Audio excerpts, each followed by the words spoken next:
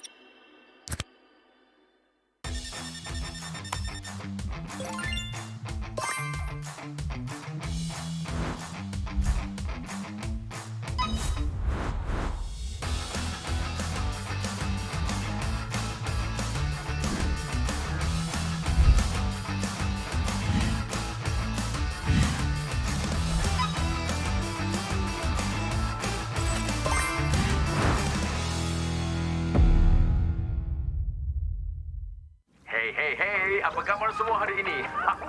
Bagi anda semua yang tengah bersiap-siap untuk menyambut hari raya esok, marilah kita sama-sama melayan sebuah lagu baru dari Homebois dan Mobile Legends. Enjoy semua! Gimana rasanya be the superstar and show me who you really are. All of the better, it's time to say the kosong-kosong di pagi raya. All my family, yeah, all my homies. Mobile Legends brings us together.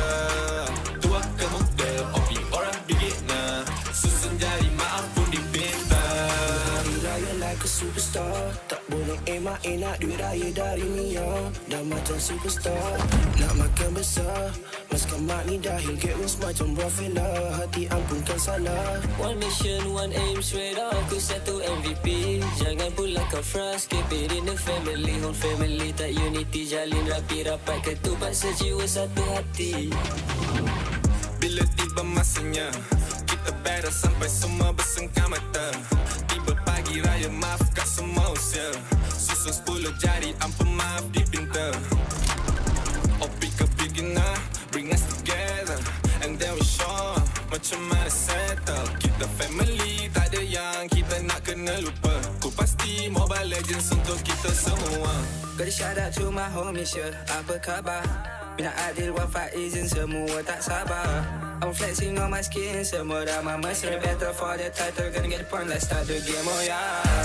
Gimana rasanya be the superstar and show me who you really are. All of the better, it's time to say the kosong-kosong di pagi raya. All my family, yeah, all my homies.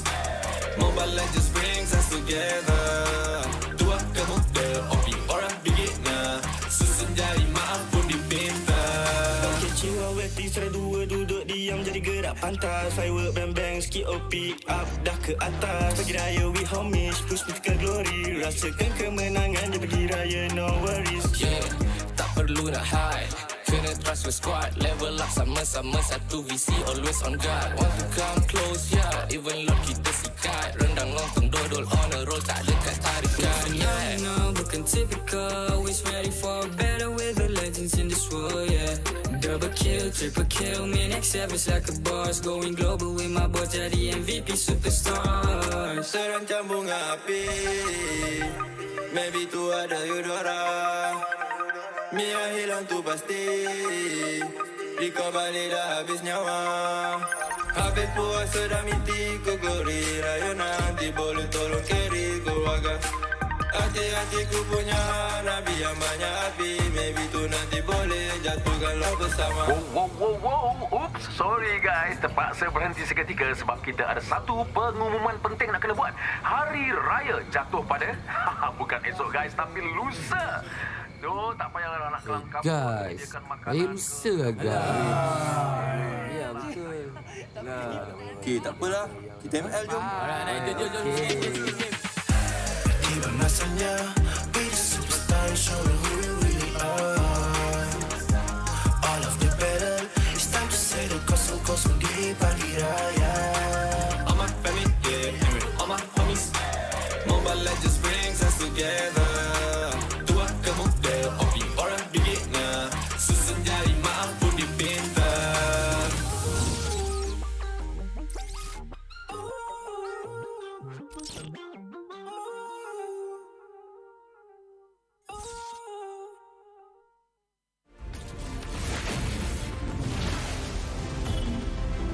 Pain is the proof that I'm still alive.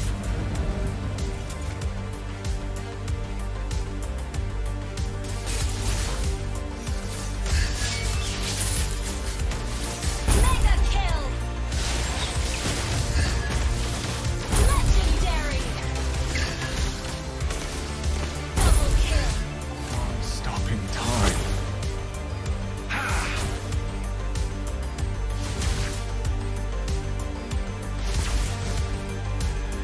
Feel what I feel. Feel what I feel.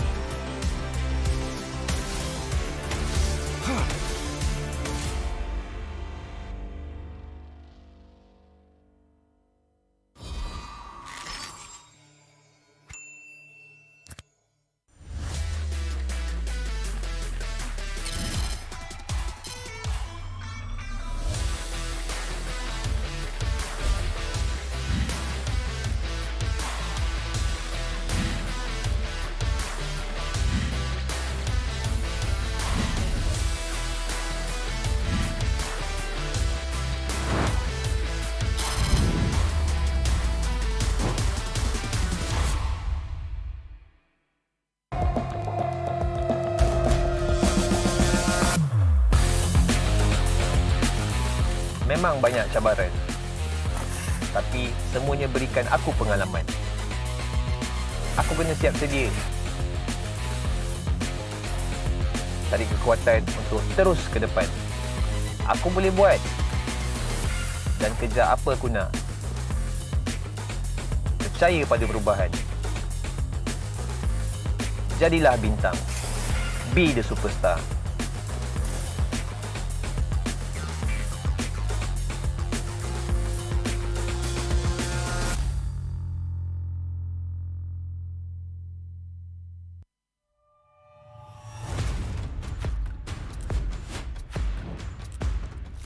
Ini kelanggaan kita. Ini gaya kita. Every year, I gotta deal with your nonsense. Anyways, selamat datang kepada Format Expedition video kita. This season, a brand new game format has been introduced, and we are thrilled to be presenting it to you. The MPL MY has been waiting for this revolution. Format kali ini lebih dramatik, lebih hangat. So let's begin. 10 teams will be seated into one group. Masa regular season, 10 pasukan akan main sesama sendiri satu kali saja. That's right, and these teams will score based on those games. Bila cerita pasal markah, kalau menang 2-0, 3 markah. 2-1, 2 markah saja. But if they lose 1-2, they will only earn 1 point. But if they lose 0-2, they won't score at all. Markah yang terakhir akan menentukan kedudukan terakhir mereka. And the lowest 2 scoring teams will be relegated at the end of the regular season. And the top 8 will then advance to the playoff. Sekarang, mari kita tengok format untuk playoff. All games in the play-ins will be a best of 3. Kecuali upper bracket final dengan lower bracket final, kita akan main best of 5. Best of 5. And grand final, kita akan main best of 7. Teams ranked between the 5th as well as 8th place of the regular season will have to play in the play-ins. Team yang menang dekat play-in akan lawan dengan tempat ketiga dan keempat dekat upper bracket quarterfinals. The winners of the upper bracket quarterfinals will have to face off against the first as well as second seed of the upper bracket semifinals. Team yang kalah dekat play-in dan juga upper bracket quarterfinals akan disingkirkan. Luckily, if your team is in the upper bracket semifinals and they lose, they will go down to the lower bracket semifinals having a second life. Kalau team menang dekat upper bracket semifinal, akan gerak kepada upper bracket finals. Finally, the upper bracket finals as well as lower bracket final winners will face each other off in the grand finals. Untuk lawan, untuk dapatkan trofi MPL Malaysia. Inilah video format explanation kita. Siapakah akan jadi juara kali ini? The stage is set. Let the games begin. Ini gaya kita.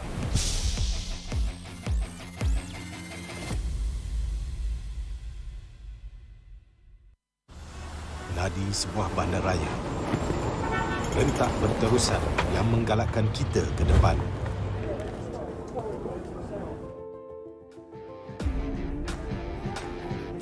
Sesuatu yang mengapi-apikan hidup dan semangat kita. Setiap orang mempunyai gaya dan irama tersendiri. Tapi, apakah yang boleh menyatukan semua lapisan masyarakat?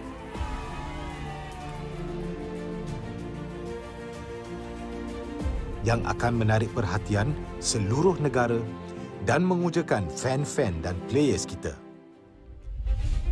MPL Malaysia ditubuh pada tahun 2017 dengan impian yang besar untuk menghimpunkan player-player Mobile Legends terbaik di atas satu pentas kompetitif yang terbesar di Malaysia. Musim-musim lepas menemui pelbagai cabaran dan halangan, tapi MPL Malaysia tidak pernah berundur. Sentiasa berdedikasi dan bertambah baik untuk meningkatkan pengalaman e-sukan yang bertaraf tinggi. Kini, MPL Malaysia adalah satu liga yang penting dan paling dinanti-nantikan di tanah air kita. Dengan fanbase yang setia dan pemain profesional dari pelbagai latar belakang yang berusaha menuju ke puncak MLBB Esports. Persaingan dah semakin sengit, namun juara hanya satu. Inilah aksi kita, budaya kita yang unik. Inilah MPL kita yang dipenuhi dengan drama dan emosi. Marilah kita nyalakan pentas kita. Ini gaya kita.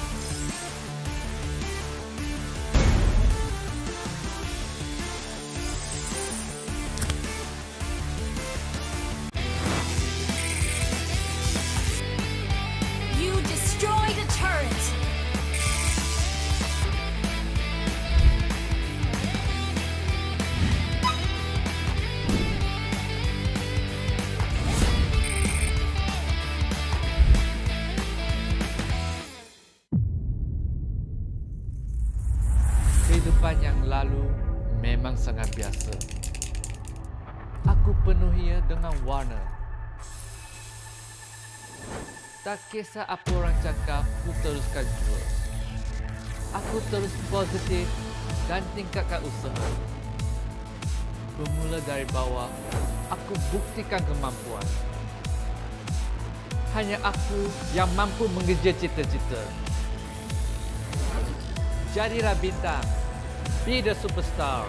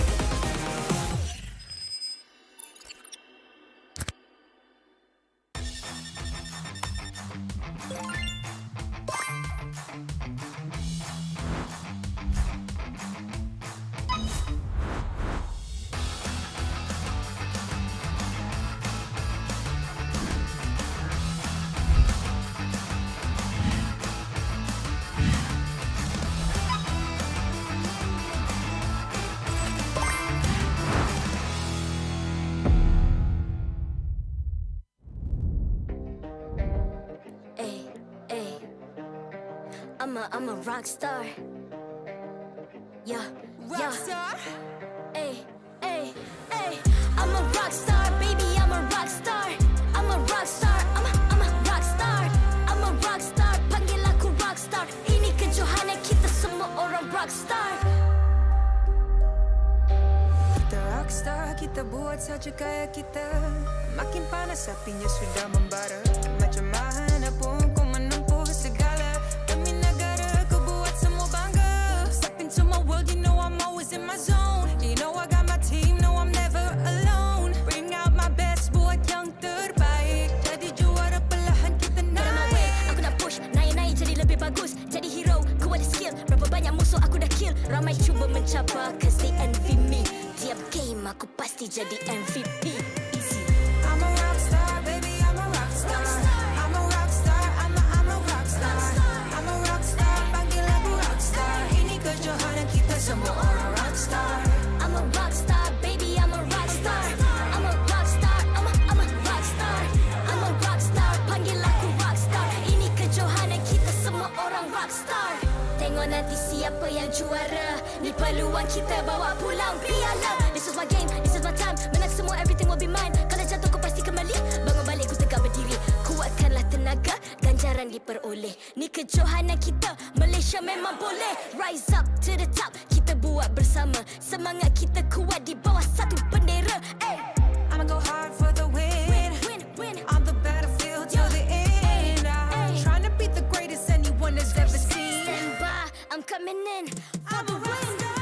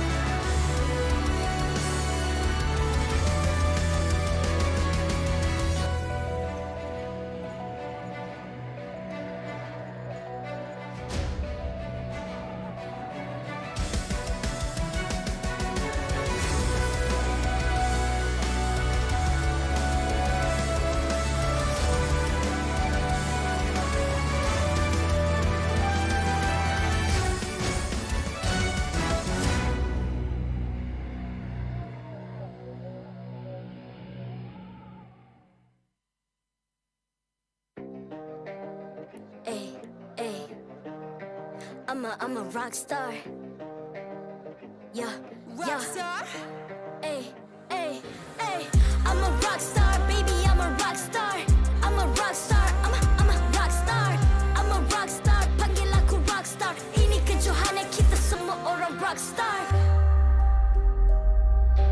Kita rockstar, kita buat saja gaya kita. Makin panas apinya sudah membara. Macam mana pun kau menempuh segala. Demi negara kau buat semua bangga. Step into my world, you know I'm always in my zone. You know I got my team, no I'm never alone. Bring out my best, buat yang terbaik. Jadi juara perlahan kita naik. Get on my way, aku nak push. Naik-naik jadi lebih bagus. Jadi hero, ku ada skill. Berapa banyak musuh aku dah kill. Ramai cuba mencabar, cause they envy me. Tiap game aku pasti jadi MVP. Easy. I'm a rockstar, baby, I'm a rockstar. I'm a rockstar, I'm a rockstar. I'm a rockstar, panggil aku rockstar. Ini kejohanan kita semua orang rockstar. I'm a rockstar, baby, I'm a rockstar. I'm a rockstar, I'm a rockstar. I'm a rockstar, panggil aku rockstar. Ini kejohanan kita semua orang rockstar. Tengok nanti siapa yang juara. Ni peluang kita bawa pulang piala. This is my game, this is my time. Menang semua, everything will be mine. Kalau jatuh kau pasti kembali. Bangun balik ku tegak berdiri. Kuatkanlah tenaga, ganjaran diperoleh. Ni kejohanan kita, Malaysia memang boleh. Rise up to the top, kita buat bersama. Semangat kita kuat di bawah satu bendera. Ay. I'ma go hard for the win. Win. On the battlefield till the end. I'm trying to beat the greatest anyone has ever seen. Stand by, I'm coming in for the win. I'm a rock star, baby, I'm a rock star. I'm a rock star, I'm a rock star. I'm a rock star, panggil aku rock star. Ini kejohanan kita semua orang rock star. I'm a rockstar, baby, I'm a rockstar. I'm a rockstar, I'm a rockstar. I'm a rockstar, panggil aku rockstar. Ini kejohanan kita semua orang rockstar.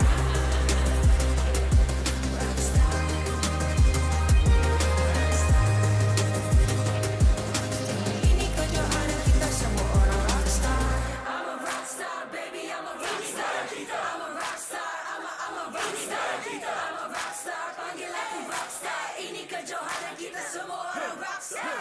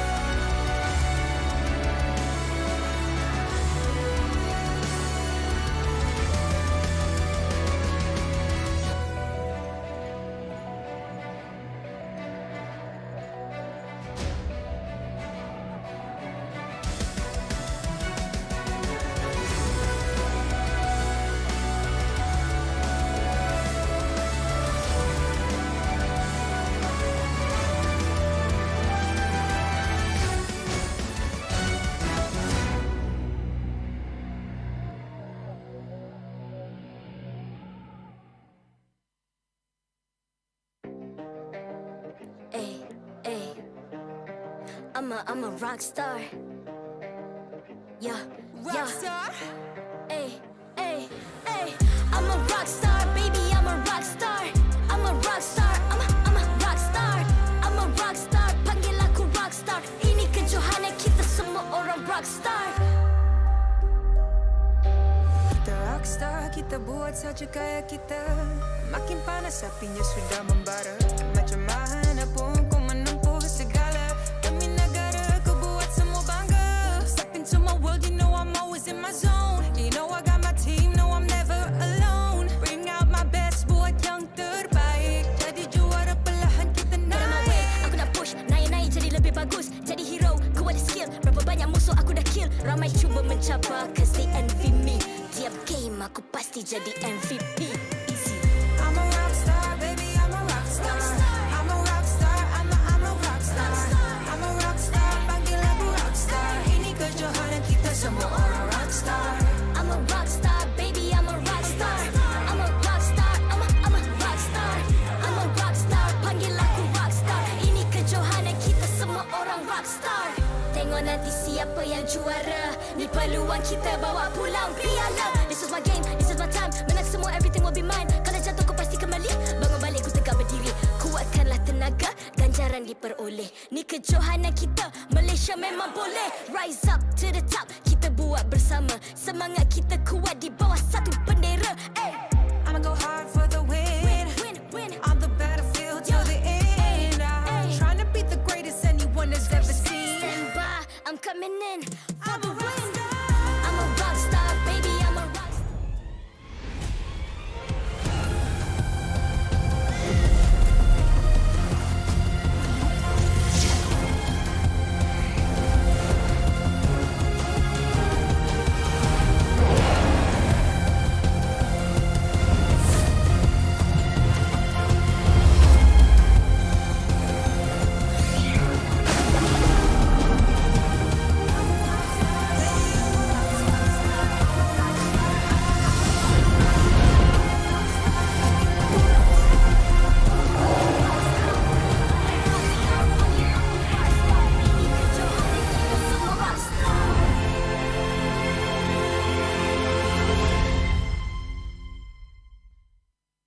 MPL Malaysia Season 11 is powered by Munton.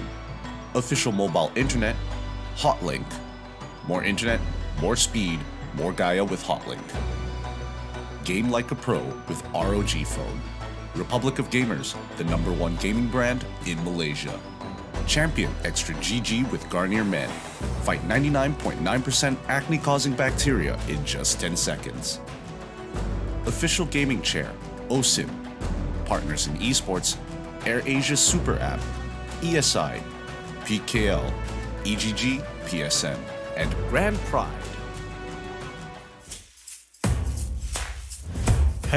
#Revolusi Playoff MPL Malaysia musim ke-11 bermula dengan gameplay mantap, emosi hangat dan juga kejutan.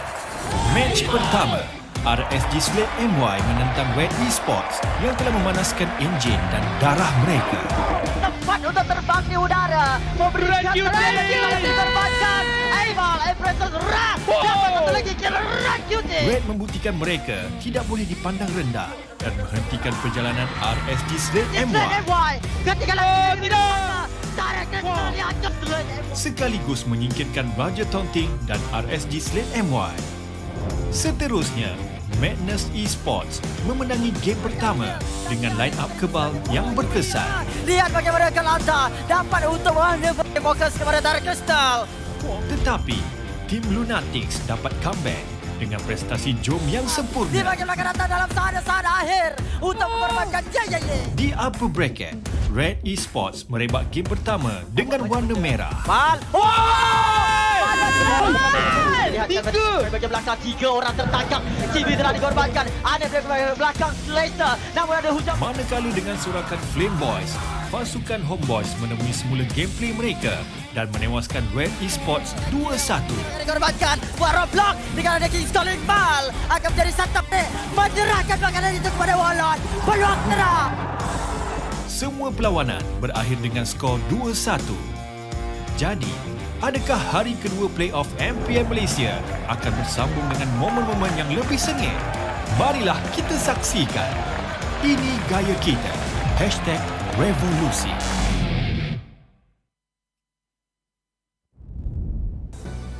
Hari pertama penuh dengan kejutan dan drama dan kini kita masuk ke hari yang kedua. Welcome to MPL Malaysia Season 11. Dan sekarang ni anda bersama saya, Sid selaku peneman untuk Rose dekat bahagian host kita. Nama dekat host Rose. Sama-sama kan? Sama-sama. Wow Rose, cantik baju awak. Kan? Cantik tak guys hari ni? Cantik tengok. Fans pun cakap cantik. Dan kita ada penonton-penonton yang handsome dan lagi cantik-cantik hari ini yang memberikan sokongan kepada tim-tim yang akan bermain sepanjang hari ini. Pastinya mereka dah tak sabar untuk melihat aksi tersebut, Ros. Betul. Dan I rasa semua game hari ni agak exciting juga. And Betul. match pertama kita macam biasa, mati tak ada immortality. Kenapa diorang tak beli? Kenapa diorang tak beli? Sebab memang diorang tak dapat. Yes, betul. Sebab kalau kita tahu bagaimana format sekarang ni memang sangat-sangat penting. Okey, dengan itu, mari kita tengok bracket hari ini. So, kita boleh nampak 8 pasukan berjaya mara ke playoff dan kini hanya berbagi 5 pasukan tinggal untuk merebut gelaran juara MPL Malaysia musim ke-11. Dalam peringkat upper bracket quarter final, Red Giants Esports akan menentang Team Lunatix. Dalam peringkat upper bracket semifinal pertama, Homebois akan bertemu dengan Team SMG. Dan peringkat upper bracket semifinal kedua, Todak akan menentang pasukan yang mara dari upper bracket quarter final.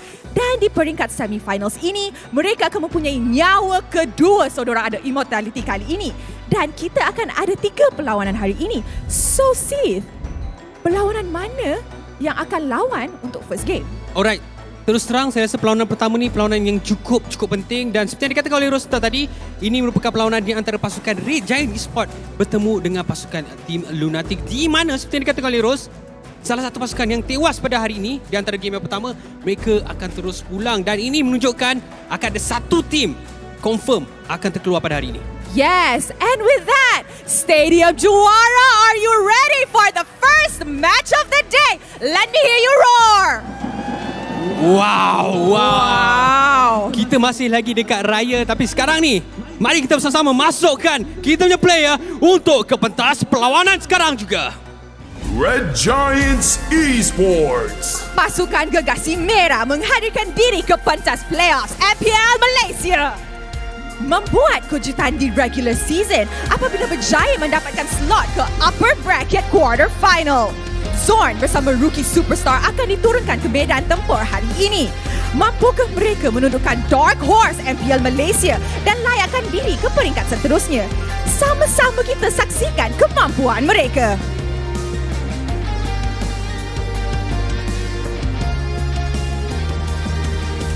Team Lunatix.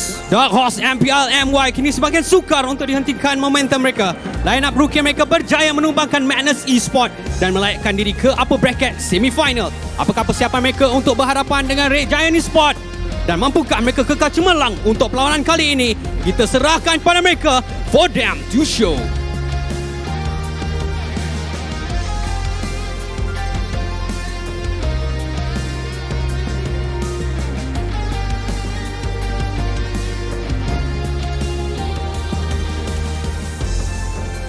Let us introduce the one who officiates the match and maintains MPL's integrity. Mereka inilah yang akan memastikan perlawanan sentiasa berjalan dengan adil dan lancar. Head of League Ops, Jay. Head Marshal, Nicholas. Kedua-dua Marshal, Yita dan Wendy. Mari kita teruskan dengan fist bump di antara pasukan sebagai tanda profesionalism. Inilah gaya kita. Inilah semangat kesukanan kita. Kawan di luar gelanggang lawan di Land of Dawn.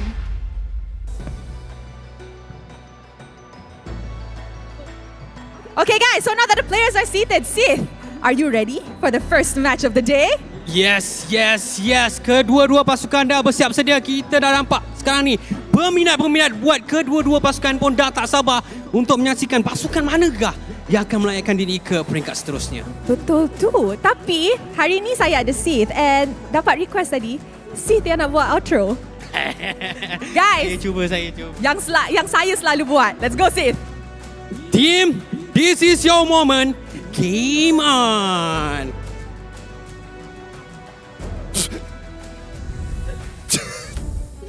Welcome everybody, welcome! It is day 2 of the playoffs here at the MPL MY Season 11 with me, Getting Q, as well as the one and only Adine as my co-caster here today. We've got 3 best of 3s in store for you guys. It's not as crazy as yesterday, where we saw a bunch of teams already leaving the playoffs here, but now only one team is going to get eliminated today. It's going to be feel bad for that particular team, but hey, the battle must commence, the journey must go on. So we gotta see who is gonna make it to the upper brackets later stage and who is gonna, go home for today. I mean, it's very, very sad with some of the storylines that we had prepared all just down the drain. All the preparation immediately gone. Red Esports still has my condolences. They had a very tight game, but the Homebois well-deserved victory moving on in this next match. But finally, we get to see the two teams that we've been keeping a very close eye on since the beginning of the season. Lunatix as well as the Red Giants. Yeah, I feel like this is going to be a bloodbath between both of these teams, especially for Lunatix, you know, coming in from the longer journey, I would say, because they played yesterday. So hopefully they can, you know, provide something for today for them to be able to move on forward and secure that second life. Ooh, that second life is going to be really, really important to achieve here. So what about you guys at home? Who do you think is going to make it to get that second life to allow themselves to go into potentially the lower brackets or continue their journey in the upper brackets? Vote for your team. And more importantly, if you do get it correct, there's a chance to win an epic or a Lightborn skin for free. Whoa, epic or Lightborn skin. I mean, both are very, very exclusive prizes for you guys. So make sure you guys make your prediction and put in your game IDs, because without the IDs, I mean, even if you're correct, we can't even give you guys the good gift. Exactly. Server ID and as well as game ID. We want the full number. Now, I'm curious to see some of the feelings that these players are actually experiencing here at the playoffs. Right? It's a stressful time to be at. And I mean, Azoroveki, he has no pressure whatsoever. He just has to give his tool to his team. Okay. And even Xorn, he's looking real confident as always. Can I take a bit of the spotlight here? Because we saw Xorn just now. I feel like the question right now for him, can he be that guy? Can he be that guy? Can he be that guy? Ooh, not everybody can be that guy though. It's tough. I think it's really, really tough, especially when you're up against the Lunatix. Let's honestly have a look at the total, the team total kills per match. This might give you a better idea here. Now break this down for us, Adim, because based on what I'm seeing, we're seeing matches over the number of kills they get that match. Looking at the graph for Red Giant Esports particularly, right? It's like a very upward trend. They start off really, really okay, I would say. In the mid-season, drop off a bit, maybe some issues here and there, communication or just the team chemistry. But ending the regular season on a high note with 20 kills per match is a good momentum booster to be able to bring in onto this playoff stage. I agree, and I think, you know, just to kind of give a bit of a median here for those who are looking at this and being like, what the heck, how am I supposed to understand what's going on? Let's give a median of 10. Every single best of 3, we're expecting at least 10 kills to be going over to a team. Anything higher than that usually results in a 2-0, sometimes even a 2-1, which we did get to see a lot from both Lunatix as well as Red Giants. But as you can see that upward, there's also that downward trend after match 7. I think Red Giants, especially with the season that they've had so far, some of the stronger teams only happen towards match 8, match 9. But to be fair for Lunatix, yes, they ended their season with a very, I would say, average kills per match, but most of their matches was won by them by, you know, some kind of split pushing meta, so not much of a kills being taken by them, but the bigger objective, trying to win the game. So avoid skirmishes, but win the game is the main idea for Lunatix. All right, I mean, if we're talking about skirmishes, we have to talk about the junglers of both teams, right? From Team Lunatix, we're looking at Uni. He's been scoring a lot of these neutral objectives, 29 turtles secured, ranked 6th in the league so far, but ranked 1st in terms of lore taken. Wow, so objective-minded jungler, I would say so. But to be fair, yes, props to Uni being able to secure all this neutral objective, but even bigger props to his teammates, right? Because being able to set up the Lord, the turtle by him, making it much more easier for him to be able to secure all this neutral objective and can be benefited by all of the teams. And we've also seen for the fact that he switches between tank junglers and as well as assassin-style junglers. That's why we see that his turtle isn't exactly the highest in the world, especially when you are playing an assassin, you don't have that good early game. You're going to need a little bit of time to make impact elsewhere, but we also have to talk about fakes. Now, for the Lunatix, I'm surprised how Coach Paulo has been, well, I don't want to say grooming the team, but essentially steering them in a direction whereby the draft is so heavily dependent between Jowm as well as fakes. The bans especially favoring fakes.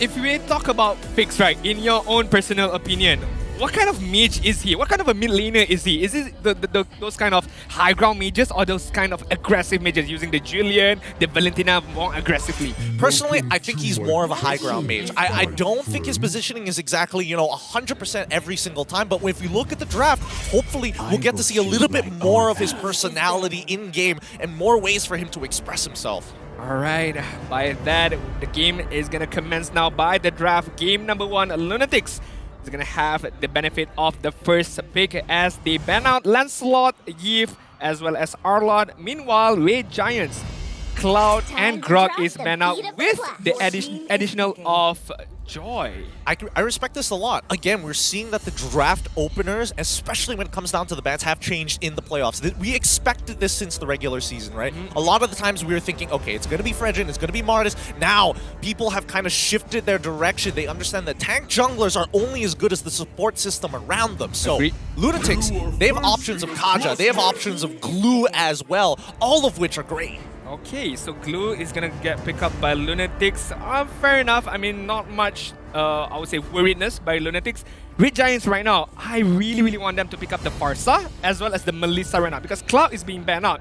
Another good option is maybe 1-1, but we did talk earlier how I personally feel 1-1 is not much in the meta currently, especially for our scene because I feel like a lot of our players knows how to play against a 1-1, knows how to avoid giving her the weakness tag. So maybe Melissa is a better choice right now. Look, not every region has a Benny QT. Yeah. Not every single region has, you know, a CW. I think in Malaysia we haven't gotten to that point just yet. We've got great Claude players, and I think 1-1 is a little more difficult to kind of master fully. Now, Red Giants, on the other hand, it's very interesting. They had two different directions that they could go with in the draft. They could have immediately looked to counter this Glue, but instead, they're going to imagine, all right, let's go for the Valentina first, because even if we go for the farm is, Valentina is always going to be a problem. You're going to have the same ults. It really doesn't equate to anything. The Kaja is always relevant in the game early all the way till late. Yeah, I mean, even if Lunatix picks up a Farsa right now, there's a threat of getting your ultimate stolen as well as the Divine Judgment coming in from the Kaja. So Lunatix gotta be careful and looks like they don't even care.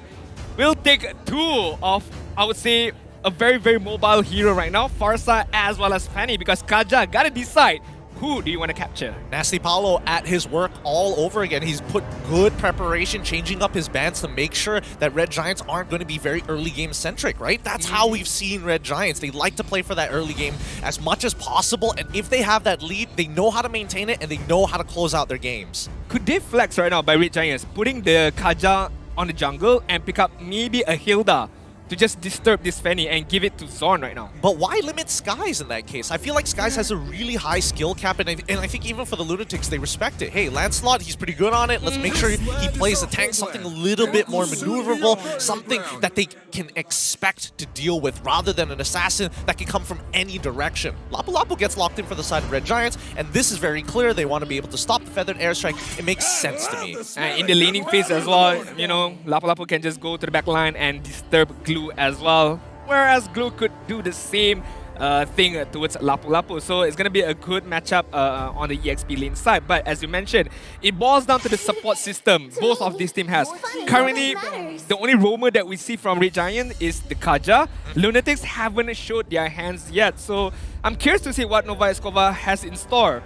Maybe a Chow, maybe I was going to say a Grog, but Grog has been banned out. So I would not like to see a support roamer coming in from Nova Escova. I would like to see more of a setup roamer right now. I think it's very necessary that Lunatics take a tank because, again, their initiation techniques are pretty non-existent right now in their first three picks, right? I mean, Fanny is going to require some form of setup. Lunatics, they're most likely going to start looking towards Melissa. They want to make sure that Glue has impact in this game, and no matter what marksman we see from the Red Giants, Farsa should be able to take care of them pretty easily.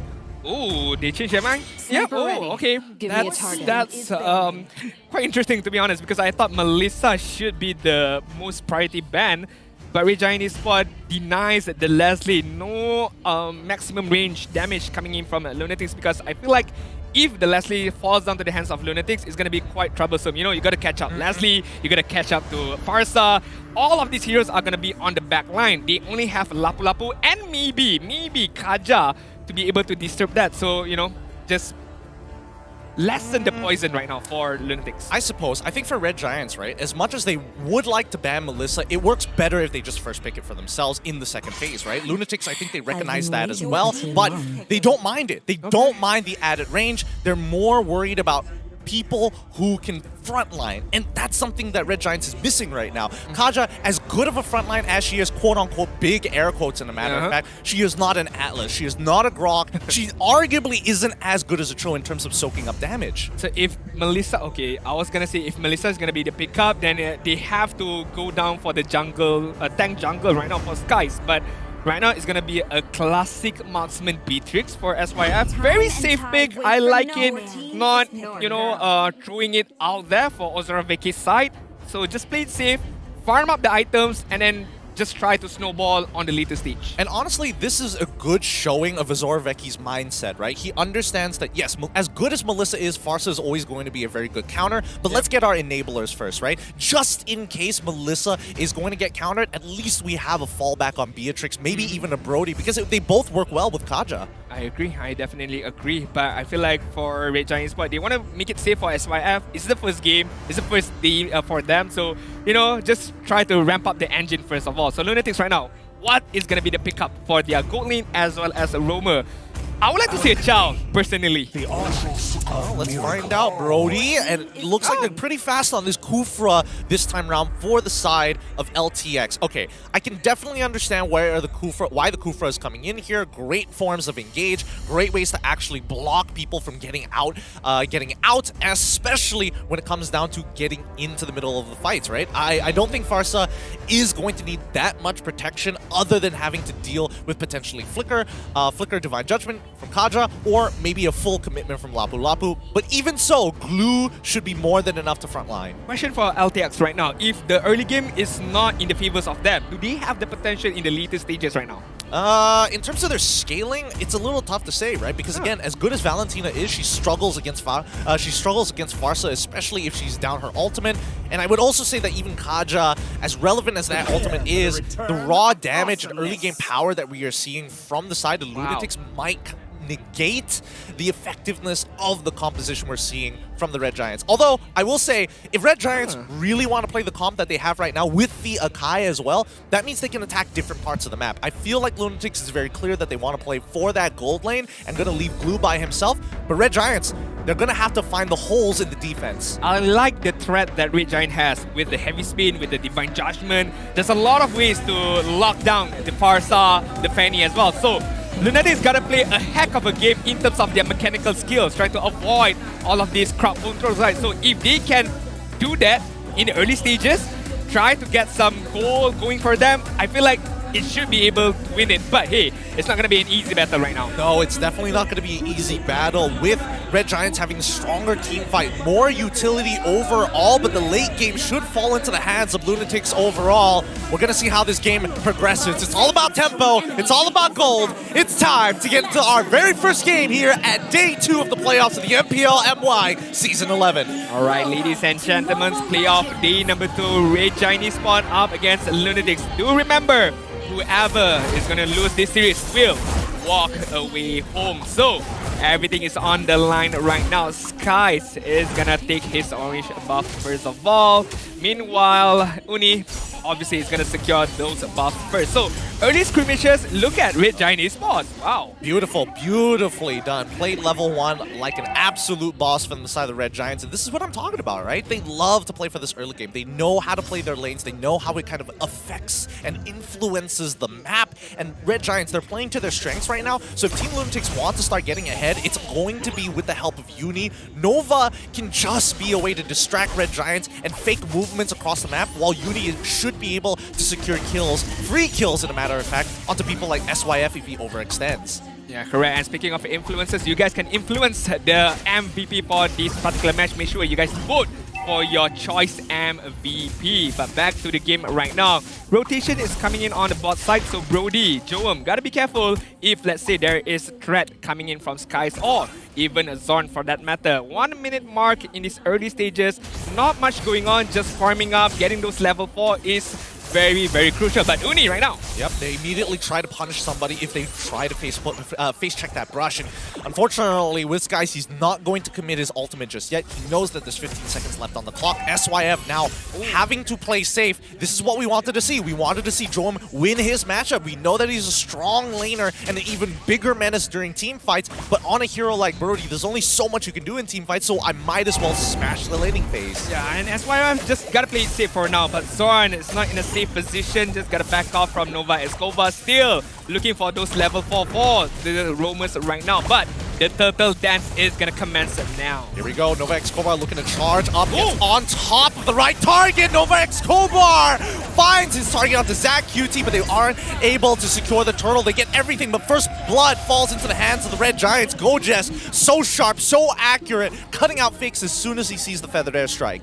That was a 50-50 match, I would say, or skirmish, I would say, because Lunatix managed to get the first turtle, but had to, I would say, sacrifice a fix over on the hands of Red Giant Esports. Unfortunately for Skies, couldn't secure the turtle right there, although he did have the heavy spin, but did not connect on Uni right there. Yeah, and I think right now, Red Giants, this just shows that forcing your priority at the right times is always going to be beneficial for your team. Nova Escobar checking up the brush, spots out two.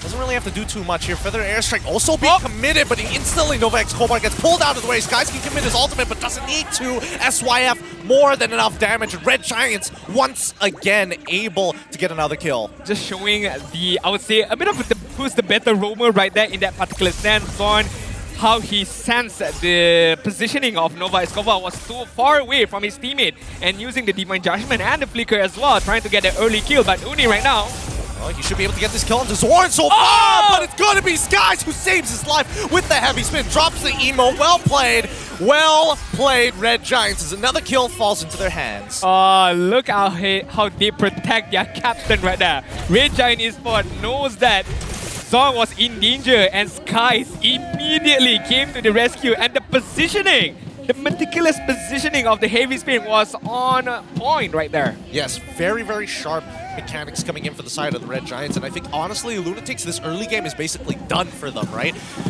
I mean, it's the only person who's winning right now is Jowm. As much as they are giving him pressure, and as much as Jowm is winning his lane, he will have to try and capitalize on his lead later on. But he needs help. He definitely needs help from his other teammates, and the help is not coming in right now.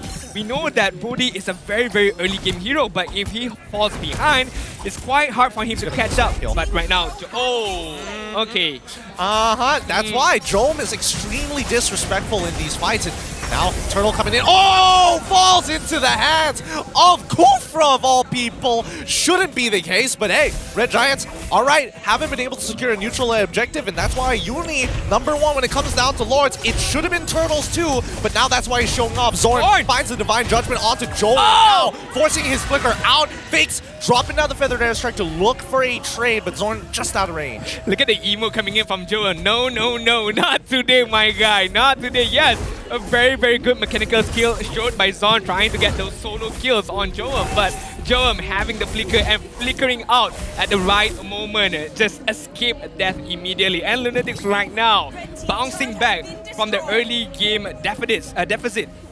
Almost 1k goal lead, so hopefully they can, bounce back a bit right now. And this is what I'm talking about, right? Jowm, he got the lead in lane, he got the solo kill, and now he cements that his early game is done for. He now transitions into mid-game with a massive lead, and we should expect to see at least a lane swap come in sometime soon. Red Giants, on the other hand, right?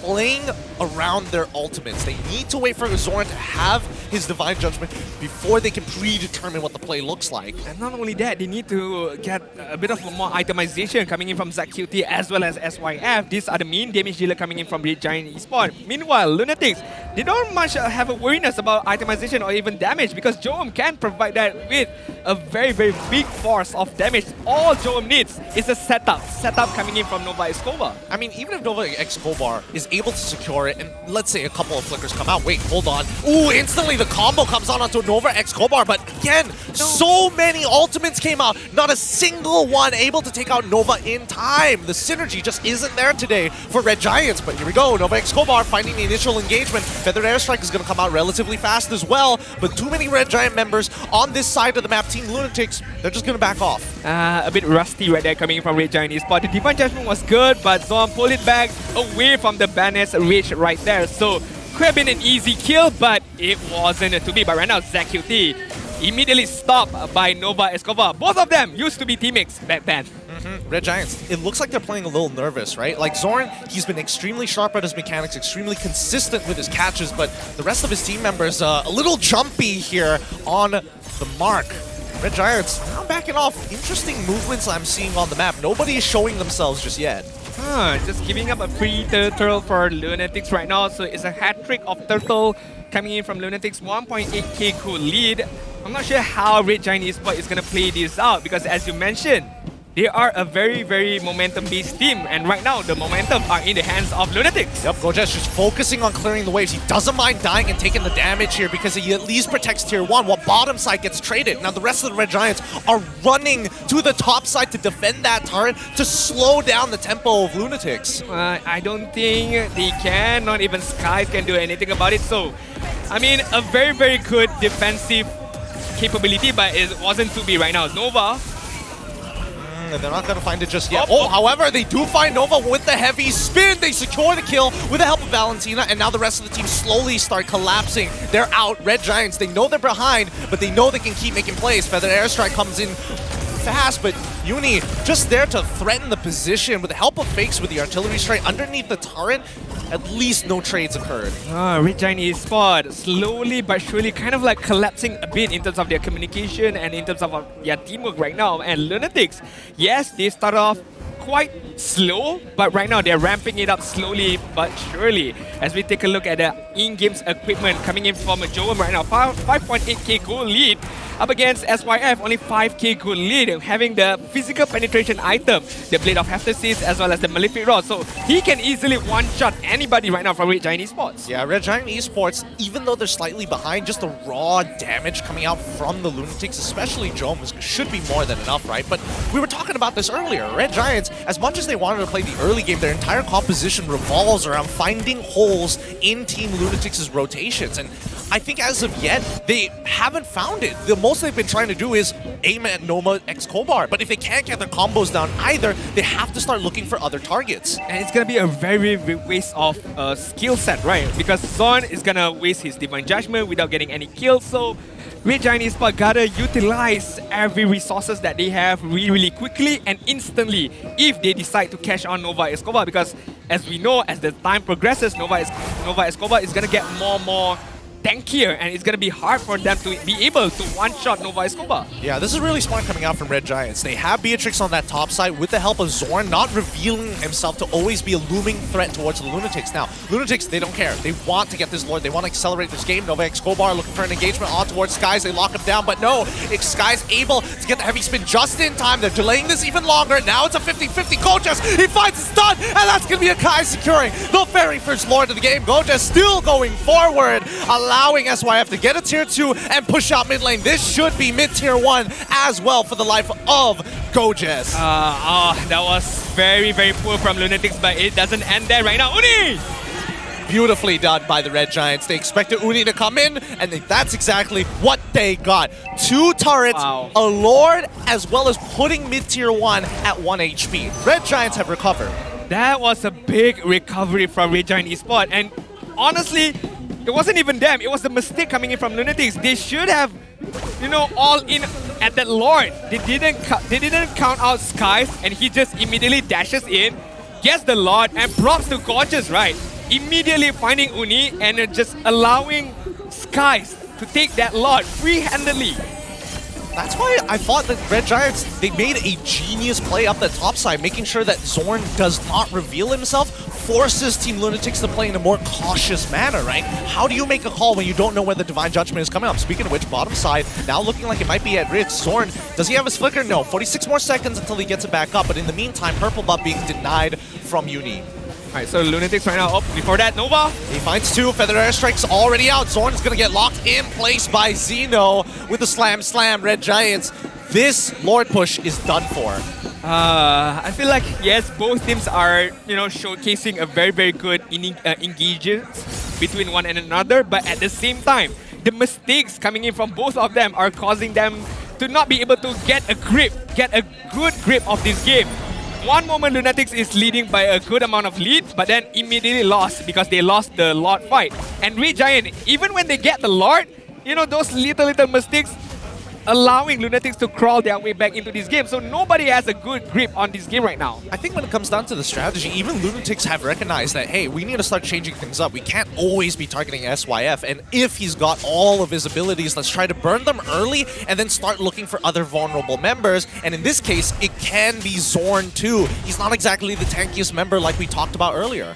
I agree. I definitely agree right now. Lunatix, although a few mistakes was made here and there, but they are still holding the goal graph right now. 700 goal in their own hands as we approach the 12-minute mark. Looking at the Lord push advantage, it's not the biggest, but I think it did enough for them to be able to get that middle turret, to be able to gain a bit of map control right now. I mean, with that mid-tier 1 down, that means purple buff should technically be very accessible by Red Giants Esports. But they also recognize that team fights might not exactly be the best place in the world.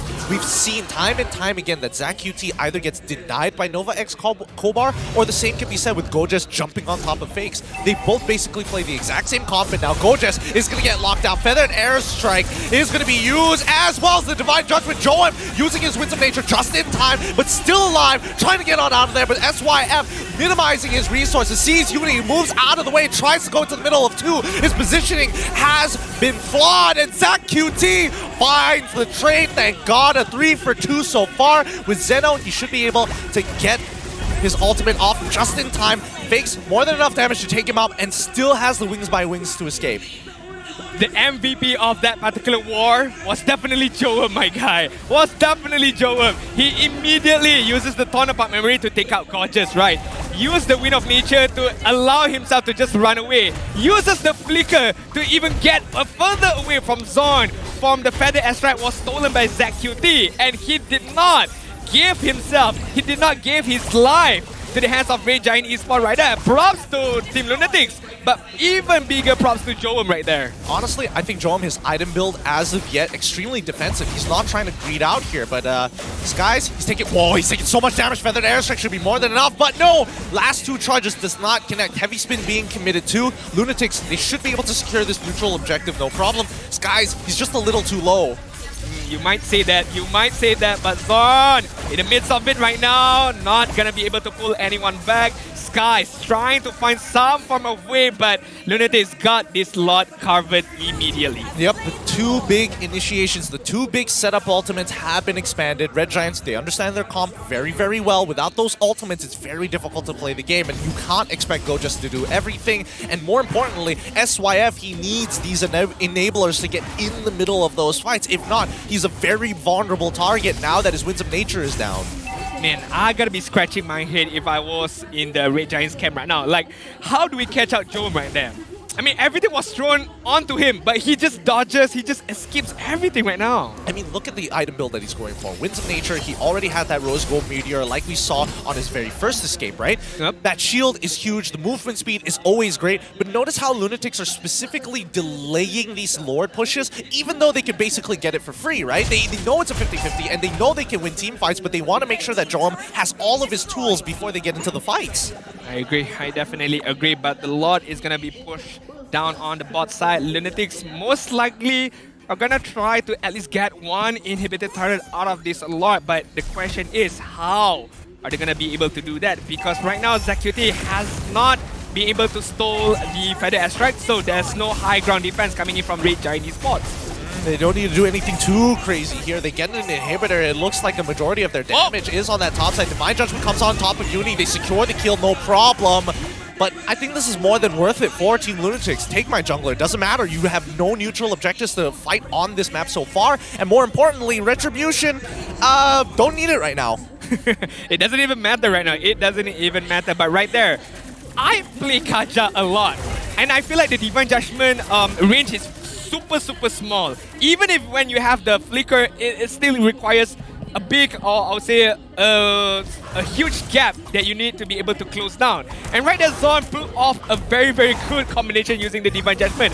I thought Uni can escape immediately, but hey, I don't know, man. Xorn might be that guy right now. Hey, he's starting to look like that guy. And more importantly, I would imagine that with the steel cables, there's so many abilities, so much CC that you can technically dodge. Divine Judgment, not one of them. Not one of them. Uni right now, KDA wise 1-4-2. Not the best game right now for Uni, but still plenty of time left for him to be able to turn things around. Meanwhile, Skies 2-0-3. Playing really good Akai, but he needs more help coming in from his own teammates, especially when it comes down to the Lord dance, to the Lord fight. As we can see, only 20 seconds left before the next Lord arrives. Now, this is the big problem with the Red Giants composition, right? As much as they have good defensive tools, good pickoffs, Team Lunatix, they just have too many threats. With Fakes as the artillery mage, with Jowm being the dedicated marksman, it's tough to get on top of both of them. And even if you do, Uni usually is there to clean up. So if Divine Judgment is wasted on someone like Uni, it allows people like Fakes as well as Jowm to kind of play the game more freely. I agree, I definitely agree. So it really depends on who are you going to use those Divine Judgment against, because it's going to dictate whatever happens on the next phase of team fight. And Lunatix right now, speaking of next phase of team fight, they're going to group out on the bot side because that is the place of the Lord right now. Red Giant Esports, yes, they did some homework on the top side, cleaning up, especially, you know, making sure there's no split pushing coming in from both sides. So it's going to be a dance at the Lord side right now.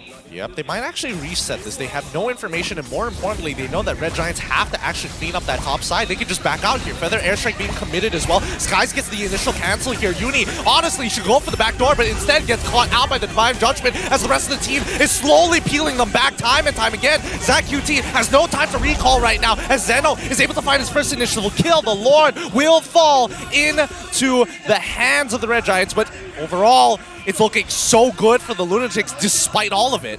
Despite all of it, Lunatics tried their best to be able to, you know, grab something out of nothing right there. But you did mention something very crucial for Uni right there.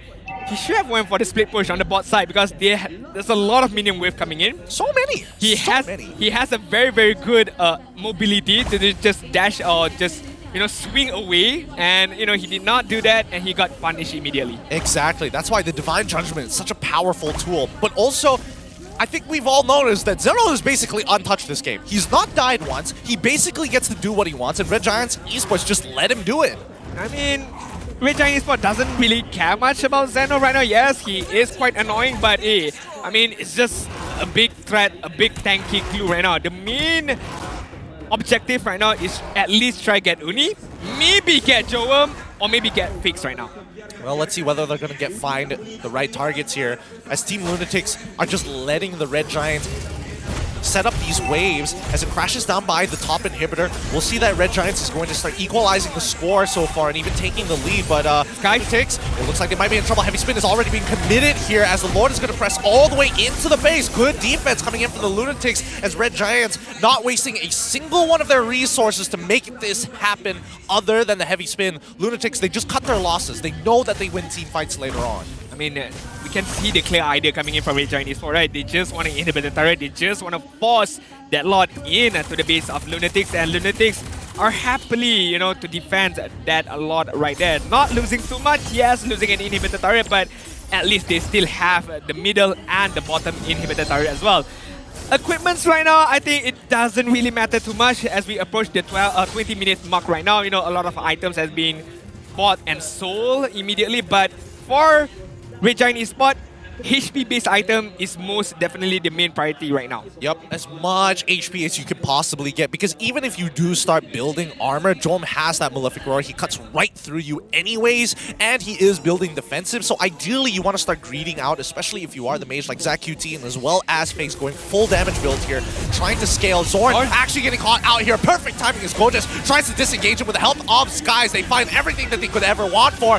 Gojas should be able to tank the damage, but Zeno now untouched. No ultimates to actually stop him. Xorn still finds Uni in the middle of that fight as Zeno is still zoning out the rest of them. Uni ends up dying regardless, and that is going to be that. Red Giants, they get their initial pick, they get to walk away despite them being the first ones making the mistake. Xorn proving time and time again he is that guy. How many times That divine judgment immediately catches Uni off guard. Immediately and instantly right now.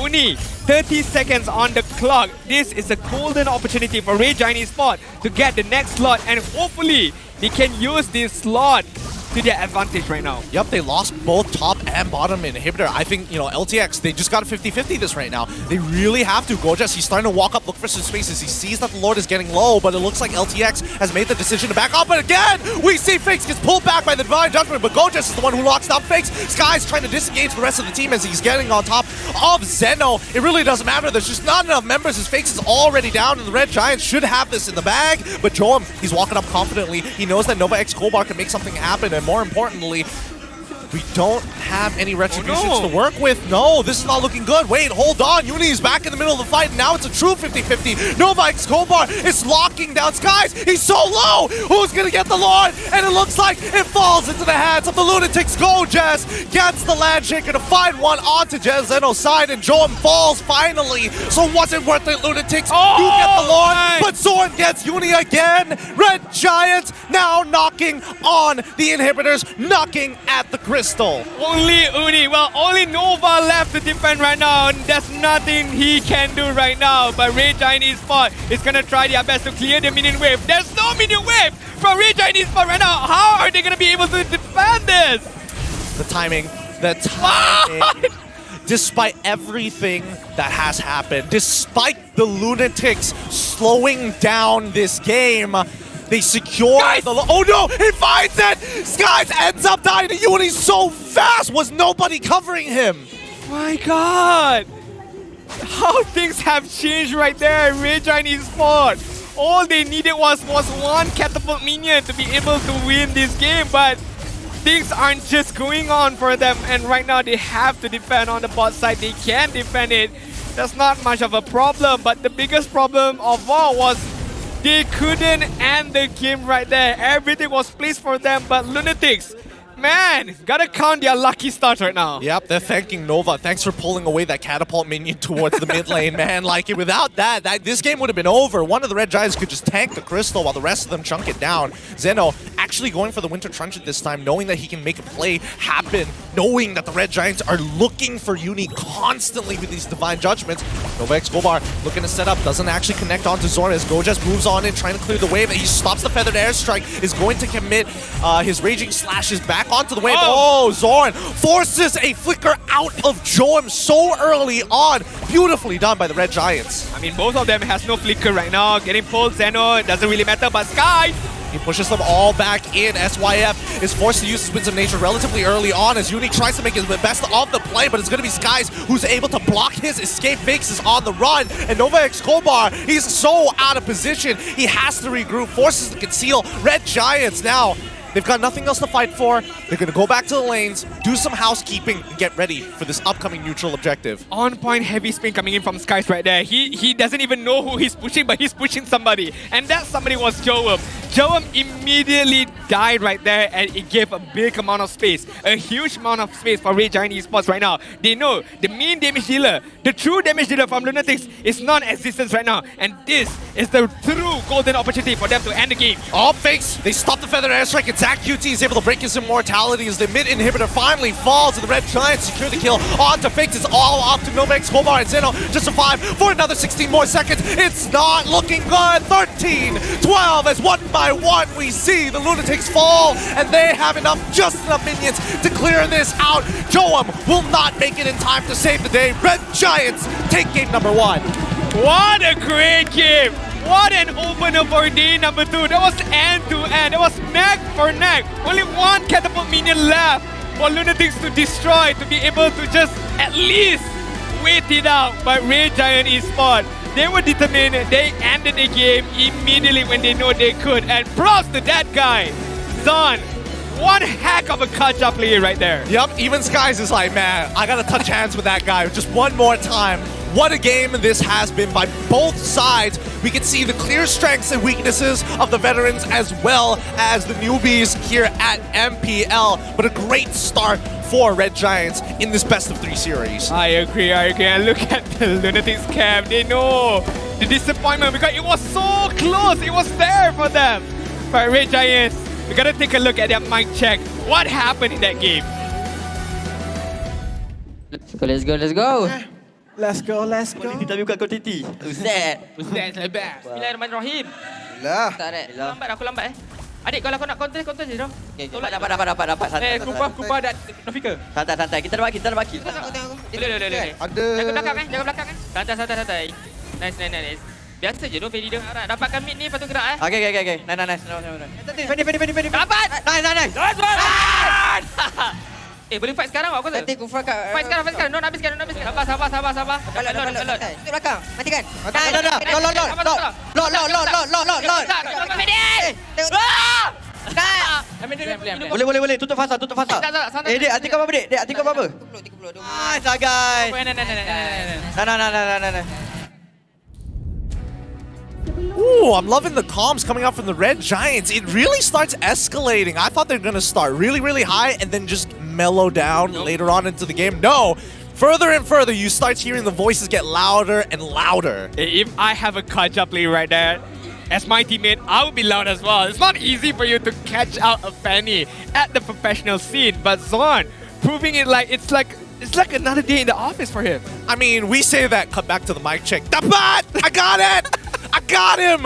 He's very happy when he gets these catches onto Uni because this is all that they were discussing in the game. Let's have a look at the item build and maybe we can see and start speculating on what could be differently done by the Lunatix. Alright, the Lunatix right now. We talk about Jowm. Let's take a look at Fix right now. He knows that the opponent has a lot of HP based items. Yes, he opted to go for a very, very offensive build, but having the immortality as a safeguard right now, it feels like he needed more. Maybe sacrificing one defensive item for another offensive item could be the difference maker, but hey, it's like a double-edged sword right now. I mean, I can't entirely blame him. He was switching with, again, he had 15,000 gold. He had plenty of money to start switching out his items, and you could see that Jowm got really desperate after that immortality broke, as well as losing out his Winds of Nature, as well as the unique passive of the Lifeline coming in from his Rose Gold Meteor. All right, I don't need immortality anymore. Give me a Wind Talker. I can afford a Wind Talker. I'll buy a Wind Talker. Yeah, I mean, looking at Skies as well, we did talk about the HP-based item, Twilight Armor, as well as the Guardian Helmet is the main criteria because,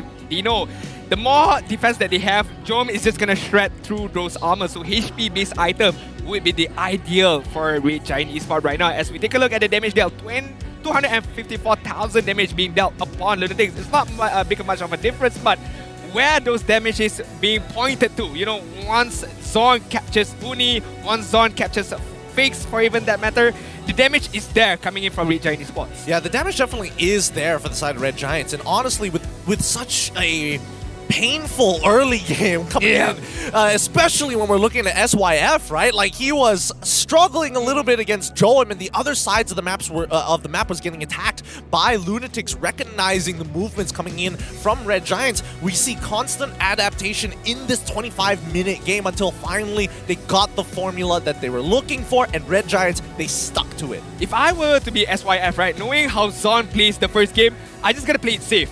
Just play it safe, get my farm, don't be too aggressive, wait for the help to come to me and then go aggressive. So I feel like that's the main idea for SYF coming into this match. I feel like even with, as much as I would like to believe that was the plan coming in for SYF, I don't think that was his initial idea of coming into the game, right? I think his initial idea was like, okay, I'm gonna clean the waves, right? I'm gonna get some help, I'm gonna smash this lane. Oh, Jowm got Brody, even better. I'm gonna do it even faster and it'll be a big proving ground. Oh no, that's not what happened. Nope. Guess I gotta play mid to lane. But right now, we're gonna take a look at our host. I heard a special guest is with them. Oh. So, our host, please, why do you guys take away to your segment? Hello semua, selamat datang kepada The MPL Open House. Anda bersama dengan saya, Rose, and of course, Sith.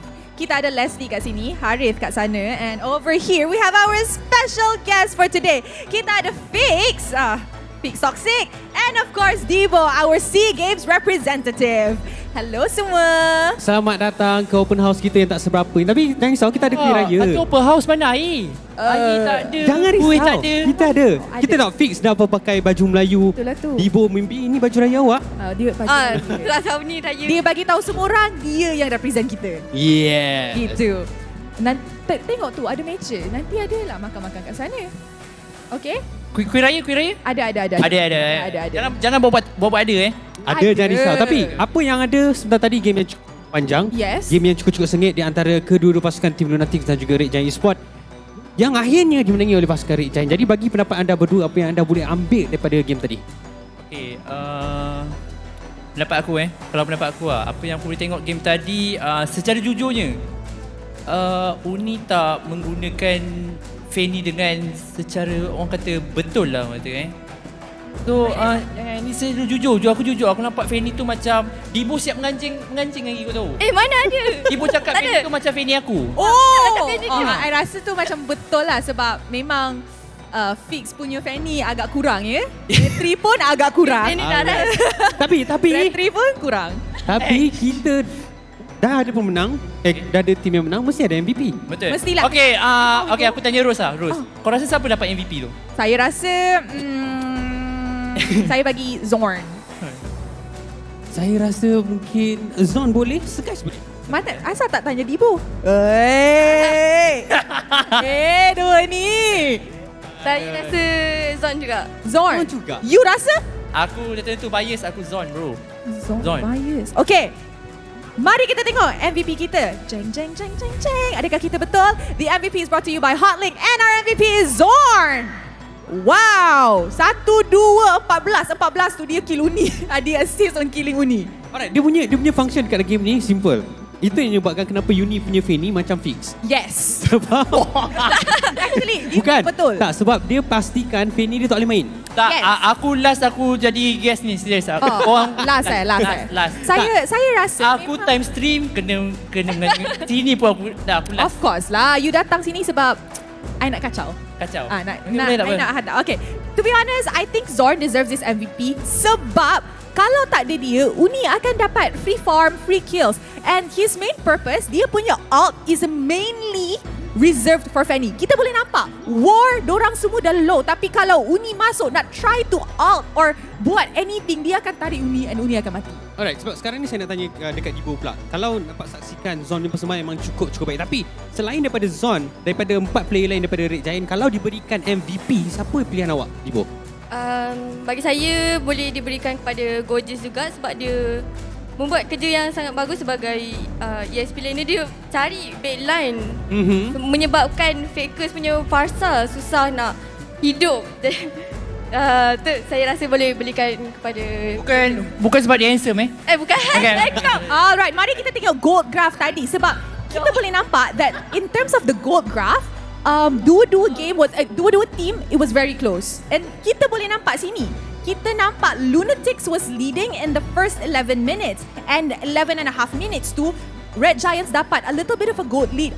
Lepas tu Lunatix teruskan gold lead tu and at the 18-minute mark itulah start Red Giants dominate balik. So I rasa game ni sangat-sangat close and it was anybody's game. And apa casters kita cakap, it's true. Late game is anybody's game. Dah 50-50 dah. Do you agree?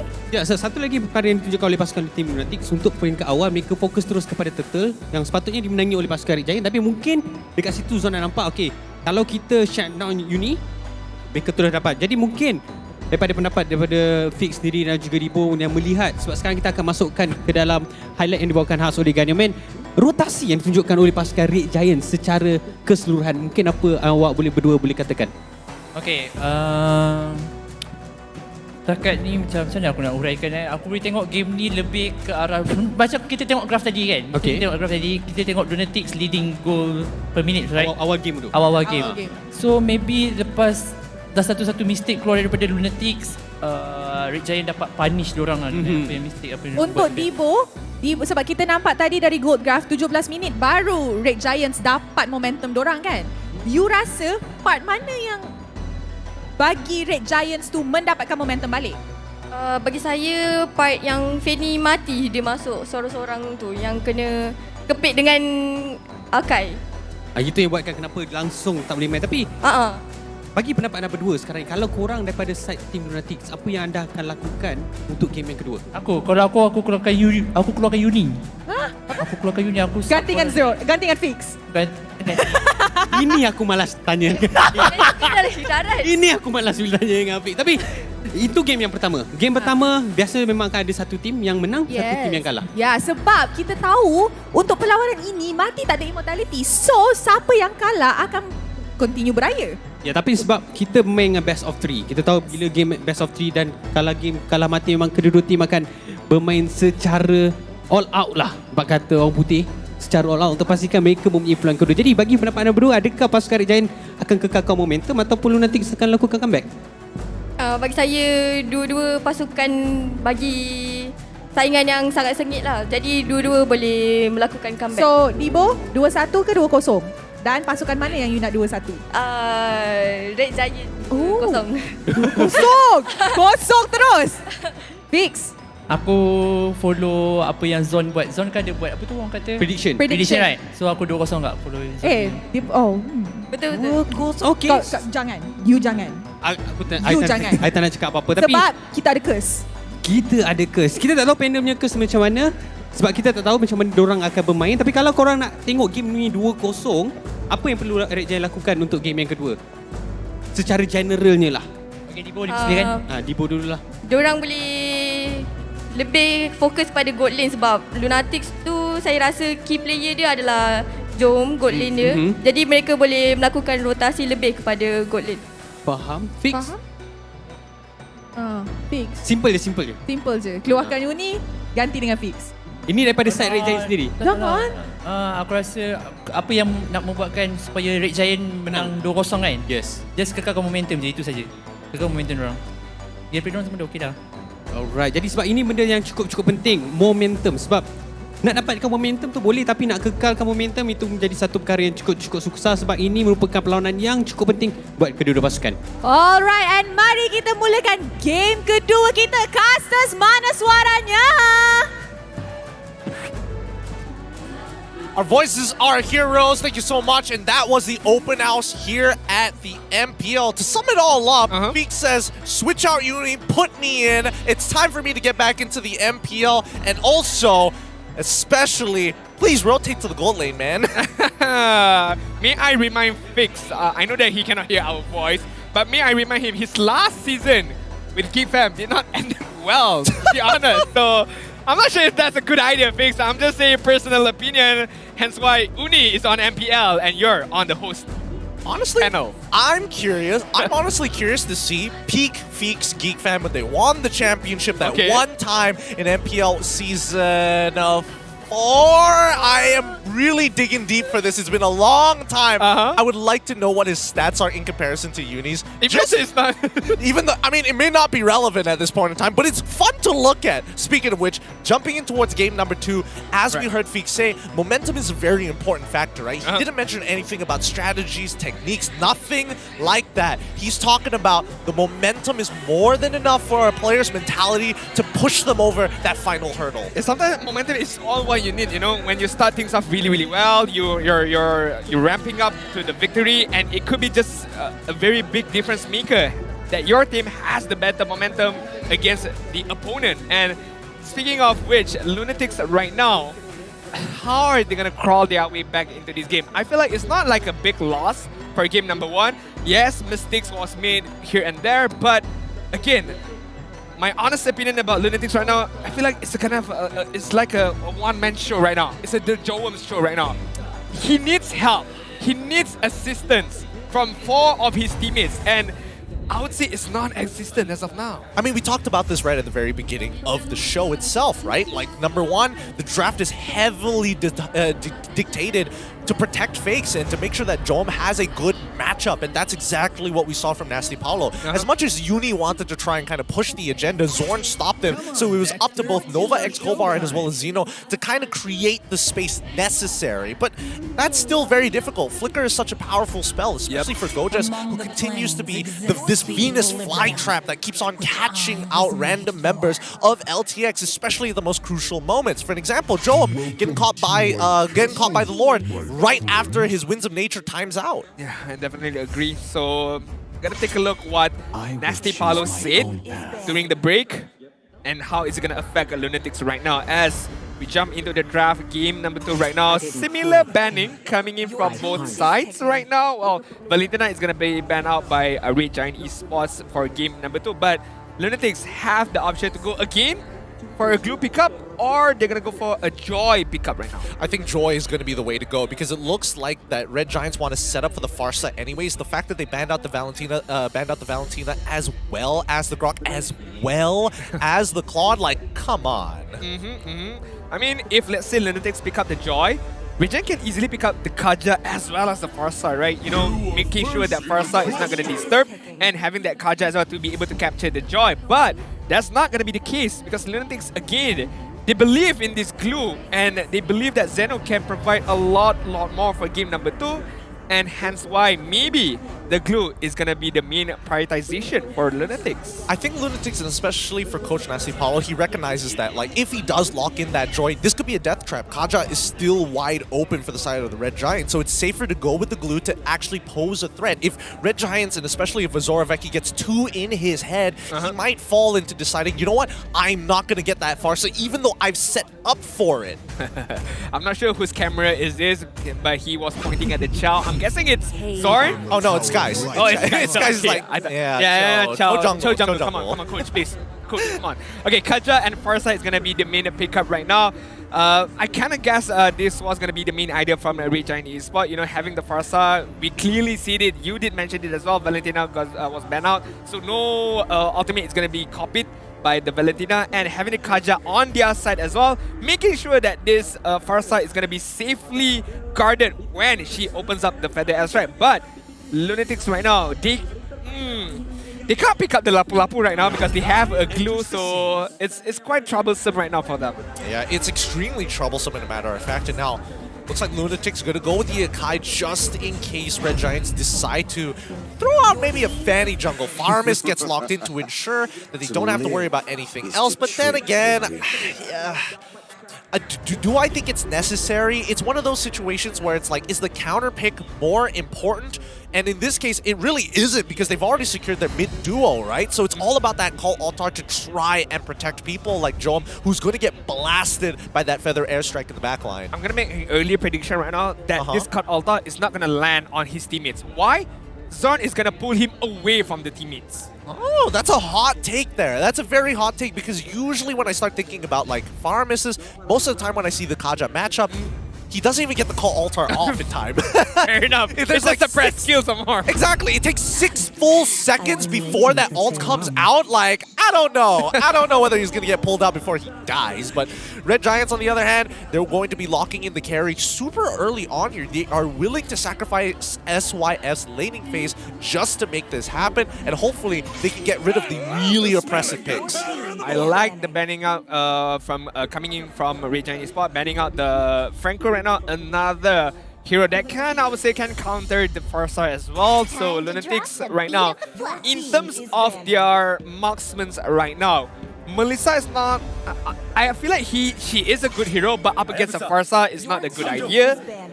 If we move on forward, there's still Beatrix, there's still 1-1 if I'm not mistaken, but without any prior setup, it's going to be quite difficult for 1-1 as well because she's going to immediately gun down by the feather airstrike later on. Yeah, I feel like, I don't know, I have this odd feeling that Lunatics feel like they're getting pushed into a corner, right? Yeah, again, there's no quote-unquote immortality, no second life at this stage of the playoffs as of right now.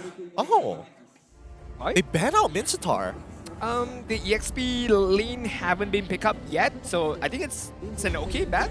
It's an okay ban, but it does kind of give us an idea that maybe Lunatics want to focus more on the fact that they only have 2 quote-unquote dash heroes here, but again, half the time they're tanks, so they don't really care about it, right? So what exactly are they setting up for? 1-1, maybe. We shall see. This could be a 1-1 game. Yeah, it could be. I mean, apart from that, I don't see anything else Lunatics might bring up because Lancelot is banned out by themselves.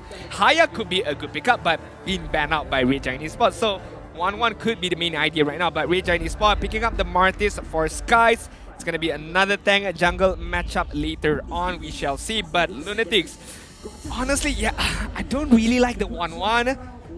I mean, yes, Jowm is a very, very strong gold laner, but the hero just feels iffy right now. I just don't know why. Look, if anybody's willing to make 1-1 work, I think Jowm is definitely capable of doing so, right? He's from the Philippines. Whatever that comes out of the Philippines is gold at this point if it touches MLBB at the very least. I cannot argue with that. I cannot argue that statement right there. Region opinions, you know, like.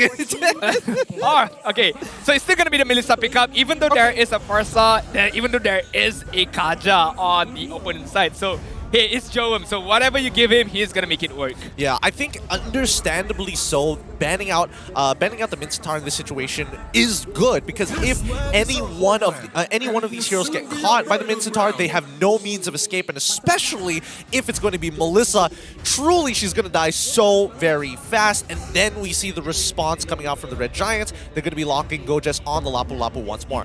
I honestly thought it was really smart of them to show the Martis first, trying to figure out what exactly LTX wanted to do in the gold lane before deciding on what the EXP was going to be. Definitely a very good drafting coming in from Ozaroveki, as well as Nasty Paolo, to be honest, because he did not fall into the trap of picking the Joy as the pickup, right? So because immediately Red Giant Esports responded with the Kaja and Farsa pickup. So I love the draft coming in from both sides. It's going to be boiled down onto the mechanical skills on how they're going to approach all the team fights that is going to commence later on. All right, let's find out how it's going to be playing out. My God. Because again, if we look at the graph, the kill pressure, right? 9.2. 9.2. We don't get to see 9.2 very often. Late game as well, 8.2. So Red Giants, they've got a lot of advantages here, and it's time. They are the ones who need to be the aggressors. They're not looking for holes. It's going to be LTX banking it on Jowm. Let's see whether they can make it work. It's not only that. That's the first time I've seen such a big difference in terms of kill pressure. 9.2 and 3.8. That's the first time I've seen a big difference in terms of one, I would say, criteria right there. One criteria? All right. I mean, hey. 9.2, 3.8. Look. That's a huge gap. Since we have a technical pause going in, I'm not sure what type of technical pause it is just yet. It looks like they haven't categorized what the issue is exactly, but once we do, what? It's the kill pressure difference. It's the kill pressure difference. This is not right. They're nervous. They're nervous. They're like, yo, what's up with the AI predictor? What's going on here? What's going on? As they try to figure it out so far, we'll come back in a little bit once they troubleshoot the issue. In the meantime, hot take, I think Lunatix is going to win this game. Oh, how confident are you? I'm willing to put money on it. You're willing to put money on it? Okay, I take that back. I'm very poor, so yeah, that's why I phrased that again. You're willing to put money on it? You know what? You know what? Something as good as money, I'm willing to put my weight in gold. Oh, okay. Fair enough, fair enough. I know you were going to segue into something, but I feel like we got to wait for another moment to do that later on. Look, I'm just throwing it out there. It's a hot take. I don't know about you, but what are your predictions for this match, right? I mean, Red Giants, I can understand if you lean towards the Red Giants here. It's so hard. I like both of the draft coming in from both teams. A big part of me, yes, is leaning towards Red Giant Esports, because what Fix said is true, to be honest. The momentum that is there on them, especially on this guy right now, Skies. At the last moment of the first game, using the Akai really to perfection right now, but overall stats, Turtle secured 38, ranked 2nd in the league. Lord taken 23, ranked 5th in the whole league at only 17 years of age. My guy, 3 years later, he's only 20 years old. Still young. He's so very young. I mean, look at his hands. They're sweating so much. Hey. I can't even say it with a straight face. Hey, I don't think those two words, I don't think it go well together, my guy. We want to work a very long time together, please.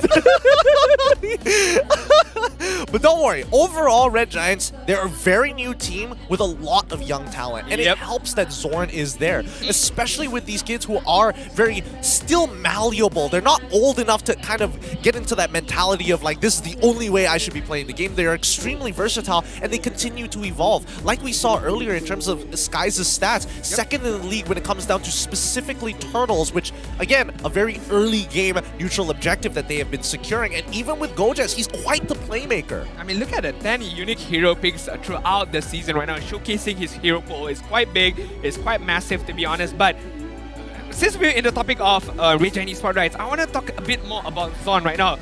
Do you think this is the highest, how should I phrase it? Do you think this is the highest pressure that he's ever felt? Because the responsibility is on his shoulder, right? Being the most experienced player, the most senior player. All of these kids from Red Giant Esports is going to look onto Xorn to be able to lead them to victory. So do you think the pressure is big on him now? Do I think the pressure is big on him now. I think there is a little bit of pressure, but at the end of the day, he's technically a lone player. Win or lose, he's heading back to Geek Fam, bro. He's secured, whether he likes it or not. He's here. So anything else is a bonus. Exactly. So if he wins this, he's like, money well spent. He can confirm that. I'm not sure if he is the only player, but could be one of the players. If let's say he wins MPL this season, he's the only player won with 2 different teams. Maybe, I'm not sure. We gotta fact check that later on. Honest to God, if that ends up being true, that would be hilarious. That would be hilarious. All right, let's get on with the game here. This is game number 2 with Red Giants currently at match point here. I was seeing that, Jowm, he was trying to make 1s into 2. I'm pretty sure that's a Blue Lock reference and not the fact that, Red Giants might win 2-0. No. I'm just going to believe that. We're gonna stick with it and just roll with it right now. Okay, as we approach game number 2 right now, similar to game number 1, both of the teams is gonna get a level 4 first of all before the early skirmishes at the turtle side. But looking at Nova Escobar, been taking a bit of damage right there. The rotation coming in from Red Giant Esports, but it's not to any effect right now. Yeah, right now Lunatix are defaulting to play around Jowm. We're not seeing proactive plays across the map. It's not like their heroes can do anything pre-level 4 anyway, so the Red Giants making sure that the presence is known here in the river side, especially towards the gold. Hey, you want to stick around 3v3? We don't mind. We can absolutely do that. Not that the Red Giants generally want to contest them. It's the fact that Team Lunatix always have to be thinking, Red Giants, they're going to be in the tri-brush. They're going to be close towards the river. We have no mid lane pressure, but we don't know when the Red Giants are going to attack. Alright, Xorn has the Divine Judgment on lock right now, as well as Nova Escobar as the Divine Blast. But Zeno right now, gotta be careful right there. Yeah, he's gotta be really, really careful. He's zoning out Skies, but again, nobody is really start. Oh, Gorgeous jumping in pretty deep with the bravest fighter. Zach QT is able to get feathered airstrikes off in time. Uni's very low, doesn't win the Retribution battle, and without any call ult, they've got to back away. Zeno doesn't have his ult either. This might be first blood, and there we go. The Decimate follows him all the way towards the edge of Team Lunatix's borders into their jungle. How Red Giant Esports won that particular team fight was Lunatix, especially Zeno, too early on and losing a lot of amount of HP right there and not being able to zone out the members of Red Giant Esports and easily taken care of the turtle right there, even with the core altar coming in from Fix. Yeah, and I mean, even now, Red Giants, after that very first turtle, Xorn is starting to get very disrespectful with the space. He wants to bait something out. He wants to force movements out of the Lunatics, especially towards this gold side, because he knows that they're going to be here. Yeah, I like the position coming in from Xorn. Very aggressive, very, in your face right now, because he knows that the backup is there. The backup will always be there behind him. But Lunatix, as game number 1, we saw, yes, they start off really, really poorly. It looks like another repetition of game number 1, and hopefully they can somehow crawl their way back, ramp it up a bit. Maybe wait till Jowm get his item first. Yep, Xorn, he finds an opportunity to get on top of Uni with the Divine Judgment. Numenon Blast is only going to connect on 1, but I think that's more than enough resources to waste so far. Gojes absolutely demolishing his lane because of that one mistake done by Zeno down by the Turtle Pit. Now, we mentioned that the Red Giants, they play terribly during the regular season when they're behind. In game number 1, we saw their evolution here. They lost the early game pretty hard as well, but still managed to recover. I mean, this is the amount of time that they had, preparation, training.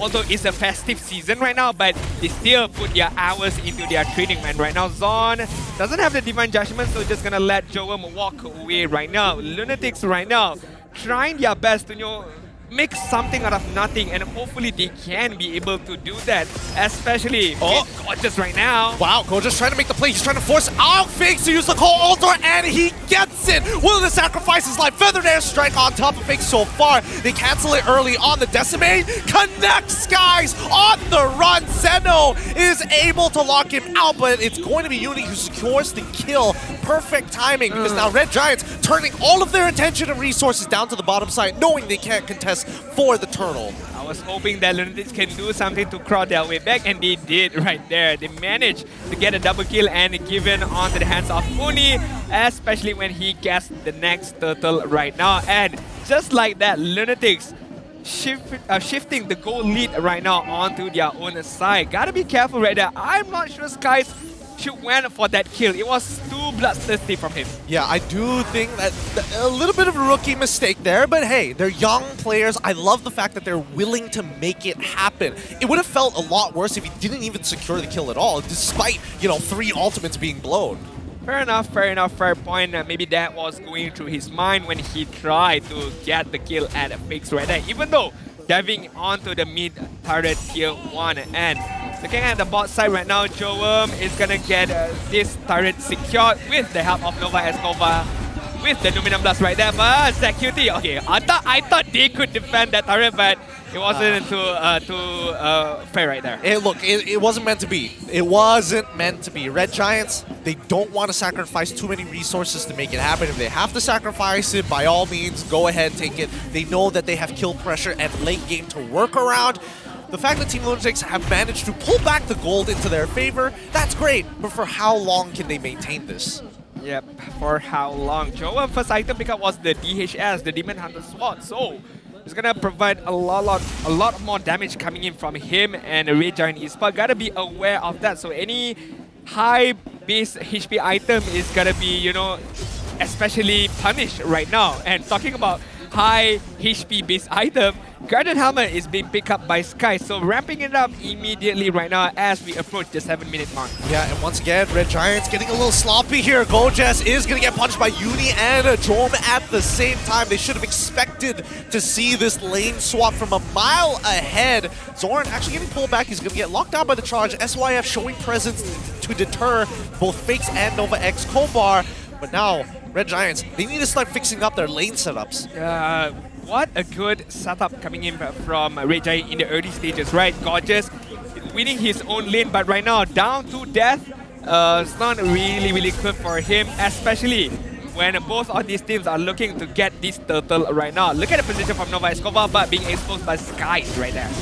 Yeah, Skies trying to bait out as much as he can. Zeno, once again, this time, he's got the right timing. His team is on that turtle. He zones out the main threat to the turtle, and that's going to be the enemy jungler of Red Giants. And so far, it looks like the Red Giants are just going to give this up. It's not worth their time. They have a push down on bottom side. They give away the turtle. They should be able to secure bottom tier 1 at the same time. Fair enough. If you're going to give away the turtle, make sure you get something back, and Gorgeous did that right away, which is the tier 1 bottom turret is being taken down. They could have gotten the tier 1 on the top side, but Lunatix with their defensive capabilities sending Jowm as well as Nova up top to defend it, and the Numinum Blast. Oh, they hits 2 Numinum Blast and they lock down. Xorn Uni tries to green out for SYF, but no! They get nothing! Come on! Xorn was a feather away from being taken down.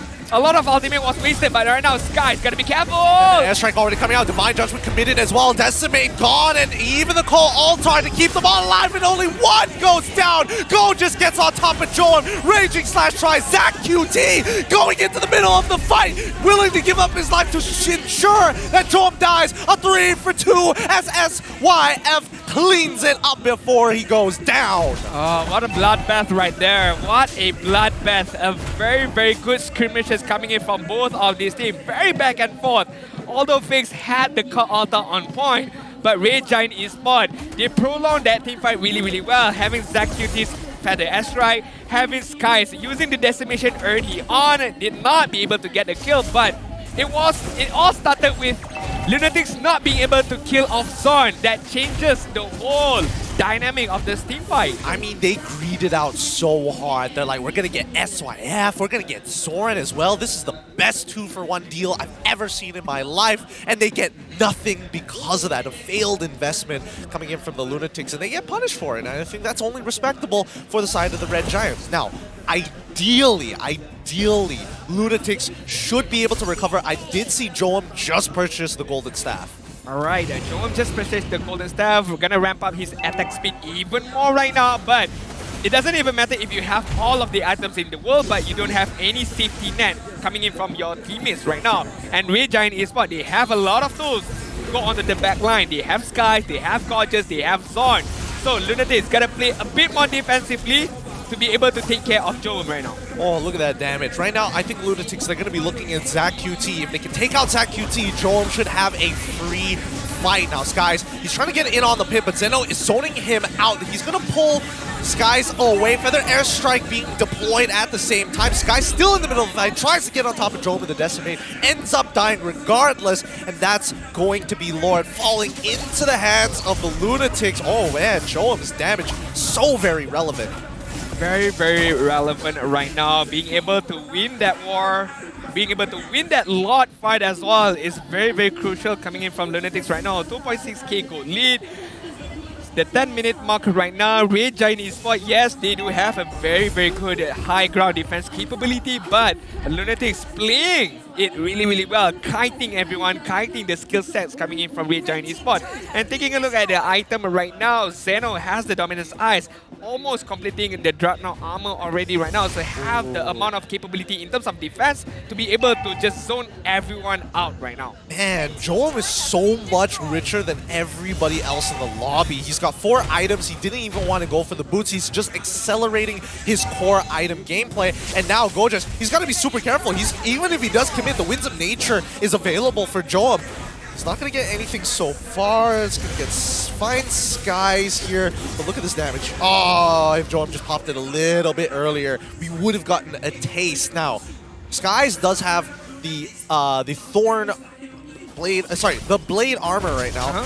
And let's see how much damage coming out from Jowm. We're not seeing a good estimate just yet, but here comes the Luminon Blast. They pull Skies back, but it doesn't connect just yet. Uni tries his best with the heavy spin, pushes 2 out of position as Gojax is going to attempt to get on top of Jowm. It's going to be the call altar that keeps him alive, but Jowm pops the Winds of Nature into the middle of the fight, ends up dying regardless to Zach QT. Magic damage ain't gonna protect you long enough. Man, Xorn, he still has the taunts. He's still willing to taunt. That stopped me in my track. Like, man, you really gotta desecrate corpses like that. It's still classic old Xorn, But to be fair, yes, they got a kill on Jowm, but did it really matter? Because you lost a lot more on the hands of Red Giant Esports, right? Because Lunatix right now, yes, Jowm died. They're still enjoying a 3k gold lead. They're still enjoying the map control right now. So Red Giant Esports, yes, they can be happy with the little prize they took from killing Jowm, but all in all, they're still quite behind. Oh man, I feel like I'm getting so much older here. Is it me or is this game going especially slow? It feels like both Red Giants and as well as the Lunatics aren't at each other's throats like we saw in the regular season.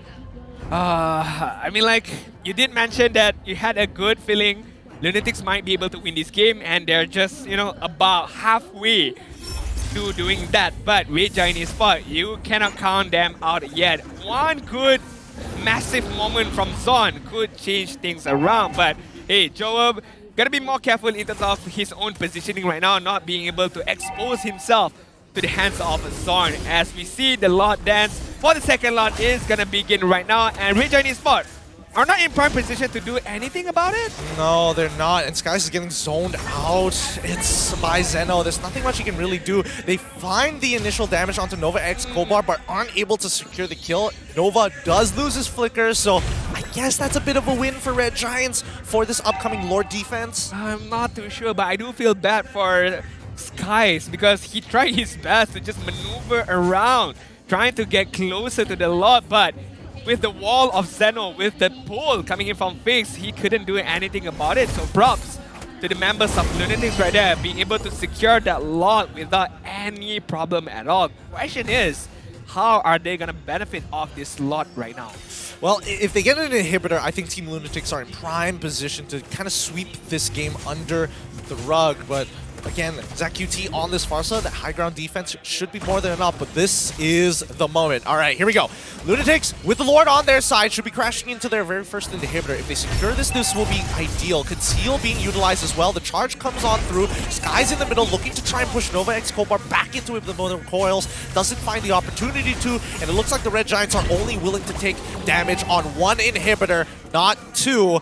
And I think that's more than enough for the Lunatics. Yeah, we look at Lunatix right now, they're just playing it safe right now. Without the flicker from Nova, they can't initiate, cleanly right now. Yes, he still be able to use the Luminum Blast, but it's gonna be, seen by Red Giant Esports. And Red Giant Esports right now are defending quite well. They're not forcing the issue, they're just staying at their own base, waiting for a moment, waiting for a mistake coming in from LPX. Yep, and Go just goes in with the bravest fighters. The backline gets attacked by Uni with a heavy spin. Novax Homebois charges 2. Oh, the land shaker gets cancelled. Now goes off in time, lands off the floor with a raging slash. Coming on through, Jowm doesn't care no more. Gets into the middle of it. Go just gets pulled back by Zeno, and that's what Lunatix were looking for. The play to try and secure something. They get 3 battle spells out of the Red Giants, 3 flickers, and they know that if Red Giants overextends, they are going to die. Red Giants, they pull on back. They've got to be hyper careful as the next wave comes on in. This might be another inhibitor falling into the hands of the Lunatix, and now Zeno comes back once more,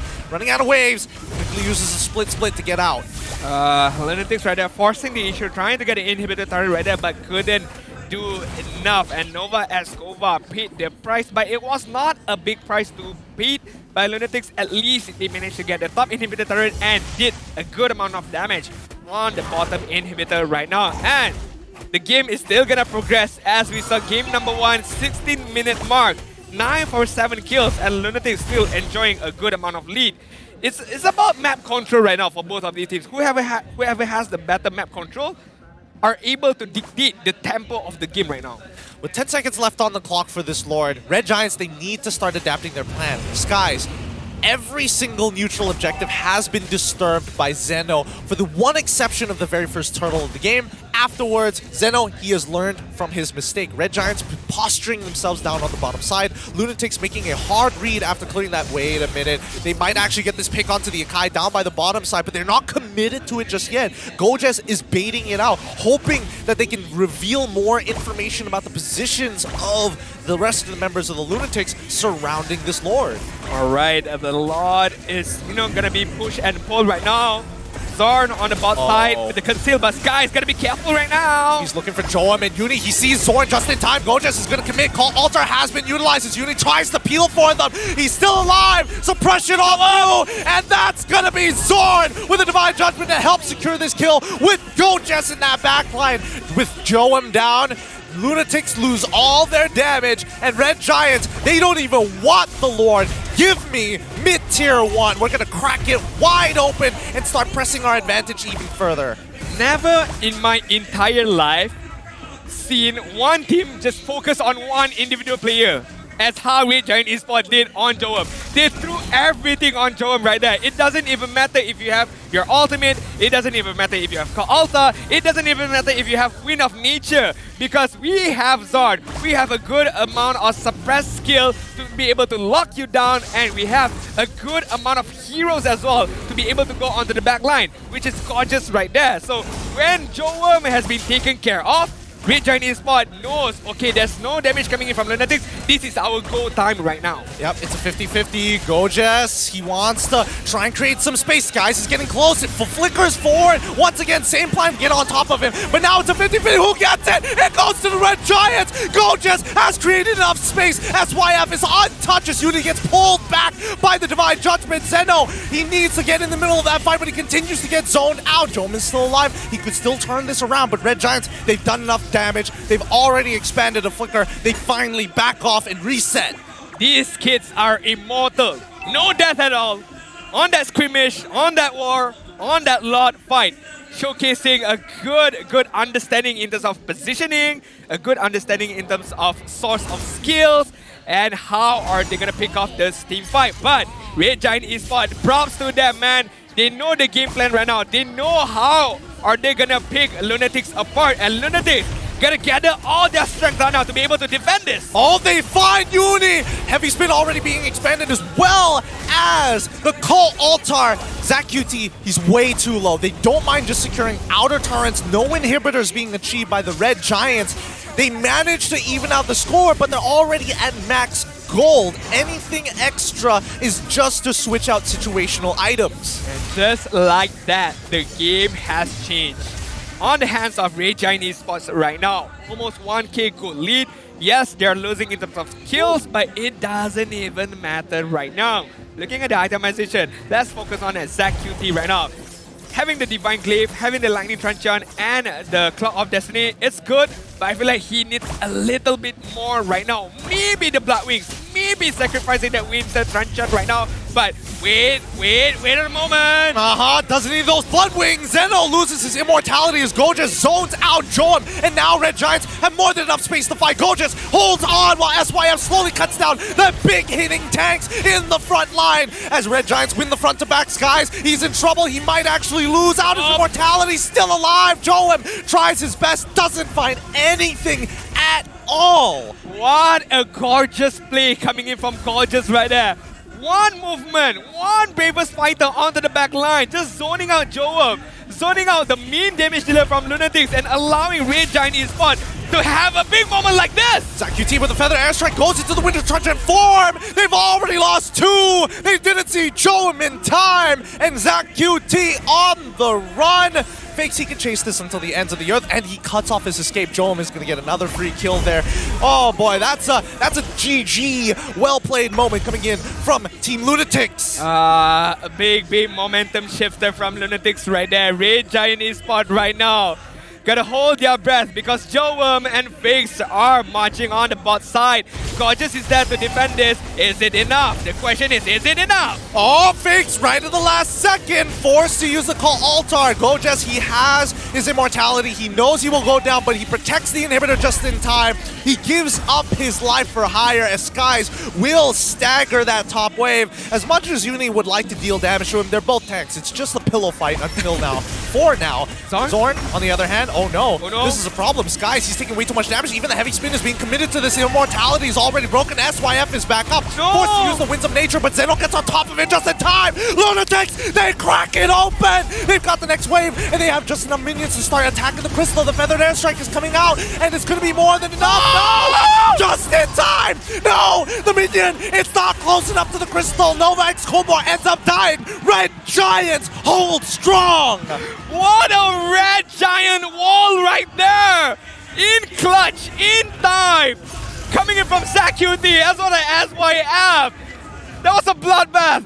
There was a lot of things going on, but the focus coming in from Red Giant Esports, the defensive gameplay, they know they had to clear the minion. They know they had to put a threat on Lunatix as well at the same time, and they did that. They managed to pull. What an incredible defense, and they have the upper hand right now, and they are knocking on the base of Lunatix. Hello, we are here! Jowm, 9 more seconds until it comes back up. Feather airstrike is going to be expanded already. They find the kill onto Zeno. They're not going to be able to do it. They have to back up here. And now Red Giants, they recognize this. They know that Jowm is coming back alive. So let's secure this Lord and finish up the game the right way. Oh, okay.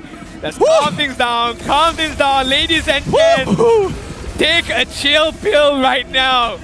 Okay, Lord is going to be taken by Red Giant Esports. Lunatix cannot do anything about it, but one thing that they can do is preparation for could be their biggest defense right now. It's not only the game is on the line, their life is on the line right now. If they lose this, Lunatix is going to walk away home, and that would be the last thing that they want. It feels like the Red Giants, under this pressure cooker, are handling it better than Lunatix, especially when it comes down to the defense right at the very end there. Red Giants are making the smarter calls. They're making the better calls. Team Lunatix, on the other hand, you could see them, once they're pushed into a corner, they start getting very, very desperate. This is what champions are made of. Both of these teams. It's not to give up, focus on the main objective, and how do you handle the pressure at the highest level right now. And it's showcasing right now in MPL Malaysia. Red Giant Esports, another opportunity to end this game, and Lunatix gotta be careful right now. Alright, we're seeing that Xorn, he utilizes his flicker, hoping to bait something out of the Lunatix. He knows he's not a priority target, so Zeno just doesn't make any reactions at all. Mortar Coil's already being utilized, and Gojas, he's looking for an opportunity, but notices that Uni had already used his heavy spin. Feathered airstrike as well as Call Altar being expanded as well to secure this backline. Gojas looking for Jowm using that raging slash, but Fakes has more than enough damage because everybody is too close together, and now Red Giants, with no damage left, are forced to retreat. Oh, that's a mistake. That's a mistake from Red Giant Esports. Triple kill coming in from Fakes. He's looking for more. He's looking for ZachQT. You ain't gonna run away from Zeno. Gets the kill. 4 kills to the hands of Lunatix right now. And it's only the guy is left. Xorn is all alone to protect the throne. And it's an impossible task for him to be able to defend this right now. No, it really is. The next minion wave is spawning. Xorn finds the kill onto Lolita, but he has no means to clear out these minions, and Uni is going to ensure he does not disturb this crystal destruction as Lunatix take game number 2, bringing it 1-1. No. Oh, look at Jowm. Look at him. He knows how close that was. How end-to-end that was. The nail-biting team fight. Props to Lunatix. Look at the family members of Lunatix as well. Thank to the gods above that Lunatix are still in this game and force us to a game number 3. One mistake. Fakes, looking like a support this entire game, decided to flip the switch. I've been in this position too many times. I'm going to carry this game. Oh, what a fight. What a warrior from Lunatix. Props to Red Giant as well from giving a good game. But right now, Lunatix, let us hear your mic check right now. It's a brand new game, guys. It's a brand new game. Reset. Trust your instinct. Trust your instinct. You can do this, guys. Yeah, let's go, let's go. Pasal missing aku rasa pasal kat top. Kau hati-hati Reno. Lapu. Tengok aku. Yeah, boleh. Dai. Nice, bro. Tek. Go to Martis, Uni Martis. Aku pilih tu. Kaja no pull guys, Okay, mantap Nova. Let's try mid lane. Let's go, bro. Just vision Kajas, anak. Aku boleh sustain. Si. Kaja no pull. Nice bro, nice. Nova. Go tap. Pull. Nice bro. Balik. Nice. Aku carry. Yeah, can. Tower. Oh, no minion. Nice. Yeah. Let's go. Go. Up game 3, bro. Oh, what nail-biting game number 2. What a match that this has become between the Red Giants as well as the Lunatix. The micro mechanics are starting to play a very big part in this game. Bad habits are being exploited. Oh, I mean, we talk about pressure, we talk at the highest level, we talk about how bad habits is being showcased right now. And from the Lunatix side, one more thing, I mean, all of these things are happening in real time, right? The communication as well, because we know that Jowm can't have a good command of language in BM, in Bahasa, right? And all of his teammates are speaking in Malay as well, so I just don't know how the communication, how the understanding is going to go forward, because when I look at that game, it's everything, right? Kills after kills, positioning, back line is being taken care of. So man, props to Lunatix on how they handle everything really well. Honestly, you can't sleep on this game. And the same can be said about these players. The moment they went on autopilot, they lose the game. Red Giants, they just clumped up way too close together, and that Ghostbusters hit for so much damage. As you mentioned, one mistake causes the game. And how Lunatix did make a mistake when they went for that final push, when there was no minion. That was the mistake being did by Lunatix. But Red Giant repeat kind of a similar mistake as well. It happens. In this 25-minute game, the average time for the playoffs right now is looking kind of long compared to the regular season. If I remember correctly, the average time for the regular season was like, what, 12, 13 minutes overall? Less than 20. Less than 20 for Definitely sure. less than 20. But right now, we take a look at the itemization. How big, what kind of Ghostbuster damage was that? Glowing Wand, Lightning Truncheon, Divine Glaive. Yes, it doesn't speak too much in terms of the itemization, but it's because of how you mentioned it. Everyone was clumped up against each other. So the Ghostbusters just bounced from one to one and another from the Red Giant Esports, who had very minimal defense, magical defense, I would say. The only one has right now, what? Skies with the Athena shield? Maybe Xorn with the Radiant armor as well. I mean, it's not much. We can admit that maybe Red Giants were disregarding fakes. They're like, he's not really doing that much damage. It's just Ghostbusters. It's just Ghostbusters, and we're just playing front to front. It's not like we're gonna get that close to each other. Plus, we've got some heavy divers, so we'll never be 5 stacked on top of each other until the Lord push. And they were even hiding amongst the Lord empowered minions, which doubled the effect. It feels bad. It really, really feels bad. But taking a look at all the category right now, damage dealt, damage taken, damage to tower, total heals, all in the favor of Lunatix, but not by much. Honestly, look at the damage dealt. Only what? Maybe like 5,000 apart. Damage taken as well, not even too much of a difference. Just shows how close of a game that this particular game was. But Jowm, my god, 150k by himself. I mean, what more?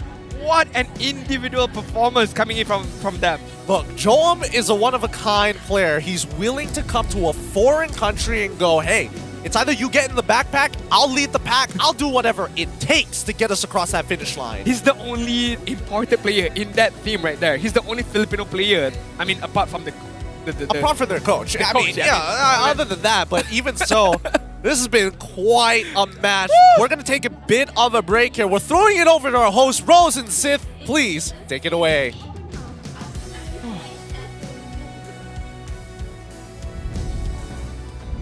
Oh, sorry. Selamat kembali ke MPL Malaysia Open House. Nama saya Rose, tengok. Nama pun dah lupa dah. Nama saya Rose. Saya dengan Sith. Yes, saya nama dengan saya Sith. Fix. Saya dengan Dibo. Saya rasa sangat-sangat stres lepas game tu.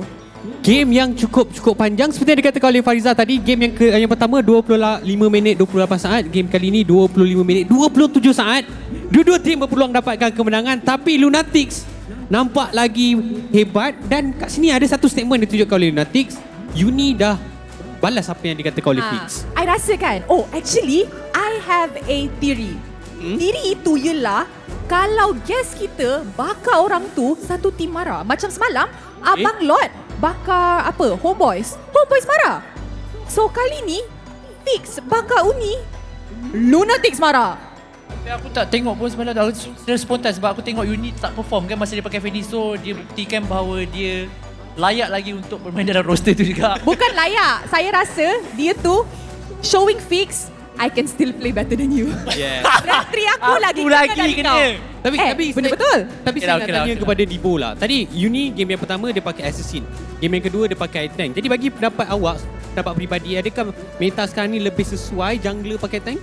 Good question sebab Dibo kan jungler kita untuk SEA Games.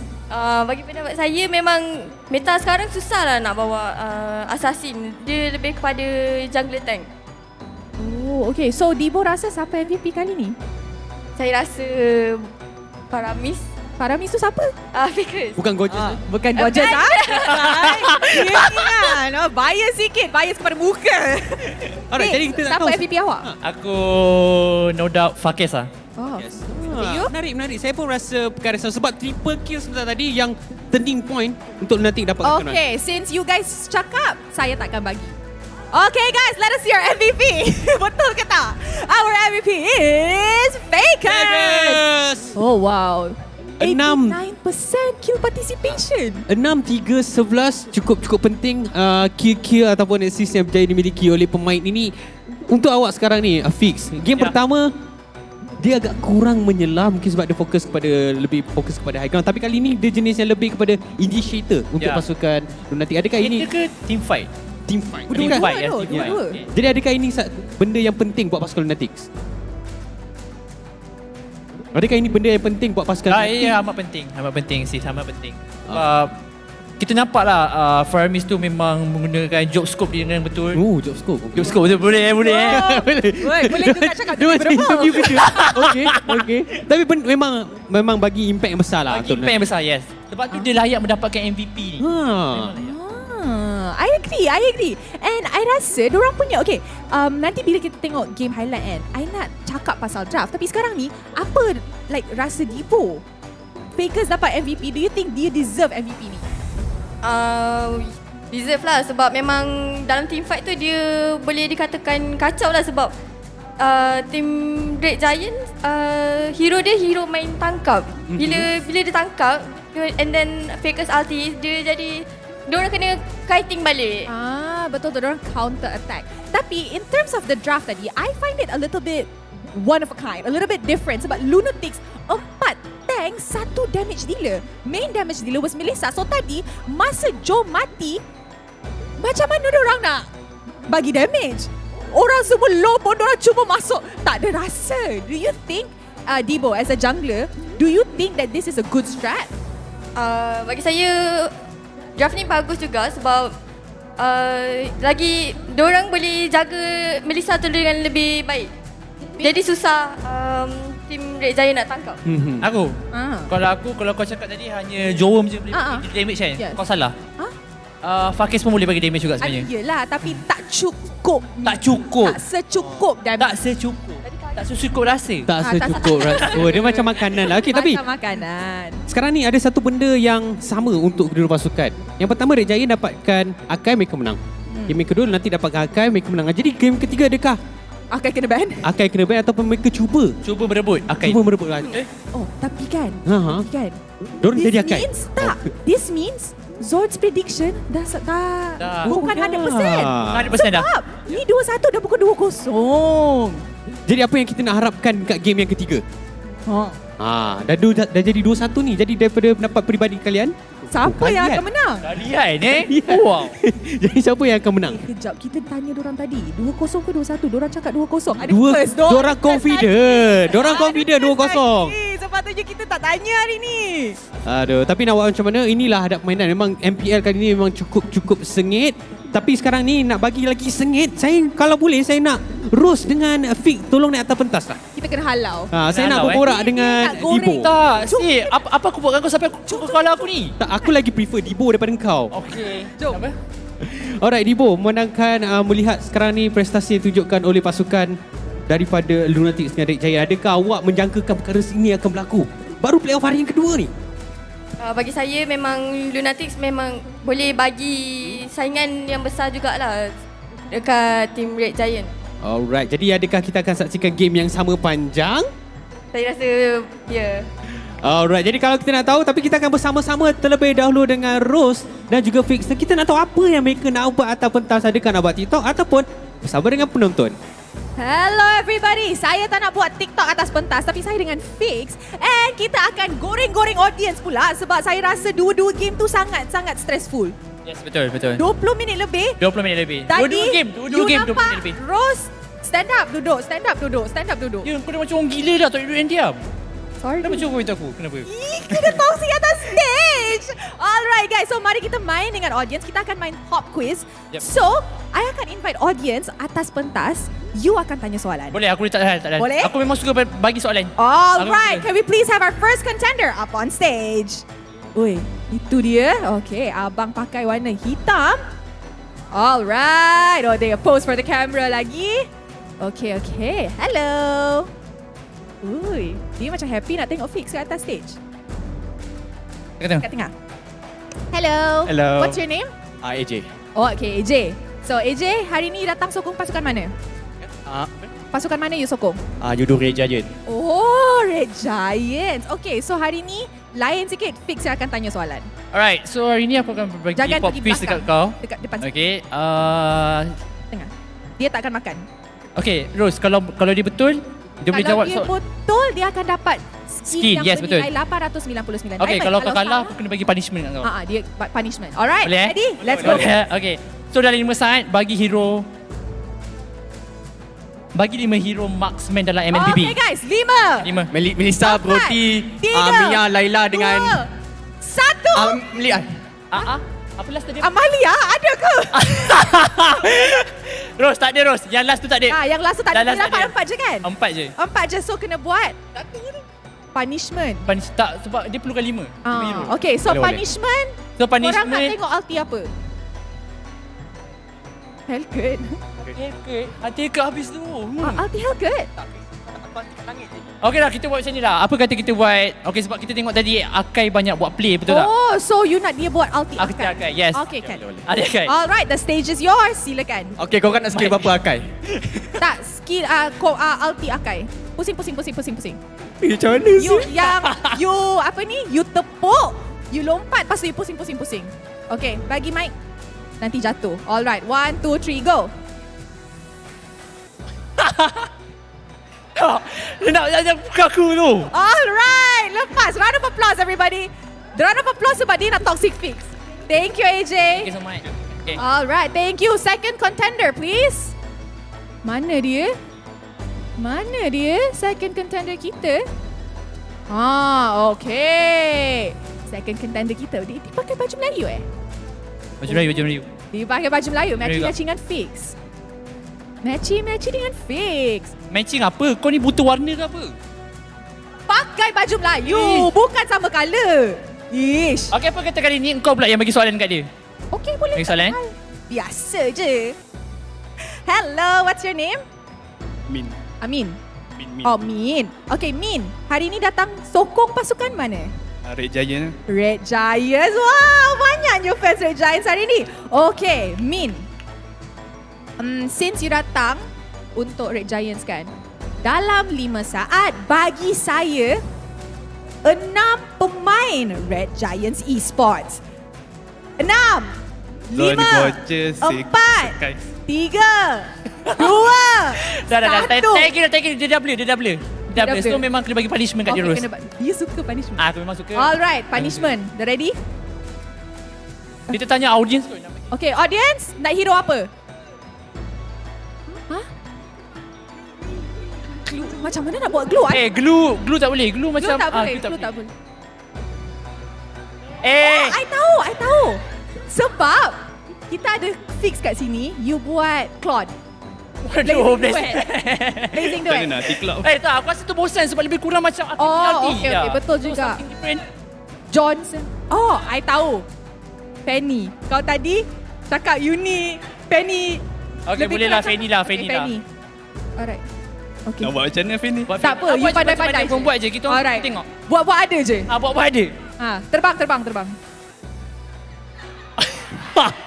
Ni ulti. Jap. Ni memang betul lah. Fix punya Fanny sebab modal ulti. Alright, terima kasih Min. Thank you. Adakah kita ada seorang lagi? Ada. Kita ada. Dah tak ada. Kita dah tak ada dah seorang lagi. Alright guys, so Fix dah ready ke untuk game ketiga kita? Aku dah ready. Dah ready? Siapa akan menang? Red Giants ke Lunatix? Aku Red Giant. Red Giants. Okay. And with that, mari kita throw it back to the casters. What do we say? What you gonna say? Caster, mana suaranya? Hari tu kata lain. Okay, tak apa, jom. I got him. I kind of feel bad for Feeks. Not only is he getting absolutely roasted here and there, the fans want to interact with him in bizarre ways. Like, come on, give the poor man a break. Hey, I mean, like, what's the biggest opportunity for you to slap Feeks on stage, in camera, on live as well? Come on! That's like the biggest opportunity to do so. I don't know if you want to do that. I don't know if you want to do that with anybody, really. At the very least, we know that Feeks, he's a good sport. Yeah, He's a good sport. But so far, we got to jump back into business here. Match point, and whoever wins this is going to move on to the next stage and at least get that second life. Loser goes home. I feel like it's only the first series, but I feel like it's a long day already, to be honest. Dude, both games went beyond 20 minutes. I agree. I don't know about you, but this ain't MPL PH here. You know, we like it nice and quick here in Malaysia. We're different that way. We're just different, all right?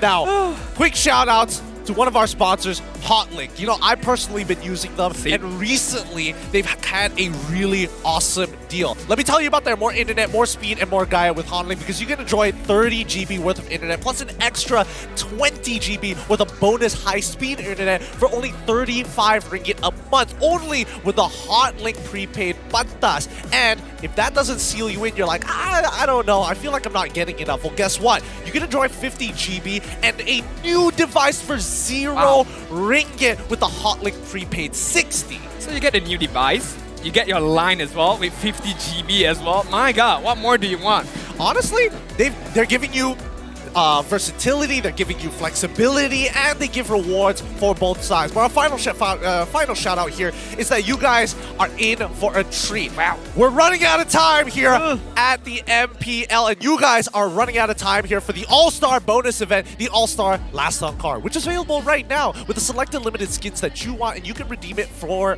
free. You can complete the task to collect the Wish skin fragments and redeem one of the many skins below: the Gatot Kacat, Arhat King, the Natalia Deadly Mamba, the Esmeralda one. There's a whole bunch more. You can check it out. Just open the game. It's not that hard.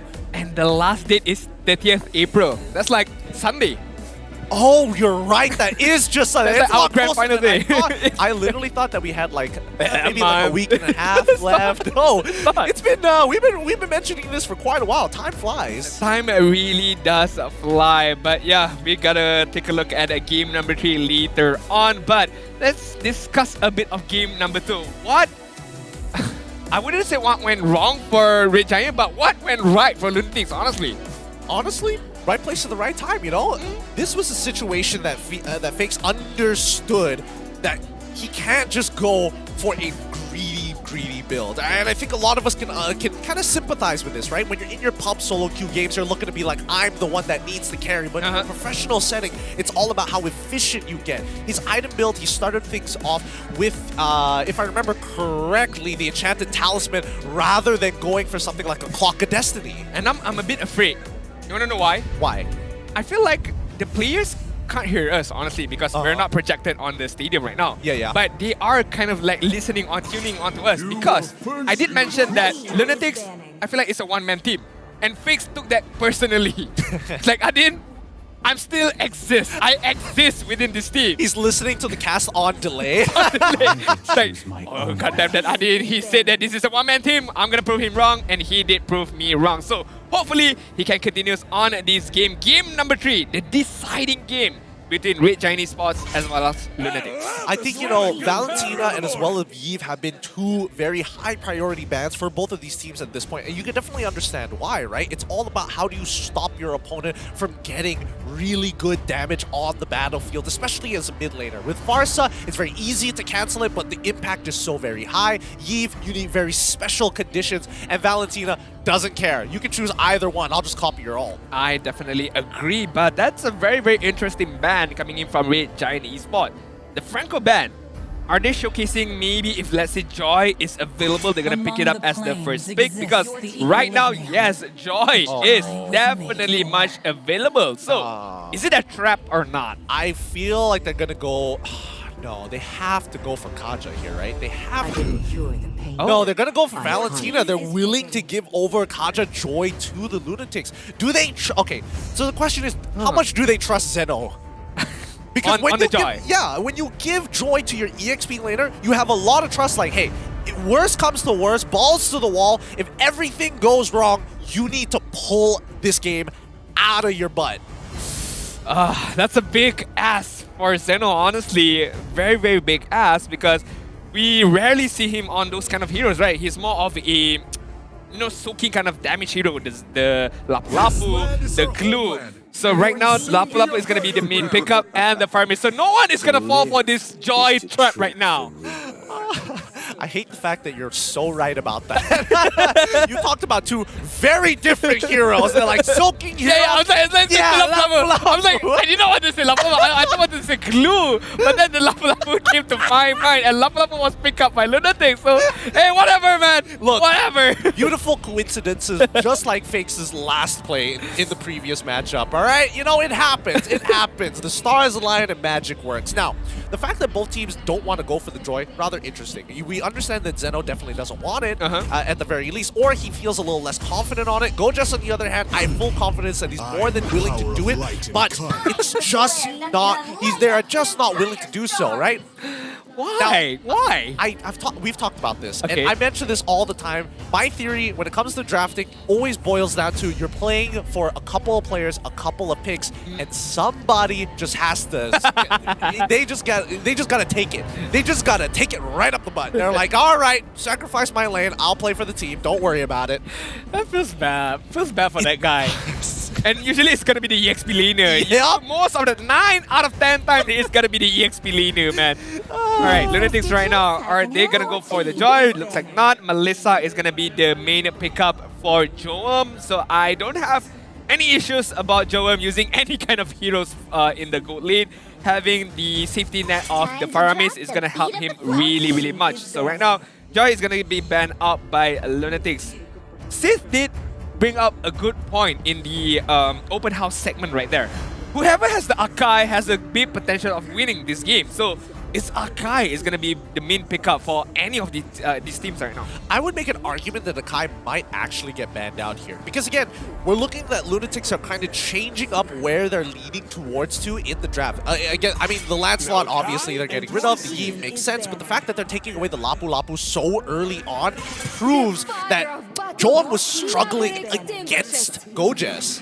Yep, and you called it out. Akai is really, really banned out right there. And, interesting, banned by Lunatix. The Masha banned out by themselves. I mean, yep, if it falls onto the hands of Red Giant Esports, one Thunderclap can immediately, disturb Paramis in the later stages and forcing himself to use the Ka'ata really, really early on. So, a good ban coming in from Lunatix. Red Giant right now.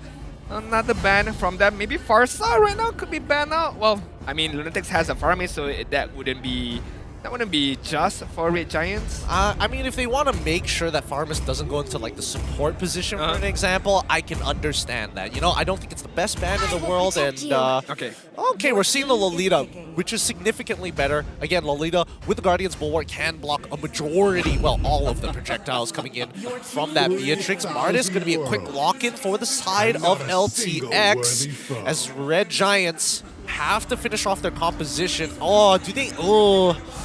This is really, really difficult. I feel like if Gojes still wants to disturb the back line, he's going to have to play something like Cho. Oh, Benedetta? Benedetta's not too bad. Oh, actually, the more I think about it, Benedetta is sounding more like a good idea. I don't know why. I kind of want to say Halkut on Skies. No any particular reason. It's just a good combination with the Dark Knight Fall, and then can just immediately commence the team fight if they really, really want to focus on Jowm, if that is the main idea. So Halkut could be a good pickup, or just pick it, play it safe. Maybe Fredrin could be a choice as well. Yes, that's what I wanted to see. All right, we got the Fredrin and we got the Mincetar. Mincetar is such a high value pick here. It makes sure that Martis has to be extremely careful when he uses his Mortar Coils. He can easily get caught out. Mincetar does well into the Melissa if he lands that Spear of Glory, pulling her back into the King's Calling, and more importantly, dashes. Anybody who has any kind of mobility options get punished, and instantly we see the counter pick. That's how much this Mincetar affects the team. Alright, very, very good counter picking coming in from Lunatix right there. Immediately chooses the Digi to be able to at least prolong this team fight really, really well. When the King's Calling comes down, there's still the time's journey to just negate everything around. But it all depends on timing, right? Whoever uses their skill set first is going to have a hard time to prolong, to kite this particular team fight. Well, let's have a look at their overall compositions one last time before we roll into the game. It looks like Lunatix have, well, somewhat of a better composition in terms of utility, team fight, early to mid, kill pressure as well. It seems like they're winning on all fronts, and even the ultra late game might fall into their favor with the help of this Melissa, but it's all up to the Red Giants. This early game is so very important for them. Level 4 is going to be a bloodbath. It's definitely going to be a bloodbath, but right now, ladies and gentlemen, the Land of Dawn is the name of the place for this deciding game between the Red Giant Esports up against Lunatix. Whoever wins is going to move on forward, facing Todak later on. All right, this is going to be quite stressful because in terms of where teams are going to be playing for in terms of lanes, both sides, they don't necessarily have to hover around them. Like, for an example, they can play around Zeno if they wanted to. They could technically play around their gold lane, which is most likely because that's how LTX kind of runs their compositions 9 out of 10 times. Even the mid lane, there's potential. I think this is going to be a hard time for SYF because as we've seen, game number 1, game number 2, Jowm just dominates against SYF. And right now, with the additional help coming in from Nova, This is gonna have a hard time for SYF to be able to survive, let alone get some farm. Yeah, I think if Lunatix get a freeze down on the bottom side, that would be great for them, because then with the duo in that mid lane, it's going to force Red Giants to constantly send members from the mid lane to kind of compensate for the fact that SYF is unable to walk up safely and get these trades. Now, if we look at the top side, I would expect that Zeno is going to have to play a little slowly here against Gojas. Every single time they trade and he procs his passive, he will get his health back. Wow, that's a lot of damage. Skies actually going forward, and he's going to take that last hit from the turret, giving first blood over to Uni, an extra 200 gold. He will be able to scare the last one as well. A double kill going over to the Lunatics. Now that's the early game done for the Red Giants. That was a huge mistake early on by Red Giant Esports. Thought they could get the kill against Fakes right there, but it wasn't enough. And look like Team Lunatix is gonna have the benefit of these early game stages. And as we take a look, the turtle fight is gonna commence right now. Yeah, Gojas is walking up. He wants to get on top of this turtle before he pops the King's Calling, but Zeno, he's surviving a lot longer than he should, and Skies has lost the majority of his life. Now the King's Calling is out. They also make sure that they steal the Call Altar, and it still falls into the hands of Skies. That's why he's the second in the league when it comes down to turtle secures. If I was Zeno, I'll be cursing right there. Man, I did everything and you still lost that turtle fight, man. What more should I do? I absorbed a lot of damage right there on. I can I would like to imagine all he's saying is like, Fob! Fob! What are you doing, Fob? Bro, come on, one more. But it's okay, still early on at the 3-minute mark. It's not gonna, dent a lot in terms of the aggression that they have. Yes, Lunatix still has the advantage of the gold lead, but Red Giant Esports slowly, crawling their way in terms of goal advantage right now. ZQT stole the cut altar. Could look to make a play right now, hence why they are rotating on the bot side right now. Yep, they're trying to make this invade happen, but it's a little tough, right? No matter what they do, it's not exactly going to be perfect. Both teams are going to be playing for the... Oh, Nova flickering forward to try to make this happen. Uni is getting a little glow. Call Altar has been popped almost straight away. Skies was at lethal. Good thing that he has his teammates to save him. Forcing the cut altar out from ZQT could be the idea right there. That's why Nova was really committed using the flicker as well as the reverse time on to Skies right there. So right now Lunatix, they know that there's no cut altar from ZQT, so maybe they can play it a bit more aggressive right now. Yeah, they can they play a little bit more aggressive? I don't know. It feels like it's quite the stalemate no matter how you look at it. Both teams have the exact same idea with how they want to play their compositions. They're playing for the same priority. They're not looking to get under each other's skin, except maybe, I don't know. Could they get this dive off and go just on top side? No, it's way too dangerous. The King's Calling is just so annoying. Not only that, it's because of the turtle is gonna respawn as soon as well. So that is the main objective as of now. Whoever's gonna get this turtle, we have a bit of an advantage in terms of having that shield as well as the gold is gonna be shared with among their teammates. Zeno is the front liner right now, zoning out Gorgeous, but Gorgeous doesn't really care too much, but he should care because that damage is quite big. Oh, Skies just half a second late there. Team Lunatix are able to win out in that Retribution 50-50. That's 1-1 in terms of turtles. Again, this match, I think it's going to be very slow from both teams, and I think Lunatix with the 1.3k gold lead, if they can develop it even further, that would be ideal. And it's not only it's going to be quite slow, it's going to be back and forth, I feel like, because let's say Lunatix has the upper hand, has the momentum, and then they're going to make a mistake, Red Giant is going to come back, and then Red Giant is going to make a mistake as well as Lunatix. But Lunatix right now, what's on? He's still alive. I am just as shocked as you are. I'm at a loss of words of how he was able to get out of there for free, even though Uni technically still has Decimate. But I like the idea that Lunatix have. They go for the lane swap. They make sure that Zeno is committed to using his ultimate to clear that wave, even though there's 3 people down by bot side. He still has Flicker, and Uni will show up to try to cut these waves as soon as possible, pulling it under the turret, and SYF just doesn't have the right gun to siege it away. Now Lunatix up in tempo, dodges the Spear of Glory, and they will be able to put down top tier 2 below 50% HP. Wow, if let's say Jowm pop the Inspire right there, maybe, just maybe, they would have enough damage to secure that tier 2 turret on the top side. But right now, Zakiti gonna get pulled back, but nope.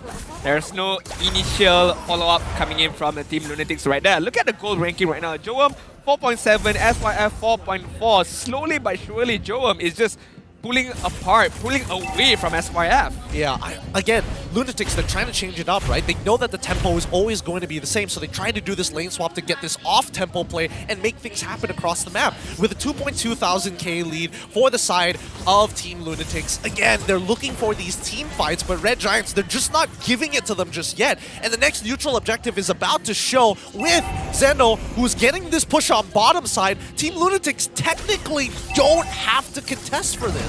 Yep, I agree. 2.4k gold lead for Lunatix. Gotta take a look at how they're gonna, just use this advantage that they have, the benefit that they have to be able to secure this game. But Red Giant Esports, we cannot count them out. Xorn, throughout this whole entire series, just a lot of magnificent plays, but Sky's able to secure that turtle right there. So this could be a step for them to be able to come back in this particular game. You have to admit, if you're in Uni's position, you're like, man, I have a level up on Skies and I still lost that Retribution battle. I mean, he didn't have it to begin with, and I think even for the Lunatix, there's nothing much that they could do, so they were willing to hold Red Giants Esports hostage for as long as possible, and they decided to break the stalemate. Now, the rest of Lunatix are all clumped up together here in the mid lane, trying to figure out where the members of Red Giants are before splitting off in their own respective directions. They're going to do the exact same thing. Zeno, with the help of his jungler, will look to clear out the wave as much as possible. But Red Giants, they take a forward position,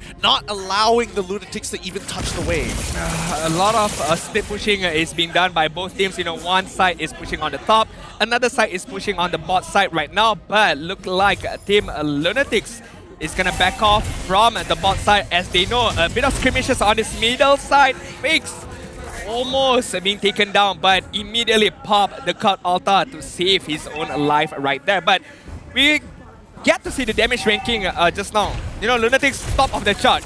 All of their teammates or all of their team members is on the top chart in terms of damage ranking. Just shows that Red Giant Esports, yes, you want to play it slow, but at some point you gotta do something. You gotta ramp up a bit.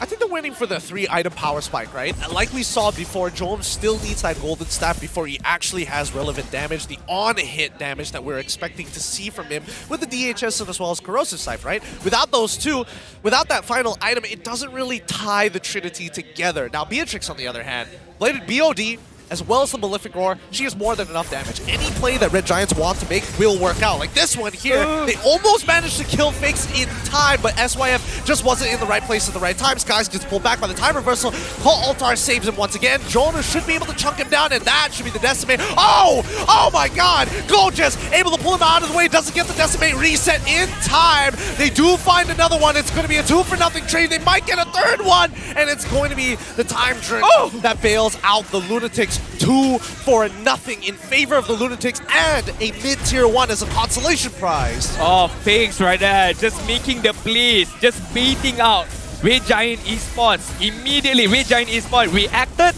and how Lunatics just knows that, okay, everyone is out of position from Red Giant Esports, and they have no cut altar left. So this is the go time for us to immediately counter-engage onto Red Giant Esports. So props to Fakes, being in a very, very dangerous position, but managing to just counter-engage with that particular position as well. Yeah, I mean, that's the thing, right? You have to be constantly proactive in this game. You can't just decide to back out when you want to, especially when your team needs that raw power. And Jowm can't do everything by himself. So now, Fakes, after game number 1, he is picking up the slack a lot. He's not getting it disturbed. He doesn't have any weird conditions or things to worry about other than Gojes. And so far, he's been doing quite a fine job. Even Xorn trying to fake him out, it's in his name. There's no way he can actually get it off properly. Yeah, and now I'm getting an idea, a sense of idea and understanding. But before that, Conceal on the bot side. Zeno should be dead right now. Should be.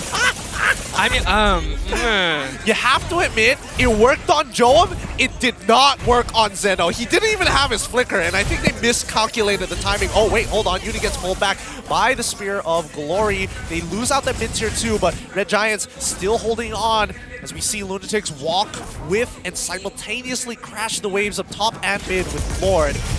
Bandit's Rage already out, utilized to its fullest. Trying to clear up the waves, they're trying to maintain this. It's only the first Lord, and if they lose an inhibitor this early on, it'd be detrimental for the Red Giants. Okay, right now, you did mention about how Red Giant Esports is not the best team in terms of playing from behind. This is the big test for them right now. Down by 3k gold lead. The total kills, it doesn't really matter too much, but down by 3.7k gold lead is a huge disadvantage. So question is, how Red Giant Esports is gonna crawl their way back? This is not the way Gorgeous right now. Gotta go back immediately. Oh, Gorgeous, he tries to flicker away, but the time reversal clips him just in time, and now the full commitment from the Lunatix to ensure that Gorgeous is put down in the dirt. Now it's a 5v4, 3 ultimates to 2 as Lunatix, they're gonna take the last outer turret.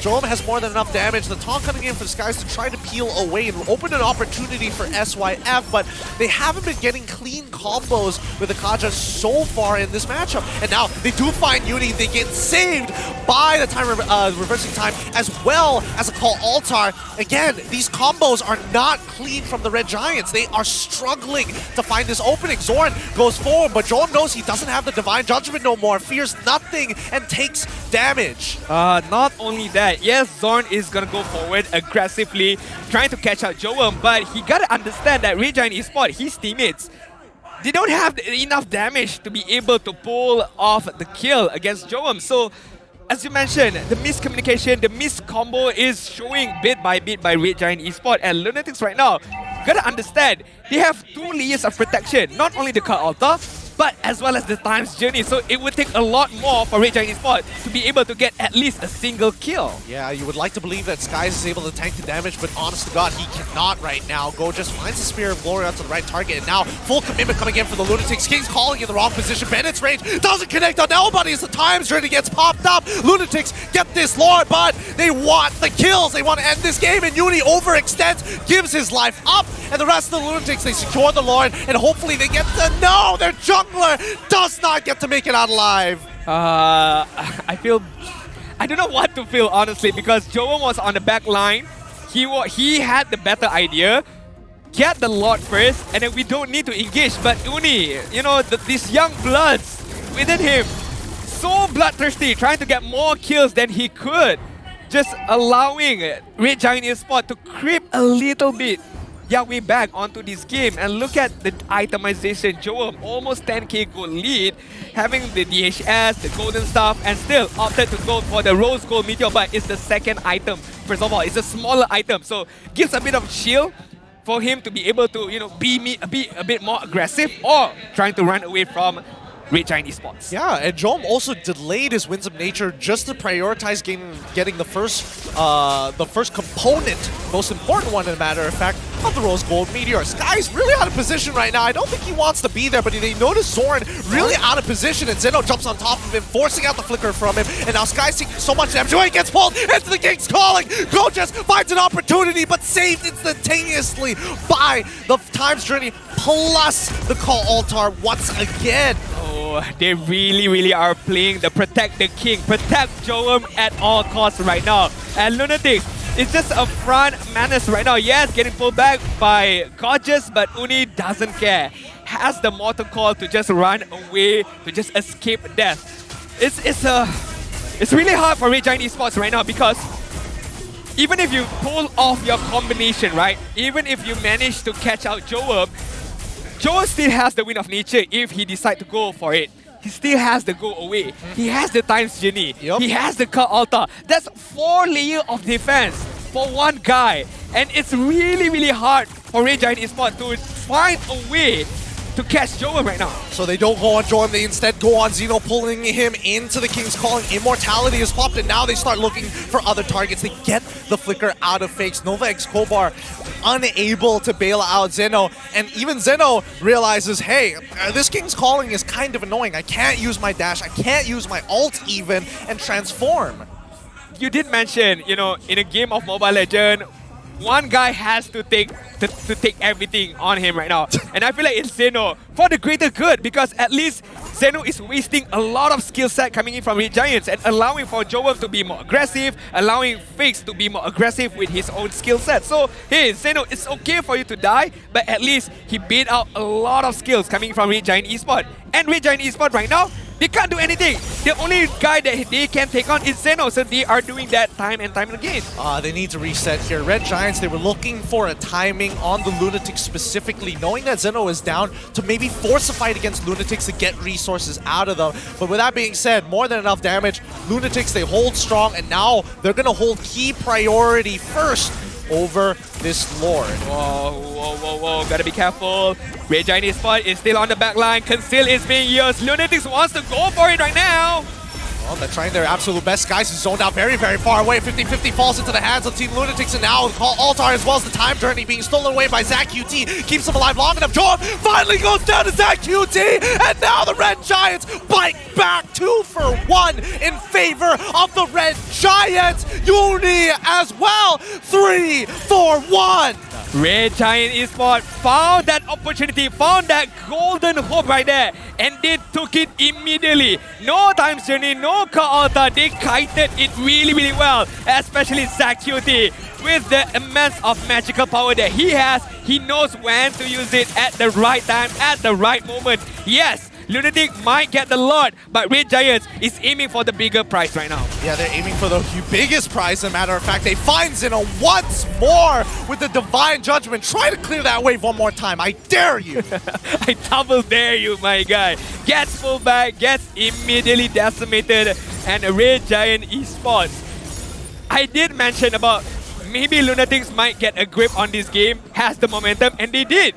And they really, really did. 3k goal lead onto the Lunatix side. And immediately, Red Giant Esports found a way, found a slither of hope, trying to crawl their way back into this game, and they managed to do that. Although the goal lead is quite stable right now, but Red Giant Esports, kudos to them. That was a very, very good initiation, but they need to do that a lot more right now. Absolutely. I mean, the one thing that we've been talking over and over again in this game from the early to mid is the synergy between SYF and the rest of the members just didn't seem to be jiving. The combos were either a little too late, not hitting the right targets, but now we're seeing they're calming down. They're becoming a lot more cold-blooded against the Lunatix. And if we're looking at the stats even, Xorn, he's sending it all up, but he needs the rest of his team members to knock them down. He's trying to even get resources, utilizing his own to play these mind games. I agree, but right now, the top side, Sky's gotta back off. Gotta be careful. Conceal is being used, but Jowm! He's trying his best. The time journey already being expanded. They're going to get an inhibitor if nobody's able to defend it. And yes, they do. They find one. Sky's next to fall. They have opened up an opportunity to recall as they end the game. Lunatix, they steal it away. They stole this game from under the noses of the Red Giants, sending them home. The biggest mistakes of all. At the highest level, Red Giant Esports couldn't recall back in time. They thought they had the time in the world, but Lunatix, they understand the power that they had, the damage that they had. That was a big mistake. Oh my. It's not that they could not defend. They couldn't go back in time. The disappointment. The disappointment from the Red Giants. They had clawed back from the hardest part of the game only to make one bad call. That's all it takes here at the playoffs. This is MPL MY, baby. That's why it's unpredictable. That's a very, very bad call from Red Giant Esports. Very disheartening for them, but props, compliments for Lunatix. They understood what they wanted to do. They know that, hey, they aren't gonna be in time to defend, so we gotta control back to our host for the winners interview. Perlawanan yang cukup sengit, tetapi hanya ada satu saja pasukan yang akan melayakkan diri ke peringkat seterusnya, tetapi satu perjalanan yang cukup indah pada awalnya, tetapi nak tak nak kita kena terima hakikat. Akan ada satu pasukan yang tersingkir dan kali ini giliran pasukan daripada Red Giant Esports. Game pertama, game kedua korang bermain dengan cukup baik, tapi game yang ketiga kalau kata tak ada rezeki kita tak boleh buat apa terus. Betul tu. So, before everything ends and before Red Giant says their final goodbye, Xorn, apa Xorn nak cakap kepada semua orang yang sokong Red Giants Esports dari minggu pertama sampai playoffs? Hello guys, Assalamualaikum. Kita orang nak minta maaf lah sebab tak dapat nak turuti korang punya permintaan untuk meneruskan lagi dekat playoff ni. Kita orang dah cuba yang terbaik.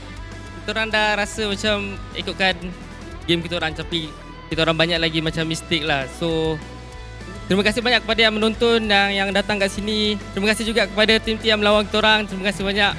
Kita jumpa lagi dekat next season ataupun di masa datang yang akan datang. Terima kasih. Sebelum kita buat final bow, Becky, is there anything you want to say? Ada apa-apa nak cakap tak, Becky?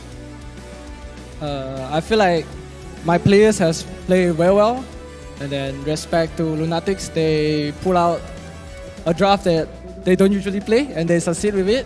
I think I could have prepared better, and yeah, thanks for coming today. Alright, and with that, we will have Red Giant Esports final bow in 3, 2, 1. A round of applause for Red Giants Esports. We will see you guys in the next season. And now it's time for the winning team that advances to the next level. Hello, Team Lunatix! Woohoo! Oh my goodness, it's you guys again! Hello guys. Wow, perlawanan yang cukup sengit. Baru hari yang kedua tapi kita dah macam tengok final dah sebentar tadi. Itulah tu, game tadi tu memang macam finals. I was like at the edge of my seat. 3 games, sit, stand. I'm like, bila game ni nak end Alright, so who would like to talk today?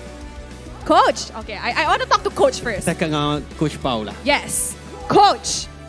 All right, Coach. A lot of people were curious. Second and third game. Okay, for the second game, you picked a lot of tanky heroes and only one main damage dealer, which was Melissa.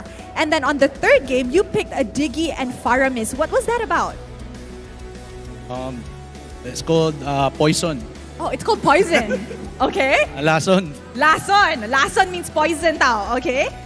So, was it like a new strat you guys prepared for playoffs? Because even Becky from Red Giant said, it's something we don't see from Lunatix. So, is this what's Lunatix been hiding and, you know, it's coming up in the playoffs?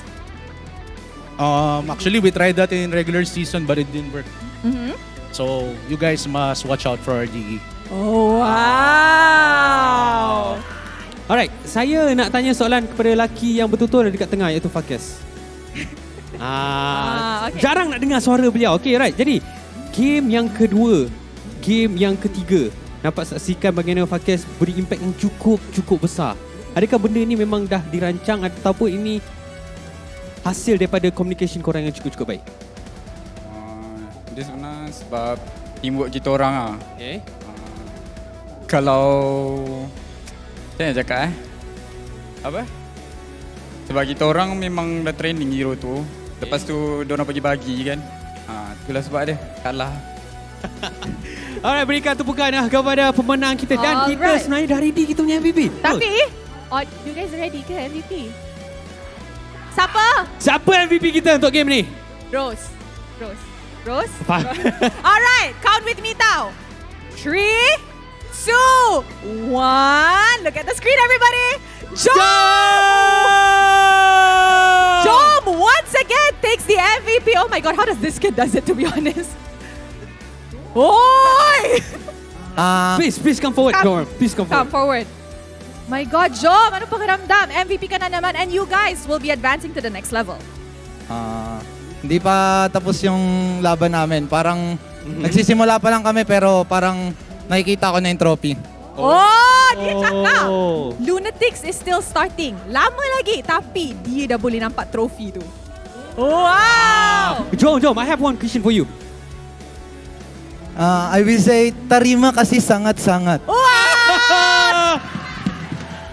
Wah, terima kasih sangat-sangat. He has a Okay, question. I have one question for you. Which hero is your favorite hero? Favorite hero? Favorite hero throughout this season? Favorite hero? Yes. Claude. Claude. Oh, Claude. Wait, I have one question for Jowm. Yeah, please. Jowm is Team Lunatix taunter, trash talker. So, your next match, Todak. Ha! How are you feeling? What do you want to say to Todak? No import. And I will say who is Chiku. Oh, because no import. Yeah, no low trick. Oh, no law trick. He sayang law trick. Okay. So now it's time to invite our lucky fan up on stage. Can we please have the lucky fan from the side of Lunatix? Alright, kita dah jumpa seorang fans yang memberi sokongan tak henti-henti beri sokongan kepada pasukan Team Lunatix. Setiap hari, setiap game Lunatix dia ada. Alright, terima kasih bang. Okay, perkenalkan diri. Datang daripada mana? Nama saya Arya Aikal, datang daripada Johor. Oh, datang daripada Johor. Just to watch untuk support Lunatix. Oh, untuk sokong Lunatix. Wow. Wow, that one deserves a round of applause. Tepuk tangan dulu. Yeah. Okay, so hari ni you nak tanya ke you nak bagi motivation untuk dorang? Saya ada dua-dua. Oh, okay. Dua-dua saya ada. Silakan. Go Ya. ahead. So mula-mula saya nak tanya bila Amir nak main? So, coach, when is Amir going to play? Bila Amin nak main? Maybe surprise out. Maybe surprise next season. Alright, kata-kata kepada pasukan Team Lunatix. Kata-kata, walaupun kita orang daripada penyokong pun kita orang satu line je. Walaupun kita orang tak ramai, walaupun kita orang mesti kawan-kawan juga, yang kawan-kawan yang support juga. So, terima kasih mana datang. Kita orang support dari bawah, insyaAllah. Dan walaupun kami tak ramai, tapi kami ada. Wow! Quality. Sorry. Rose blur after that 3 games. Quality over quantity. Yeah. Alright, I'm gonna move to the side. Bagi korang peluang untuk ambil gambar. Yes, lakat mata tag. And with that, if you guys nak saksikan game-game yang panas macam ni dari semalam 2-1, jom datang ke Stadium Juara. Tickets are free. Kita ada more than 1,600 seats untuk tempat duduk. Plus, kalau korang gila satu audience untuk naik pentas, korang akan dapat skin yang bernilai 899 diamond. Alright, we're gonna lepaskan, boleh? Kita nak lepaskan Team Lunatix dulu, but before that, give a bow. Alright, lepaskan Team Lunatix. They need to prepare for Todak later. Congratulations and I don't want to say good luck. We have a curse. See you later. See you later. Ya, tapi satu perkara yang menarik untuk pasukan Team Lunatix sekarang ni mereka dah ada immortality. Yes. Oh yes, betul tu. Sekarang kalau Lunatix mati in the game against Todak, mati. Okay, matilah. Diorang ada immortality kali ni. Yay! I can finally say that. Yes. Alright guys. So, mari kita dengar mic check dorang. Apa dorang cakap masa game ketiga? I don't know. Still the same still the same mindset and focus, guys. Dream, guys. We're near to champion. Just trust your instinct, guys. The bushes, guys. The bushes. Santai, bro. Nice, bro. Kelilu. Jangan kejar kill. Kajan nak beli kaya, guys. Full ya, jom. Si, Valentine. No retry in blue buff, I think just wait, Lord. Yeah. Ulti for second ya. I ulti. Go. Open. Lord. Nice, bro. Lord or not? Yeah. Go tower. Tower!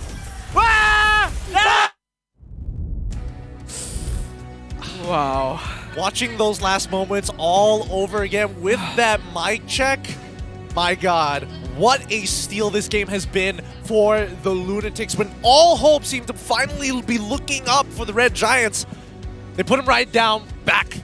Oh, man. Again, out of all my time here at the MPL, I have never seen a game end in that particular fashion. I agree. I mean, Mobile Legends Batman can be a very, very punishing game. And that is like the biggest example of what a punishing game could be on the side of Red Giant Esports. But looking at our match highlight, proving Xorn's prediction wrong, Lunatix sends Red Giants home and pushing themselves closer to the title as they claim themselves as the dark horse. Oh boy, they really, honestly, Lunatix, I was expecting a lot out of this team. Considering what their regular season started to look like, considering all the reformations that they've done as an organization, as well as their team lineup.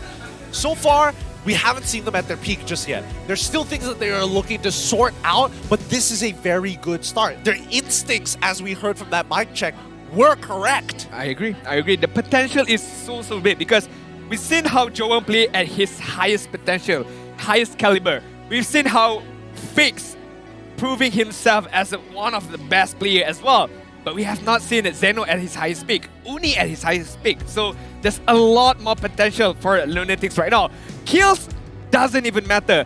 19 minutes on the dot was the match time for game number 3. But look at Nova, look at Fix. I mean, these two, I would say, offensive player, defensive player, just changes the dynamic from Lunatix. It really does. Honestly, I would have, we've seen this before in the regular season, like Nasty Paolo had mentioned, and it didn't work out. I wouldn't have expected them to actually try and whip it out again, because again, Nova X Kobar, he relies so much on these setup heavy tank support roamers instead of these enchanter types. So the fact that he was able to pick up Diggy all of a sudden, and especially at a very crucial moment in this draft, completely negating Red Giants when he has his ultimate, really set the tone. I think having his brother in arms, which is the Farmis used by Fix, allow him to get a very good timing on the times journey, because he has a lot of time, a lot of ample time to pop those times journey early on or even later on. So I think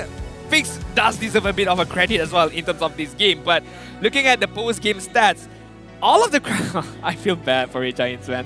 All of the criteria was won by them. Rich Guy, the Carry, Sandbag, and Forgotten One. But the biggest prize falls down to the hands of Lunatix. I mean, Red Giant Esports, they did everything that they could, everything in their power. ZQT, almost 70k damage.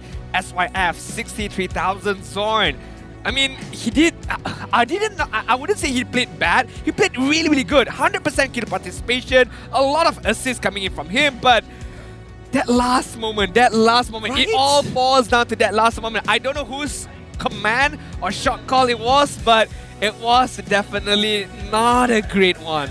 It really wasn't. It truly wasn't. And the Red Giants, they are a young team. They have things to learn. And I think this is going to be a potential moment of trauma that they're going to remember for the rest of their lives until the next season where they are looking to redeem themselves. Remember, we're going to see the Red Giants next season in Season 12. And I have so much hope for this team to become more than what they are now. And even in their current state, they are still a fierce opponent. I agree. I definitely agree. As much as I say Lunatix has a big potential ahead of them, so does Red Giants, because a lot of their members are very young. Skies is only 17 years old, and getting at this point, his first season in MPL, in playoff, just shows a lot more potential right there.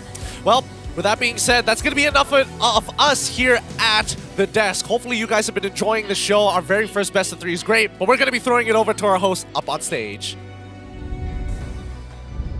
Cak. Okay guys, so me and Sid happy. Tadi diorang cakap 2-0 kan? Kita 2-1 tapi Lunatix yang menang. Before that, selamat kembali ke The MPL Open House. Anda bersama dengan saya, Rose, Sid, Fix and Dibo. Dua-dua kalah. Ya, tapi tadi kita memang disajikan bukan saja kuih raya, tapi dengan perlawanan yang cukup menarik ditunjukkan oleh pasukan Team Lunatix, baik pasukan Red Giant, tapi seperti biasa hanya satu pasukan yang menang, dan kali ini pasukan Team Lunatix mereka menyangkal statement daripada anda berdua. Uni terutamanya kepada Fix menunjukkan dia antara jungler yang terbaik setakat ini. Apa pendapat awak, Fix? Pada pendapat aku? Uni kenapa tadi? Pendapat aku? Kenapa sekarang ni Uni dah menunjukkan dia antara jungler yang patut? Aku rasa dia dengar lah apa yang aku komen tadi tu. Aku rasa dia trigger. So dia tapi aku agak sedih lah, Sid. Aku agak sedih sebab Zon tak keluar lagi kan. Tak, it's like a deja vu tu. Kalau kita ingat season lepas, Zon balik awal juga. Tapi ni tak consider awal sangat sebab dorang tak balik semalam. Kira okey lah. Balik hari kedua.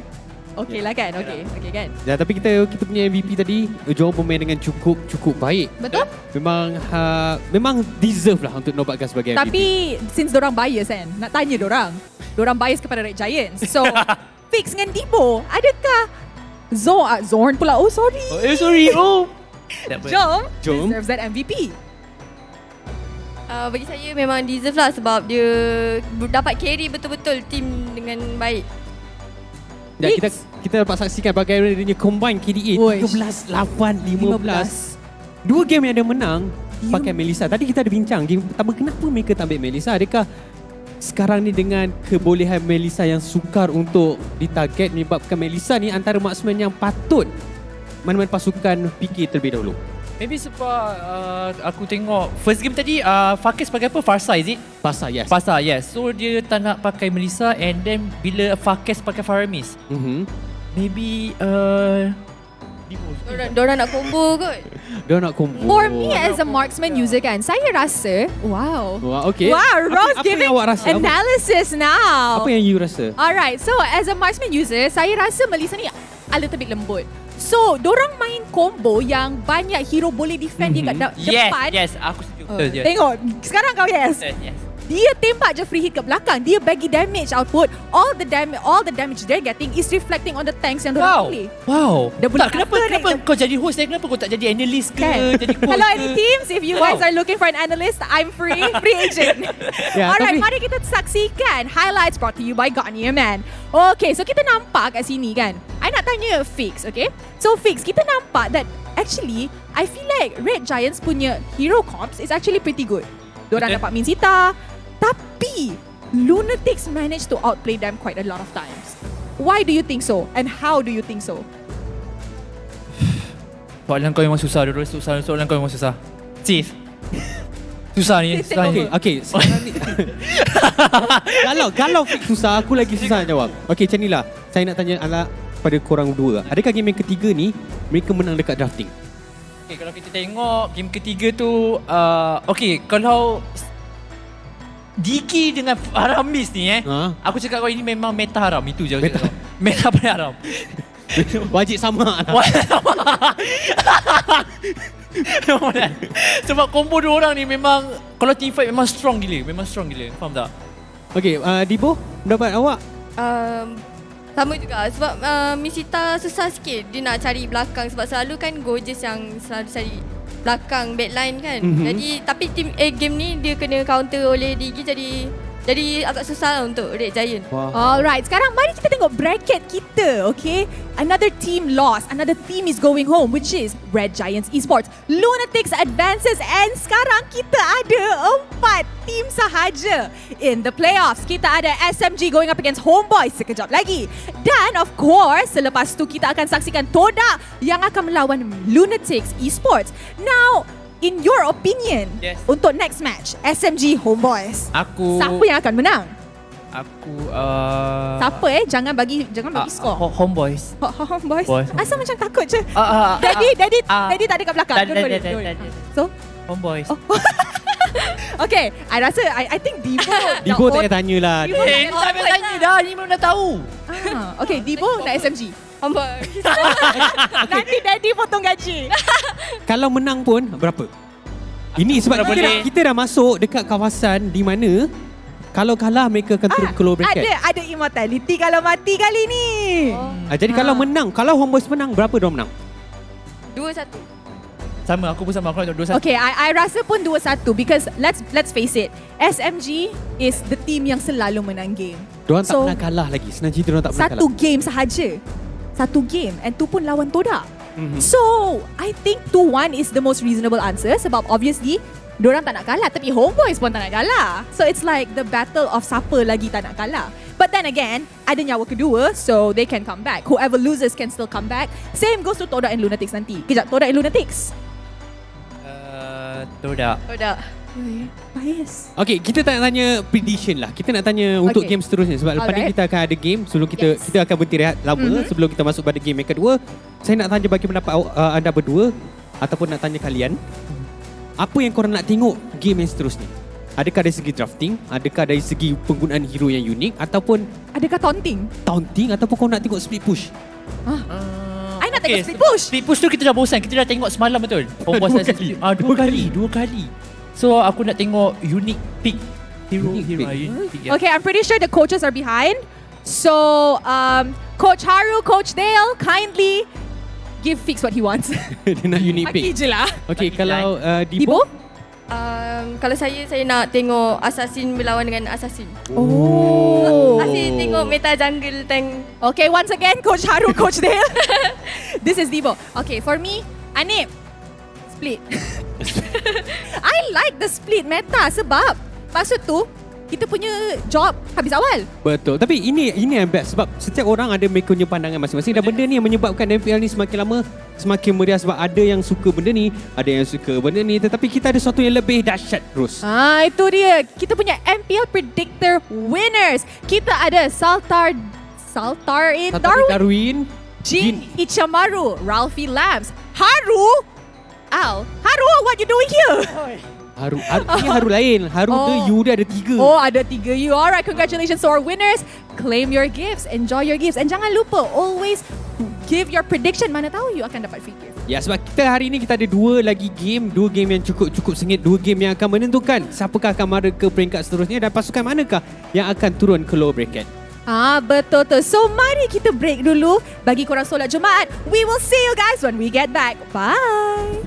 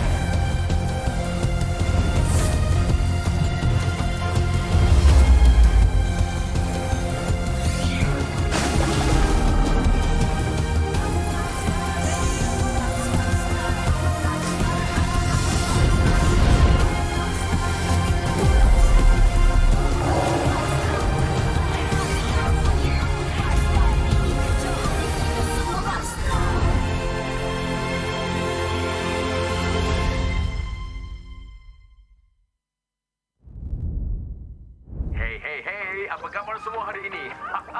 Bagi anda semua yang tengah bersiap-siap untuk menyambut Hari Raya esok, marilah kita sama-sama melayan sebuah lagu baru dari Homebois dan Mobile Legends. Enjoy semua! Ilang nasanya, be the superstar and show me who we really are. All of the better, it's time to say the kosong-kosong di pagi raya. All my family, yeah, all my homies, Mobile Legends brings us together.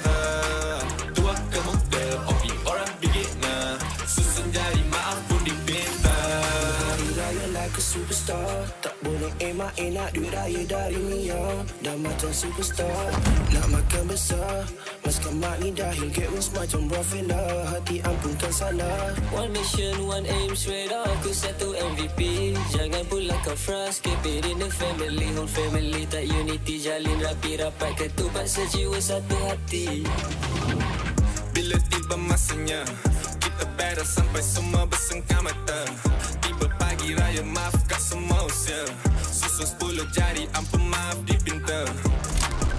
Oh pick a beginner, bring us together, and then we show macam mana settle. Kita family, tak ada yang kita nak kena lupa. Ku pasti Mobile Legends untuk kita semua.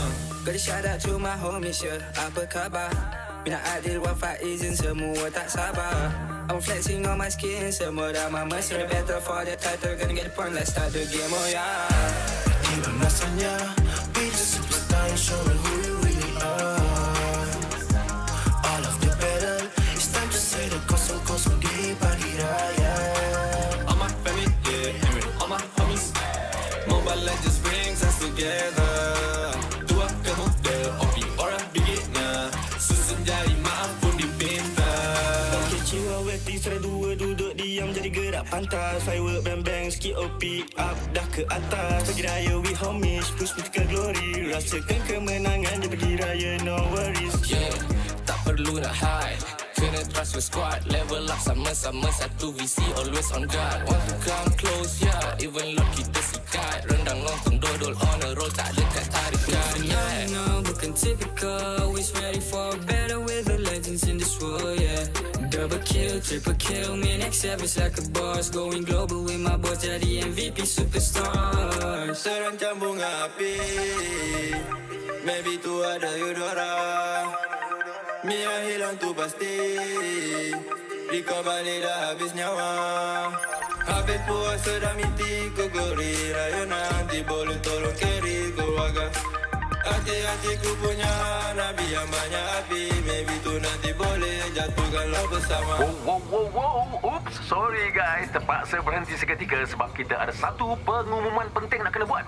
Hari Raya jatuh pada bukan esok guys, tapi lusa. Tak payahlah nak kelangkap. Guys, air lusa guys. Ya betul. Okey, tak apalah. Kita ML jom. Jom. Even masanya, we the superstar, showing who we really are. All of the battle, it's time to say the kosong-kosong di pagi raya. All my family, yeah, all my homies. Mobile Legends brings us together. Tua ke muda, opi orang bigitnya. Susun jari maaf pun dipinta.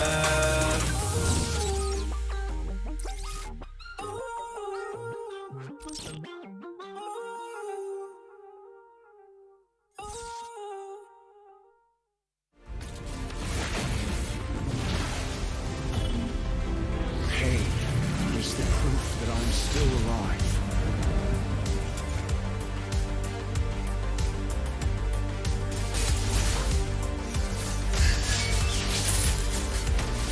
Mega kill! Legendary! Double kill! Stopping time.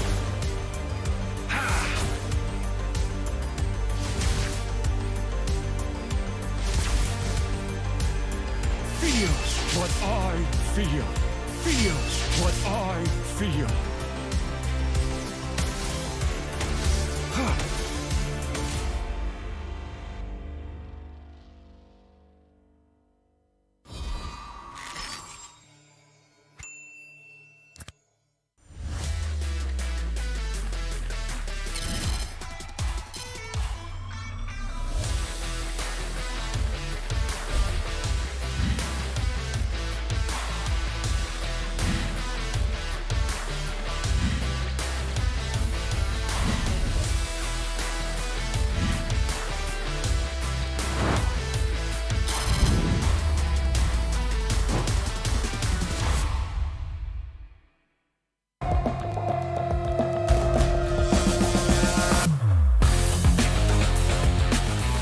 Memang banyak cabaran, tapi semuanya berikan aku pengalaman. Aku kena siap sedia, cari kekuatan untuk terus ke depan. Aku boleh buat dan kejar apa aku nak. Percaya pada perubahan. Jadilah bintang. Be the superstar.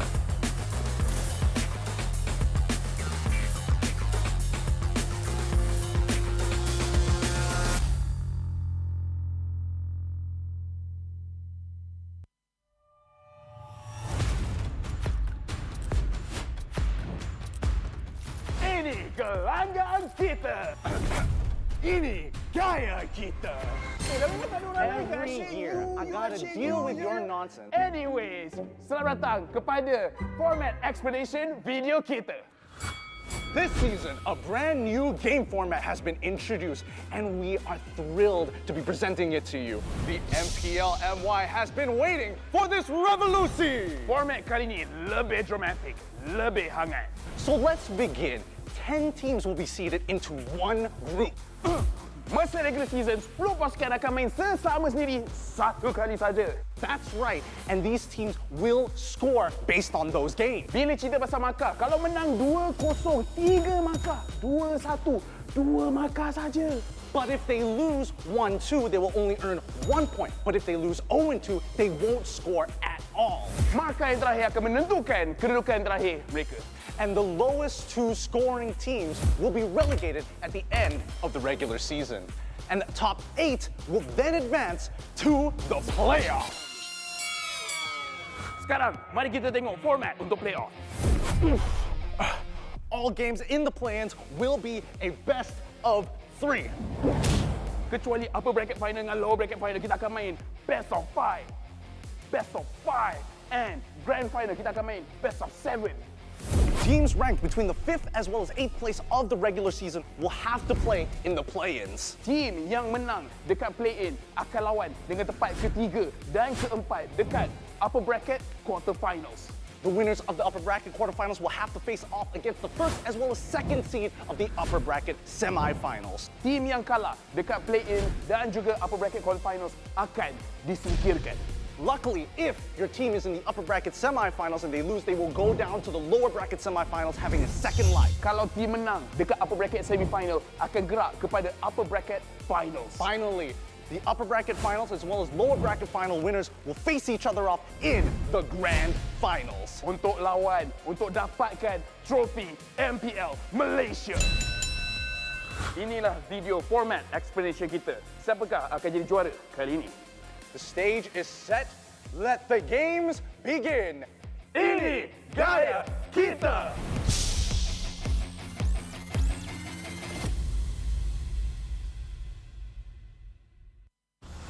Ladi sebuah bandaraya. Rentak berterusan yang menggalakkan kita ke depan.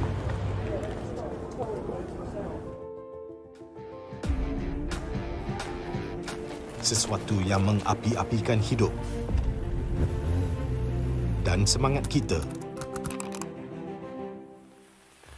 Setiap orang mempunyai gaya dan irama tersendiri. Tapi, apakah yang boleh menyatukan semua lapisan masyarakat?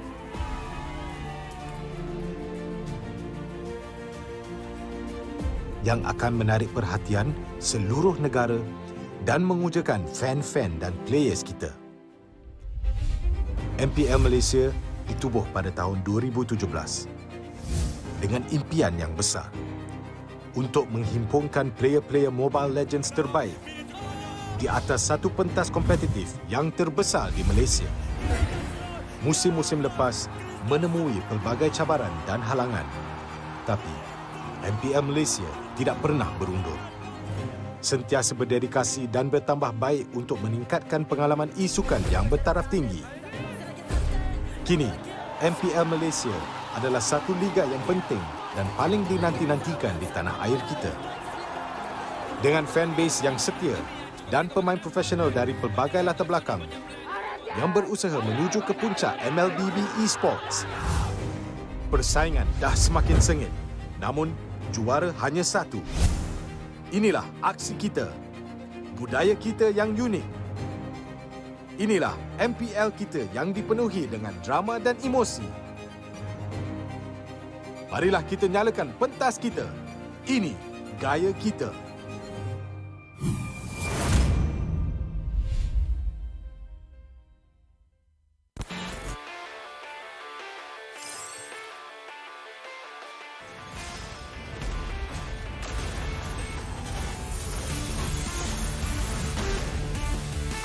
Priestess of primal lightning, the hunter of all the evil gods. Legendary! Meet your end! Legendary! Double kill!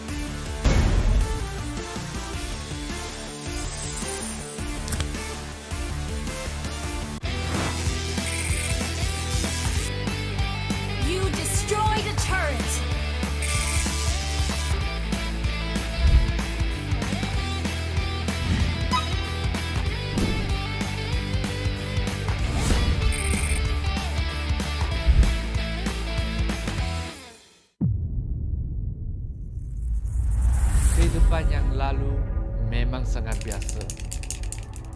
Aku penuhinya dengan warna. Tak kisah apa orang cakap, aku teruskan jua. Aku terus positif dan tingkatkan usaha. Bermula dari bawah, aku buktikan kemampuan. Hanya aku yang mampu mengejar cita-cita. Jadilah bintang. Be the superstar.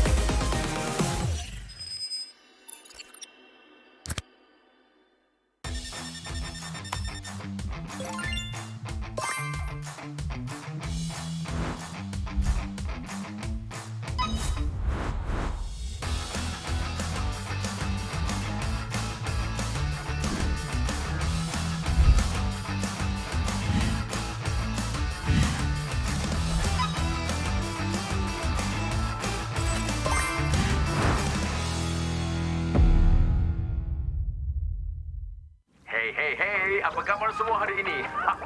Bagi anda semua yang tengah bersiap-siap untuk menyambut Hari Raya esok, marilah kita sama-sama melayan sebuah lagu baru dari Homebois dan Mobile Legends. Enjoy semua! Di mana saja, be the superstar, show me who you really are. All of the better, it's time to say the kosong-kosong di pagi raya. All my family, yeah, all my homies, Mobile Legends brings us together.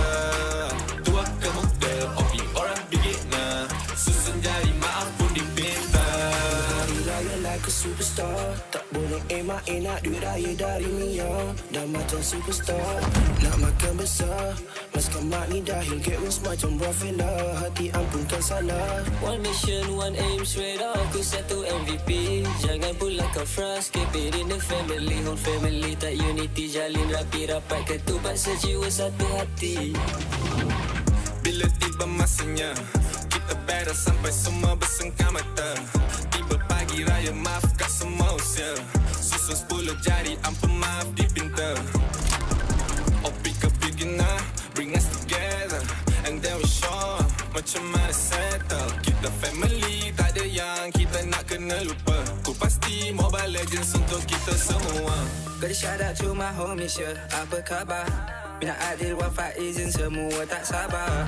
I'm flexing on my skin, semua dah mesra. Better for the title, gonna get the point, let's start the game, oh yeah. Tiba masanya, be the superstar, show me who you really are. All of the better, it's time to say the kosong-kosong di pagi raya. All my family, yeah, all my homies, Mobile together. Tua ke muda, opi orang beginner. Susun jari maaf pun dipinta. Catch you away, tiga dua duduk diam jadi gerak pantas. Firework bang-bang, sikit opi up dah ke atas. Pergi raya we homage, push ke glory. Rasakan kemenangan je pergi raya, no worries. Yeah, tak perlu nak hide. Kena trust your squad. Level up sama-sama, satu visi always on guard. Want to come close, yeah. Even Lord kita sikat. Rendang lontong dodol on a roll, tak dekat tarikan. Yeah, no, bukan typical. Always ready for better with the legends in this world, yeah. Double kill, triple kill. Me next service like a boss. Going global with my boss, jadi MVP superstar. Serancam bunga api. Maybe tu ada Eudora. Mia hilang tu pasti. Rika balik dah habis nyawa. Habis puasa dah miti ku gori. Raya nanti boleh tolong carry keluarga. Hati-hati ku punya Nabi yang banyak api. Maybe tu nanti boleh jatuhkan lo bersama. Wow. Oops, sorry guys. Terpaksa berhenti seketika sebab kita ada satu pengumuman penting nak kena buat. Hari Raya jatuh pada bukan esok guys, tapi lusa. Duh, tak payahlah nak kelangkap. Guys, hari lusa agak. Ya, betul. Okay, tak apalah. Kita ML jom. Jom. Di masanya, be the superstar, show me who you really are. All of the battle, it's time to say the kosong-kosong di pagi raya. All my family, yeah, all my homies.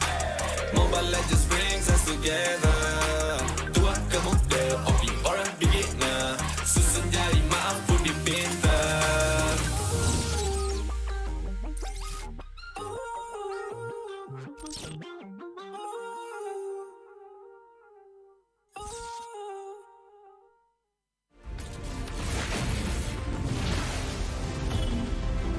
Pain is the proof that I'm still alive.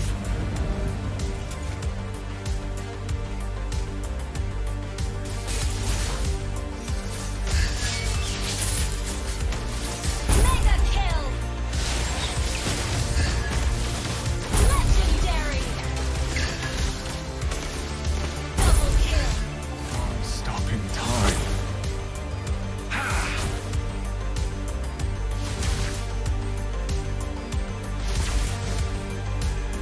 Feels what I feel.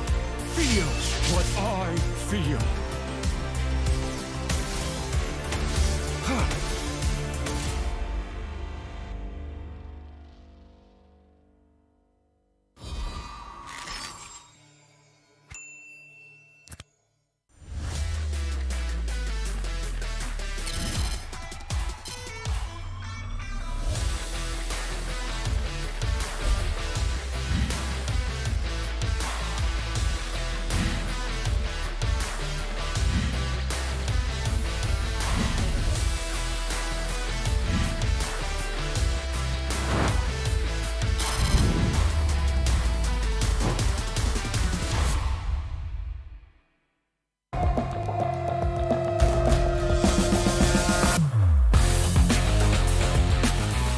Memang banyak cabaran, tapi semuanya berikan aku pengalaman.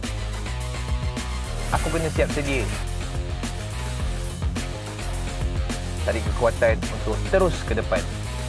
Aku boleh buat dan kejar apa aku nak. Percaya pada perubahan. Jadilah bintang. Be the superstar.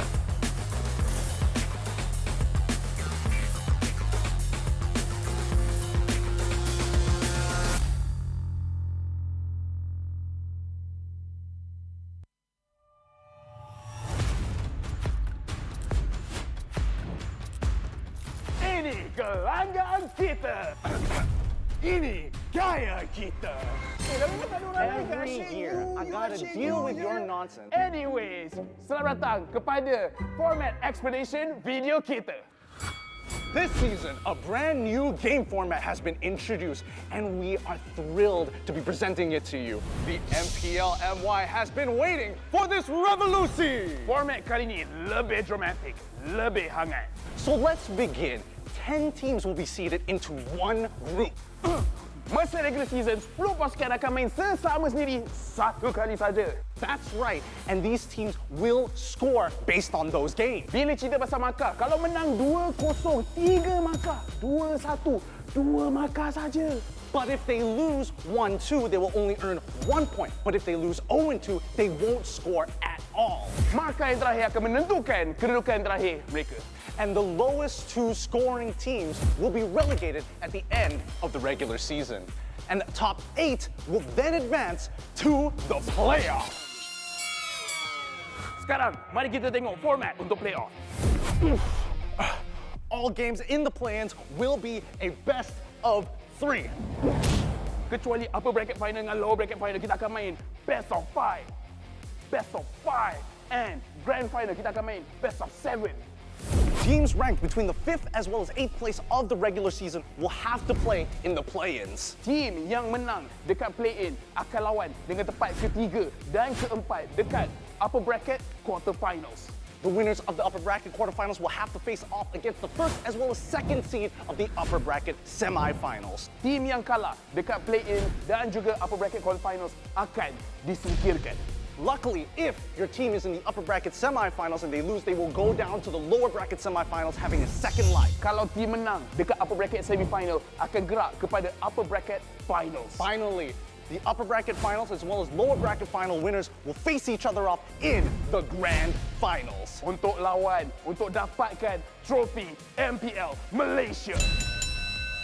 Inilah video format explanation kita. Siapakah akan jadi juara kali ini? The stage is set. Let the games begin. Ini gaya kita.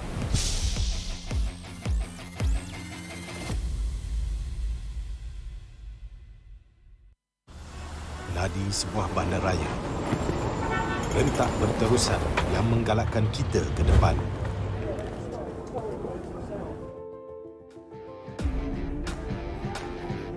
Sesuatu yang mengapi-apikan hidup dan semangat kita. Setiap orang mempunyai gaya dan irama tersendiri. Tapi, apakah yang boleh menyatukan semua lapisan masyarakat?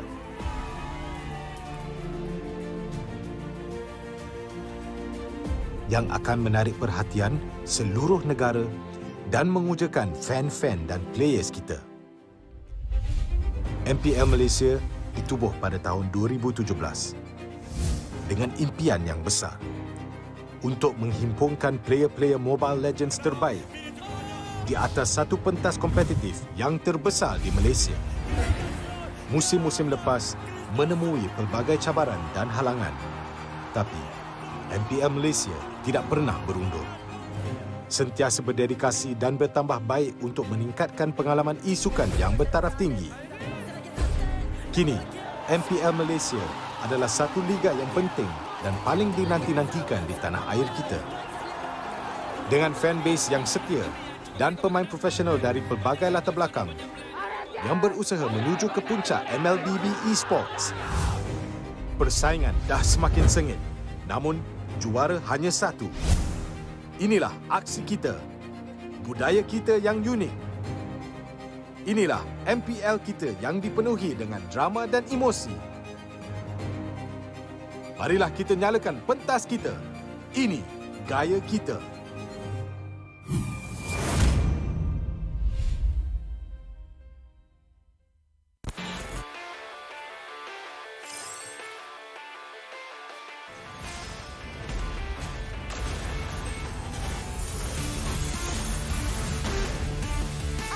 Priestess of primal lightning, the hunter of all the evil gods. Legendary! Meet your end! Legendary! Double kill!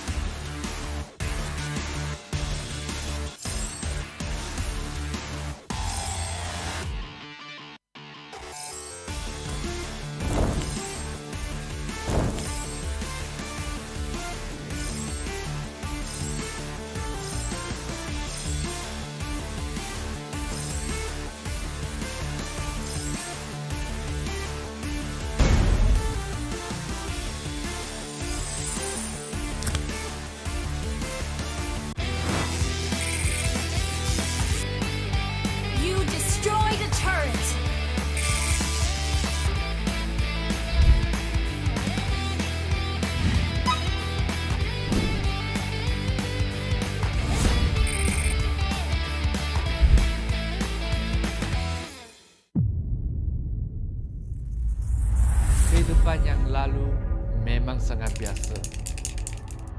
Aku penuhinya dengan warna. Tak kisah apa orang cakap, aku teruskan jua. Aku terus positif dan tingkatkan usaha. Bermula dari bawah, aku buktikan kemampuan. Hanya aku yang mampu mengejar cita-cita.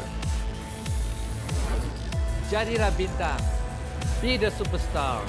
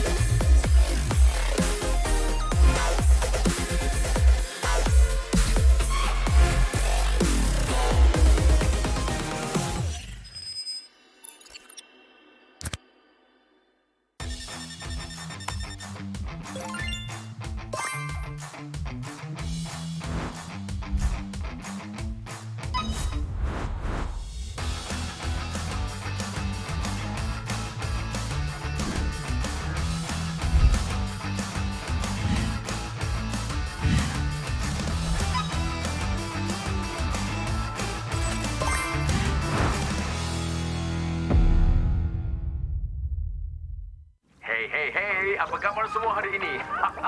Bagi anda semua yang tengah bersiap-siap untuk menyambut Hari Raya esok, marilah kita sama-sama melayan sebuah lagu baru dari Homebois dan Mobile Legends. Enjoy semua! Di mana saja, be the superstar, show me who you really are. All of the better, it's time to say the kosong-kosong di pagi raya. All my family, yeah, all my homies. Mobile Legends brings us together.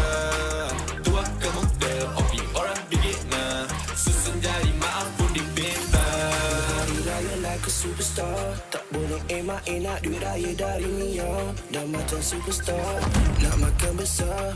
Maskan mak ni dahil get wins macam Rafaela. Hati ampunkan salah. One mission, one aim, straight up aku satu MVP. Jangan pulang kau frust, keep it in the family. Whole family tak unity, jalin rapi rapat. Ketupat sejiwa satu hati.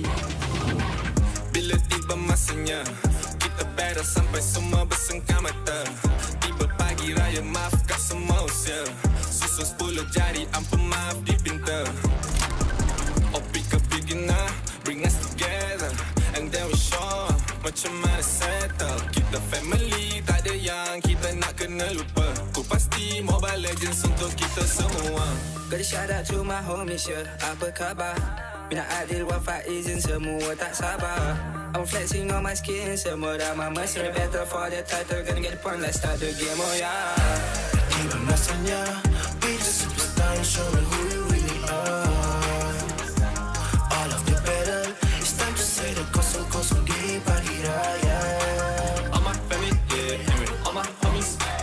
Mobile Legends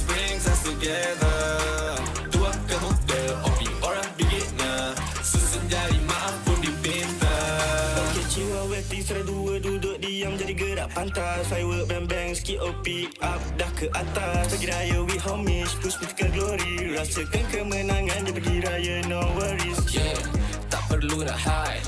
Kena trust with squad, level up sama-sama satu visi, always on guard. Want to come close, yeah, even Lord kita sikat. Rendang lontong dodol on a roll, tak dekat tarikan. Yeah, no, bukan typical, always ready for better with the legends in this world, yeah.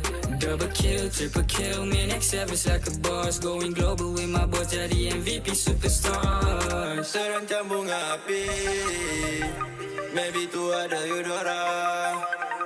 Mia hilang tu pasti, di kau balik dah habis nyawa. Habis puasa dah miti ku gori, raya nanti boleh tolong carry keluarga.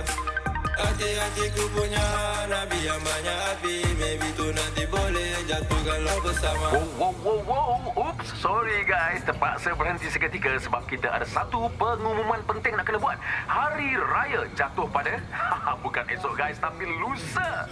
Duh, tak payah nak kelam kampung. Guys, hari lusa lah guys. Ya betul. Okay, tak apalah. Kita ML jom. Jom. Tiba masanya, be the superstar, show them who we really are. All of the battle, it's time to say the kosong-kosong di pagi raya. All my family, yeah, all my homies. Mobile Legends brings us together. Tua kemuda, opi orang bigitnya. Susun jari mampu dipinta.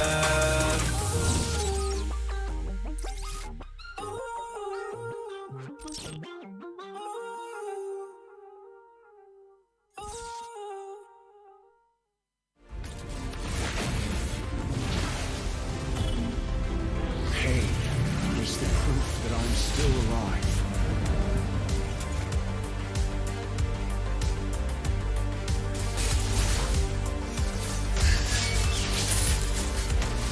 Mega kill! Legendary! Double kill! Stopping time.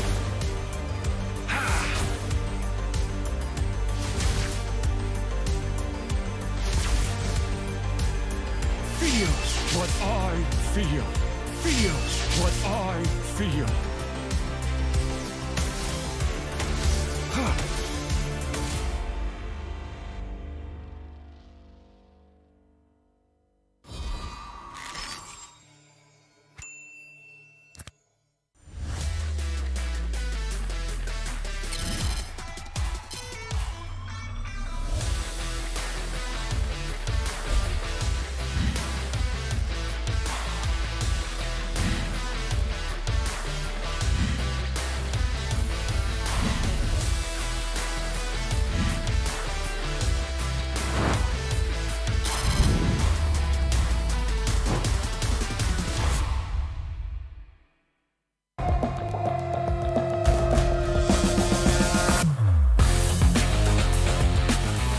Memang banyak cabaran, tapi semuanya berikan aku pengalaman.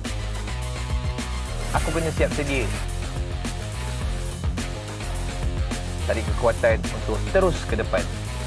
Aku boleh buat dan kejar apa aku nak. Percaya pada perubahan. Jadilah bintang. Be the superstar.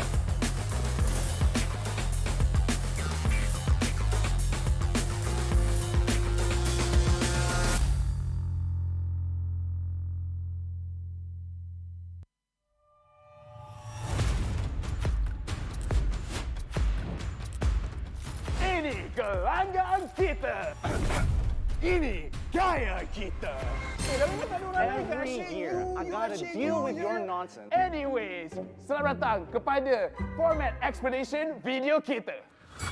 This season, a brand new game format has been introduced, and we are thrilled to be presenting it to you. The MPL MY has been waiting for this revolution. Format kali ini lebih dramatic, lebih hangat. So let's begin. 10 teams will be seated into one group.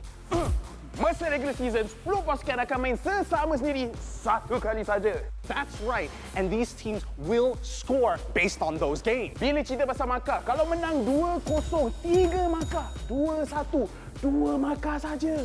But if they lose 1-2, they will only earn 1 point. But if they lose 0-2, they won't score at all. Markah yang terakhir akan menentukan kedudukan terakhir mereka.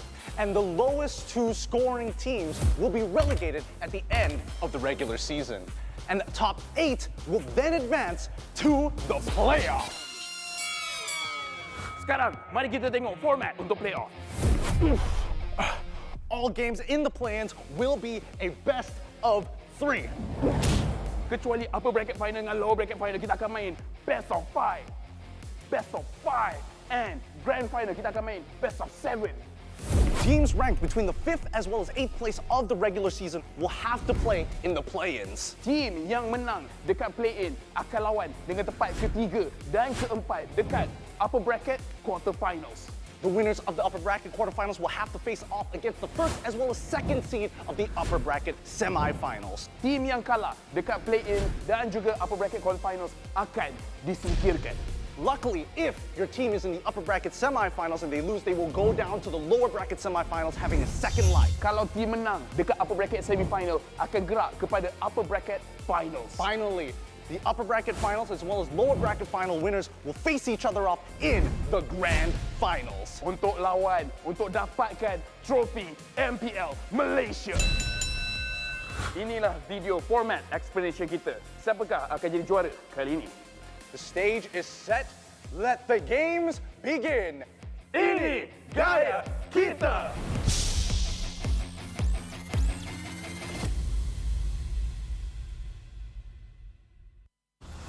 Ladi sebuah bandaraya. Rentak berterusan yang menggalakkan kita ke depan.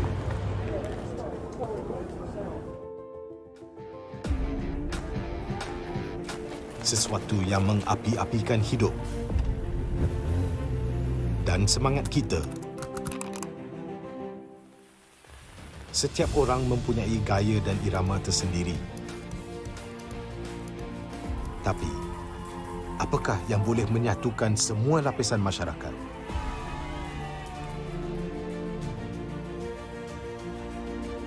Yang akan menarik perhatian seluruh negara dan mengujakan fan-fan dan players kita. MPL Malaysia ditubuh pada tahun 2017 dengan impian yang besar untuk menghimpunkan player-player Mobile Legends terbaik di atas satu pentas kompetitif yang terbesar di Malaysia. Musim-musim lepas menemui pelbagai cabaran dan halangan, tapi MPL Malaysia tidak pernah berundur. Sentiasa berdedikasi dan bertambah baik untuk meningkatkan pengalaman e-sukan yang bertaraf tinggi. Kini, MPL Malaysia adalah satu liga yang penting dan paling dinanti-nantikan di tanah air kita. Dengan fanbase yang setia dan pemain profesional dari pelbagai latar belakang yang berusaha menuju ke puncak MLBB Esports. Persaingan dah semakin sengit, namun juara hanya satu. Inilah aksi kita, budaya kita yang unik. Inilah MPL kita yang dipenuhi dengan drama dan emosi. Marilah kita nyalakan pentas kita. Ini gaya kita.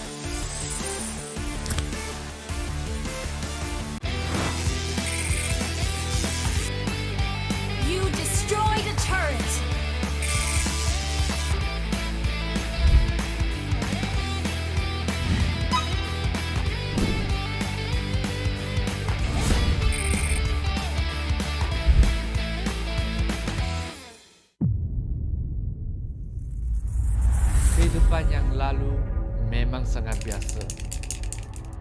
Aku penuhinya dengan warna. Tak kisah apa orang cakap, aku teruskan jua. Aku terus positif dan tingkatkan usaha. Bermula dari bawah, aku buktikan kemampuan. Hanya aku yang mampu mengejar cita-cita. Jadilah bintang. Be the superstar.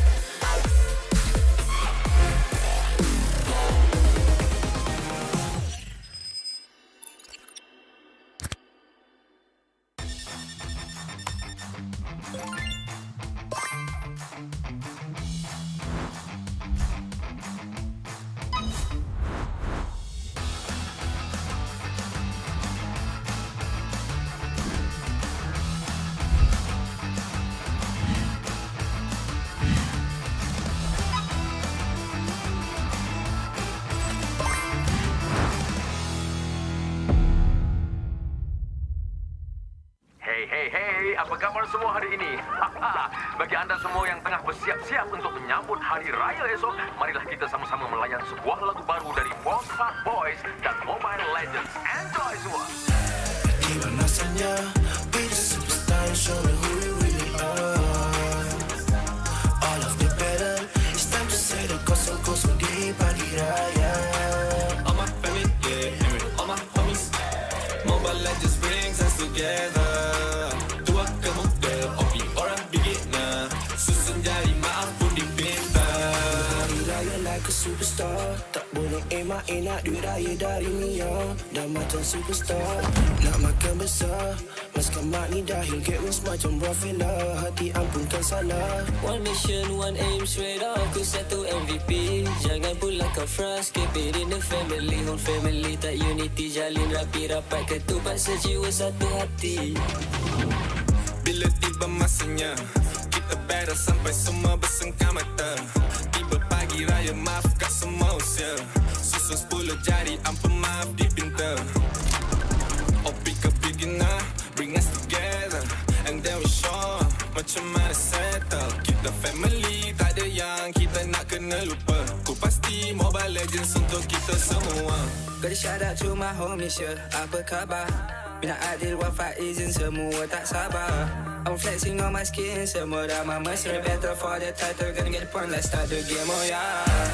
Iwan asalnya, be the superstar and show me who we really are. All of the better, it's time to say the kosong-kosong di pagi raya. All my family, yeah, all my homies. Mobile Legends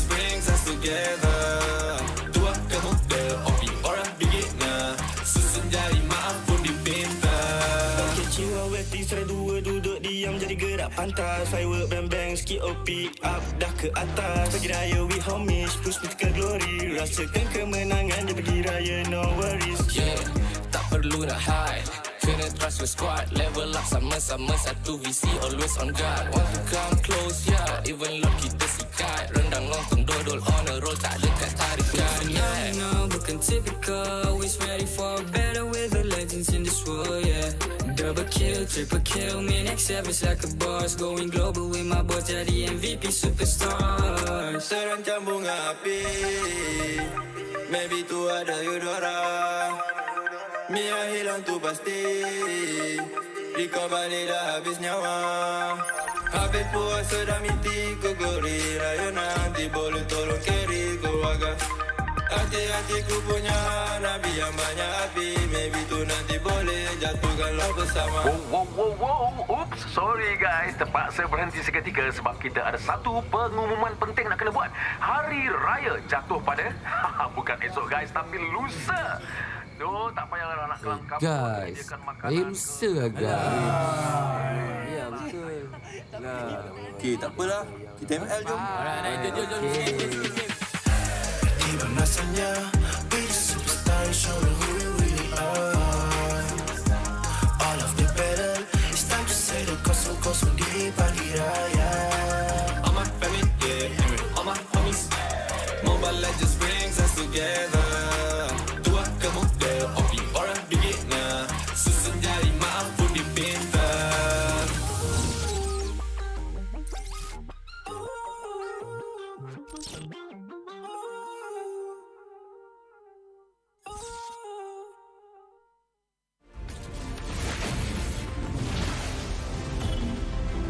Pain is the proof that I'm still alive.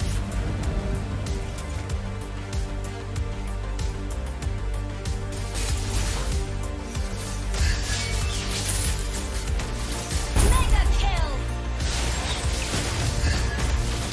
Legendary! Double kill! Stopping time.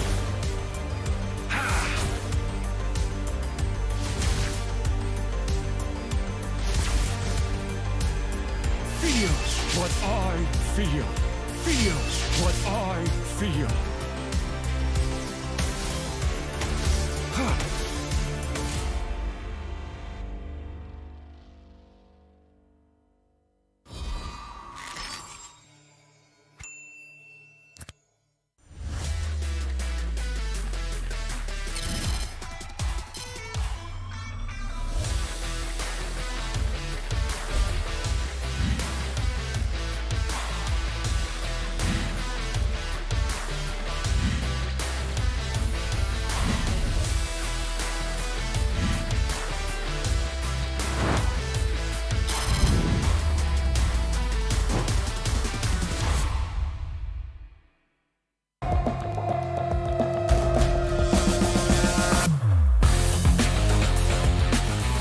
Memang banyak cabaran, tapi semuanya berikan aku pengalaman. Aku kena siap sedia, cari kekuatan untuk terus ke depan. Aku boleh buat dan kejar apa aku nak. Percaya pada perubahan. Jadilah bintang. Be the superstar.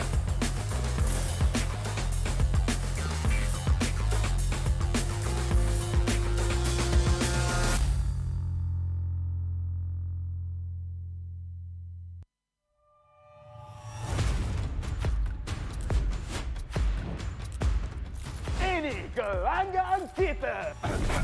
Ini gaya kita. Every year, I gotta deal with your nonsense. Anyways, selamat datang kepada Format Expedition video kita. This season, a brand new game format has been introduced, and we are thrilled to be presenting it to you. The MPL MY has been waiting for this revolution. Format kali ini lebih dramatic, lebih hangat. So let's begin. 10 teams will be seated into one group. Masa regular season, 10 pasukan akan main sesama sendiri satu kali saja. That's right, and these teams will score based on those games. Bila cerita pasal markah, kalau menang 2-0, 3 markah. 2-1, 2 markah saja. But if they lose 1-2, they will only earn 1 point. But if they lose 0-2, they won't score at all. Markah yang terakhir akan menentukan kedudukan terakhir mereka. And the lowest 2 scoring teams will be relegated at the end of the regular season. And the top 8 will then advance to the playoff. Sekarang, mari kita tengok format untuk playoff. All games in the play-ins will be a best of 3.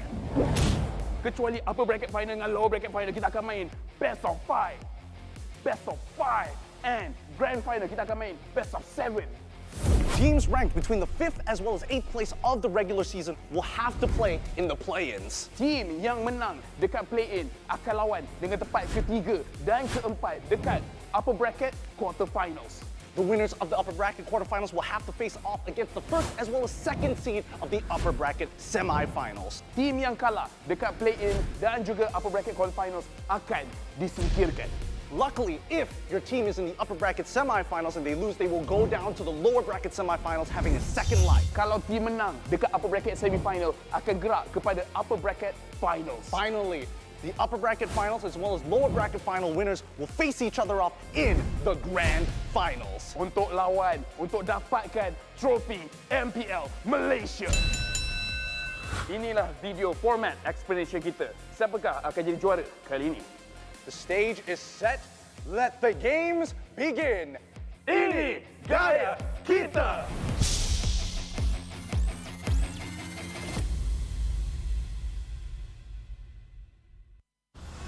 Nadi sebuah bandaraya. Rentak berterusan yang menggalakkan kita ke depan.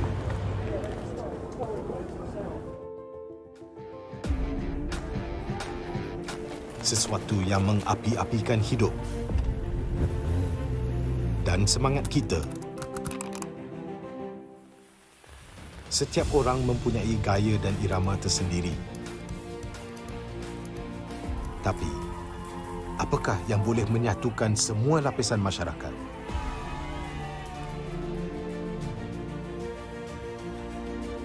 Yang akan menarik perhatian seluruh negara dan mengujakan fan-fan dan players kita. MPL Malaysia ditubuh pada tahun 2017 dengan impian yang besar untuk menghimpunkan player-player Mobile Legends terbaik di atas satu pentas kompetitif yang terbesar di Malaysia. Musim-musim lepas menemui pelbagai cabaran dan halangan, tapi MPL Malaysia tidak pernah berundur. Sentiasa berdedikasi dan bertambah baik untuk meningkatkan pengalaman e-sukan yang bertaraf tinggi. Kini, MPL Malaysia adalah satu liga yang penting dan paling dinanti-nantikan di tanah air kita. Dengan fanbase yang setia dan pemain profesional dari pelbagai latar belakang yang berusaha menuju ke puncak MLBB Esports. Persaingan dah semakin sengit, namun juara hanya satu. Inilah aksi kita, budaya kita yang unik. Inilah MPL kita yang dipenuhi dengan drama dan emosi. Marilah kita nyalakan pentas kita. Ini gaya kita.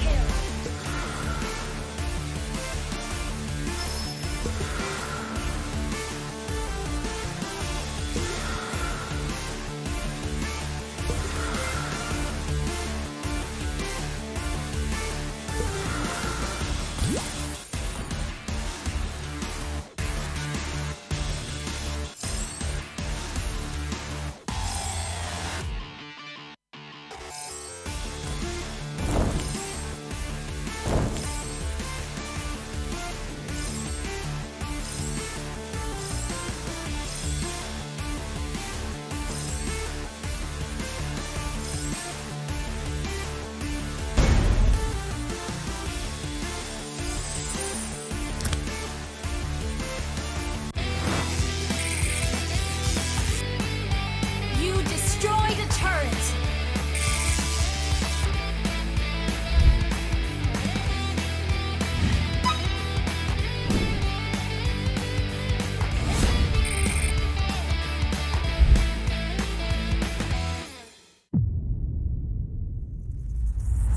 Kehidupan yang lalu memang sangat biasa. Aku penuhinya dengan warna. Tak kisah apa orang cakap, aku teruskan jua. Aku terus positif dan tingkatkan usaha. Bermula dari bawah, aku buktikan kemampuan. Hanya aku yang mampu mengejar cita-cita. Jadilah bintang. Be the superstar.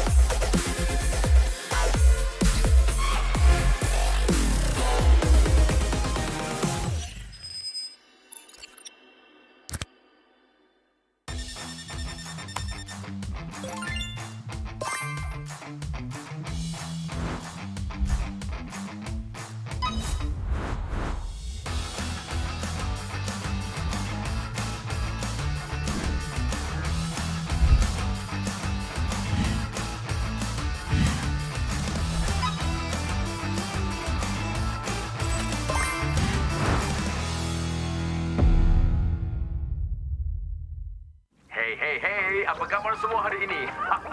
Bagi anda semua yang tengah bersiap-siap untuk menyambut Hari Raya esok, marilah kita sama-sama melayan sebuah lagu baru dari Homebois dan Mobile Legends. Enjoy semua! Di mana saja, be the superstar and show me who you really are.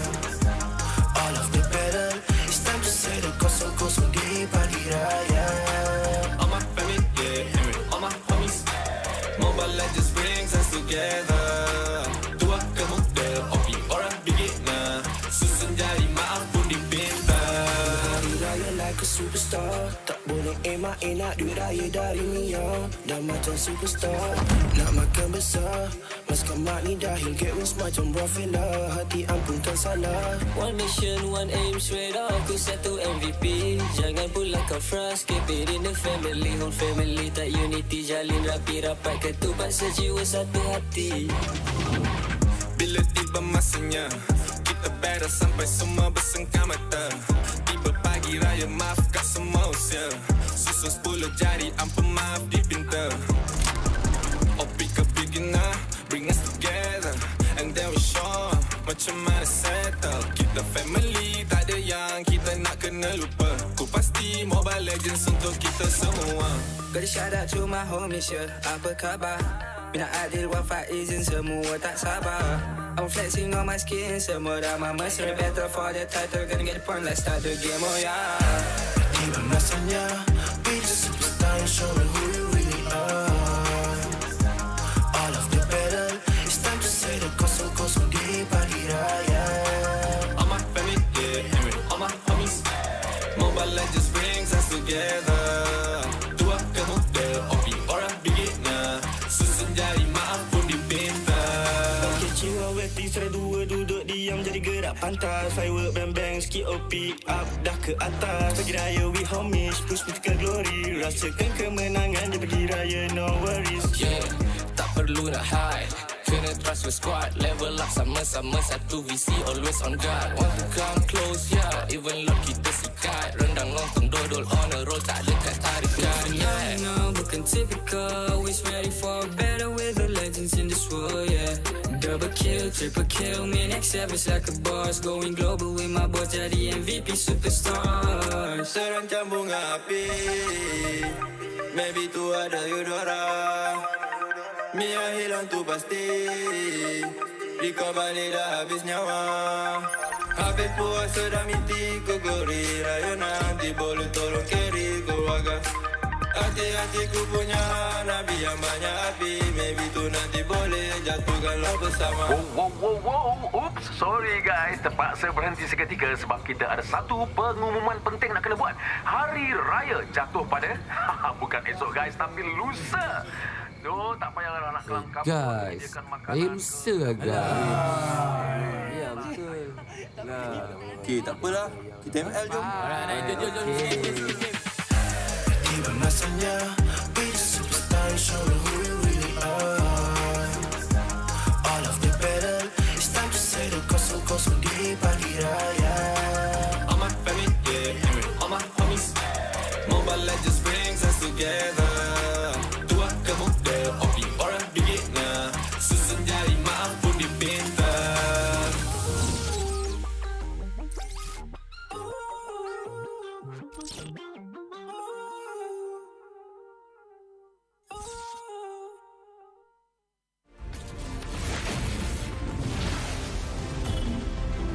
Pain is the proof that I'm still alive.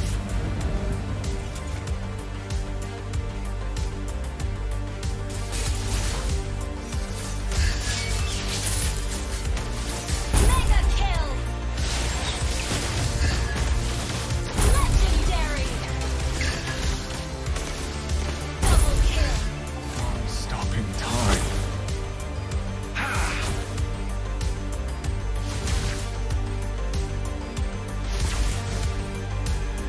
Feels what I feel. Feels what I feel.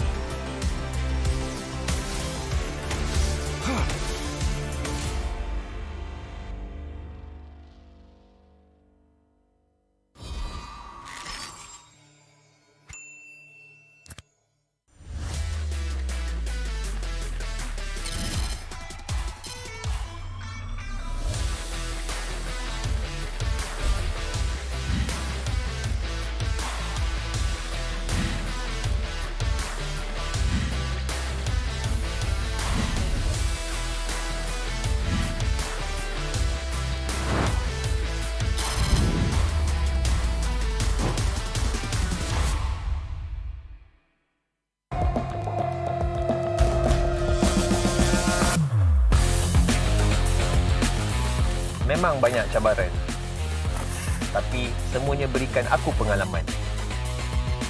Aku kena siap sedia, cari kekuatan untuk terus ke depan. Aku boleh buat dan kejar apa aku nak. Percaya pada perubahan. Jadilah bintang. Be the superstar.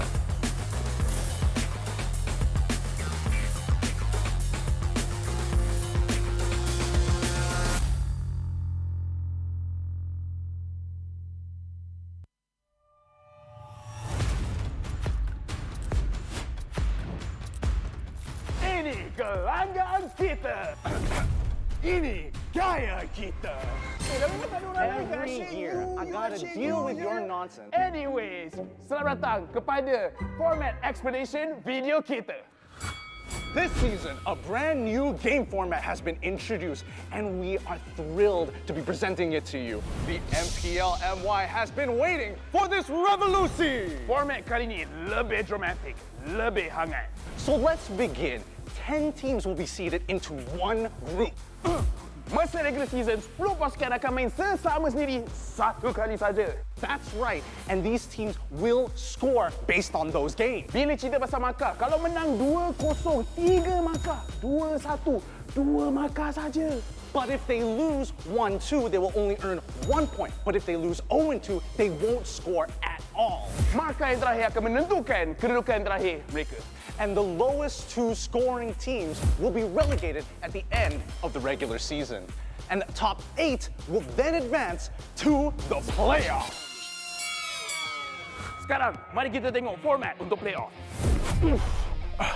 All games in the play-ins will be a best of 3.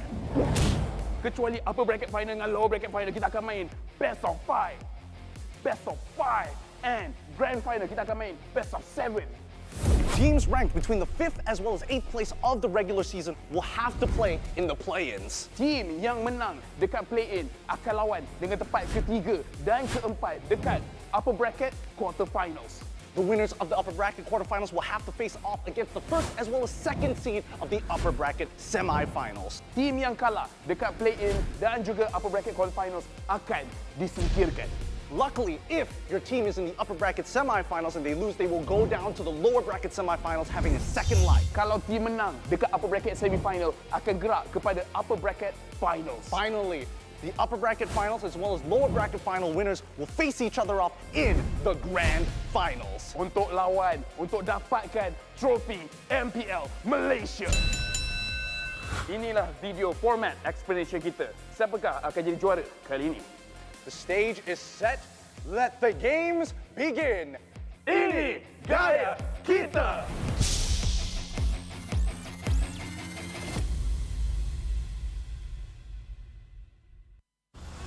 Nadi sebuah bandaraya. Rentak berterusan yang menggalakkan kita ke depan.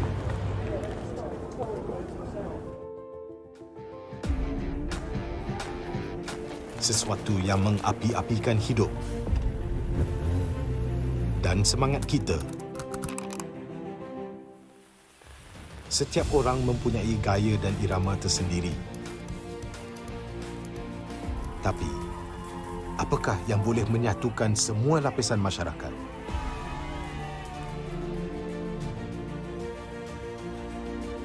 Yang akan menarik perhatian seluruh negara dan mengujakan fan-fan dan players kita. MPL Malaysia ditubuh pada tahun 2017 dengan impian yang besar untuk menghimpunkan player-player Mobile Legends terbaik di atas satu pentas kompetitif yang terbesar di Malaysia. Musim-musim lepas menemui pelbagai cabaran dan halangan, tapi MPL Malaysia tidak pernah berundur. Sentiasa berdedikasi dan bertambah baik untuk meningkatkan pengalaman e-sukan yang bertaraf tinggi. Kini, MPL Malaysia adalah satu liga yang penting dan paling dinanti-nantikan di tanah air kita. Dengan fanbase yang setia dan pemain profesional dari pelbagai latar belakang yang berusaha menuju ke puncak MLBB Esports. Persaingan dah semakin sengit, namun juara hanya satu. Inilah aksi kita, budaya kita yang unik. Inilah MPL kita yang dipenuhi dengan drama dan emosi. Marilah kita nyalakan pentas kita. Ini gaya kita.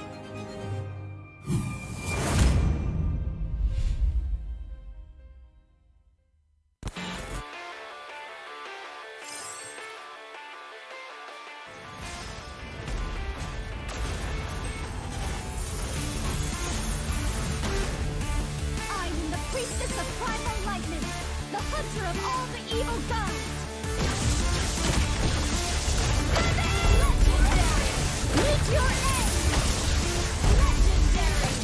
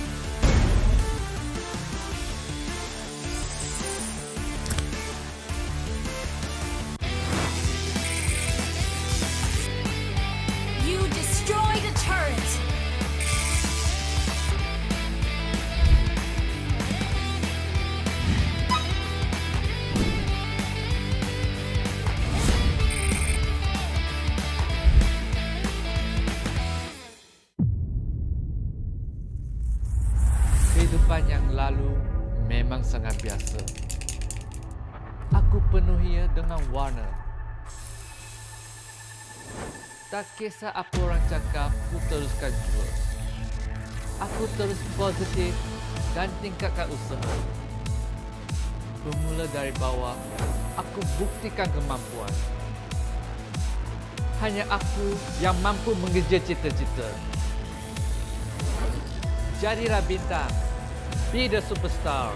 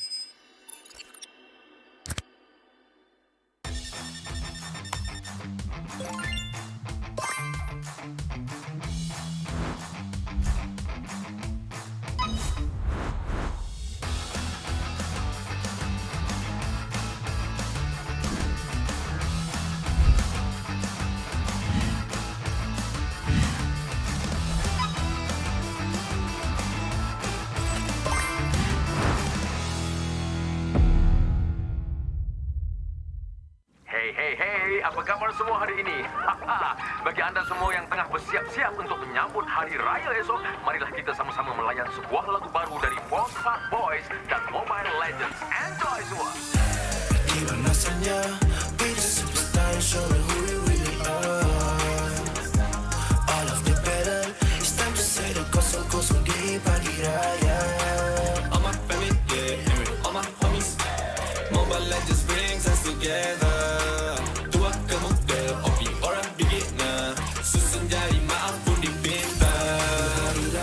Superstar, tak boleh emak-enak duit raya dari Mia. Dah macam superstar, nak makan besar. Maskan mak ni dahil get wins macam buah fella. Hati ampunkan salah. One mission, one aim, straight up ku satu MVP. Jangan pula kau frust, keep it in the family. Whole family tak unity, jalin rapi rapat. Ketupat sejiwa satu hati. Bila tiba masanya, kita battle sampai semua bersengkam mata. Tiba pagi raya, maafkan semua usia. Susun 10 jari, ampun maaf dipinta. Oh pick a beginner, bring us together. And then we show macam mana settle. Kita family, tak ada yang kita nak kena lupa. Ku pasti Mobile Legends untuk kita semua. Gotta shout out to my homies, yeah. Apa khabar? Mina Adil, Wafa, izin semua tak sabar. I'm flexing on my skin, semua dah mesra. Better for the title, gonna get the point, let's start the game, oh yeah. Iban masanya, be the superstar and show me who you really are.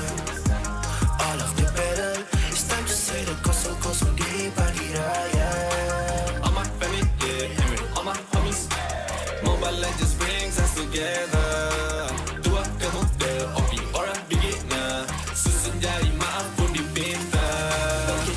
Lunatix try dua duduk diam jadi gerak pantas. Firework bang-bang sikit OP up dah ke atas. Pergi raya we homage push ke glory. Rasakan kemenangan dia pergi raya no worries. Yeah, tak perlu nak hide. Kena trust your squad. Level up sama-sama satu visi always on guard. Want to come close, yeah. Even Lord kita sikat. Rendang lontong dodol on a roll. Tak dekat tarikan, yeah. No, bukan typical. Always ready for better with the legends in this world, yeah. Double kill, triple kill. Me next service like a boss. Going global with my boss. Jadi MVP superstar. Terancam bunga api. Maybe tu ada Eudora. Mia hilang tu pasti. Riko balik dah habis nyawa. Habis puasa dah miti ku gori. Raya nanti boleh tolong carry keluarga. Hati-hati ku punya nabi yang banyak api. Maybe tu nanti boleh jatuhkan lo bersama. Wow. Oops, sorry guys. Terpaksa berhenti seketika sebab kita ada satu pengumuman penting nak kena buat. Hari Raya jatuh pada bukan esok guys, tapi lusa. So, tak payahlah nak kelangkap. Guys, hari lusa lah guys. Ya, betul. Okay, tak apalah. Kita ML jom. Jom. Tiba masanya, be the superstar, show them who we really are. All of the battle, it's time to say the kosong-kosong di pagi raya. All my family, yeah, all my homies. Mobile Legends brings us together. Tua kemuda, opi orang bigitnya. Susun jari maaf pun dipinta.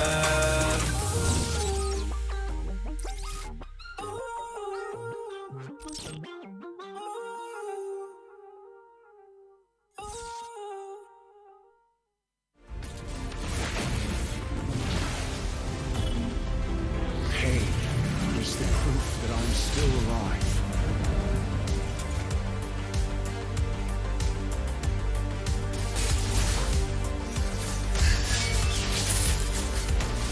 Mega kill! Legendary! Double kill! Stopping time.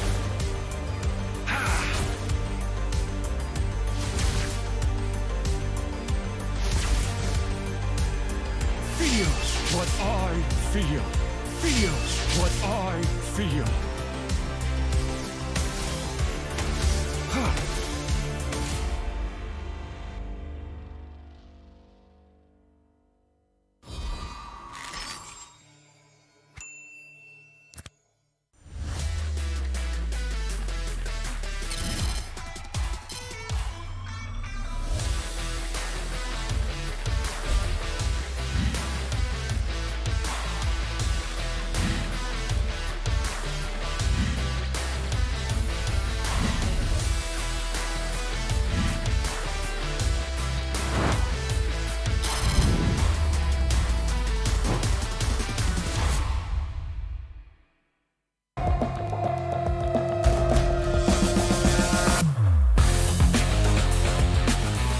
Memang banyak cabaran, tapi semuanya berikan aku pengalaman. Aku kena siap sedia, cari kekuatan untuk terus ke depan. Aku boleh buat dan kejar apa aku nak. Percaya pada perubahan. Jadilah bintang. Be the superstar.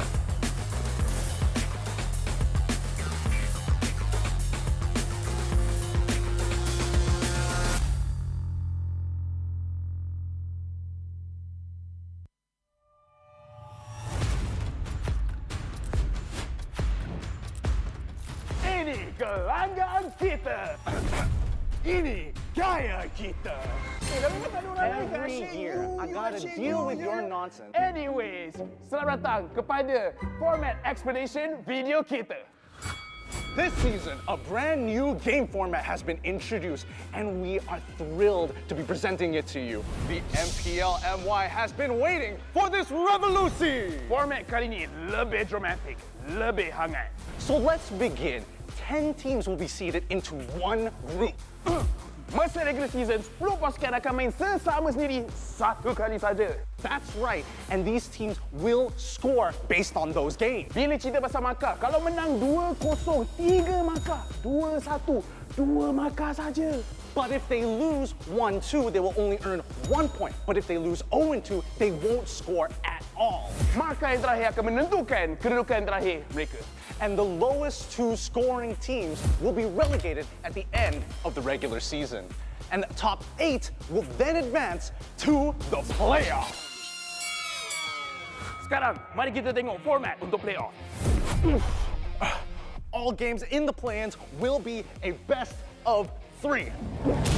Kecuali upper bracket final dengan lower bracket final, kita akan main best of 5. Best of 5.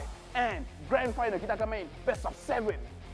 Teams ranked between the 5th as well as 8th place of the regular season will have to play in the play-ins. Team yang menang dekat play-in akan lawan dengan tempat ketiga dan keempat dekat upper bracket quarterfinals. The winners of the upper bracket quarterfinals will have to face off against the first as well as second seed of the upper bracket semifinals. Team yang kalah dekat play-in dan juga upper bracket quarterfinals akan disingkirkan. Luckily, if your team is in the upper bracket semifinals and they lose, they will go down to the lower bracket semifinals having a second life. Kalau team menang dekat upper bracket semifinal, akan gerak kepada upper bracket finals. Finally, the upper bracket finals as well as lower bracket final winners will face each other off in the grand finals. Untuk lawan, untuk dapatkan trofi MPL Malaysia. Inilah video format explanation kita. Siapakah akan jadi juara kali ini? The stage is set. Let the games begin. Ini gaya kita.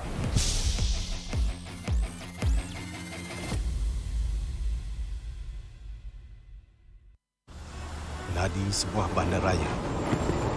Rentak berterusan yang menggalakkan kita ke depan.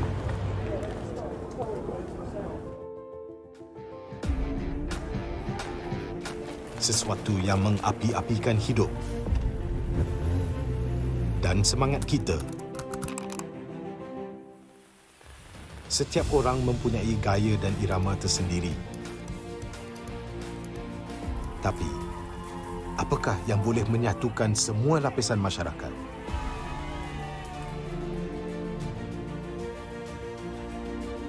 Yang akan menarik perhatian seluruh negara dan mengujakan fan-fan dan players kita. MPL Malaysia ditubuh pada tahun 2017 dengan impian yang besar untuk menghimpunkan player-player Mobile Legends terbaik di atas satu pentas kompetitif yang terbesar di Malaysia. Musim-musim lepas menemui pelbagai cabaran dan halangan, tapi MPL Malaysia tidak pernah berundur. Sentiasa berdedikasi dan bertambah baik untuk meningkatkan pengalaman e-sukan yang bertaraf tinggi. Kini, MPL Malaysia adalah satu liga yang penting dan paling dinanti-nantikan di tanah air kita. Dengan fanbase yang setia dan pemain profesional dari pelbagai latar belakang yang berusaha menuju ke puncak MLBB Esports. Persaingan dah semakin sengit, namun juara hanya satu. Inilah aksi kita, budaya kita yang unik. Inilah MPL kita yang dipenuhi dengan drama dan emosi. Marilah kita nyalakan pentas kita. Ini gaya kita.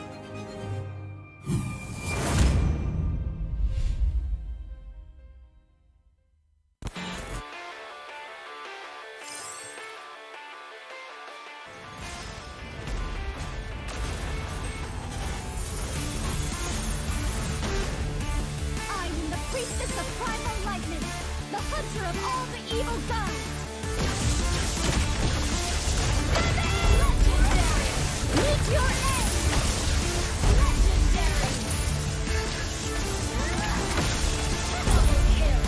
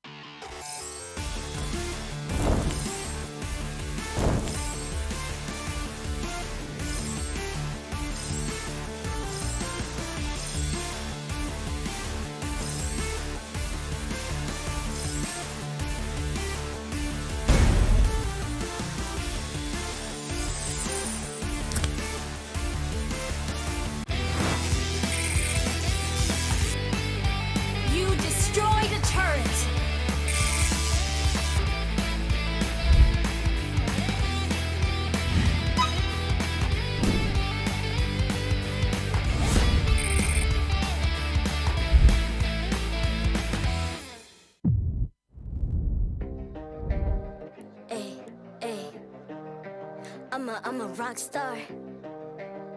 Yeah, Rock star? Ay, ay, ay. I'm a rock star, baby, I'm a rock star.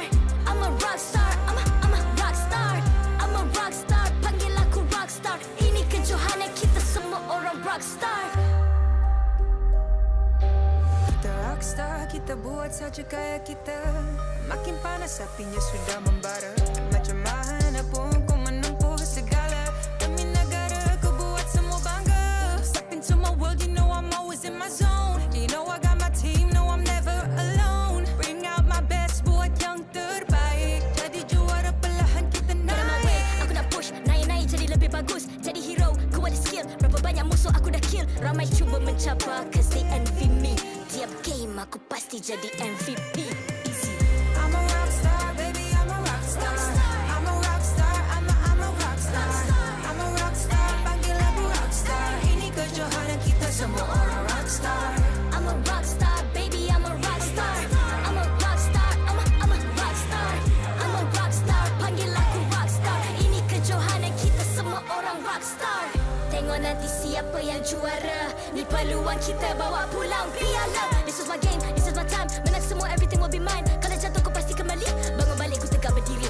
Kuatkanlah tenaga, ganjaran diperoleh. Ni kejohanan kita, Malaysia memang boleh. Rise up to the top, kita buat bersama. Semangat kita kuat di bawah satu bendera. Ay.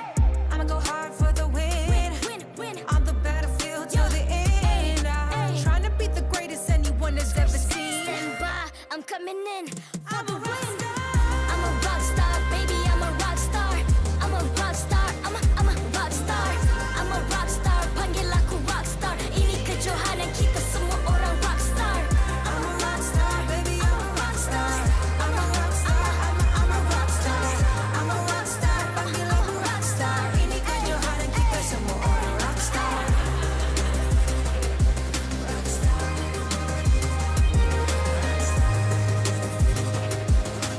Ini kejohanan kita semua orang rockstar. I'm a rockstar, baby, I'm a rockstar. I'm a rockstar, I'm a rockstar. I'm a rockstar, panggil aku rockstar. Ini kejohanan kita semua orang rockstar.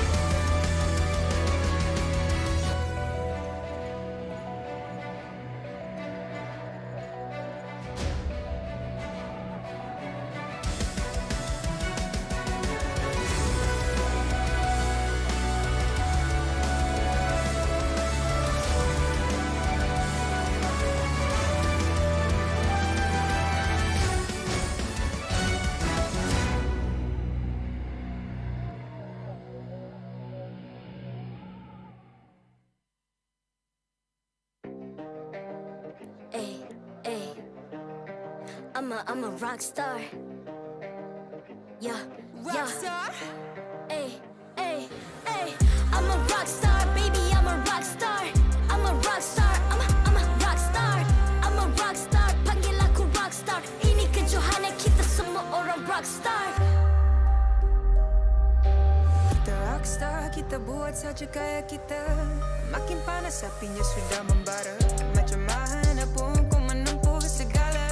Demi negara kau buat semua bangga. Step into my world, you know I'm always in my zone. You know I got my team, no I'm never alone. Bring out my best, buat yang terbaik. Jadi juara perlahan kita naik. Aku nak push, naik-naik jadi lebih bagus. Jadi hero, ku mencapai, cause they envy me. Tiap game aku pasti jadi MVP. Easy. I'm a rockstar, baby, I'm a rockstar. I'm a rockstar, I'm a rockstar. I'm a rockstar, panggil aku rockstar. Ini kejohanan kita semua orang rockstar. I'm a rockstar, baby, I'm a rockstar. I'm a rockstar, I'm a rockstar. I'm a rockstar, panggil aku rockstar. Ini kejohanan kita semua orang rockstar. Tengok nanti siapa yang juara. Ni peluang kita bawa pulang piala. This is my game, this is my time. Menang semua, everything will be mine. Kalau jatuh kau pasti kembali. Bangun balik ku tegak berdiri. Kuatkanlah tenaga, ganjaran diperoleh. Ni kejohanan kita, Malaysia memang boleh. Rise up to the top, kita buat bersama. Semangat kita kuat di bawah satu bendera. I'ma go hard for the win. Win. On the battlefield till the end. I'm trying to beat the greatest anyone has ever seen. Stand by, I'm coming in for the win. I'm a rockstar, baby, I'm a rockstar. I'm a rockstar, I'm a rockstar. I'm a rockstar, panggil aku rockstar. Ini kejohanan kita semua orang rockstar. I'm a rockstar, baby, I'm a rockstar. I'm a rockstar, I'm a rockstar. I'm a rockstar, panggil aku rockstar. Ini kejohanan kita semua orang rockstar.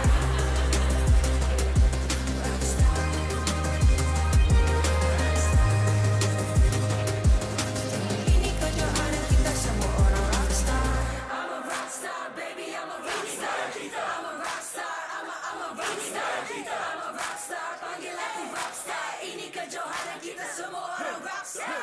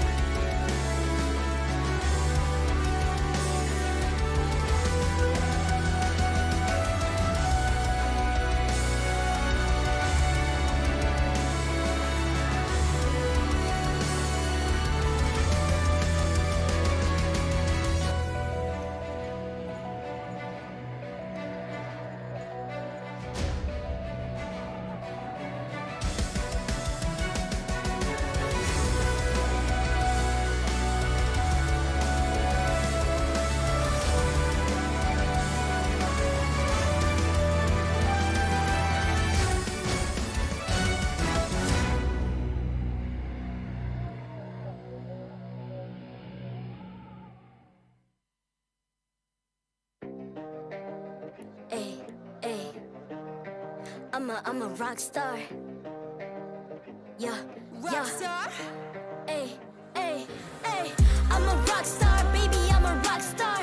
I'm a rock star, I'm a rock star. I'm a rock star, panggil aku rock star. Ini kejohanan kita semua orang rock star.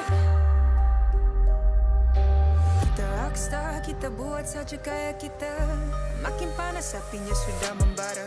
Macam mana pun ku menempuh segala. Demi negara ku buat semua bangga. Step into my world, you know I'm always in my zone. You know I got my team, know I'm never alone. Bring out my best, buat yang terbaik. Jadi juara perlahan kita naik. Get on my way, aku nak push, naik jadi lebih bagus. Jadi hero, ku ada skill. Berapa banyak musuh aku dah kill. Ramai cuba mencapai, cause they envy me. Tiap game aku pasti jadi MVP. Easy. I'm a rockstar, baby, I'm a rockstar. I'm a rockstar, I'm a rockstar. I'm a rockstar, panggil aku rockstar. Ini kejohanan kita semua orang rockstar. I'm a rockstar, baby, I'm a rockstar. I'm a rockstar, I'm a rockstar. I'm a rockstar, panggil aku rockstar. Ini kejohanan kita semua orang rockstar. Tengok nanti siapa yang juara. Ni peluang kita bawa pulang piala. This is my game, this is my time. Menang semua, everything will be mine. Kalau jatuh kau pasti kembali. Bangun balik ku tegak berdiri. Kuatkanlah tenaga, ganjaran diperoleh. Ni kejohanan kita.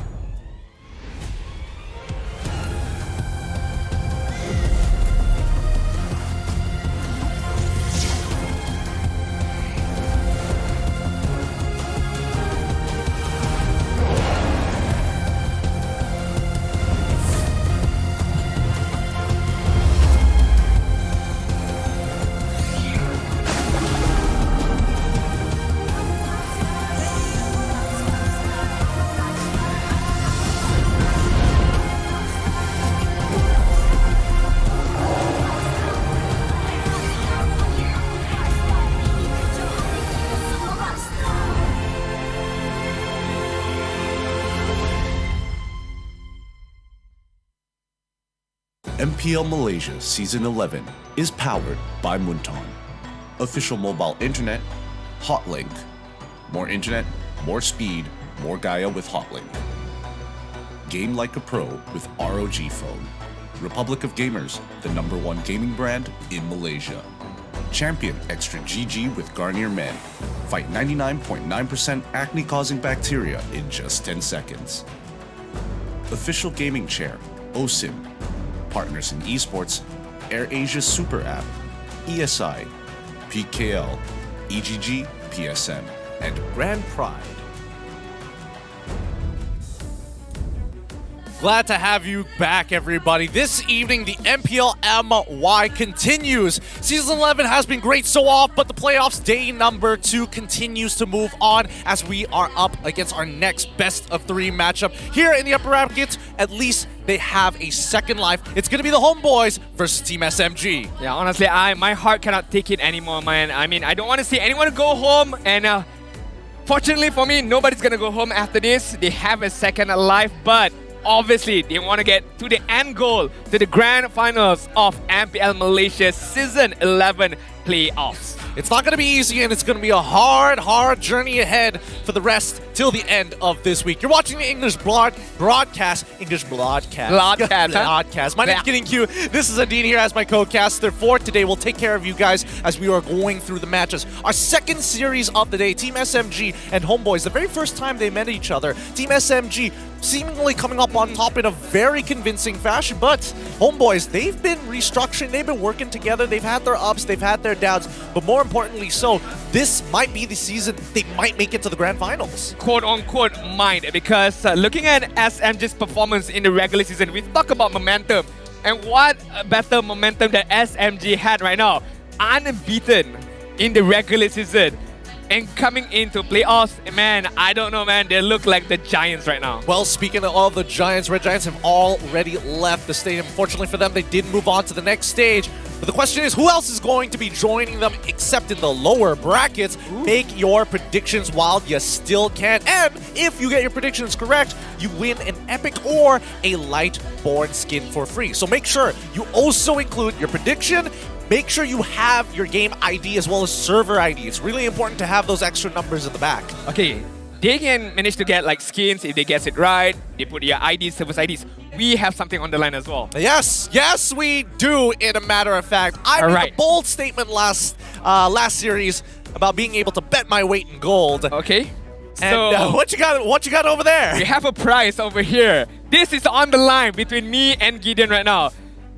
We cannot zoom in, but this is the MPL Season 10 champion medal that I have on my hand right now. I don't know how you got that, but a lot is on the line here today. We'll make our predictions right after the draft, but in the meantime, you're going to be joined with Sith as well as Rose up on the main stage.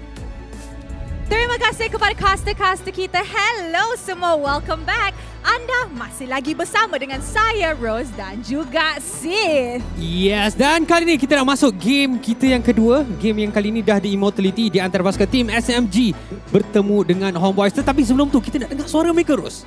Alright. So, Stadium Juara, are you ready for the second match of the day? I think they're ready. Yeah, I think they're ready. Ready? Alright, jadi tak buang masa. Mari kita menjemput pendekar-pendekar kita naik ke atas pentas sekarang juga. Team SMG. Tim selalu menang game akhirnya menampilkan diri ke pentas playoff MPL MY. Pasukan yang digeruni dan paling konsisten sepanjang regular season berlangsung. Line up as dia mereka menjadi pilihan untuk perlawanan kali ini. Mampukah mereka meneruskan win streak mereka hingga ke peringkat seterusnya? Mari kita lihatkan kemampuan mereka.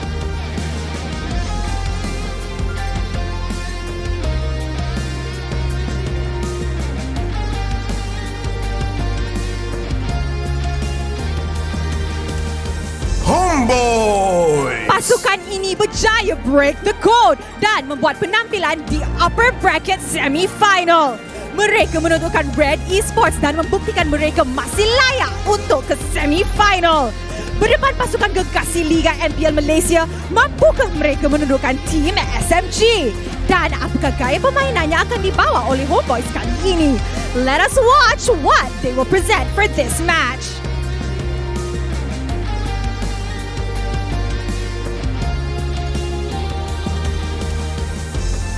And now, let us introduce the one who officiates the match and maintains MPL's integrity. Mereka inilah yang akan memastikan perlawanan sentiasa berjalan dengan adil dan lancar. Head of League Ops, Jay. Head Marshal, Nicholas. Kedua-dua Marshal, Haika dan Gibi. Thank you for your hard work. To start the match, mari kita teruskan dengan fist bump di antara pasukan sebagai tanda professionalism. Inilah gaya kita. Inilah semangat kesukanan kita.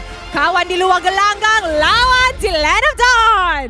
Kedua-dua pasukan sekarang ni sudah mengambil tempat mereka. Sekarang ni yang memisahkan mereka adalah perlawanan Best of 3 kali ini. Pasukan manakah yang bakal meneruskan perjuangan mereka di peringkat upper bracket? Pasukan manakah yang akan turun ke lower bracket? Will it be Team SMG yang selalu menang game atau Homebois? Stadium juara, who will win this match? Tak dengar lagi sekali, manakah yang akan menang? Now, this is your moment, team. Game on! Is Amir's that heart kind of uneven? Yeah, I mean, one's a little bit taller, one's a little bit shorter. I mean, it's fine, it's fine. We embrace the diversity here in MPL Malaysia, Gideon. Okay, since we have one of the most hyped matches of the day, Team SMG versus the Homebois, we got a full packed crowd and people still walking in to get a glimpse of this game. I'm very curious to know, what are the rules of this minigame? When do we start our predictions? Now or after the draft? Before the draft? What are we thinking here? Let's start with before the draft. So let's start right now. Who do you have to win this match? Whoever's gonna win the prediction will get the medal that I just showed later, just now. Oh, really? Okay. Yeah. All right. Let's look at the trend here, Okay, and maybe I can get a little bit of an idea of who I want to kind of lean towards. SMG, obviously, a little bit more consistent overall, but this is the average KDA per match. Oh, per match. I was like total match, but yeah, average KDA per match. Looking at SMG, it's not. Yes, it's quite low, but it doesn't tell the whole picture of how SMG plays, right? Back then in season 9, 10, or even 8 back then, SMG is known to be this textbook kind of team. You know, plan A, plan B, plan C, win the game. If it doesn't work out, you have to make it work. But right now, as the season progresses, we've seen a lot of changes by SMG. They're not that textbook anymore. Yes, they played very, very passively, but they can go on aggressive if they want to, actually. And that's why we saw towards, especially for match number 9, a significant drop in their KDA because they were suddenly getting really aggressive, willing to go for these trades, especially when they are at least 6,000 to 7,000 gold ahead of their opponents. Now, with 24 seconds left on the clock, what is your prediction, Adi? You leaning more towards SMG, you leaning more towards Homebois? I'm the kind of guy who likes to play it safe, so I'm gonna go with the team who has a better momentum.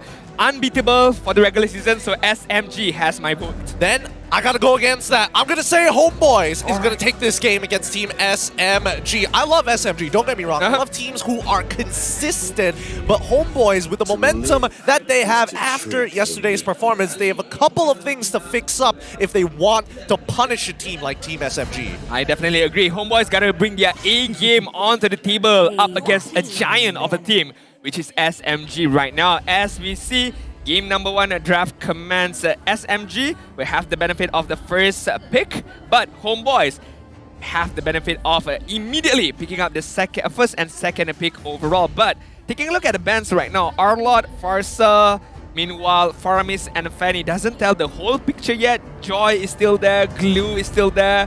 A lot of good heroes are still in play right now. Yep, I think as of right now, the big players in the draft is whether or not Kaja, Minsatar, or even Valentina is going to get banned out. And it looks like Minsatar is going to be the very first one here. So that just leaves Valentina and as well as Kaja. Obviously, Joy is a good shout out. And I think it's something that all teams are heavily considering, especially when you have people like Suppa, who played a phenomenal Joy the other day, as well as Smooth, who once again, he likes Benedetta a lot, but I'm telling you, Joy is just a better version. I definitely agree, but we cannot forget that SMG, throughout this particular season, haven't changed much about their draft.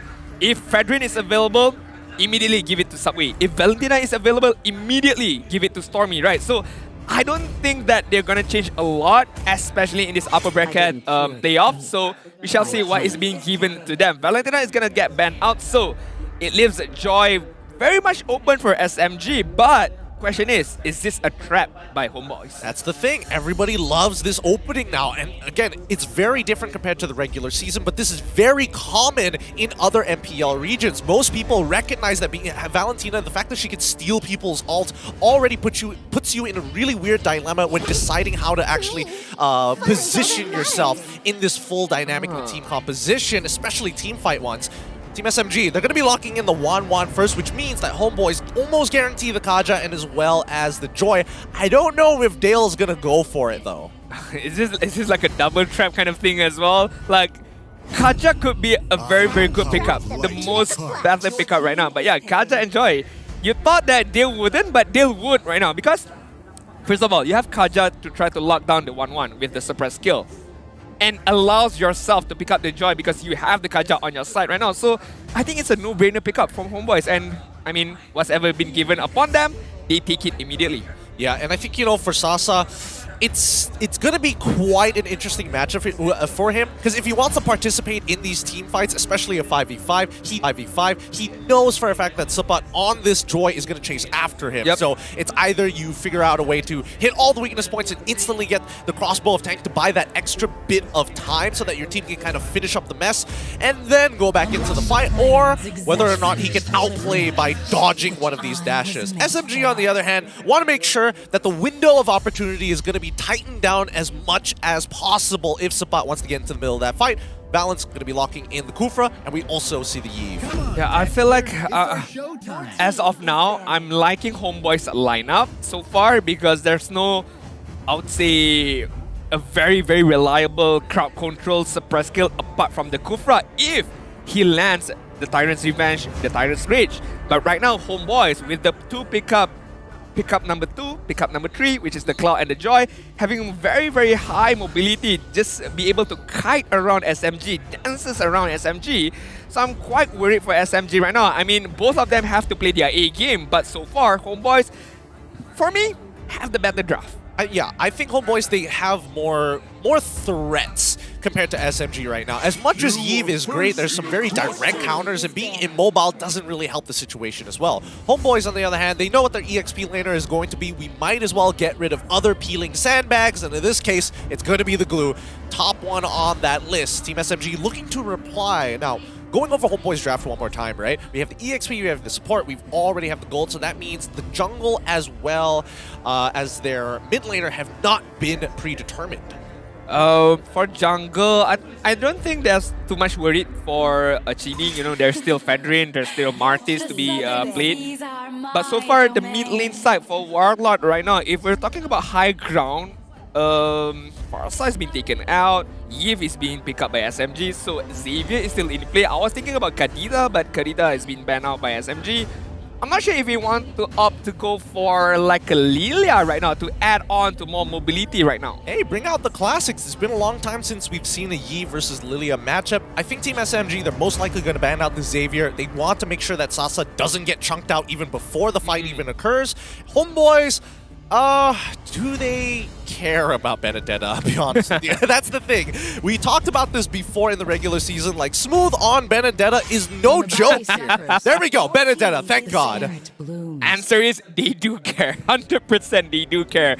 They don't want Smooth to get his hands on this Benedetta because we know what Smooth can do with the Benedetta. Backline is in danger, frontline is in danger, everywhere on the whole map is in danger when Smooth has his Benedetta. So right now, for SMG, they could go up for the Lapu-Lapu for Smooth, you know, another hero that can jump onto the backline and just try to be a menace. But we're going to take a look at the banning right now.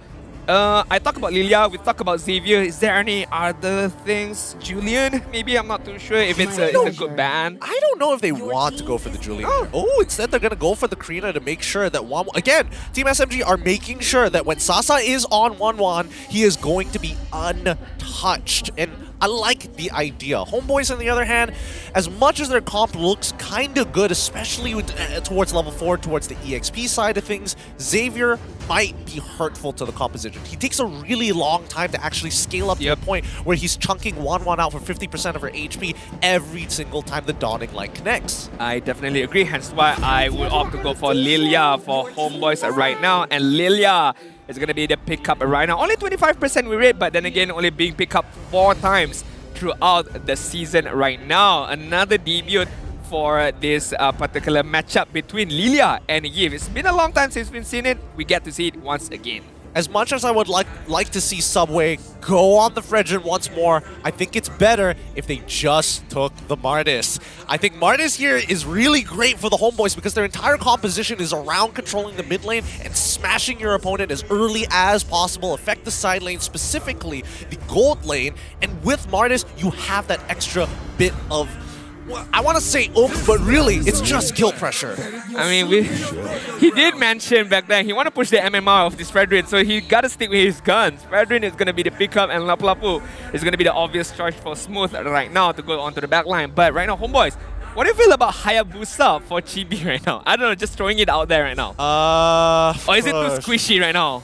I think Hayabusa is going to struggle. I think it's really tough to get through both Fredgen and as well as Kufra, and that doesn't give you a lot of room to kind of play. I personally feel maybe even Paquito isn't even an option as well. That's just my biasness of I want to assassin jungler right now. Hey man, if he decides to go for Ling, I respect it. Okay, we shall see. Or maybe an Akai, maybe, who knows, another front line.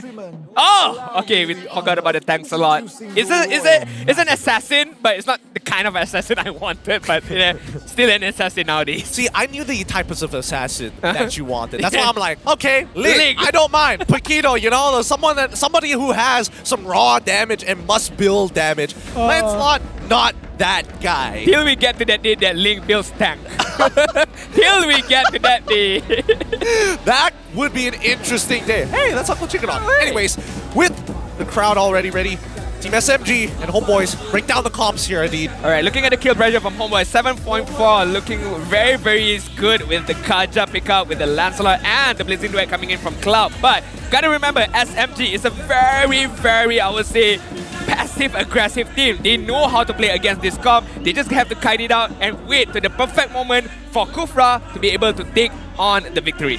Yep, and even when they want to back out, they scoff at their opponents as much as they can, just to let them know who they're messing with. It's time to jump into the land of Dawn. Team SMG versus Homebois in this first best of 3 series. Let's jump right into it here. And again, we're talking about Valens being the playmaker of the overall team here, but I feel like Barbosa is never going to let him set up. We would want to think of that, but Valens, just knows how to move around the map, try to get the best position for him to be able to pop that Tyrant's Revenge, that Tyrant's Rage. But we shall see if Barbosa has his number on lock later on. Early stages, we're not going to see much movement, especially on the side lanes. But on the middle side, looking at Valens and Stormy just trying their best to just be annoying against Warlord and Barbosa. Yep, and I think, Homebois easily have mid lane control with that Kaja, and especially with the Shadow Balls coming in from Warlord. More than enough wave clear. He might not necessarily have enough resources to actually go and influence the side lane, but at least he gives Kaja that first move. Valens? Ooh, almost hitting the Tyrant's Revenge right there. I kind of like the combo, the 1-2 combo between 1-1 and Kufra, but it really depends on Kufra right now to be able to hit the crowd control and to allow 1-1 to get the weakness stacks upon the opponent. If not, it's quite hard for 1-1 to be able to use the crossbow of tank. Yeah, but Kufra's presence alone. Oh, Barbosa. He's gone. Oh, he manages to get out just at the edge. Nicely played. Barbosa survives, only losing his flicker at this point of time. Now, Team SMG, this is where it's going to get really hectic for them. As soon as their members start hitting level 4, they're very ultimate dependent, except for 1-1 in this case. Homebois must respect the space. I definitely agree right now. I mean, that's a big win for SMG because without the flicker right now, the Divine Judgment is not going to be a big threat in this particular turtle dance. But right now, Smooth and Chibi going at it. Yeah, but Smooth is already committed with the Raging Slash here, and Homebois going to be guaranteeing the very first turtle of this game. Warlord is not done. As we see Stormy drop down the real world manipulation, Joy is locked in place. No more dashes, and once the Vengeance times out, it's over. Warlord still moving forward with the help of Anip. They should be able to secure one more kill, and they decided it's going to be Subway. 1-for-1 trade for both of these teams, but Homebois came out on top because they managed to get the turtle and most likely get this purple buff right now. Chibi gotta dodge away, and Barbosa is gonna take it away. Wow, Ring of Order dealing a lot more damage in the early game than I would have expected here. But so far, so good for both of these teams. They're playing exactly how the composition should be looking like. The early game definitely leaning more towards Homeboys' side, and Team SMG, they'll slowly catch up, but the mid game is what they're looking for. Right, we have to wait a bit of while right there before we move on to the mid-game engagement right now. SMG is doing okay. It's not that too bad of a co-lead by Homeboys, but slowly but surely they have to look onto rotating on this bot side. Being able to have Sasa could be the difference maker for SMG, but Homeboys at the same time, Barbosa is just lurking around Anip right now. Yeah, I feel like Anip, he has to play extremely safe here. He has to just focus on clearing his waves. Sasa, on the other hand, he doesn't mind getting a little aggressive here. He's got plenty of tools to get out of tight situations. He's got that Purify inbuilt to his kit. Sapat just taking his time, actually having a level lead on Smooth. I like this matchup. I like to see Sapat Smooth going at it because honestly, if you ask me, who will you pick up? Sapat or Smooth? It's a tough question to answer because I feel like both of these players are quite similar in their playstyle, in how the mechanics works as well. So I would like to see who is the better EXP laner between these two right now. Well, I don't think we're going to see that just yet, especially since the laning phase is about to end. Homeboys make an off-tempo play, swapping up the lanes to waste Team SMG's time if they want to start rotating around. But now, this is where it's going to matter. The second turtle might fall into the hands of Homeboys. Oh, Supa using his ultimate relatively earlier. They're going to have to back away. He doesn't have enough threat to actually threaten Sasa, who's actually going for the 1v1 down by bot side. Valence looking for the initial engagement, finds the Lancelot. Real one manipulation is deployed straight away, and Chibi gets right behind them, forcing them into awkward spots. Stormy forced to get on out of there. Subway has maintained enough damage against Warlord, but can't take any more. Turtle will go into the hands of Team SMG. Props to Valence right there, popping off the Tyrant's Revenge, Tyrant on time to be able to lock Chibi, but even bigger props to Homeboys. They did not lose much more rather than the turtle itself. So SMG, really nice played by them, but hold on to that thought Sapat right now.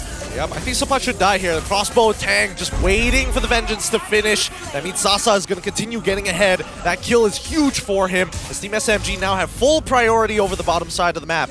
But looking at the top side right now, they are doing the same thing by Homeboys, being able to pressure this top side while leaving their bot side to Sasa alone. Subway and Smooth are here to be able to defend this turret right now. Look at the damage coming in from Subway. I mean, that's quite a lot, to be fair. Oh, I mean, both of them are taking a little too much. Barbosa flickers forward, sees the opportunity, and takes out Lapu Lapu with the help of Warlord. Perfectly played by the Homeboys. A bit of a blunder on Team SMG's part, I'm not going to lie. I would have expected Smooth to completely clear the lane, but he did miss out the cart minion.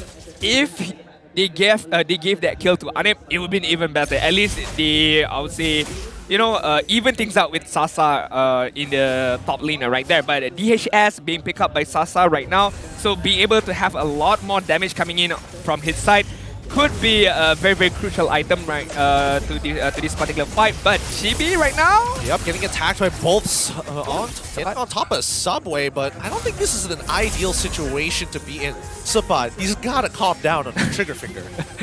I mean, when you play Joy, it's quite difficult for you to control yourself, to be fair. But this is a professional level, so he got to be more aware. Sapat gotta go away, leave that middle lane away because the turtle is respawn in the 6-minute mark. Who's gonna be able to take it away? Well, let's find out. Definitely Homeboys, right? I mean, that's to be expected. 5 members of the Homeboys all around this turtle area. Sapat getting some good damage onto Valence, but really not the priority target. Chibi's trying to dodge around Smooth. Oh, the Landshaker doesn't land on the right target, and Homebois, they take it, and they also lose Warlord in the process. Smooth actually doing more damage than you would have expected this early on into the game. Homebois must respect the side laners. I mean, so back and forth on that particular turtle fight, right? Homebois managing to get the turtle is really, really good because Divine Judgment was used upon Subway not being able to use the retribution, but losing Warlock in the process is not what Homebois wanted. Yes, they wanted the turtle, but at least being able to save a Warlock could be the main idea. But as of now, Barbosa getting caught up by Valence, and SMG is not gonna go forward in trying to be able to kill him. Yep, no commitment yet. Sasa too far away. Stormy doesn't have the real world manipulation. No point committing a full Kufra ult before a neutral objective. And now Team SMG, their movements is, again, clumping up together and then pulling back out each and every time, making sure that the Homebois don't have full control over the mid lane. Yeah, I like the movement coming in from SMG, to be fair, but right now they still gotta wait a bit more patient, especially for Sasa to be able to get more items on himself. The DHS is good, but gotta need more. Golden Staff, maybe Corrosion Sight, but Anip slowly but surely ramping up his own item at the same time. Gotta see, these two damage dealer is gonna be the main priority for both teams, to be fair. Yep, and Smooth, he doesn't mind expanding his ult here. He knows that Lancelot doesn't have a wave to work with. We do see the Winds of Nature being purchased by Sasa as well, very early on, and especially good against the ult from Claude, but now they're right on top of Barbosa here. Instantly, Sasa is able to secure the kill. Real world manipulation, forcing Warlord to use the Black Shoes. Still stuck in the box, will eventually fall down. Stormy forced the flicker, but Anip is going to follow suit. He quickly uses his Purify to try to hold on, but the Winds of Nature is keeping Sasa alive as he chases down Anip. Unfortunately, just too much health on Anip so far. This is getting really, really rough. Yeah, that's the main weaknesses of 1-1. When you're not be able to fly, you're gonna go down, especially in the hands of Cloud. But looking at Spot. Oh, he pops the Vengeance. He should technically be alive. No, he walks right in the middle of Subway's Artisan's Wrath, and now Smooth going to commit with the Bravest Fighter. He does get the Landshaker. Anip is in trouble. He's got no Winds of Nature, but Family Image has been expanded. Smooth flickers for him as Subway maintains the front line. Nice and strong, but that Lord will fall into the hands of the Homebois. Homebois gotta be a bit more careful. Yes, managing to get the Lord, but almost sacrificing Anip. But as of now, Valence. Yep, instantly picked up. Anip is a little low, but he's going with a Blazing Duet. Hopefully able to secure one. Chibi back in the fight. Able to figure one for himself. They might get a second one. Yes, Smooth disrespecting the space, allowing Homebois to enable them. They can go even deeper, but Homebois, they're calling in quits now. They need to start taking outer turrets. Definitely agreeing right now. Homebois only 700 gold lead. Being able to get the law was really, really good, and Balance as well as Smooth being taken care of.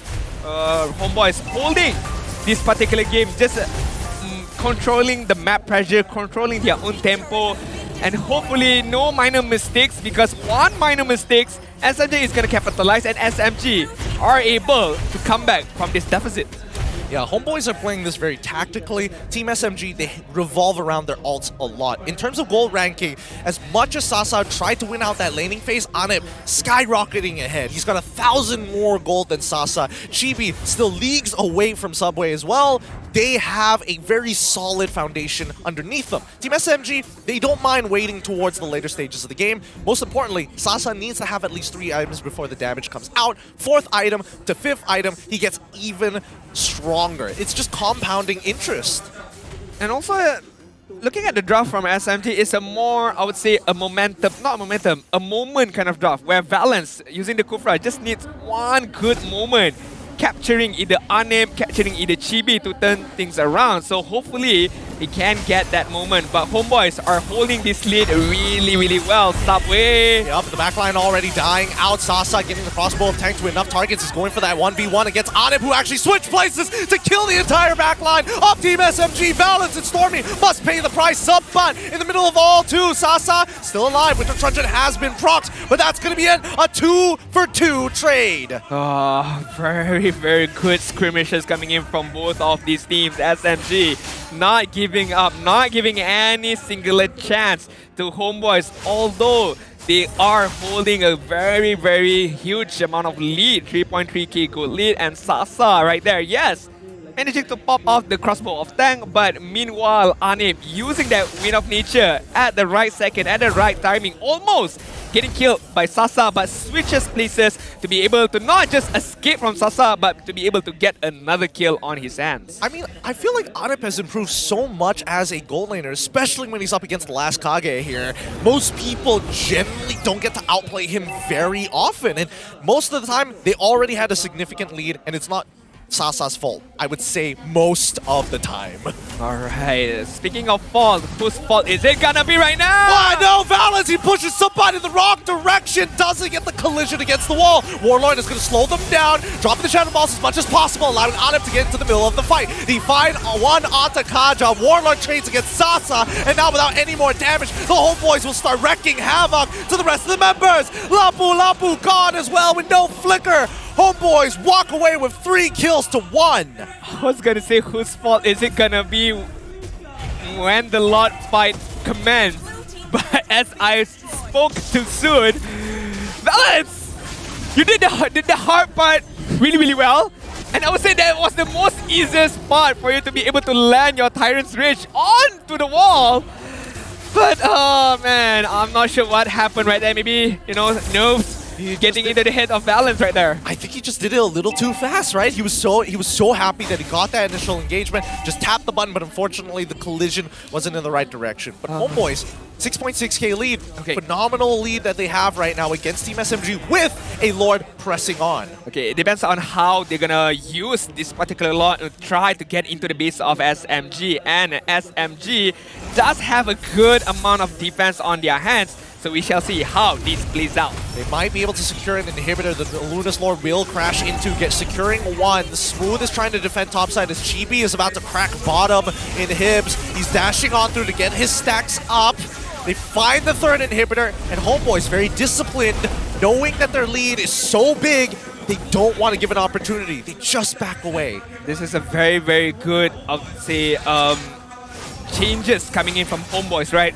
Very, very disciplined, very, very objective oriented. They know that with this slot, we can't end just yet unless SMG makes a mistake. So what do? We just take at least the inhibitor turret on the hands of SMG. Anip, gotta be careful right there. Yes, you are ahead by a lot, but you know, one ego mistake could change things around. Let's see, because it's all up to Valens as well as Stormy who have to work together to try to force Anip into a position where he either gets dived on by Smooth or locked down by Subway. One or the other. And I mean, Sasa, he's trying his absolute best here. All the gold has been funneled into him, but still, we're seeing in terms of damage ranking, even Smooth is outpacing him. This is why, yes, 1-1 is a very, very strong hero, and Sasa is a very talented player, but we can see I'm not sure what's the word I'm looking for, or what's the phrase I'm looking for right now, but hold on that thought, Valens. Yep, he finds Barbosa, and Barbosa can't seem to get out. He is forced to flicker, and Anip, with that Blazing Duet, has more than enough damage. Use that Winds of Nature to dodge the initial Landshaker, but Smooth able to secure one, while the rest of the team in the front line has to hold on strong. Valens is a little low, and Anip is unstoppable. He finds one. Team SMG take the damage and are forced to back off. Anip is making a good case to get the MVP of this game right now. 5-0-7 on the cloud with the Everrise, and a humongous lead in terms of goal advantage right now. But SMG, I understand what they're trying to do. They are trying to force something out of Homebois, but it's just like, it's not connecting one and another. I think it's good enough, right? At least for Team for Homebois, they're getting the flickers out of their enablers, which in this case is Valens. Without his flicker, Valens can't extend his range. He can't find optimal targets in the middle of a fight to Tyrants, revenge them. And even now, Homebois, they are just maintaining this control over mid and as well as the Lord pit. But the question is, how does SMG place these out, right? I mean, even with balance initiation, it's not enough. And as we can see, Divine Judgment Subway. Yup, Balance, he finds the initial pick this time to make sure the collateral is worthwhile. The Blazing Duet is already out. Balance can't seem to get out in time as the real world manipulation holds the rest back. Warlord, he's willing to take the damage, takes the black shoes back. Smooth finds 2, but he doesn't secure the kill just yet. Sasa in the middle of the fight, finally able to participate, but gets chunked out by Warlord. So much damage, and both teams are forced to reset. That's a lot of resources being used to just take out a Barbosa, a single Barbosa. Was it worth it? Maybe, but we shall see right now because the fight is still commencing. Yup.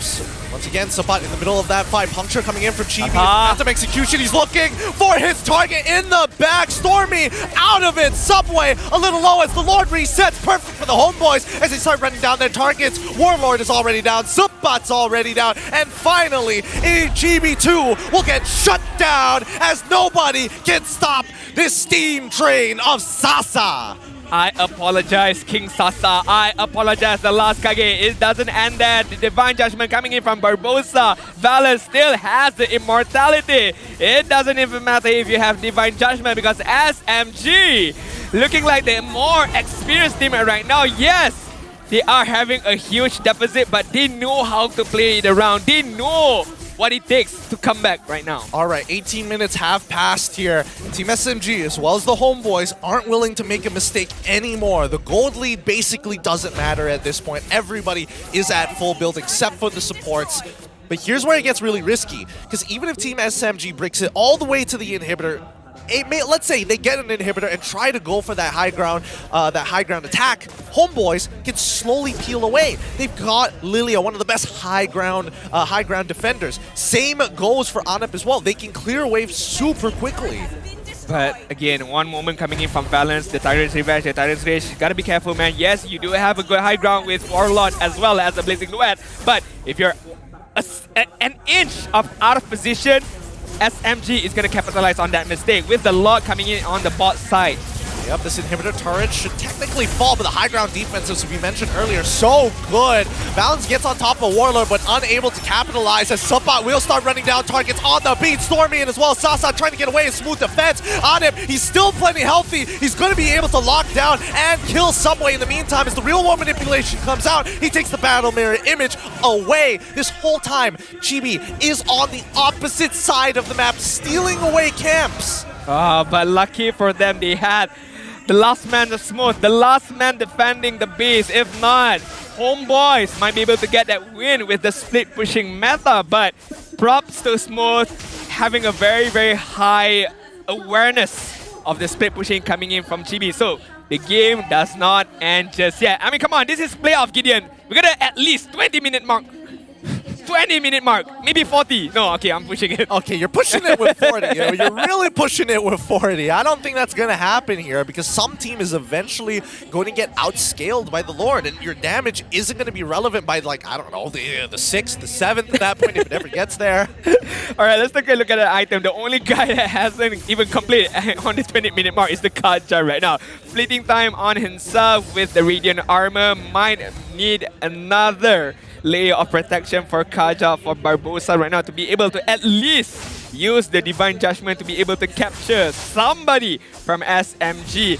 Other than that, it doesn't even matter because we've reached to the point where people are selling and buying items left and right. The Lord push advantage just now, it's okay, not bad. 25 damage, managed to get the middle inhibitor turret, almost getting the bottom inhibitor turret, but SMG, I feel like, yes, the momentum is a little bit there for them, but to be able to win this game, they need to do even more. And Homebois just gotta gather themselves back again. You know, they are losing grip a bit, but it's not too late yet. Look, I believe that Team SMG is willing to fight. However, Homebois, they're not going to fight on fair terms. They have 3 inhibitors already down for the side of Team SMG, and they're going to abuse it. That's why Subot's getting attacked on the bottom side of the map. He winter trunches super early, tries to dash away, gets out just in time, and is long as they don't 50-50 this. Yes, that's what we're looking for. The Homebois will be able to find the secure kill onto Subways. The real world manipulation comes on out. Homebois secure the Lord. Smooth tries his best to steal it away, but it's just not enough. They trade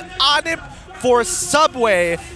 honestly, I think it's not too bad for Team SMG, but this upcoming Lord is not going to be easy to defend against. I mean, at least having Stormy, having Sasa should be enough to be able to kill down this Lord, but is it enough to lock down the Joy, to lock down the Lancelot? I don't think so. Looking at the damage ranking right now, top 2 is gonna be the Homebois guys right now. Ane, 124k and Warlord almost reaching 90k.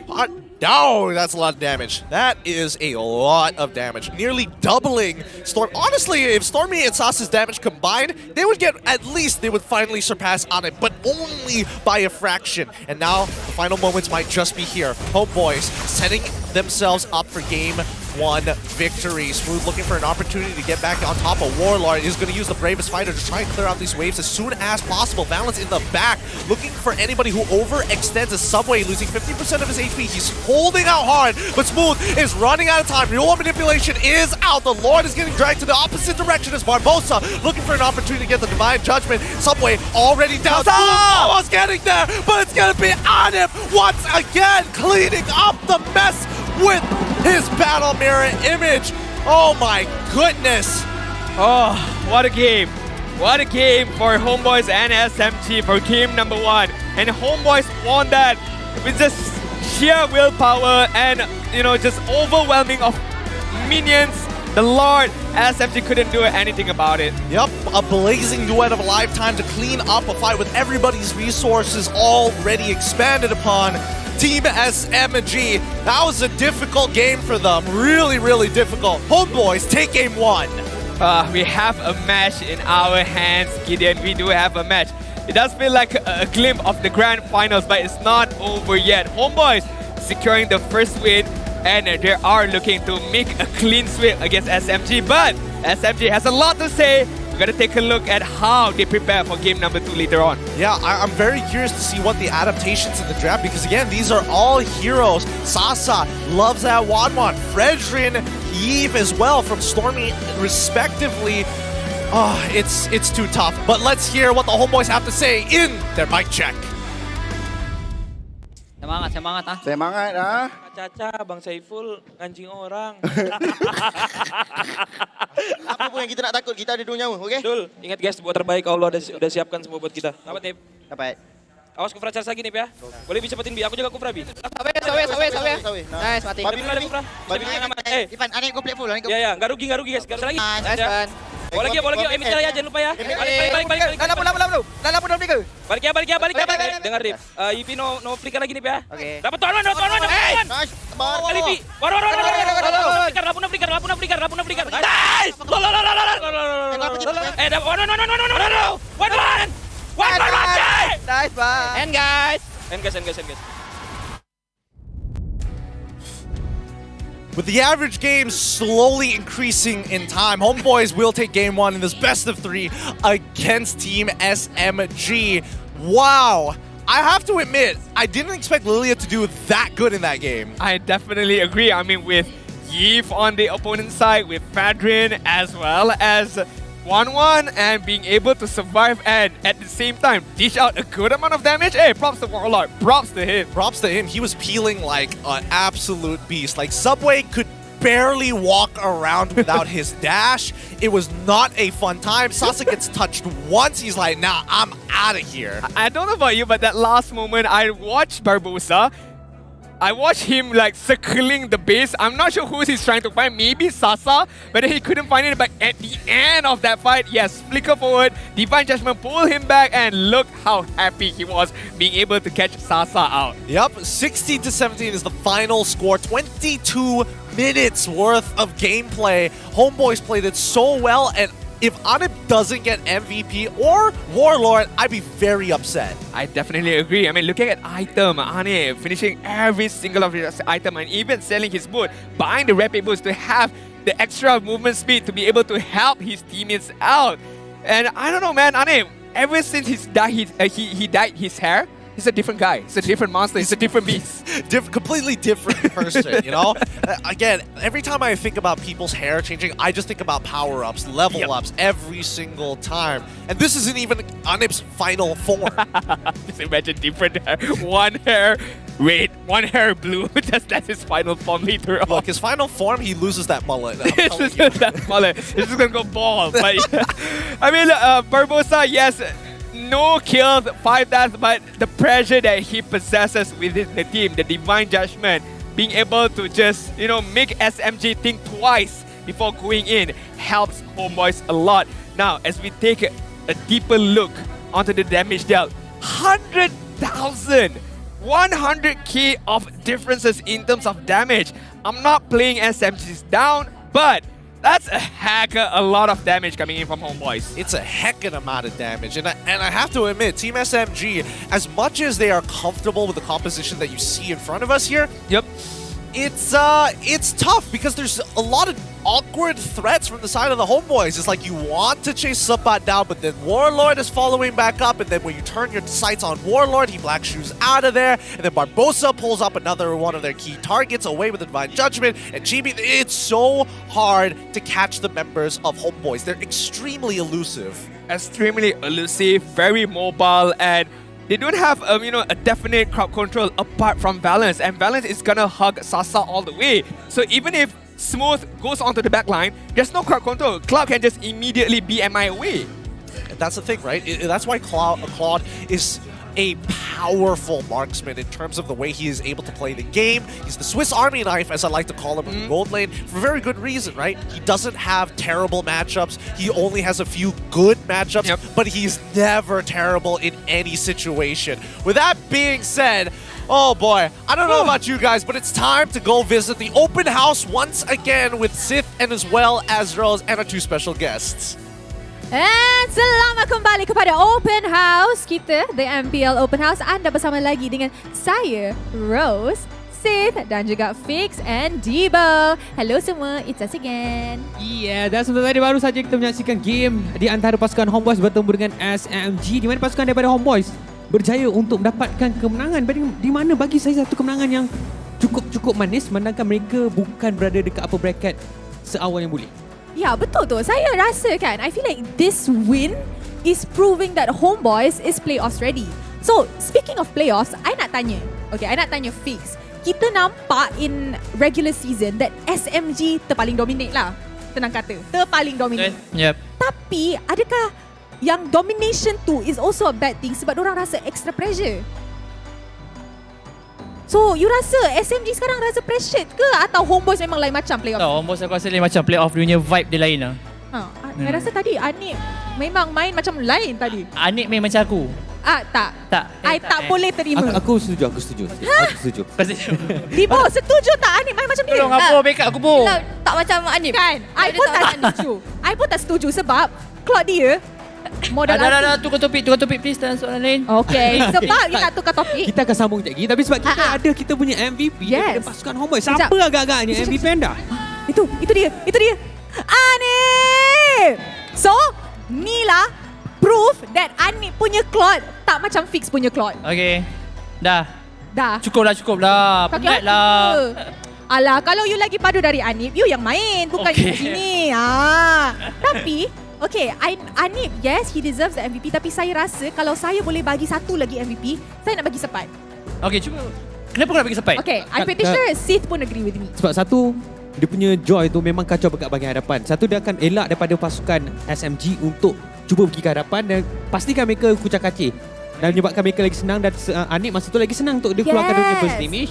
Lagi-lagi, dia dah siap dia punya item, dia mengeluarkan damage yang paling banyak. Yes, betul tu. And saya rasa dia ada Sepat ni, dia buat satu kerja yang sangat-sangat bagus. Whereas masa 4 orang dari Homebois tengah ambil lot, dia akan halau 4 orang SMG ikut layan dia kat bawah while they taking lot. So by the time SMG reaches the lot, Sepat mati ke tak, the lot is too low for them to contest. Betul. Saya boleh jadi analis lagi. Satu lagi perkara yang bagus daripada pasukan Homebois lah, mereka jaga Anip dengan betul-betul sebab hanya mati satu je. Tapi sekarang ni, tadi sebelum kita masuk game ni, saya dah ditanya kepada Fix kat Debo, di mana apa yang mereka expect pada game ni.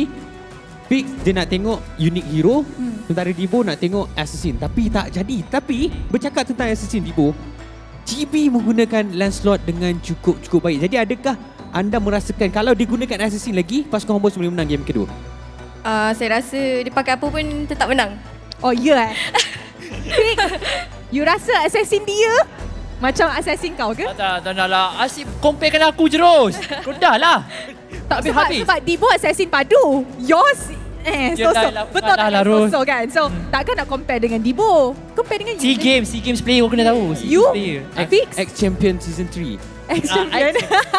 Tu X. That's why it's X for a reason kan. Kita boleh nampak kat sini kan.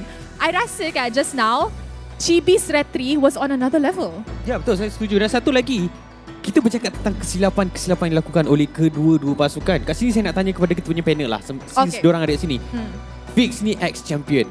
Dibo ni pemain SEA Games. Jadi, kalau korang melakukan kesilapan dekat dalam game, macam mana korang as a team cuba nak respon balik dengan kesilapan tersebut? Okay, contohlah katakanlah kalau aku buat mistake betul. Okay, Dibo is my teammate, right? So, Dibo akan bagi support moral lah. Okay, so okay, Vic, tak apa-apa. Buat balik, kita buat baru. So, moral tu penting lah. Tapi, also, usually you always kalah your lane kan? You always kalah lane kan? Tak macam tu pun. Mana ada? Banyak marah je. Oh, Dibo expose. Apa lagi Dibo? Kalau Dibo pula? Kalau team kita orang just reset and buat balik je lah. Betul. I see. Tapi susah tak nak pastikan sebab kita dah buat mistake. Lepas tu game tu cukup penting. Macam mana kita nak respon balik, nak pastikan kalau motivate tu kita boleh terima dengan hati yang terbuka? Kena macam cakap motivation words lah untuk teammate sekali. Sebab saya risau Fix ni kadang dia tak cakap benda yang bermotivasi. Betul. Tak, lain sis, tu lain. Itu lain. Lain lah. Dibo pun agree. The thing is Dibo pun agree. Oh. Dibo tengah senyap-senyap je tapi inside kan dia macam, aduh Fix lagi main MM. Aduh pening lah. Oh okey. Daddy datang. Nanti nak jaket. Okay, bercakap tentang jaket. Dibo sekarang ni dia pakai jaket daripada Homebois. Jadi saya merasakan dia memang sokong Homebois. Kalau Fix? Aku natural. Aku sokong dua-dua. Oh ya, tapi tadi cakap Homebois 2-0. Ingat tak? Aku cakap 2-1 lah kau. Okay, so guys, let's go back to the second game. Casters, take it away. I love how Sith is looking for the right camera. That's my favorite thing in the world. That's my, second thing is my girlfriend. First thing is just watching Sith looking for the camera. It's just the best. It's just the best. Honestly, it's not just Sith. It's whoever on the host role, because there's a lot of cameras, to be fair, guys. You might not know, but if you come down to Stadium Juara, you're gonna see a lot of cameras, and we do have a tough time to figuring out which camera is which. Unless you're on the caster's desk. There's only one camera you need to look at, so it's an easier job, to be fair. It is an easier job. And now, as we rotate into Game 2, I'm feeling good about my bets here, my good sir. There's a long way to go. It's a best of 3. I'm at match point here. But if we look at history in the playoffs so far, every match goes the distance. You know what? You're right. You're right. For all I know, Team SMG could come back here or look to reverse sweep Homebois. I don't know whether it's going to happen or not, but if Team SMG does, at least we're seeing a different side of them. We haven't seen teams actually push Team SMG out of their comfort zone just yet. And better yet, they were in their comfort zone, and Homebois completely crushed their dreams. I definitely agree on that because Homebois, for game number 1, honestly, the way I see it, I wouldn't say it's a big change of Homebois, but it's a better version of them. More disciplined, more objective-oriented, less, minor mistakes here and there, and more focus on what they want, especially if, let's say, okay, we're gonna aim down Sasa, everyone focus on that particular target. Okay, we're gonna gun down Stormy, everyone focus on it. Every single player knows their own job desk. That is the most important part. Well, I think we've come to another level. As we jump into this draft, keep in mind that these two teams are within that top 3, arm's length of top 3, right? And they want to be able to finish off as champions. Homebois, as well as Team SMG, have really consistent mechanics. Valence, sometimes he doesn't connect with the wall, all right? You can't blame the guy. He missed one time, but then afterwards, it was okay. for the most part, I think it's about utilization of resources. And I feel that Homebois are much better at managing their resources compared to Team SMG. All right, another thing is it boils down to the draft. I feel like SMG game number 1, personally, I feel it's not that You just didn't like 1-1. Yeah, I just didn't like 1-1. Like out of the 5, there's only one thing that you didn't like. I like Kufra.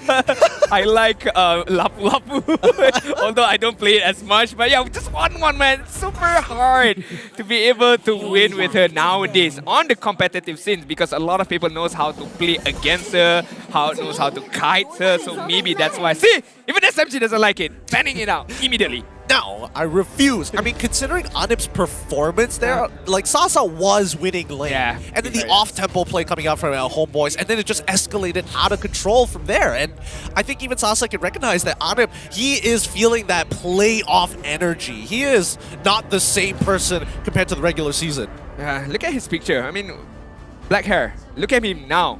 Can we pan? Come on, a bit more. Just a bit more. I just want to take a look at his hair. Come on. We're almost there. We're almost there. Come on. No. No. They heard you. My Production point. heard you. Oh, my point. I cannot get my point across. But okay. In all seriousness, Cloud is a very, very strong hero. Jowm talk about it. One of his signature hero, one of his favorite hero, because it's quite easy for them to be able to play, right? And the mobility that Cloud has to be able to jump in and jump out. And I'm not sure what my point is. What is... You got distracted by the fan art, didn't you? Yeah, I got super distracted. The fan art and the one who's holding the fan art as well. The Julio cosplay was looking very sharp. I wasn't going to point it out. I thought that this was like a VR thing that production was trying to make happen. We heard talks about it, but man, okay. Whoa, on point. Very hard to tell the difference at this point. Balance time, you got that right, my guy. Team SMG, with what we're seeing in the bands, the Fanny, the Wanwan, the Farmers, they definitely know that Homebois are very strong in their team fight, right? So Homebois naturally are going to go with the Valentino. You're not going to give us the call, Altar. Let's figure out what to do. And Team SMG spin it on their heads. Now Kaja and Joy are in our hands. All right, now we have a bit of the battle draft right now on SMG, right? Having the Kaja as well as the Joy. I mean, Stormy, regardless if, let's say, Yip is still open, maybe can be able to give to Stormy, or are they going to go for their pickpocket strat? I feel like it's quite dangerous, but Hellcat mid. Ooh, that's way too early. I think Hellcat mid is way too early, but also in terms of artillery mages, the main one being Farsa is already banned out. Yep. Since you have Yve, I mean, you got Kaja, right? So you can technically pull her out of the real world manipulation if you wanted to. And in this case, Valentino, who steals the ult. I mean, there's a lot of good conditions that Team SMG can play around. All right, we shall see. Homebois right now going to opt to go for a Lancelot as well as a Grog. Very, very good 1-2 punch combination coming in from Homebois with the Wild Charge and Flicker, and whatever Valentina is going to steal to be able to follow up with that Wild Charge. And, Chibi on the Lancelot in game number 1, play it really, really well. And hopefully he can provide a similar or even better, a much more better gameplay by the Lancelot. Well, now that I think about it, imagine if Team SMG smashes Homebois on their most played heroes in terms of win rate. Lancelot, Grok, as well as Valentina, the duo of Warlord and Barbosa, their highest win rate is on the Valentina as well as the Grok. That's a big statement, to be fair. Defeating the unbeatable team of regular season, which is SMG. So, I mean, a big statement, a bit momentum booster as well, to be fair. I mean, I don't know. I'm feeling pretty good about my bets. That's all I'm saying. Throwing it out there. Mr. Gideon, I don't feel so good. Don't feel good. But come on, SMG, got this. Beatrix, pick up for Valence, a classic marksman pick up by them. So looking like SMG is going to play it a bit more safe, a bit more patient, being able to get the itemization for Beatrix, and hopefully the engagement coming in from Kaja. But as of now, even with the engagement of Kaja with the Divine Judgment, if you're going to combo it with Beatrix, you have to wait a little bit. At least Beatrix needs to get her BOD first, and then only the damage comes in. Yes, she will need her very first item. She's a one-item marksman. That's just the way that I see it, right? Now, looking at where Homebois is trying to attack the draft, I feel like their comp is pretty secure right now. SMG, on the other hand, very, very volatile until they start finishing off their composition. We're not seeing like any hard tanks. We're expecting Subway to start playing Fredrin all over again. And honestly, I would argue that probably Martis might be the better pick this time, at least even if the combination of Kaja's Divine Judgment into Nibiru's Passion or Bennett's Rage coming in from Beatrix, if they have a sliver of health, perfect. Decimation going to secure the kill. But you are giving Decimation away to Homebois as well, so... Look, he can only hold one alt at a time. You can't expect Warlord to have everything, man. But he's Warlord, you know, you never know. You just never know. One moment he has Divine Judgment, another moment he has Decimation. You know, we just don't know. Anything can happen in MPL MY by SMG. Yes, I agree with you. Martis could be a good pickup, but this is a...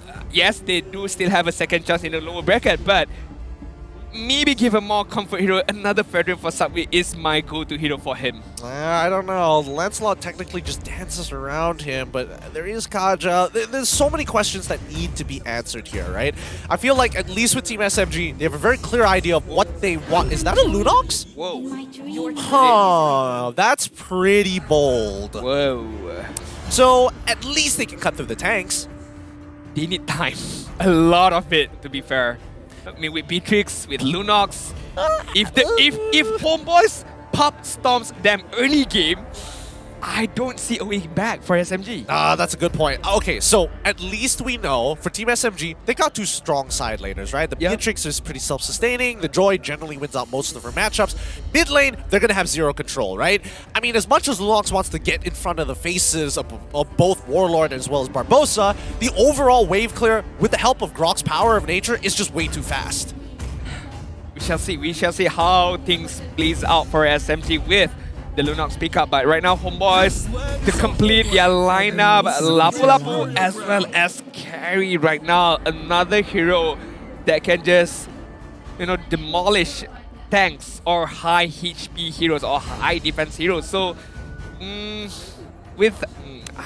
okay, fair enough, Anip knows how to play marksman really, really well in terms of positioning, but most of their heroes right now wants to go forward. Grok wants to go forward. Lapu-Lapu, Lancelot, leaving the carry behind. It's quite dangerous, but I believe in Anip. I know he can play it well, even if he's alone on the back line. Well, I mean, his mechanics have been looking very, very sharp, and most people actually like playing carry into the Joy because out of all the marks, especially with the amount of marksman bans there have been in this game, if Anip is able to dodge just in time before Joy tries to connect her dash, then Joy is basically out of commission. And I think, at the very least, it's a very small micro mechanic to keep in mind in this upcoming matchup, but it ain't gonna be easy. It really isn't. Team SMG, they're no pushovers for sure. They're not a pushover, so we gotta take a look at game number 2. The draft has been completed by both of the coaches, Coach Dale as well as Coach Haru, who has the battle draft. As we take a look at the kill pressure, it's quite similar. Pick off 4.2. And the late game potential is definitely going to be in the hands of SMG. Having Lunox, having Beatrix, it all boils down to the early game stages, Gideon. Yep, the early game is going to predetermine how the rest of this match will feel. Oh boy, I'm already scared. With all the bets placed, match number 5, game number 2 begins here at the Land of Dawn. Hopefully everybody's ready for this matchup because we're going to go into a technical pause. Yeah, if you're not ready, it's okay. You can take your seat, chill, relax, because I blame Gideon for this. Look, I blame you for this. Look, I know that a large majority of our viewers most likely needed to go to the bathroom, and as soon as I was saying, welcome to the Land of Dawn, they're just pulling up their pants. They haven't even flushed entirely before they get back to their seats to watch the show. You're disgusting. I am just realistic. Or they haven't washed their hands, you know, who knows. But nasty. Let's take a look at the composition right now. You have, for SMG, you have Kaja, but your damage dealer is gonna be Lunox, Beatrix, and maybe Martis. 3 heroes that requires itemization to be able to pull off the damage. So, even if Valence get a good Divine Judgment early on, is it enough? Will it be enough? usually it should be more than enough. But I think in the earlier stages, it depends on what's the pairing, right? Early stage, I would expect Beatrix as well as Kaja to actually be the main combination. But soon later on, and especially when you have Lunox, after she's got her first 2 items and a fully stacked Clock of Destinies, there's a good chance that the Darkening or even the Brilliance combo with Kaja is going to be even superior. I agree. I definitely agree. But most importantly, what do you think about the matchup in terms of the gold lane between Beatrix and Carry? Who is going to have the early aggression, or is it going to be like a stalemate kind of thing? It's Beatrix, for sure. And it's a winning lane for Beatrix. Just short range, they can't do anything. And that's why Team SMG need to make sure that this lead is maintained throughout the game with the help of Stormy. And that's why I keep telling you that the mid lane is so very important. As much as Stormy is ranked first in terms of KDA, the fact that he has an average DPM of 3,562, because it would be higher, but their games finish so fast. I mean, Stormy gets what he wishes for. If, let's say, they lose this game, they drop down to the lower bracket, Stormy can still claim, I'm the better KDA player right now. You know, he has that going on for him. Back then, it was like, what, Warlord? It was like 12-something KDA or 17-something KDA? Yep. But everything boils down to the last moment. Stormy has it. Stormy has it. You know why?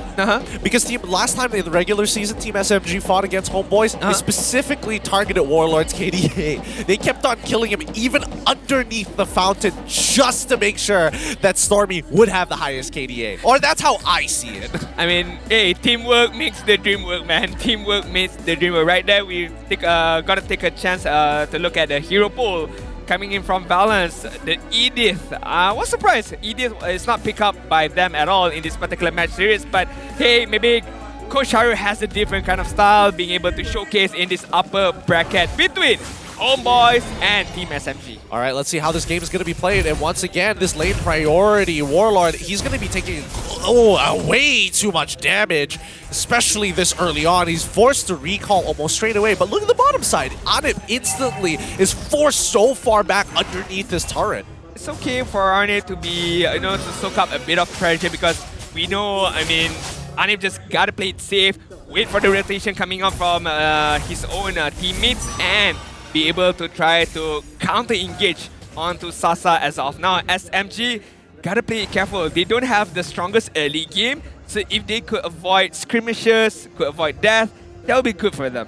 I think they'll only start these skirmishes when they hit level 4, and until that point, we should expect Sasa to continuously be focusing on shredding down as much as possible this gold shielding from the side of Homebois here. GB rotating very often to the mid lane, hoping to try and get a pick. Oh, get him a pick. He gets on top of Stormy straight away. I mean, Stormy should be fine here technically, as Subway is nearby, and that's why I was a little hesitant on this engagement from the side of Homebois. I think the idea was to not let Stormy get his level 4 immediately. Maybe, a big maybe, but as you mentioned, it was quite early on. Maybe as well, Chibi have managed to gather up all the resources on the jungle side, hence why he rotated on the mid, giving a bit of pressure, because he knows that Valentina and Grog can't clear the wave as fast as they can. Speaking of which, Smooth now hitting level 4, is charging up his dashes to pop his ult early to make sure he chunks out as many people as possible. Barbosa sees Valens, but Subway holds his ground. Stormy forced to use the Brilliance super early on. The Darkening might be coming almost immediately after.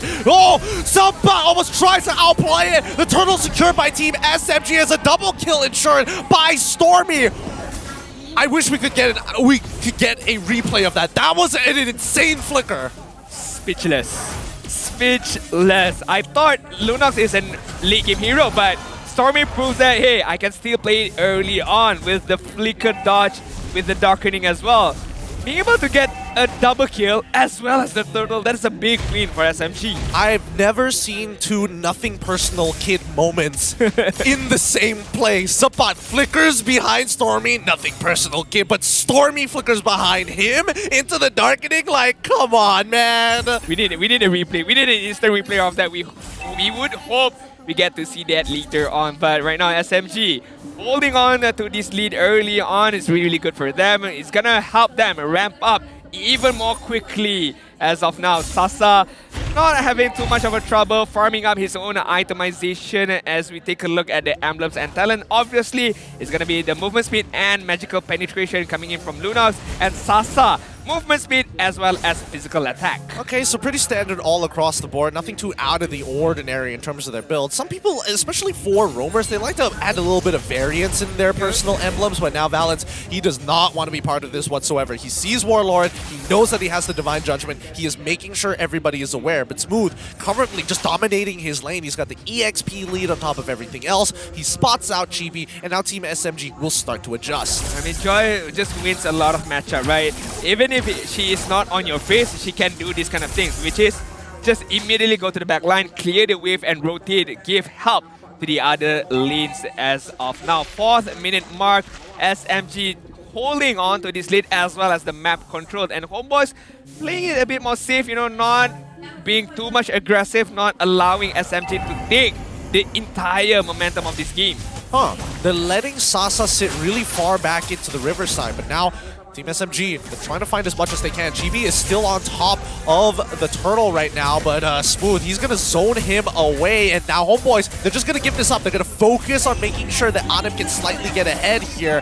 Turtle falling into hands of Team SMG. I feel bad for Chibi. He couldn't withstand the damage coming in from Smooth, and props to Smooth, knowing that he has the damage number up against Chibi, and countless of times popping out the perfect rhythm to just allowing Subway to secure the turtle without any much of a problem. Well, how long can they actually maintain this, right? Again, Team SMG have this 1.3k gold lead. It fluctuates constantly. No towers have fallen just yet 5 minutes into the game. Even First Blood being achieved by Team SMG, it doesn't really feel, we don't feel the impact just yet. Yeah, the most we have is that Subway is a level ahead of Chibi. I mean, Homebois, when I take a look at their draft, I'm wondering how are they going to engage right now. They really need the help of Barbosa with the Wild Charge and Flicker, but as of now, Smooth. He's in trouble here. There's no way he's going to get out of that one regardless. But they, instead, well, the response coming out from the side of Team SMG getting Barbosa, but he manages the Wild Charge out of there just in time. The knock-up just that good. Again, nothing much happening. Hey, my props to Homebois. They managed to, at least crawl their way back bit by bit, getting a kill on Smooth, and how Barbosa is keeping death right there. Could be the difference maker, could be the game changer for Homebois as we approach the next particular turtle. It's gonna spawn at 30 seconds from now. Question is, are SMG ready enough to take the trifecta of turtle? Well, let's find out here as the first turtle, the first tier 1 for the side of Team SMG falls. Homebois make their own trades.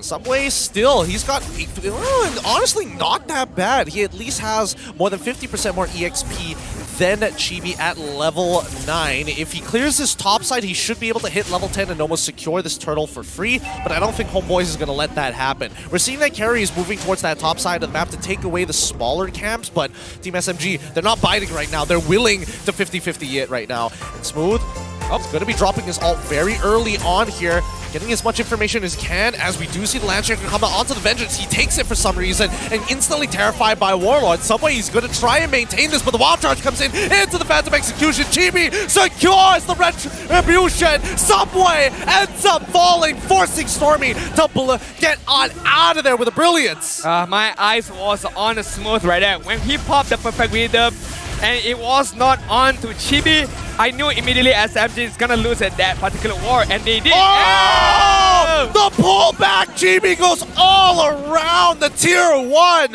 as the play being set up by Warlord. Stolen Divine Judgment, putting Team SMG further behind. That's gotta feel bad for SMG, man. The perfect rhythm was popped by Smooth, but it was not onto Chibi. That allows Chibi to go in and get that particular turtle. Not only that, the perfect rhythm did not hit anybody, and it allowed Support as well to go in with the Bravest Fighter to just immediately take care of Smooth. And once Smooth was down, SMG just scrambled around. They did not know how to counter engage on that particular moment. It's a little tough, I would say, for the side of Team SMG when it comes down to these neutral objectives. It's really, really tough to push Homebois off of it. Like Barbosa gets to walk around for free, and until Stormy starts scaling up, Team SMG, they want to maintain the goal differential to be as low as possible. They don't mind maybe 2.5, but if it ever goes into that 5k lead for the side of the Homebois, we know what it looks like. They'll push you right up into your inhibitors. I agree, but SMG, the only thing that they have on themselves right now is the late game potential. If they can survive up until that point. But to be fair, Homebois also is going to ramp up their magical defense to be able to withstand the damage coming in from Sasa or even from Stormy for that matter. Yep. They clear the waves up on top side. 13 more seconds until we see the Lord. And that's when Homebois are going to feel very, very confident about team fighting. Team SMG has been on the back foot, but again, in terms of item power spikes, like Anip is in a good spot, GB is also in a good spot, and that level lead that we did see from Team SMG has significantly dropped. Alright, as we can take a look at the lot, fight is gonna begin by Homebois having the better position, but look at Smooth. Yep, he tries to go into that backline, but he's able to get out just in time. But now Anip, he's in trouble. He ends up dying for that. GB slays the Lord, but the rest of Team SMG looking to clean up the mess that Homebois started. And there, whoa! He's able to get it. GB, before he goes down, brings Subway with him, but it's a complete team wipeout for the side of SMG as they press on into the Homebois' base. SMG had Homebois' number right there, although Homebois got the Lord, but SMG managing to get that wipe out, and with that wipe out, they're gonna get the middle inhibited turret. Okay, my bad. Nope, there was no minion, no catapult minion for them to be able to use to at least get that inhibitor. Yep, and now they're just gonna wait for the Lord of Power minions to start pressing up on that top side. They send Smooth down to the bottom side to clear it too, so the only thing they have to worry about is top side. So they've staggered the waves perfectly. Team SMG recovers so well. That is a very, very big recovery and a very big turning point coming in from SMG. How they played, how they kite everything, but right now, Sapat!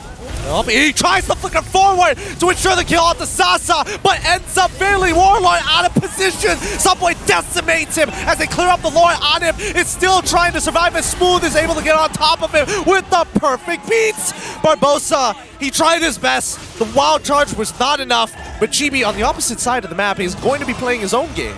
The idea was there. The execution, not too much for Homebois. I was surprised that Sapat went immediately forward with very much aggression.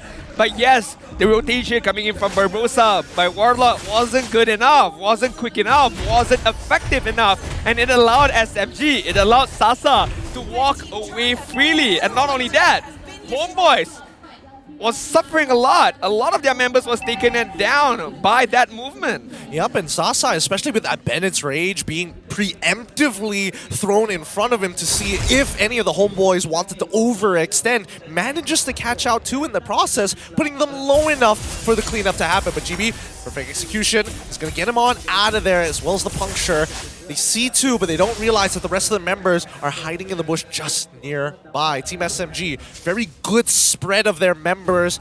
A lot of information being gathered here. Homebois, they're going to back away, but they're starting to clump now. They're very afraid that Team SMG might catch them off guard. All right, looking at the itemization right now, Stormy still require that Divine Glyph. The 3 items is still not being completed yet, so this is not the full strength of SMG just yet. Meanwhile, Homebois are still quite similar, especially on Anip.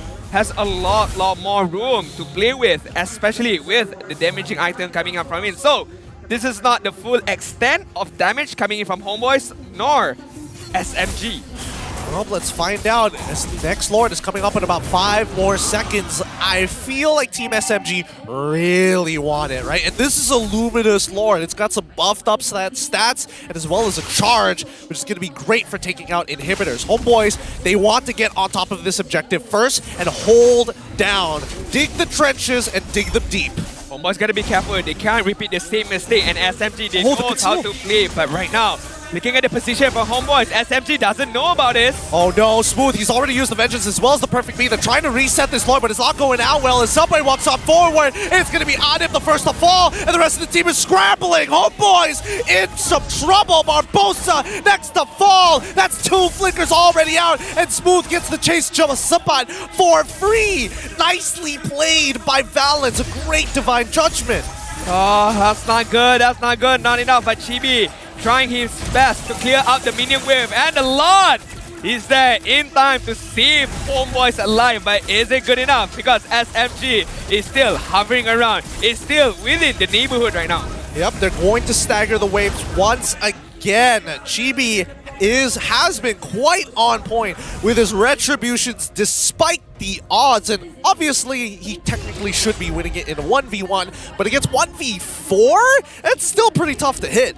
It's a much better gameplay coming in from SMG. Look at Sasa and Valence KDA right now. 4-0-0 and 0-0-6 coming in from both of these players, just knowing how to play within each other. The Divine Judgment comes on point. The target prioritization from Valence is very, very good. And there's always follow-up coming in from his own teammates. But right now, Stormy, he's taking way too much damage here. He's going to hold until the very last second to use that Brilliance, but the rest of the team is going to be chasing away the other members of the Homebois. Sasa gets the snipe onto Adep, a triple kill. Throw in the freebies. Who's next? Sasa, the last Kage. Chibi might be next. Chibi might be next right now, but the Phantom Execution was used. Stormy flicker forward, as well as Sasa. They won! Chibi's a number right now, but the last hit coming from that random shot did not hit on Chibi. Chibi doesn't have the time to run away. Brilliance was used. Chibi cannot do anything about it. Dance around, but luckily Sapat is playing Lapu Lapu, so he clears out that mid-wave before Team SMG closes out the game. The Bravest Five, and especially with the Raging Slash, the anti-CC, Valence can't do nothing about it. And GB, he's still running around. He doesn't mind, he's got the Sky Guardian's helmet, so he should be okay. But keep in mind that they're using the Magic Sentry on the top side of the map to ensure that Chibi is going to be safe. Chibi will be safe as of now, and Homebois can take a deep, deep breath because they walk away quite well just now. Although,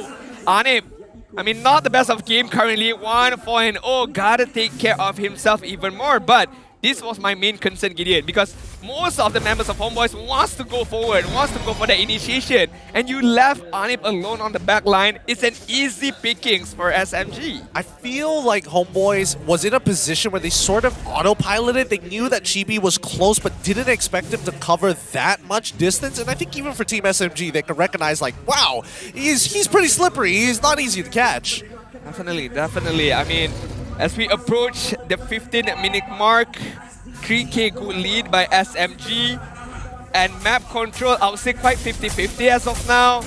SMG gotta use any kind of advantage that they have to be able to close this game down. Yes, they do have the late game potential, but again, MLBB can be a very, very punishing game. If you make one single mistake, you might be in for a treat. Yep, Subway, he cannot miss this retribution. Whoever gets this Lord almost guarantees an inhibitor turret.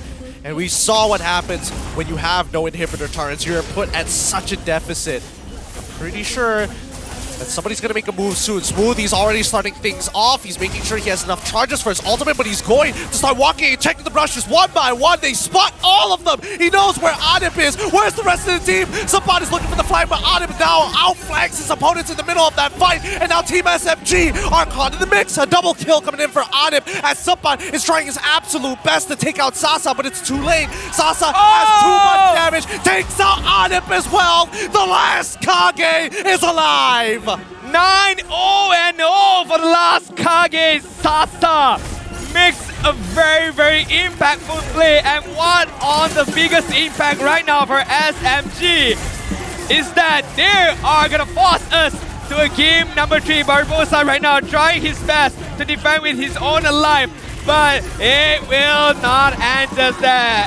SMG will make it for us to go to game number 3. Woo! Huge game coming out from Sasa. Outplay after outplay. That's why he has his own ninja clan. 9-0-0.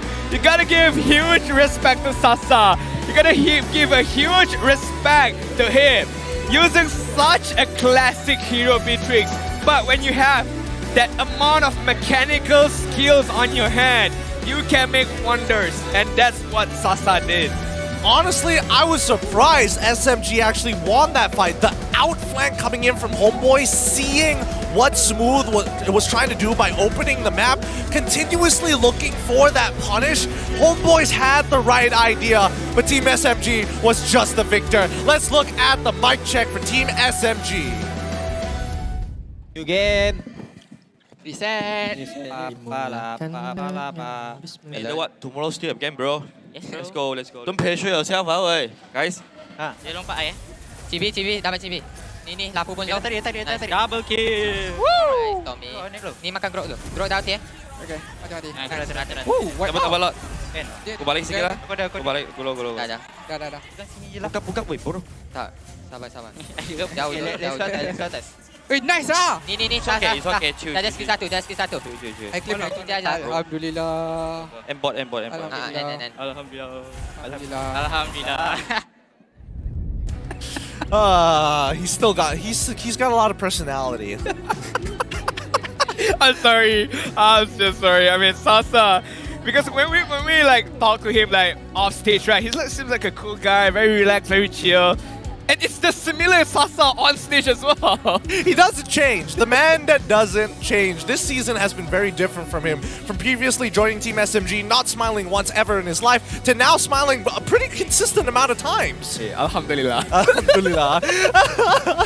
Funny enough, the match score 1-1. Yes.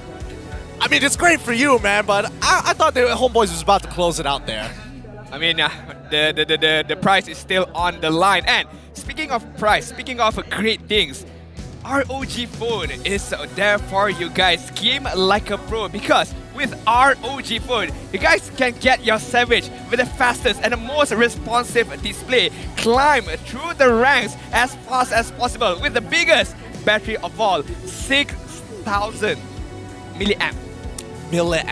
That's almost the size, pretty much the size of a power bank. Yeah, I was gonna say. Yeah, just imagine, guy, can I borrow your power bank? Just hands out an ROG phone. Yeah.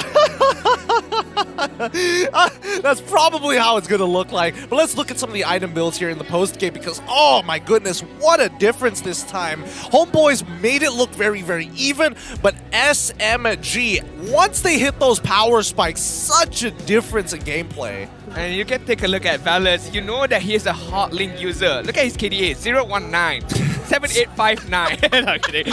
I mean, Valus played it Valus played it really well. The timing of the Divine Judgment, the target prioritization, and with the help of Sasa as well. A Goliath of a performance, 10 kills, no death, no assists. Don't give me no assists, give me them kills. We thought Anip had playoff fever. Apparently Sasa is rolling with it. Hey, Sasa, petition for him to dye his hair. He just petitioned Sasa to get a mullet. That'd be even funnier. Another form achieved, but he played a perfect game, honestly. Yep. He was dominating his lane, destroying people in team fights, outplaying pretty much everybody on the side of Homebois, and took it home at the very end. And looking at the damage dealt, 242,000 contributed by Sasa, Stormy, as well as Smooth. You can't forget this guy as well. Very elusive with the electrifying beats as well. Just try to disturb the combination coming in from Homebois. Whereas Homebois right now, I mean, the damage is there, but just how SMG pick apart Homebois one by one. Warlock was pushed by Valence. Smooth is gonna go for Chibi, just trying to, not allowing him to use the Retribution. And Sasa, I mean, just a very, very good mechanical showmanship by him. Truly. And this is why the playoffs is such a different beast here at MPL MY. We're entertaining. We like to throw games during the regular season, and most people are going to be like, 8th place region. They're completely correct here. But when you come to the playoffs, that's when you see the best of the best. That's when you feel that pressure from them. And when we talk about outplays, don't forget about Stormy's outplay in the early stages as well. Oh, yeah. You flicker backwards, I'll flicker backwards on your stuff. I can see the clip right now. The clip is just the substitution sound from Naruto where they turn into a log. And it happens twice. Crazy. But it's time for the open house. Let's bring it over to our lovely hosts and guests up on the main stage. Dan selamat kembali to the MPL Open House. Anda masih lagi bersama dengan saya, Rose, and of course Sid, and of course our special guest of the day, Fix dengan Debo. Ya, dan nampaknya kita masih lagi pergi kepada game kita yang ketiga di mana pasukan Team SMG berjaya mendapatkan kemenangan, berjaya untuk mendapatkan kemenangan yang cukup penting untuk pastikan mereka pergi ke game yang ketiga. Dan game yang tadi, yang pertama, kau setiap game semua cukup penting, memang penting Penting lah game ni, memang penting. Penting lah. Wah, dah bagi mic. Sebab siapa menang game ni akan main satu match lagi kan? Siapa yang menang, confirm top 3. Confirm top 3. Dan dorang tapi yang kalah pergi lower bracket, lepas tu main 2 game. Satu best of 3, satu lagi best of 5. Wow. Kalau dorang menang best of 3 tu, dorang akan main best of 5. Kalau menang best of 5, pergi best of 7. Yes, best of 7. Tapi agak lama juga ah. Kalau ni menang terus one more best of 5 dan best of 7. Kalau dorang menang, tunggu kat best of 7. Game tadi, kita masuk balik pada game tadi. Cukup penting bagi Cukup penting. Aku dah bosan ayat ni masih. Okay. Cukup penting sebab kita tengok macam ni. It was SMG's best of 1 tapi it was Homebois still best of 3. Dorang match point kan. Dorang perlu 1 point untuk menang. Tapi SMG pula perlu 2 point. So penting Okay, MVP. Debo. Okay, Debo. Debo pilih. Sasa. Asal? Sebab Handsome. sniper dia memang on point lah. Kena. Tadi KD dia berapa? Tak ada mati. Kalau fix dah 10 mati. Aku lagi, ya Allah. Kalau Sasa main, aku nak keluar. 10-0. Kalau Fix main, 0-10-0. Fix, kau pun rasa Sasa? Aku rasa Sasa agak. Yes. Okay, mungkin kita boleh tengok siapakah MVP untuk game yang kedua sebentar tadi yang akan diberikan kepada tak lain tak bukan Sasa dengan match KDA beliau 10-0. Dia memang kosong je. Dia memang minat dia punya kosong, jadi dengan 53 kill participation cukup penting dia punya penggunaan sniper beliau yang memberikan kesan yang lebih banyak kepada pasukan Homebois sampai mereka dah tak boleh nak control damage beliau. Betul tu. I rasa Sasa memang sangat-sangat overpowered game ni. What do you think guys? Betul. Simple. Tapi Joy kacau juga game ni. Saya nak tanya pasal Joy sebab game pertama siapa yang dapat Joy, mereka menang. Game yang kedua SMG dapat Joy, mereka menang. Macam match kita yang pertama. Siapa dapat Akai menang. Tak, ni match yang ketiga ni antara diorang ban tak pun diorang berebutkan Joy, betul? Senang kita ban dia Joy. Ban je Joy. Bukan kita lah. Ya, kita dorang lah. Siapa je lah nak ban tu. Okay, so kita tengok highlights, okay, gameplay highlights tadi. Kita nampak that in the earlier game kan, SMG pula yang dominate turtle lane. Turtle mania tadi, SMG dapat 1 ke 2 turtle, tak silap. 2 turtle. The last turtle, Homebois yang dapat. So, macam, adakah diorang macam flip the table? Sebab first game, GB yang dapat all the turtle. Adakah turtle is the winning factor, bukan Joy? Tak, satu lagi apabila pasukan SMG mereka menggunakan Martis dengan adanya kelebihan nyawa yang banyak, lagi senang untuk dapatkan turtle. Tapi sekarang ni saya nak tanya kepada kita punya player-players kat sini lah. Alah, kita ada Debo kat sini. Assassin yang digunakan oleh GP, kita tak boleh nafikan antara penggunaan Lancelot yang terbaik. Tapi bagi pendapat peribadi Debo sendiri, macam mana kalau seorang pengguna Assassin nak lawan dengan jungler tank? Tapi ni Lancelot tank. Lancelot tank jugalah. Tapi macam kalau bagi pendapat peribadi Debo lah, kalau tak nak guna Lancelot. Bagi saya ban je Joy. Sebab Joy tu kacau Lancelot. Actually saya setuju lah. Joy ni memang kacau. Hari ni kita nampak, especially dengan matchup ini, Joy ni sangat-sangat penting. Dia kacau backline dan siapa yang dapat kacau backline gets a head start on the wall. Tapi beza sikit kalau Fix, kalau awak pun perasan macam mana penggunaan Joy yang digunakan oleh Sepat dengan Joy yang digunakan oleh Smooth. Apa yang awak nampak perbezaan kat situ? Perbezaan dia tak ada dah beza mana pun. Just gameplay yang sama. Siapa yang guna Joy tu memang akan pergi backline punya, tak akan pergi frontline. Yes. Dia punya execution tak ada beza sangat lebih kurang sama kan? Betul. Orang main Joy ni, macam ada buff. Tak, itu adalah job scope Joy. Memang kena pergi backline. Nampak job scope. Faham. Dia dah suka guna JD. Pendek kan JD. Jadi untuk game yang ketiga, team mana yang menang? Berdasarkan apa yang ditunjukkan oleh kedua-dua pasukan game yang pertama dengan game yang kedua. kita mulakan dengan jejaka yang berbaju Melayu ni. Aku nak Homebois menang. Asal? Aku lah prediction aku. Siapa yang kau nak menang? Aku berdasarkan persembahan siapa yang kau rasa menang? Berdasarkan persembahan daripada game pertama dan game kedua. Homebois. Bibo terus. Asal kenapa dia nak cakap Homebois dan dia punya? Homebois. Tak, sebab aku nak jaga hati budak SMG. Budak SMG dapat dengan aku. Tapi mati kali ni ada immortality lagi. So tak adalah kan. Bak kata Sasa, don't pressure guys. Esok kita ada Tomorrow got game again. Tomorrow play again. Chill, santai. Ya, tapi game ni memang cukup bermakna, tak penting cukup bermakna kepada mereka kalau mereka berjaya mendapatkan kemenangan sebab mereka akan masuk.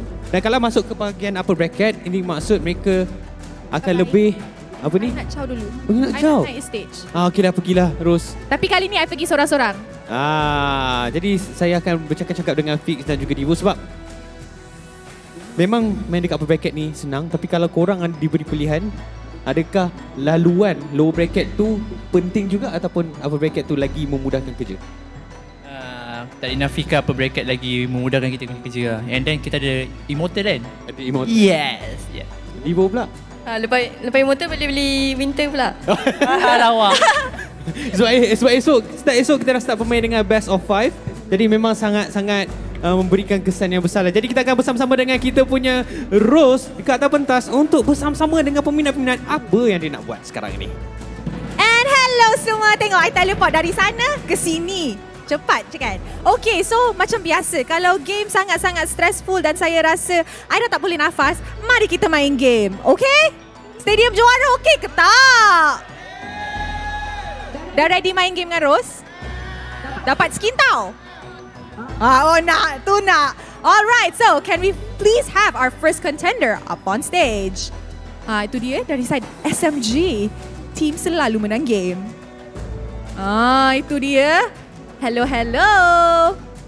Hai. Okay guys, so hari ni kita akan main game tapi bukan pop quiz. Pop quiz bosan. I akan play hero punya suara. Dia akan guess hero tu apa. Janganlah ulti. Hello. What's your name? Assalamualaikum. My name Aiman Muklis. Boleh panggil Aiman. Okay, Aiman. Aiman hari ni datang sokong. Sebenarnya sokong Todak. Tapi, yelah. SMG lah. Untuk game ni SMG. Yeah. Untuk next game Todak. Okay, faham. Dekat sikit. So, you main ML, role apa? Mati role sebenarnya. Oh, multi role. Boleh hilang mana-mana tapi fighter lah. Okay, fighter paling selesa lah. Okay, so you familiar tak dengan suara-suara hero ML? Tak berapa lah. Okay, tak berapa. Ni yang kita nak. Okay guys, so can we please have the sound? My blood boils until the day I die. Okay, ni hero apa? Dalam 3 saat. 3, 2, 1. Nak dengar sekali lagi? Dengar lagi. Okay, nak dengar sekali lagi. My blood boils until the day I die. Oh, easy je ni. Apa? Bellman. Betul ke? Diorang cakap Hanabi? Bellman. Betul. Easy. Okay, oh easy. Easy je. Easy. Okay guys, give him a round of applause. Dia cakap easy, next one kita bagi susah. Okay, thank you. Thank you. Alright, sit down. Our second contender dari side Homebois. Woi, pakai jersey Homebois lagi. Terpaling Flame Boys. Hello. Hi. What's your name? Riz. Riz. Okay, so Riz, hari ni I tak payah tanya lah kan datang sokong tim apa. It's pretty obvious. So, Riz, nak tanya Riz. Riz main ML, main role apa? Gold lane. Gold lane? High five doh. Okay, macam tu je. Halal gap. Okay, so Riz main gold lane. Riz familiar ke dengan suara-suara hero ML? Boleh tahan lah. Boleh tahan. Okay, production. Susah sikit. I'll be the blade in your hands. Ni senang sangat. I pun boleh. 3. Ulang balik lah. Ulang balik. I'll be the blade in your hands. Hanabi. 3. Hanabi ke? Hanabi. SMG, Hanabi ke? Hanabi. Diorang cakap tak? Tak. Yakin. Confirm? Confirm. How many percent? 100%. 100% betul. Alright, round of applause. I suruh bagi susah, bagi asal senang. Alright, thank you. Nanti boleh claim your gift, ya? Alright, mana final contender kita? Final contender. Oh, okay. Final contender, can we please come up on stage? Alright, hello. Boleh stand sini. Hello. Hari ni datang untuk sokong tim mana? Datang sokong tim mana? Homebois lah. Homebois. What's your name? Apa nama? Syarul. Syarul. Okay. Confident tak boleh jawab? Selalu dengar Japanese voice. Oh, dapat dengar Japanese voice. Okay. Production? True love is like blood. Ha. 3, 2. One more. True love is like blood. Tanya pro player. Oh, that. Ha? Betul ke? Dan sekali lagi. One last life. Jangan True percaya love orang. is like blood. 3, 2, 1. Valentina. Ha? Valentina. Kamila. Salah. So, Sin salah. Alti lah ni. Alti apa? Horology is my craft. Diggy is my name. Oh, ini. Tu dah expose sangat. Diorang nak you jawab lagi. Sekali lagi, guys. They were called. One more. Oh, dorang minta you buat alti digi, bukan suruh you guess digi tu apa. So, Time's Journey, the stage is yours. Time's Journey. Lepas tak? Nope, I'm not satisfied. One more. Buat betul-betul.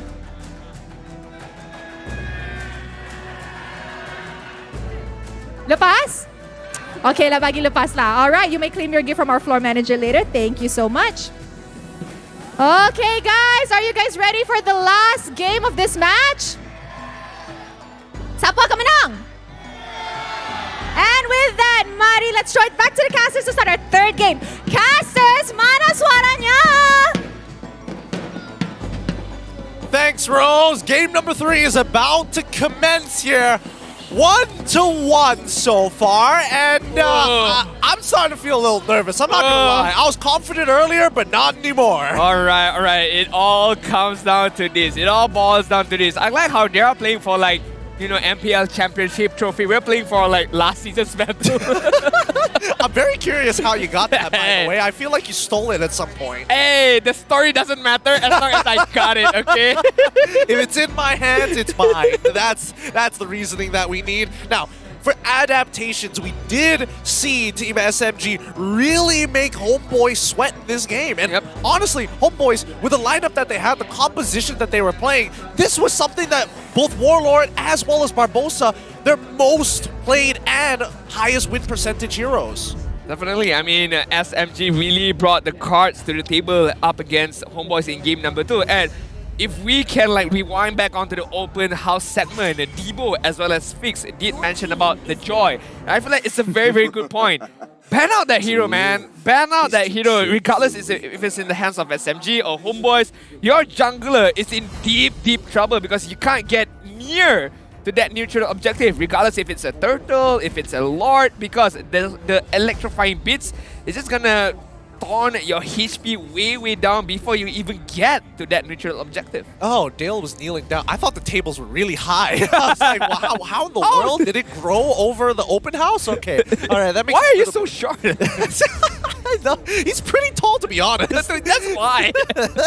All right, now looking at the draft so far, we see the Arlet once again, the Fanny, okay, the Farmus, all right. With a follow-up from Homebois onto that Farsa, this always proves to be a problem, right? Yep. Every single time we've seen Farsa be banned out today, the Yves and Valentina come into question. The Yves and the Valentina does come into question right now. Are they gonna ban both of those heroes out and let Joy still open freely? SMG gonna take a look. I mean, like, if let's say Valentina is still open, I feel like that would be an immediate pickup for Stormy, right? Regardless of whatever is being thrown onto him by the side of Homebois, Valentina should be the main prioritization. 1-1 is gonna get banned out. Okay, let's just hypothetically mention that if Joy and Kaja is open, okay, who do you pick up first? Do you pick up the stronger hero, the OPer hero, which is Joy, or do you pick up the counter, the Kaja? Are you on blue side or red side? On the blue side. For sure, Kaja. For sure, Kaja. There's just too many ways. There's two heroes that are able to counter Joy. Yeah. That is Franco and as well as Kaja. They both have the keyword in their ultimates that make it impossible to actually escape. And now, if you are on red side, you ideally get both, right? Now, Team SMG, I like the fact that they banned out the 1-1. They know that 1-1 is strong. They did struggle to play against it, especially in game number 1. Well, for Sasa in that case, but he redeemed himself. Game number 2, I will justify that. Homebois, on the other hand, will ban out the Valentina, forcing SMG into the situation we just talked to, right? So it's either they decide, you know what, since Valentina is not available, it's either we secure the Kaja first, or we can say, you know what, how about if I don't get caught? That's the solution. I like the mentality. Yep. I really, really like that mentality. I mean, come on, because Kaja can only capture 1, right? So if you take like 5 high mobility heroes, choose your poison, man. Like you pick up a Joy, you pick up a Cloud. Okay, I'm sorry, you can't pick up the Cloud right now. Cloud is gonna fall onto the hands of Homebois as well as Kaja as of now. That's okay. Lancelot can still be the jungler for SMG right now, so it forces Kaja to decide who are you gonna use that Divine Judgment upon. Or, even better, pick up a very, very annoying marksman right now. So, you know, it's either gonna be the Joy or the marksman. Or, well, I would imagine that Team SMG isn't too concerned about this, right? It feels like they have some kind of play in mind. They could look to get a Diggy very early on in this matchup to kind of counteract the Kaja's initial catch, but then, like we saw in the previous game, right? Smooth was able to open up the map extremely confidently when there is no Kaja on the enemy side. Wow, very, very early pickup on the marksman, and the marksman of choice is gonna be Brody.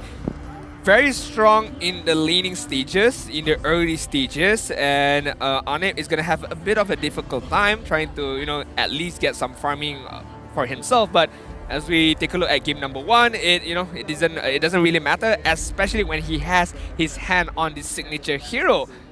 So it's gonna be a very interesting matchup on the gold lane side. Fredrin, again, a very, very common pickup for Subway. I would like to see balance on... I had this hero in mind, Atlas. So yes, you have Divine Judgment on yourself, but if you wait too long to use that Divine Judgment, Atlas can punish you immediately.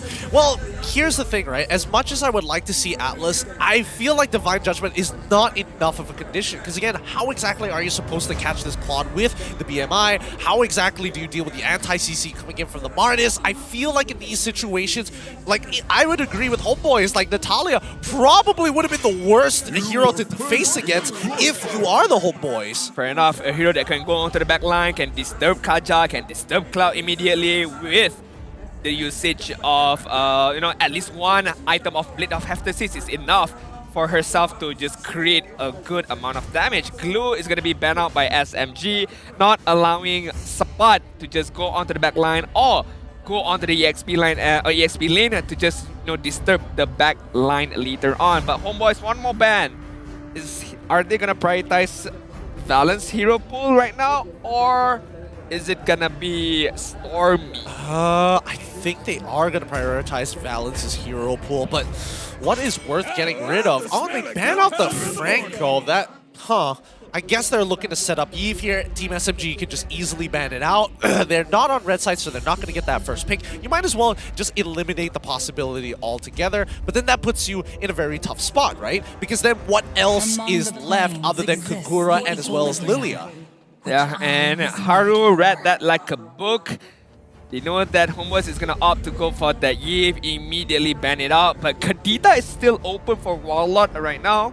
You know, the combination of the Rough Eve and the Divine Judgment and the Blazing Duet. So that could be a good threat against SMG. That could be a really good threat, as a matter of fact. Let's see whether Homebois cares about it, right? Because it's about which side they want to play on. And right now, with two dominant layers for the side of Team SMG, and despite the fact that game number 2, they lost a lot of that mid lane control, but at the end of the day, it's all about scaling. Team SMG, they've got a couple of scaling elements here and there, but I don't see the full vision just yet. Right, let's take a look. Oh, it's not going to be the Kadida, it's going to be the Lilia right now. So another high mobility hero. Looking at SMG, haven't locked down their crowd control or their tanker yet. So Lilia is not a bad pickup right now. The Shadow Energy can clear off the minion wave really fast and allow Lilia to rotate either on the top side or on the bottom side later on. I don't know why, maybe biasness of Atlas. I still feel like Atlas or maybe a Ruby right now. Ruby doesn't sound too bad. I'm not gonna lie, but I'm more worried about Stormy, right? What is he gonna play? We haven't seen him like touch Kadita. True. Hellcut. No, I'm kidding.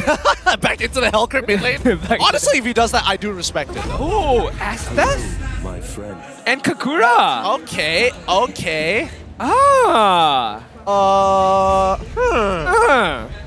Well, the only thing I know about Kagura is there's a lot of Kadita. No, sorry, not Kadita. Kakura TikTok combination. Yeah, there's a lot of cool mechanics that you can actually do with her, and unfortunately, the game doesn't tell you all of them. Nope. You gotta download TikTok and watch all of it. Like with the modern heroes, especially if there's like a transform ability, they at least give you a description. With Kagura, she hasn't been touched for a while. The tooltips do not help you. Yeah, it's like either you know about it or you don't right now. But as we take a look at the completion of draft coming in from Homebois right now, they are requiring their own, I would say, EXP laner right now, and it's gonna be the Yuzong pickup for support. Alright, so I mean, obviously they have the Kaja lock-in. If they switched out the Kaja for the Atlas, that would be the most ideal, but you know, they're gonna go for the next best bet, which is gonna be this Yuzong. He's able to go up in the middle of the clump, he's able to dive deep inside the backline, and with enough backup from the side of the rest of the Homebois, technically it should be fine. It should be, quote-unquote should be, but I'm more interested to look at the draft composition right now from both of these teams. Okay, kill pressure is bigger on the side of Homebois, obviously because they have Kaja, but everywhere else, if you take a look at teamfight, early to mid game, even the late game is quite similar. So we are in for a treat, we are in for a close game, an end-to-end game between Homebois and SMG. Alright, I mean, the overall stats look like it's a little bit more favored towards Homebois, whether it's push, pick off, kill pressure, or utility, but it's time to determine who is gonna win this best of 3. Only one team makes it to the next round, and the other will have to play in the lower brackets, and nobody wants to have to play more games than they should. Alright, ladies and gentlemen, are you guys ready to rumble? Let's take a look at game number 3 SMG right now with a very interesting pickup by the Kakura. Do you have any personal opinion about this? Because we haven't seen her for a very long time. Honestly, I would say, and this is a very accurate guess, that Stormy doesn't like Kadita very much. Because in previous metas, it's the natural counter pick, right? You get the Lilia and then you go all in on the Kadita because you can basically go for a full combo before Lilia is able to get the black shoes off the Petrify into the Breath of the Ocean, Ocean Oddity into the Rough Waves, you know the combo. Yeah, I feel like maybe Stormy just likes to, you know, play a bit more elusive, hence why the Kagura is going to be the main choice for this last match between these two teams. But as we take a look on the bot side, Valence is going to hug hands on hands with Sasa right now, but the rotation coming in from Chibi, level 4, has been achieved. Oh boy, I thought he was going to die there, but Subway is able to lock down Barbosa for a while. Chibi waiting for the Mortal Coils to go back into that fight. He's already forced Valence to flicker, and if Valence walks ever so close to Chibi, he's going to die. He's going to die to the Decimate, and they will start Homebois' snowball. Yeah, Valence knows better to not expose himself onto the hands of Chibi right there. Having the Mortal Coil, having the Decimation is just not going to be good for Balance as we take a look. Smooth dishing a good amount of damage onwards to Sapat, but right now he's in trouble. Smooth doesn't have his dash off a cooldown. Decimate coming in from GB. What a smart play coming in from the Homebois. Very, very smart, beating out Smooth right there and immediately killing him off and allowing Homebois to enjoy this first turtle for themselves. A very good start for Homebois by SMG. You know, it's still not over yet.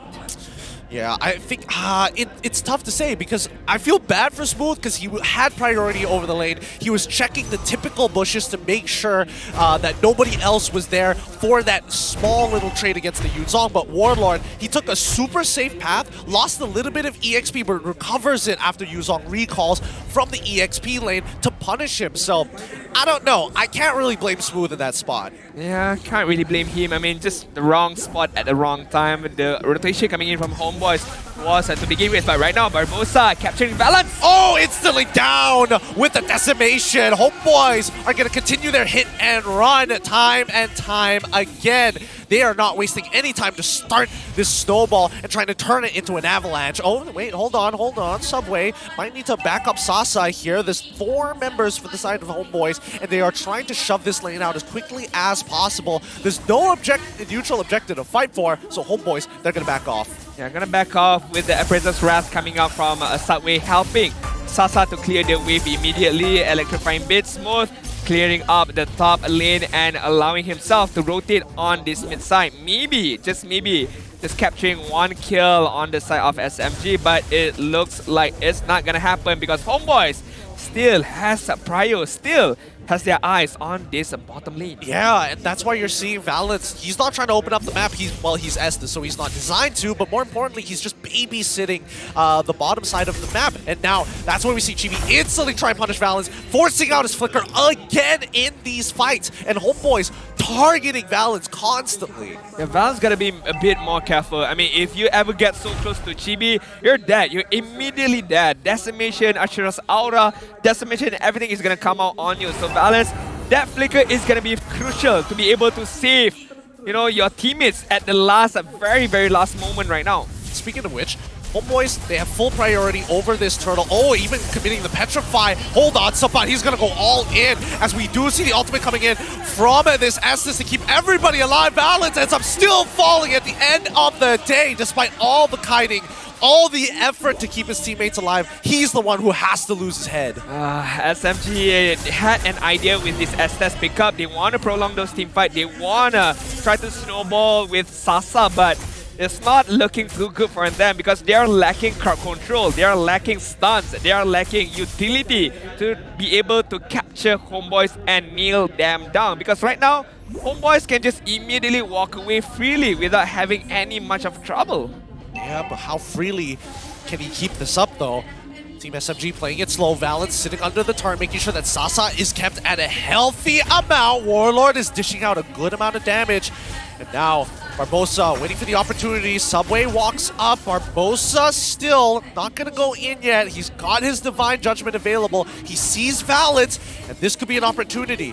He might actually call his jungler over, but nah, Stormy, he's already on his way to top side. He might check this Tri-Brush here. Nope, doesn't even bother checking it. Barbosa forced to actually get out of there. And now, back into the stalemate. Okay, he's fine. I'm quite happy that Homebois did not, I would say, go aggressive on that top side because it could go, or it could backfire on them. So they waited it out. They were very patient. They did not, like, you know, gamble anything on that top side unless they're really sure they can kill off a Sasa right there. So props to them being patient, being very calculative with their own power spike as of now. Oh, they're playing it slow as Warlord already losing his black shoes. The top side of the map is basically being controlled by the side of the Homebois. We do see a bit of an erratic movement here as both sides refuse to lose that turret. Oh no, Subway, he's in trouble. The Decimate's gonna come out soon, but the healing is just enough. Subway gets out of there. Valence keeps him alive. And now Stormy, he zones away the Kaja, making sure that nobody gets close. This Brody got some good damage onto Anam, who steals away one camp, but they trade the bottom tier one. Smooth winning these trades against Subbot as he, oh wow, he's not getting enough of that passive triggers, the Sha residue on to Smooth so far, and this whole time, GB will take the turtle away. Barbosa, he backs up, Yang overturn, connects, but the second part of it doesn't, and Warlord, he's going to start disrespecting the space. He's got the black shoes, forces Balance the flicker out of the way as GB trying to isolate targets of his own. It's not looking good for SMG right now. Nothing is connecting from them, especially when they try to get a pick off, when they are trying to get a kill. But Black Dragon form as the beginning of this fight. Yep, they get into the middle of it. Petrify is good! Sasa is in trouble! Adip runs the entire backline down as Valence dies before the fight even begins. Decimate almost kills Smooth, but GB gets the walk away. So close to turning it into 4 kills. SMG can turn things around, but they need time, they need item, especially for Stormy. Without item, the Yin Yang overturn is not gonna do much of an effect. Look at GB, yes! Almost getting killed, but look at his health!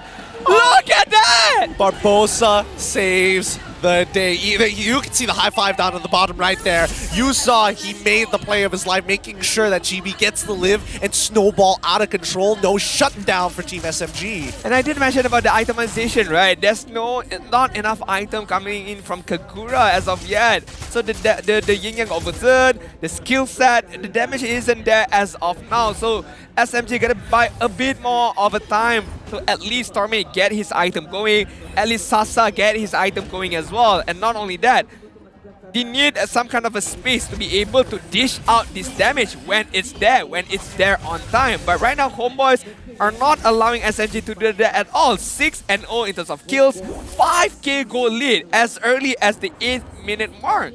Yeah, there's nothing much they can really do. Sasa being the top earner for the side of Team SMG, it just goes to show, oh wait, hold on, GB, he might be in some trouble. He's getting locked down pretty hard here. His mortal coils should get him out, but Subway isn't going to let this go just yet. Warlord forced to use the black shoes and now out of position. Yin Yang overturn catches him. There we go, Stormy finds him, purifies out of there, and quickly now turning the tide as they're getting all topped up by Valence. Black Dragon form, looking for a target, and he decides it's going to be Sasa. Petrified, committed, furious dive into the back line as we do see Subway and Smooth working together to take out Barbosa. Subbot, no more gap closers as he's been kited out of his mind. GB with the motor coils, holding strong, goes with a decimated, saves Barbosa's life, but it's going to be Subbot who ends up losing his head. What a crazy play by both of these teams. I thought Homebois was backing off away, but they counter-initiate back when there was no Guardians, Blessing of the Moon Goddess. But it did not go to the plan as SMG still kited around Homebois. Even without the Blessing of the Moon Goddess, Valence still has the healing capability to help his teammates out. So I'm not sure if that was a good move by Homebois to counter-initiate when they could have just back off immediately. I think they were very confident that Subbot, especially since he did have Petrify, would get on top of Sasa and force him so far away from Valence that he gets a free kill. And now it's going to get even harder, right? Subbot failed that initial engage, and now Sasa has a winsome nature, so Sasa can once again just tank the Black Dragon form. Smooth's open up the map, but he gets instantly pulled back by the Divine Judgment. Tries to get saved, but GB gets the Decimate. The taunt is good, but nobody else to follow. Now Valence is in trouble. Sasa's in trouble. He gets hit by the Petrify. Winsome Nature is out. Corrosion Strike isn't enough to pull him away into a profitable position as Chibi and Warlord slowly chunk away at Subway, but the Black Shoes keeps Warlord alive. They will lose a tier 2 down on bottom side, but Homebois get to fight and live for another day. Well played by Homebois right there, knowing the positioning, knowing when to showcase him themselves in that particular team fight. They know that Sasa is kind of out of position a bit. There was no way Sasa could survive that, even with the heals coming in from Valence. That was a good Petrify. That was a good Black Dragon form coming in from Sapat, as well as Anip being there on time, using his own basic attack, using the Blazing Duet to be able to get a kill towards Sasa. So SMG, that was on them. That was their mistake.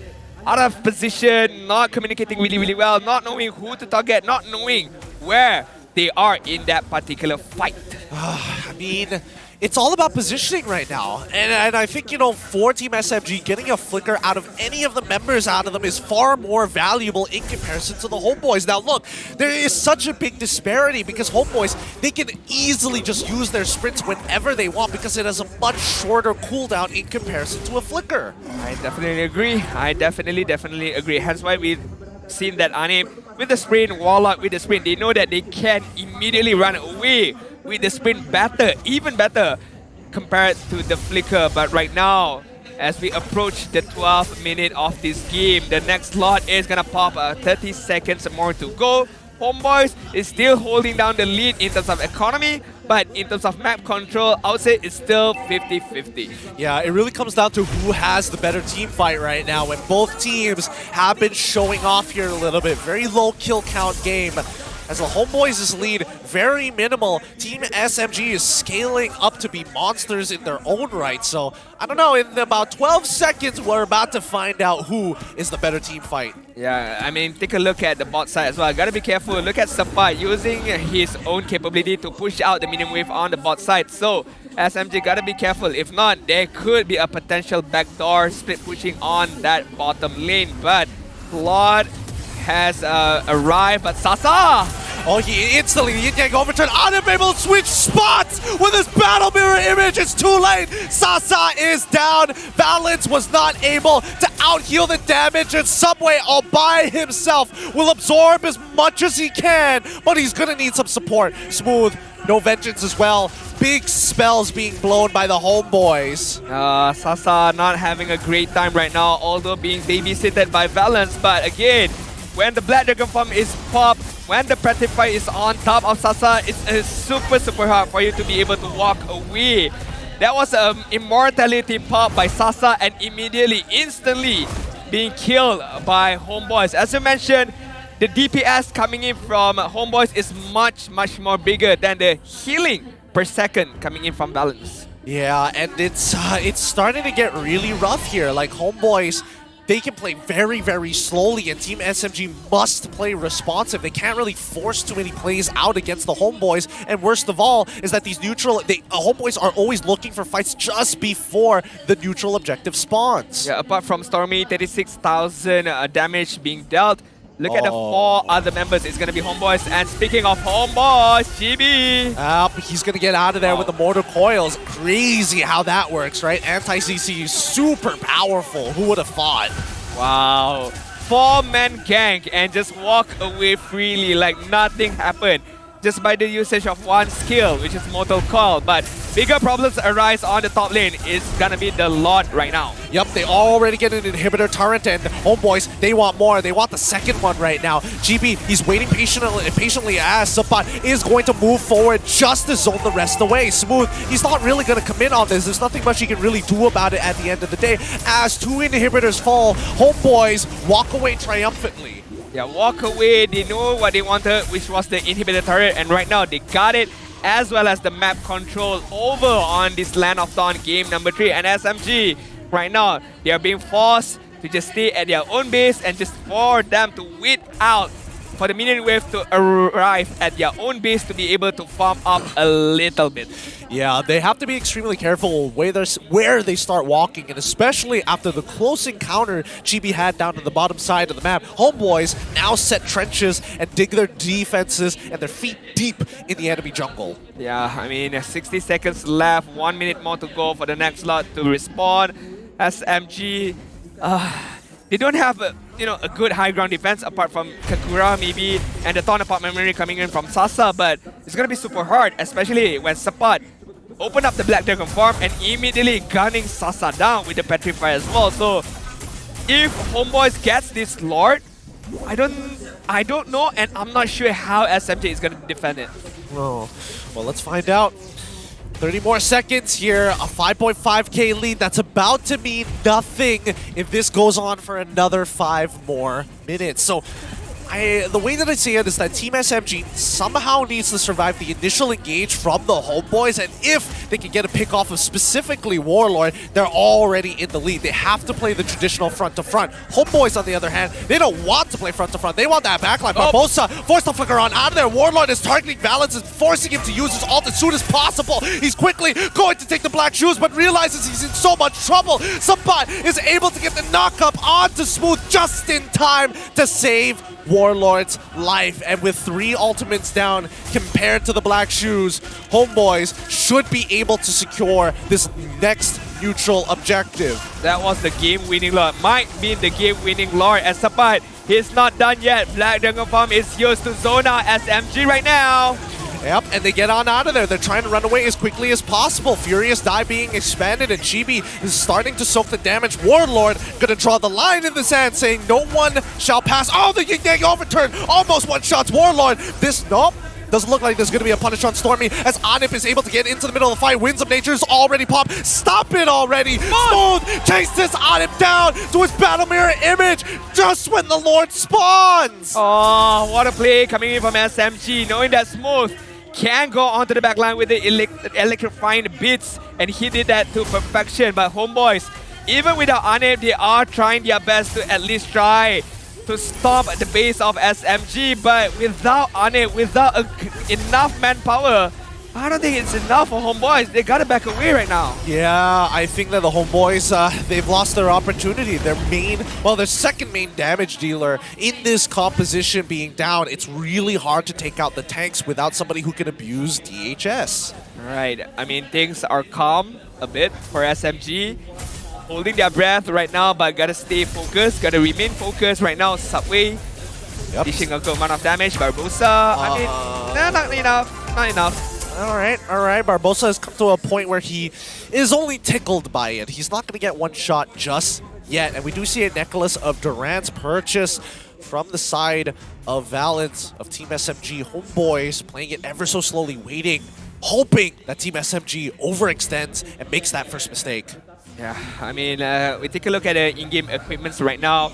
Physical penetration coming out from Brody, having the Blade of Ecstasies, having the Malefic Roar, as well as the Blade of Despair, you know, raw output damage. But look at Cloud, having the Wind of Nature, Golden Staff, DHS, but a Rose Gold Meteor, you know, respecting Kakura's damage as of now. Lightning Truncheon, Divine Glyph, and Holy Crystal with Clock of Destiny. So no armor at all, just pure magical damage for Stormy. Yep, and that's why Anip has been able to chunk out that backline, right? As we mentioned before, Team SMG, they want to play front to back. Homebois want to play back to front. And for those who get confused about the terminology, the first, whether it's front to back, that just means you want to hit that front line, smash the front line, then go into the back line. Or maybe you can just go to the back line with the BMI from Anip right now. But still, gotta be careful, man. The taunt coming in from Subway could change things immediately. The Yin Yang overturn coming in from Stormy could change the dynamic of the game. So, Homebois, although they are holding this lead, they are still in threat of SMG's, you know, capability of coming back to this game. But Homebois, as of now, very, very patient, very, very passive gameplay from them. But Barbosa, they force Stormy to flicker out of there. Even with the inbuilt Purify, might have been extremely dangerous there. Subway actually looking to get a taunt onto Subot, forcing him to use that Furious Dive early on. Mortar Coils being expanded to Subway, down to 50% of his HP as he gets topped up by Valence. Homebois, are they trying to make an opening here? No, it doesn't seem like it. This entire time, Anip was on the top side of the map, and Team SMG just could not find the opening to start the fight. this is like a 4D chess right now, 4-dimensional chess. Who's gonna make the first move? Who's gonna make the mistake? Who's gonna do the wraparound as of now? We take a look at the mid side. Anip clearing the mid wave. Meanwhile, Smooth just trying his best to find an opening as of now. He needs to clear out that mid wave. Warlord is gonna go back, so I don't think this slot is gonna have any of effect, and it's not gonna be taken down by any of these teams. I mean, we say that, the stalemate continues. It's been that 5 minutes that I was talking about earlier, so the gold lead basically doesn't matter at this point. Smooth, he needs to find that kill, similarly to the previous engagement where Anip was in the middle of his battle mirror image. He feels safe, takes it back, and instantly dies. And now, the knock-up coming with the Lord. Warlord, he's in an awkward spot. The Yin Yang over to turn is good! He doesn't get it off in time. The Black Shoes was great, but the damage is just way too much, and Sasa is able to free hit the front line. Winds of Nature is already popped as Anip is trying his absolute best to take out Sasa as soon as possible. The Immortality is going to be cracked, and the Lord still isn't helping anybody here, but Anip able to get off just in time. GB with a sliver of health left. Subway, he wants to go help out his friend. He should help out his friend as the Immortality gets cracked. Barbosa is going to still try and look to chase him. Anip getting some good damage, but Smooth is still alive. Smooth Still not ending there, yeah. Electrifying Beast trying to catch Anip and managing to catch Anip right there. Immortality pop. Anip gotta run away from Subway, but Subway, that is not the right way to go. Immortality is gonna be popped by Subway. Fellas is there to help him out with the blessing of the Moon Goddess, and Subway is still alive. But the base, the minion, the tree capable minion. It's not gonna do anything. No! Run on it! Come on! He's so close! Nothing! Homebois! Let's go! Oh my god! It came down to the wire! It came down to the base race! Oh my god! Not like this! Not like this! 2 times today it has happened! 2 times the game ended from a back door. GG, well played to the Homebois. Oh god, I'm losing my voice. Oh my god, what a game. 3 catapult minions was enough. On it with the BMI. On it with the basic attack of his life. Allowing Homebois to get 1 step closer to that dream. The grand finals is almost within reach for Homebois. Homebois secure top 3 here at MPL MY Season 11. What a victory for them. What a moment. They have never made it this far in the playoffs. And to be fair, their base was being attacked by minions as well. It's just a different, there was nobody to try help. But we're done here. Let's throw over to our host, Rose and Sith. And itu dia our top 3 secure team, Homebois! Woohoo! Wow! Oh my goodness! Oh.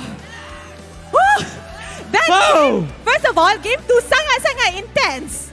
3 game, bukan game tadi. Ya, Tiga game sangat-sangat intense. Dan ini menunjukkan bagaimana pasukan Homebois bukan saja berjaya untuk top 3. Sekarang ni mereka terus saja masuk ke final upper bracket. Sekali lagi, tahniah diucapkan kepada Homebois. Homebois memang betul break the curse kali ini. With now they've secured top 3 and securing shaking. Tapi I nak tanya Anip, tadi masa pink test you stole my fries. I tengah makan kat sana, you rembat my fries. Not me lah. Not me? Sepat. Sepat. Tapi I cakap apa? I cakap satu benda je. Nak steal fries, metal lemah sampai mati. And sekali lagi, Ani metal lemah won. Janganlah gelak. Jangan gelak. So Ani, you rasa you boleh metal lemah sampai grand finals ke? Boleh. Boleh. InsyaAllah boleh. Boleh. Okey, saya nak tanya kepada Barbosa. Oh, Barbosa. Dengan kemenangan kamu tadi adakah kamu yakin kamu mampu untuk pergi ke grand final? Apapun itu pasti yakin sebab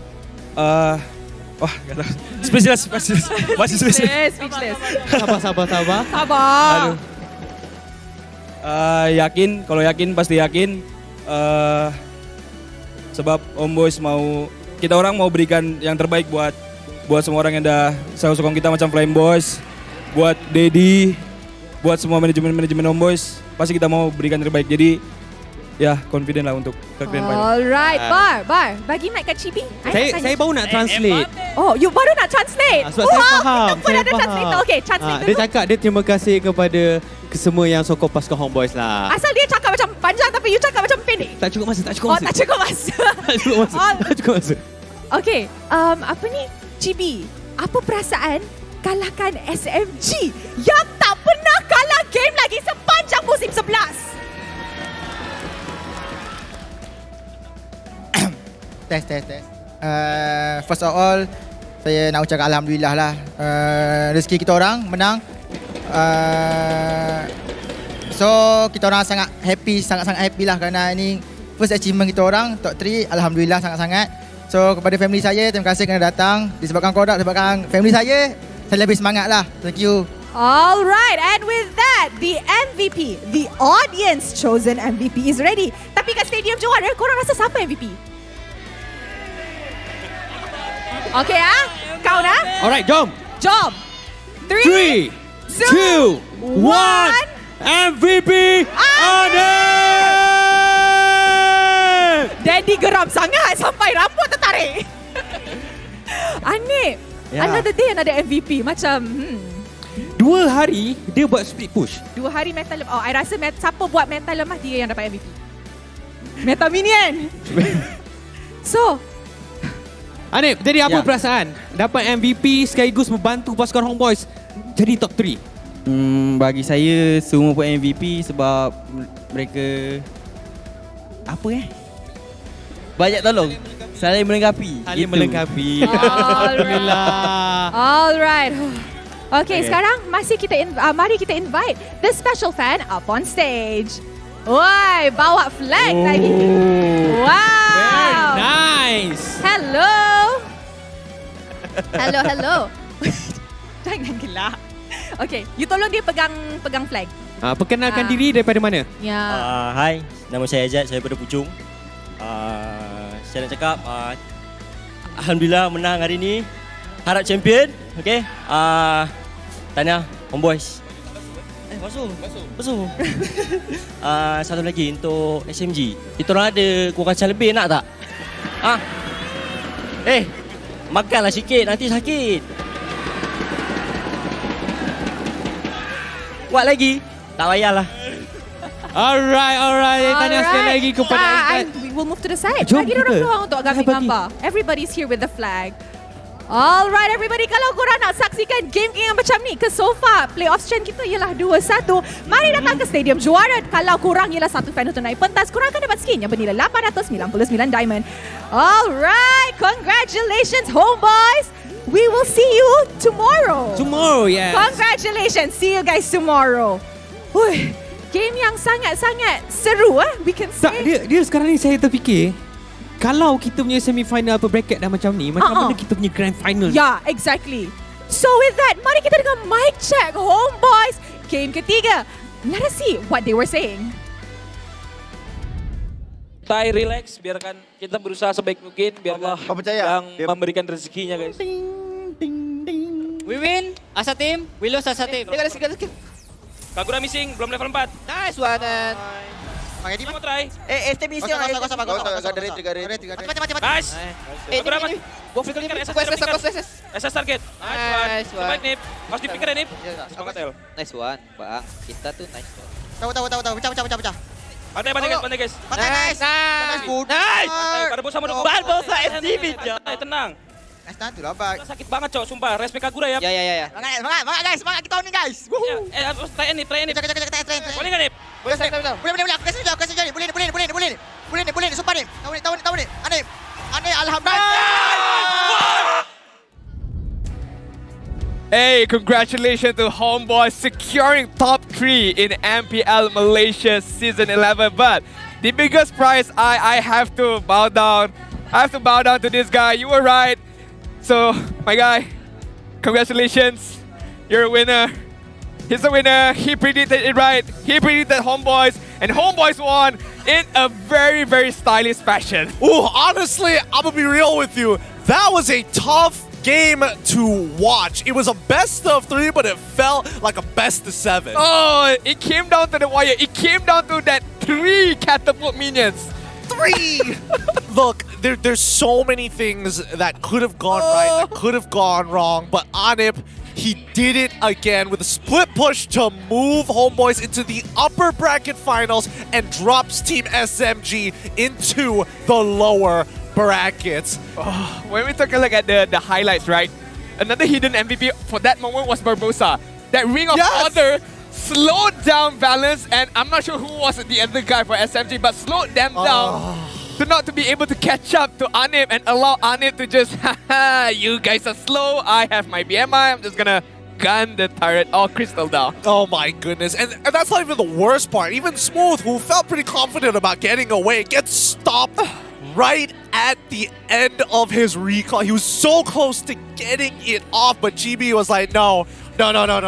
This game ends here. Oh, a lot of things can be talked about, but let's take a look at the itemization right now. Anip, I mean, when you give this guy Cloud, he's just gonna dominate really, really well. Only 2 deaths, 1 kill, but a big moment from him at the end of that match. Chibi played phenomenally well. This is your SEA Games jungler, okay? 8-0-3, itemization as we all can see, focusing on the defensive capability, but what he does with the Martis is super impactful. Barbosa, 7 assists, always in clutch, always there on time to pull the right targets for Homebois to just eliminate them. Yeah, and the craziest part is the fact that even though Chibi was able to get 8 of those kills, 6 of them came from the early game. And if we minus it off of that score, that technically would mean that SMG against Homebois would be 7-6 at the later stages, because SMG didn't get any early kills, weren't able to get too many trades, and most importantly, they lost the early game so hard, but came back towards the middle of the game and finally scaled up, where team fighting was the entire design of the comp. That's so hard on SMG, right? I mean, they played good, they played well, but I feel like this draft is not synergy well with them, with one and another is the word I'm looking for. Because who's the crowd controlling hero right now? There's nobody able to stun except for maybe Sasa, but you're not gonna let Sasa to just be the front line, right? You're gonna let Subway do that job. But how Homebois just kites everything around. They played with the blessing of the Moon Goddess. They waited it out. Although Valus did, early stages a bit iffy. He brought back into his game. But then again, Homebois, when they know who is the main target prioritization, they gun them down very, very quickly. Especially Sabat. When he had that Black Dragon form, Sasa was the main target. Yep. Honestly, I did think that Warlord was in a lot of trouble. Had a Stormy, locked in a Kadita, but he was more confident in his Kagura and catching out that back line. Warlord is really nasty on this Lilia. He can hold 4 people back by himself. Hey, Homebois, tremendous performance, game-changing. This is the Homebois I would love to see, and I'm happy that they are in top 3. One step closer to be able to get that medal right there. I mean, he didn't got it. Maybe it's Homebois' turn to get it this season.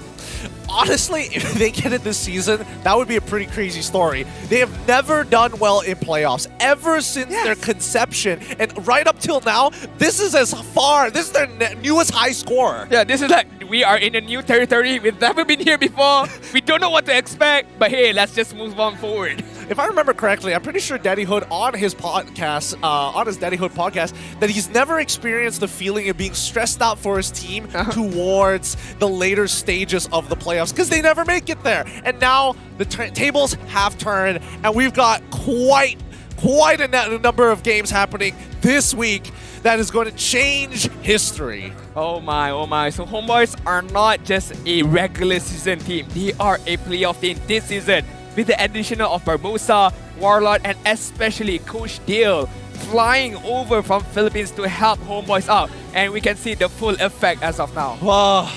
Oh, what a game that was. With that being said, enough of us here at the desk. Let's throw it over to our host up on the main stage. And selamat kembali kepada MPL Open House kita. Anda masih lagi bersama dengan saya, Rose, Sif, Fix dan Divo. Ya, tetapi lepas je habis game tadi, kita dah capai kita punya PCU. Kita dah break Season 9. Wait, serious? Yes. Berapa ribu? 188,000. Oh my god. Guys, jangan pergi mana-mana. Kita mana tahu boleh beat 200,000, yes, 300,000.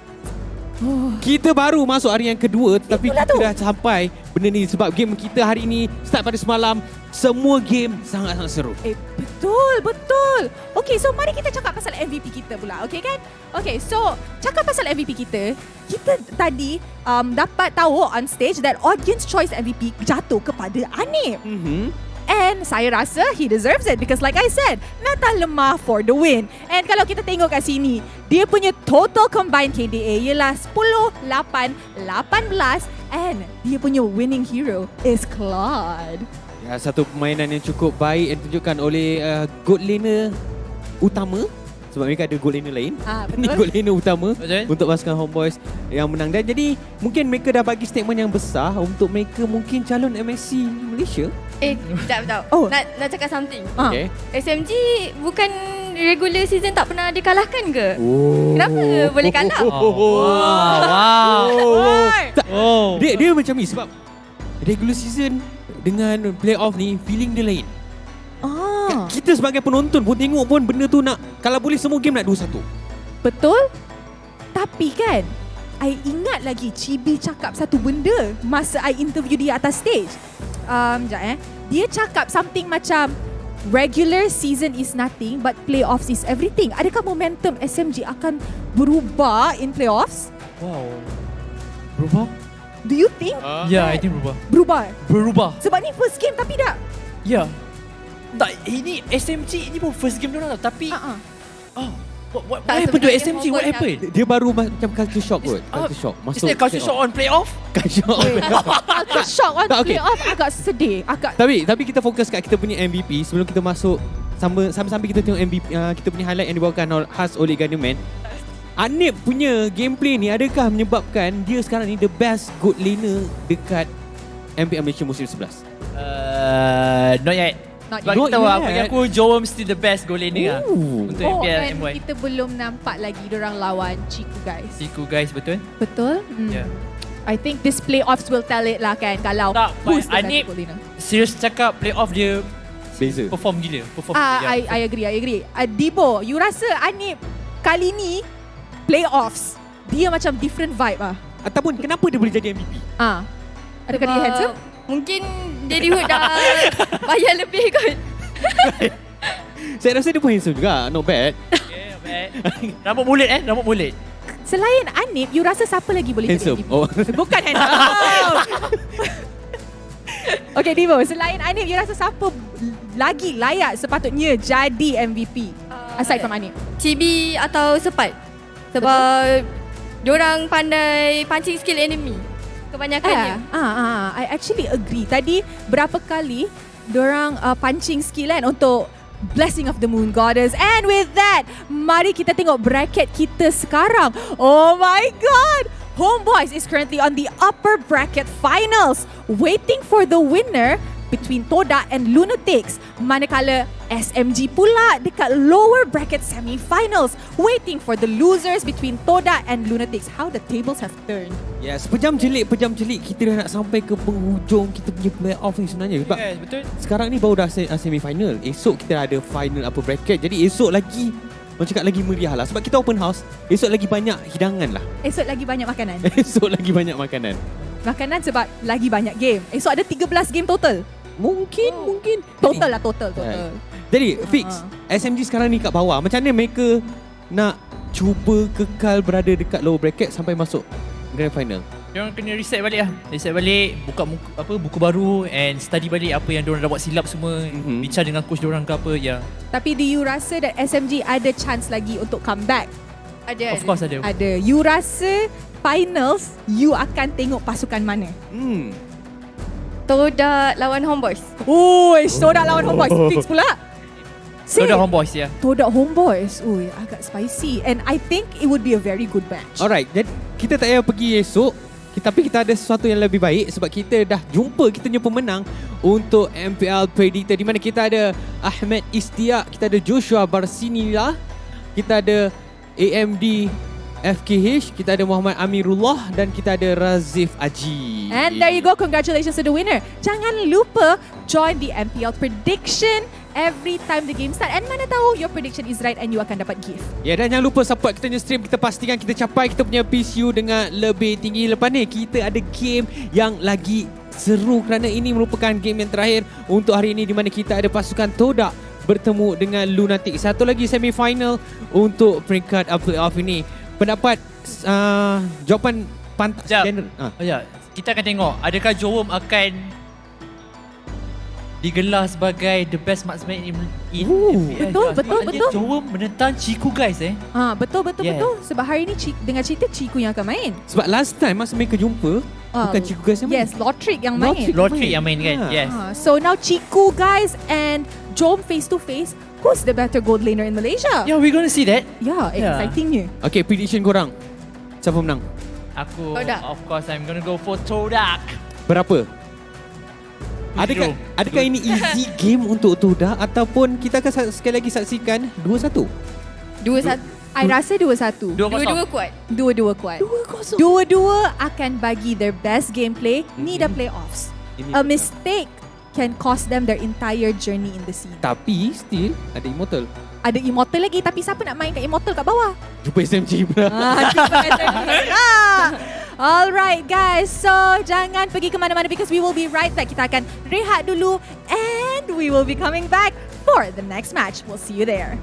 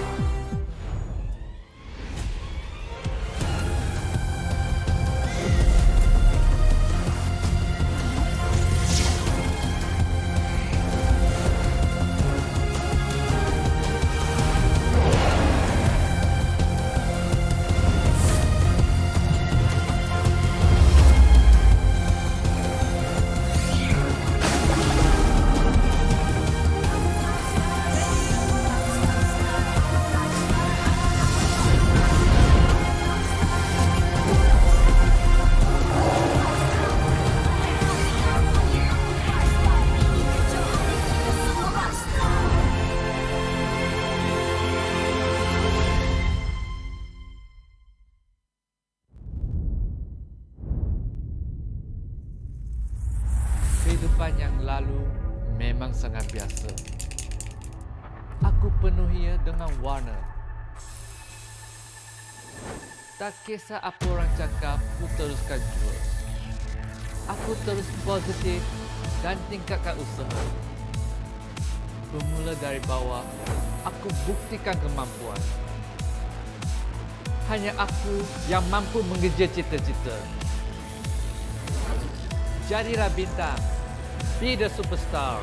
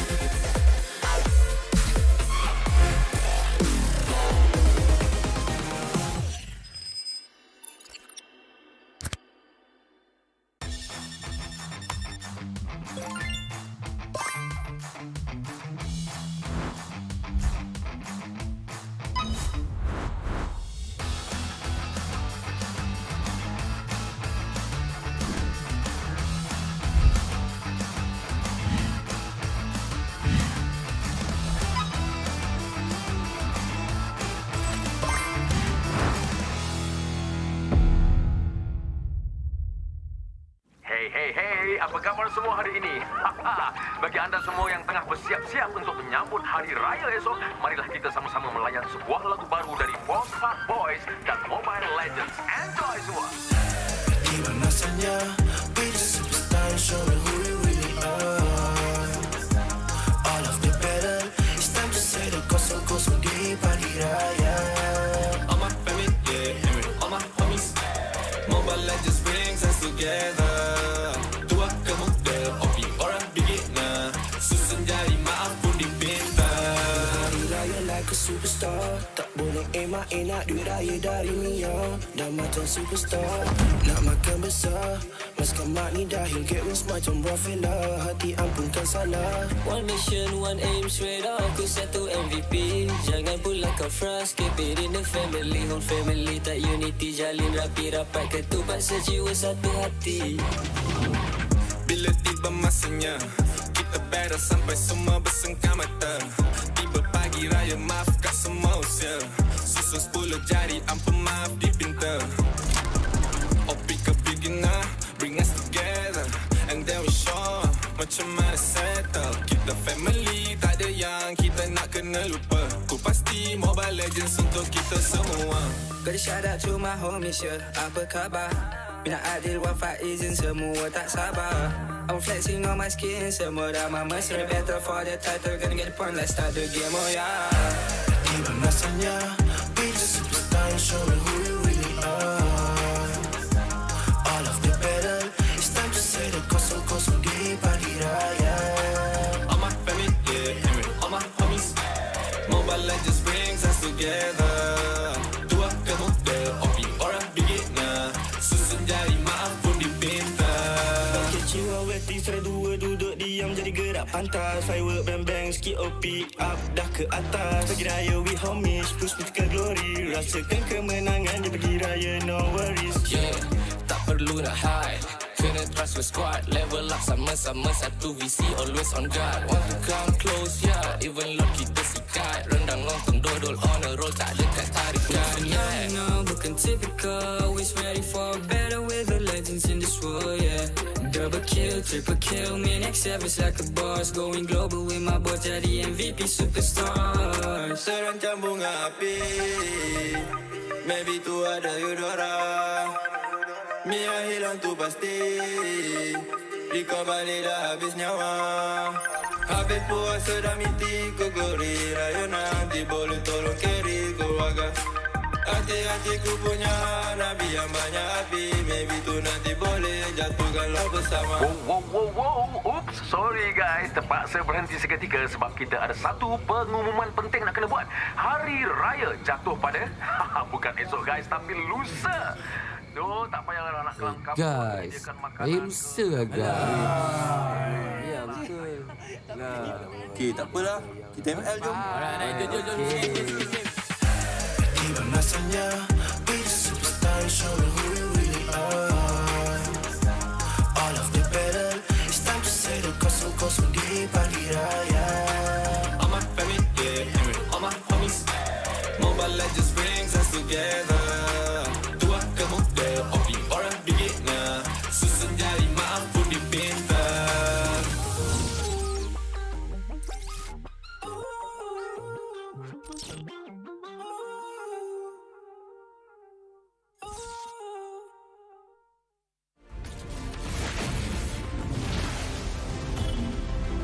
Pain was the proof that I'm still alive.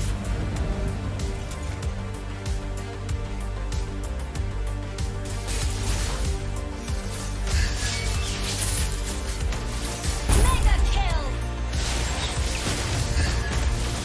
Legendary! Double kill! Stopping time.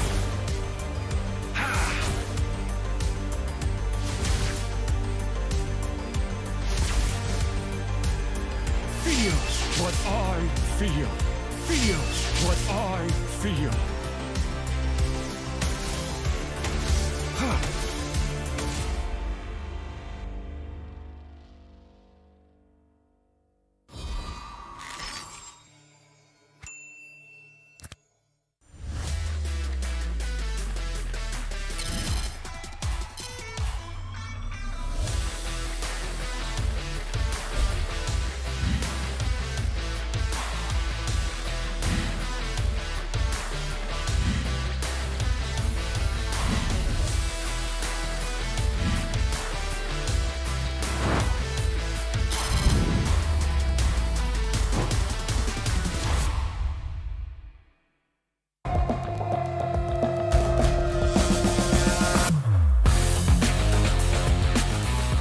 Memang banyak cabaran, tapi semuanya berikan aku pengalaman. Aku kena siap sedia. Cari kekuatan untuk terus ke depan. Aku boleh buat dan kejar apa aku nak. Percaya pada perubahan. Jadilah bintang. Be the superstar.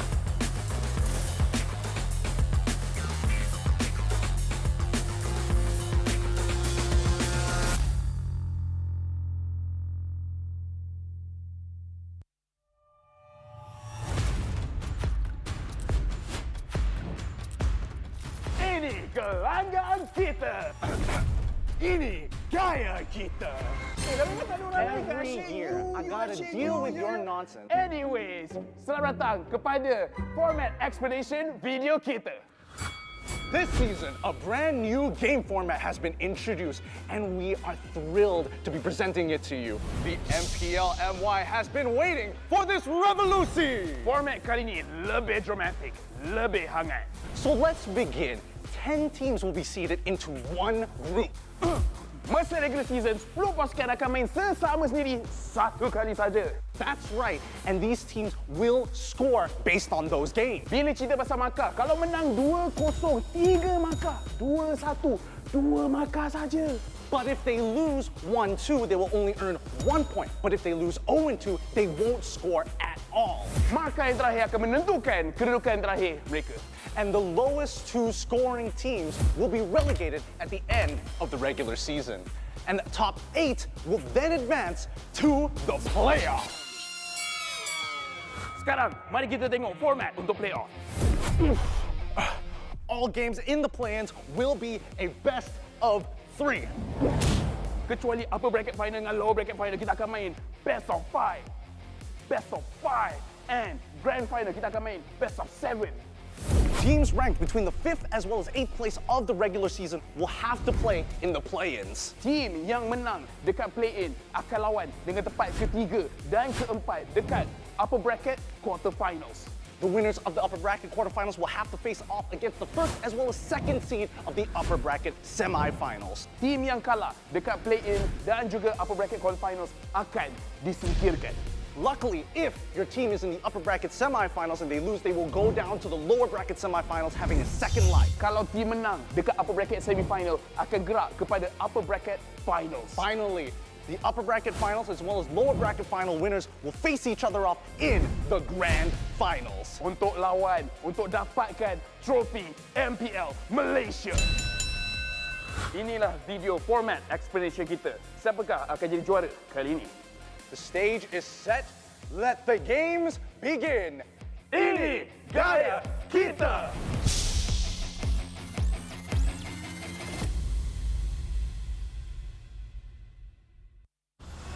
Nadi sebuah bandaraya. Rentak berterusan yang menggalakkan kita ke depan.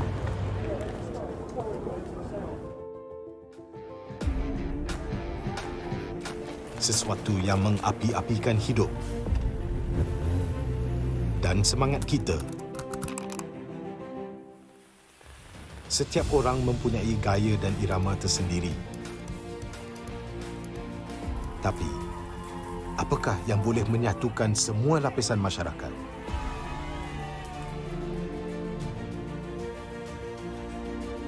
Yang akan menarik perhatian seluruh negara dan mengujakan fan-fan dan players kita. MPL Malaysia ditubuh pada tahun 2017 dengan impian yang besar untuk menghimpunkan player-player Mobile Legends terbaik di atas satu pentas kompetitif yang terbesar di Malaysia. Musim-musim lepas menemui pelbagai cabaran dan halangan, tapi MPL Malaysia tidak pernah berundur. Sentiasa berdedikasi dan bertambah baik untuk meningkatkan pengalaman e-sukan yang bertaraf tinggi. Kini, MPL Malaysia adalah satu liga yang penting dan paling dinanti-nantikan di tanah air kita. Dengan fanbase yang setia dan pemain profesional dari pelbagai latar belakang yang berusaha menuju ke puncak MLBB Esports.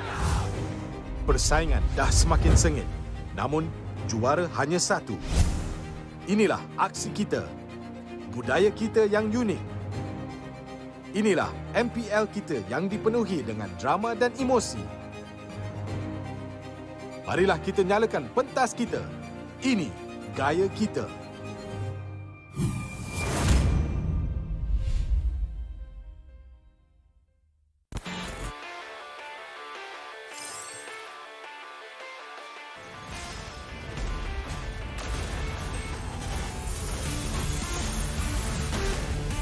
I'm the priestess of primal lightning, the hunter of all the evil gods. Legendary! Meet your end! Legendary! Double kill!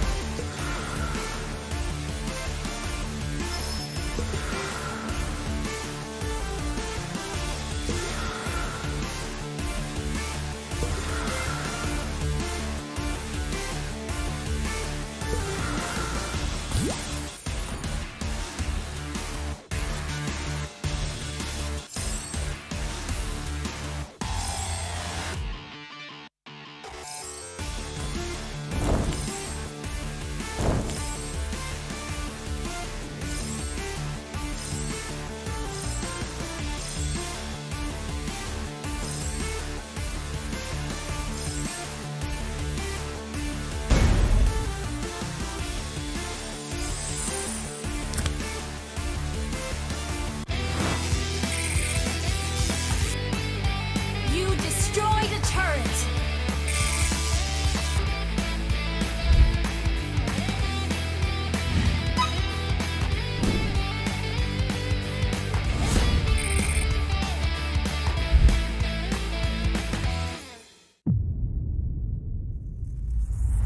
Kehidupan yang lalu memang sangat biasa. Aku penuhinya dengan warna. Tak kisah apa orang cakap, aku teruskan jua.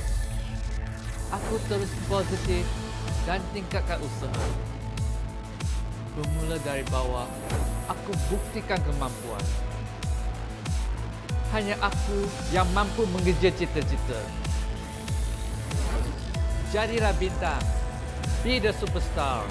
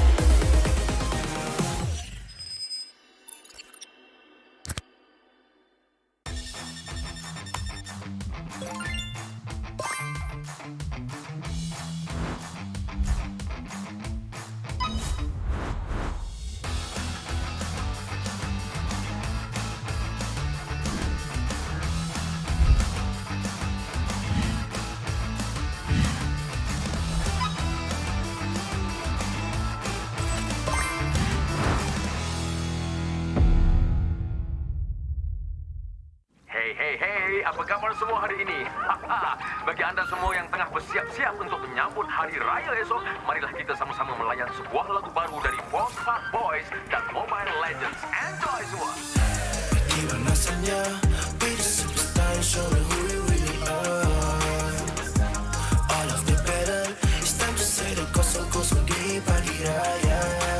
All my family, yeah, all my homies. Mobile Legends brings us together. Tua ke muda, opi orang beginner. Susun jari maaf pun dipinta. Hari raya like a superstar. Tak boleh emak nak duit raya dari Mia. Dah macam superstar, nak makan besar. Maskan mak ni dahil get wins macam Rafaela. Hati ampunkan salah. One mission, one aim, straight up to satu MVP. Jangan pula kau frust, keep it in the family. Whole family tak unity, jalin rapi rapat. Ketupat sejiwa satu hati. Bila tiba masanya, kita battle sampai semua bersengkam mata. Tiba pagi raya, maafkan semua usia. Susun 10 jari, ampun maaf dipinta. Opi ke beginner, bring us together. And then we show macam mana settle. Kita family, tak ada yang kita nak kena lupa. Ku pasti Mobile Legends untuk kita semua. Gotta shout out to my homies, yeah. Apa khabar? Bina adil, wafat izin, semua tak sabar. I'm flexing on my skin, semua dah mama. So the battle for the title, gonna get the point, let's start the game, oh yeah. Tiba masanya, be the superstar and show me who you really are. All of the battle, it's time to say the kosong-kosong di pagi raya. All my family, yeah, all my homies. Mobile Legends brings us together. Tua ke muda, opi orang beginner. Susun jari maaf pun dipinta. Okay, jiwa weti serai dua duduk diam jadi gerak pantas. Firework bang-bang skip OP up dah ke atas. Pagi raya we homies, push me ke glory. Rasakan kemenangan di pagi raya, no worries. Yeah, tak perlu nak hide. Kena trust with squad. Level up sama-sama satu visi, always on guard. Want to come close, yeah. Even Lord kita sikat. Rendang lontong dodol on a roll, tak dekat tarikan. Yeah, no, bukan typical. Always ready for better with the legends in this world, yeah. Double kill, triple kill, me next service like a boss. Going global with my boys, jadi MVP superstars. Terancam bunga api, maybe tu ada Eudora. Mia hilang tu pasti, Riko balik dah habis nyawa. Habis puasa dah miti ku gori. Raya nanti boleh tolong carry keluarga. Hati-hati ku punya Nabi yang banyak api. Maybe tu nanti boleh jatuhkanlah bersama. Wow. Oops, sorry guys. Terpaksa berhenti seketika sebab kita ada satu pengumuman penting nak kena buat. Hari Raya jatuh pada bukan esok guys, tapi lusa. So, tak payahlah nak kelangkap. Guys, saya lusa lah guys. Ya, betul. Okay, tak apalah. Kita ML jom. Jom. Tiba masanya, be the superstar and show me who you really are. All of the battle, it's time to say the kosong-kosong di pagi raya. All my family, yeah, all my homies. Mobile Legends brings us together. Tua ke muda, opi orang beginner. Susun jari maaf pun dipinta.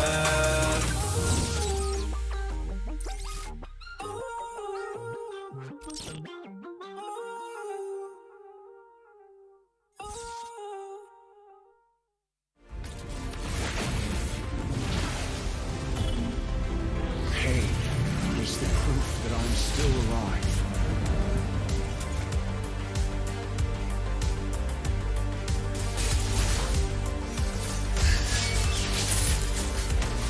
Mega kill! Legendary! Double kill! Stopping time.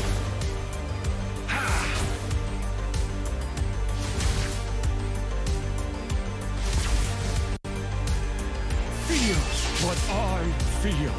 Feels what I feel. Huh.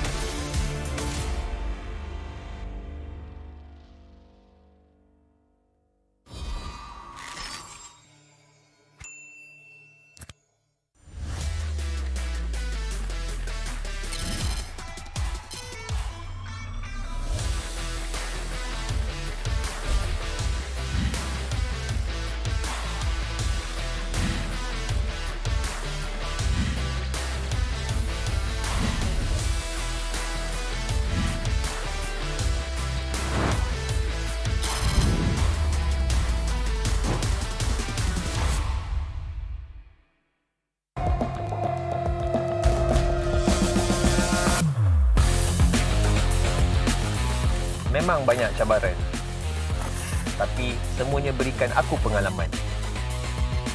Aku kena siap sedia, tarik kekuatan untuk terus ke depan. Aku boleh buat dan kejar apa aku nak. Percaya pada perubahan. Jadilah bintang. Be the superstar.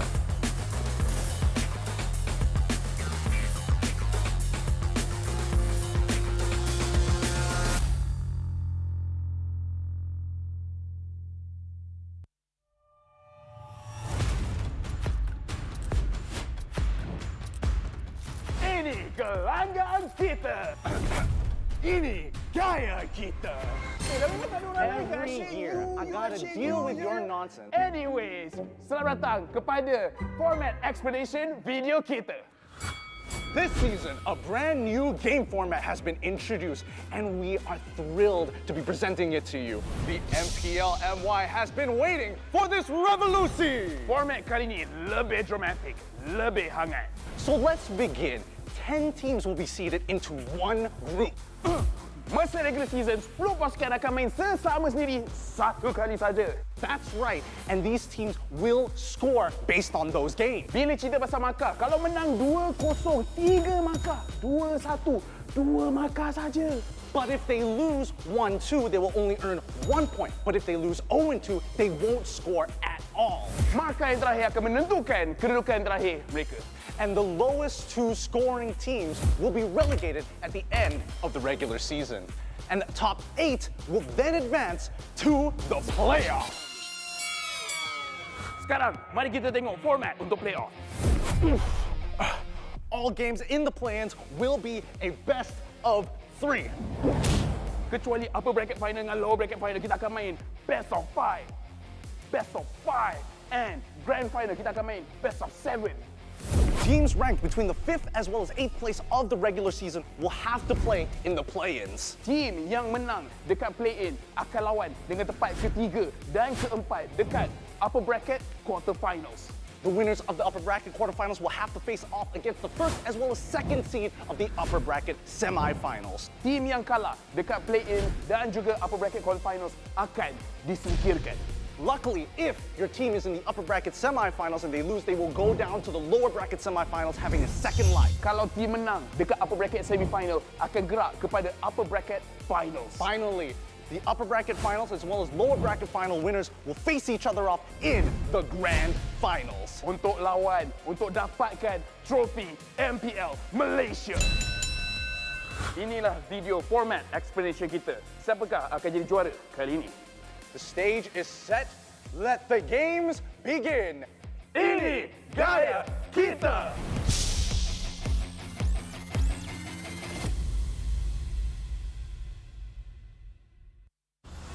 Ladi sebuah bandaraya. Rentak berterusan yang menggalakkan kita ke depan.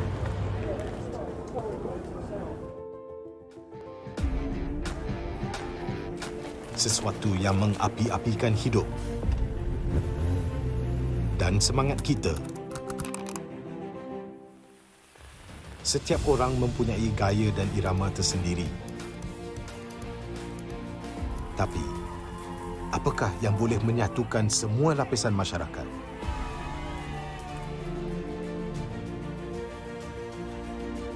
Yang akan menarik perhatian seluruh negara dan mengujakan fan-fan dan players kita. MPL Malaysia ditubuh pada tahun 2017 dengan impian yang besar untuk menghimpunkan player-player Mobile Legends terbaik di atas satu pentas kompetitif yang terbesar di Malaysia. Musim-musim lepas menemui pelbagai cabaran dan halangan, tapi MPL Malaysia tidak pernah berundur. Sentiasa berdedikasi dan bertambah baik untuk meningkatkan pengalaman e-sukan yang bertaraf tinggi. Kini, MPL Malaysia adalah satu liga yang penting dan paling dinanti-nantikan di tanah air kita. Dengan fanbase yang setia dan pemain profesional dari pelbagai latar belakang yang berusaha menuju ke puncak MLBB Esports. Persaingan dah semakin sengit, namun juara hanya satu. Inilah aksi kita, budaya kita yang unik. Inilah MPL kita yang dipenuhi dengan drama dan emosi. Marilah kita nyalakan pentas kita. Ini gaya kita.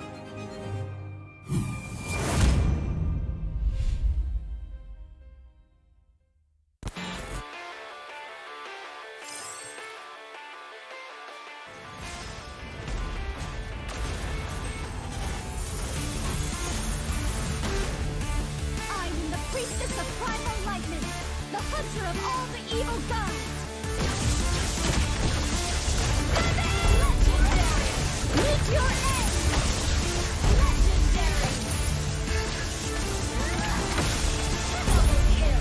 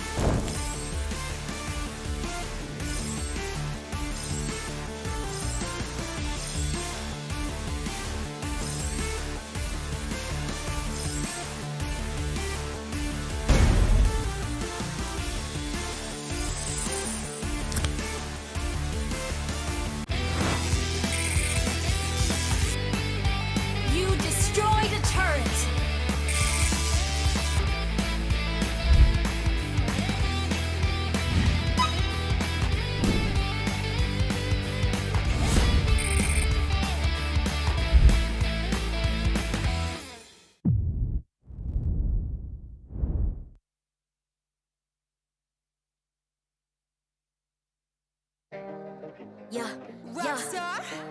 Ay, ay, ay. I'm a rock star, baby. I'm a rock star. I'm a rock star. I'm a rock star. I'm a rock star. Panggil aku rock star. Ini kejohanan kita semua orang rock star. Kita rockstar, kita buat saja gaya kita. Makin panas apinya sudah membara. Macam mana pun kau menempuh segala demi negara, kau buat semua bangga. Step into my world, you know I'm always in my zone. You know I got my team, no I'm never alone. Bring out my best, buat yang terbaik. Jadi juara perlahan kita naik. Get on my way, aku nak push, naik-naik jadi lebih bagus. Jadi hero, ku ada skill. Berapa banyak musuh aku dah kill. Ramai cuba mencapai, cause they envy me. Tiap game aku pasti jadi MVP. Easy. I'm a rockstar, baby, I'm a rockstar. I'm a rockstar, I'm a rockstar. I'm a rockstar, panggil aku rockstar. Ini kejohanan kita semua orang rockstar. I'm a rockstar, baby, I'm a rockstar. I'm a rockstar, I'm a rockstar. I'm a rockstar, panggil aku rockstar. Ini kejohanan kita semua orang rockstar. Tengok nanti siapa yang juara. Ni peluang kita bawa pulang piala. This is my game, this is my time. Menang semua, everything will be mine. Kalau jatuh kau pasti kembali. Bangun balik ku tegak berdiri. Kuatkanlah tenaga, ganjaran diperoleh. Ni kejohanan kita, Malaysia memang boleh. Rise up to the top, kita buat bersama. Semangat kita kuat di bawah satu bendera. Ay. I'ma go hard for the win. Win. On the battlefield till the end. I'm trying to beat the greatest anyone has ever seen. Stand by, I'm coming in for the win. I'm a rockstar, baby, I'm a rockstar. I'm a rockstar, I'm a rockstar. I'm a rockstar, panggil aku rockstar. Ini kejohanan kita semua orang rockstar. I'm a rockstar, baby, I'm a rockstar. I'm a rockstar, I'm a rockstar. I'm a rockstar, panggil aku rockstar.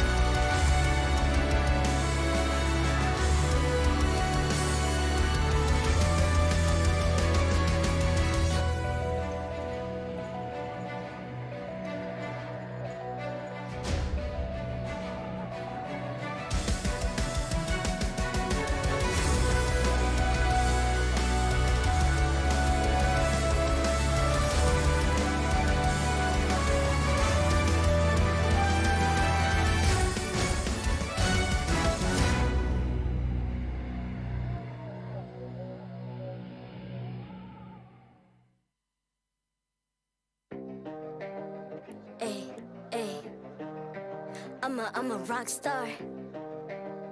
Yeah, Rockstar? Ay, ay, ay. I'm a rock star, baby, I'm a rock star. I'm a rock star, I'm a rock star. I'm a rock star, panggil aku rock star. Ini kejohanan kita semua orang rock star. Kita rockstar, kita buat saja gaya kita. Makin panas apinya sudah membara. Macam mana pun kau menempuh segala. Demi negara kau buat semua bangga. Step into my world, you know I'm always in my zone. You know I got my team, no I'm never alone. Bring out my best, buat yang terbaik. Jadi juara perlahan kita naik. Get on my way, aku nak push, naik-naik jadi lebih bagus. Jadi hero, ku ada skill. Berapa banyak musuh aku dah kill. Ramai cuba mencapai, cause they envy me.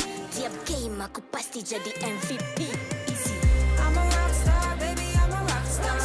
I'm a rockstar, I'm a rockstar. I'm a rockstar, panggil aku rockstar. Ini kejohanan kita semua orang rockstar. I'm a rockstar, baby, I'm a rockstar.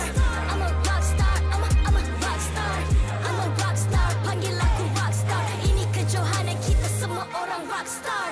Tengok nanti siapa yang juara. Ni peluang kita bawa pulang piala. This is my game, this is my time. Menang semua, everything will be mine. Kalau jatuh kau pasti kembali. Bangun balik ku tegak berdiri. Kuatkanlah tenaga, ganjaran diperoleh. Ni kejohanan kita, Malaysia memang boleh. Rise up to the top, kita buat bersama. Semangat kita kuat di bawah satu bendera. I'ma go hard for the win. Win. On the battlefield till the end. I'm trying to beat the greatest anyone has ever seen. Stand by, I'm coming in for the win. I'm a rock star, baby, I'm a rock star. I'm a rock star, I'm a rock star. I'm a rock star, panggil aku rock star. Ini kejohanan kita semua orang rock star.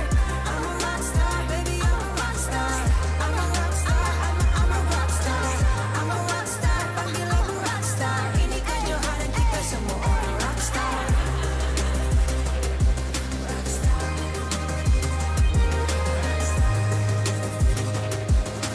Ini kejohanan kita semua orang rockstar. I'm a rockstar, baby, I'm a rockstar. I'm a rockstar, I'm a rockstar. I'm a rockstar, panggil aku rockstar. Ini kejohanan kita semua orang rockstar.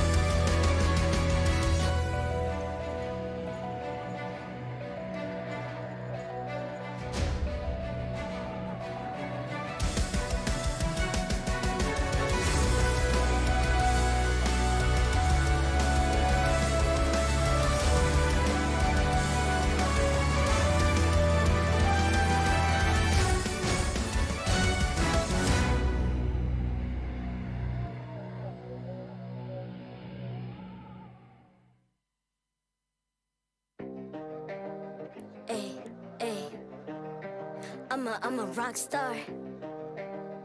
Yeah. Rockstar? Ay. I'm a rock star, baby, I'm a rock star. I'm a rock star, I'm a rock star. I'm a rock star, panggil aku rock star. Ini kejohanan kita semua orang rock star.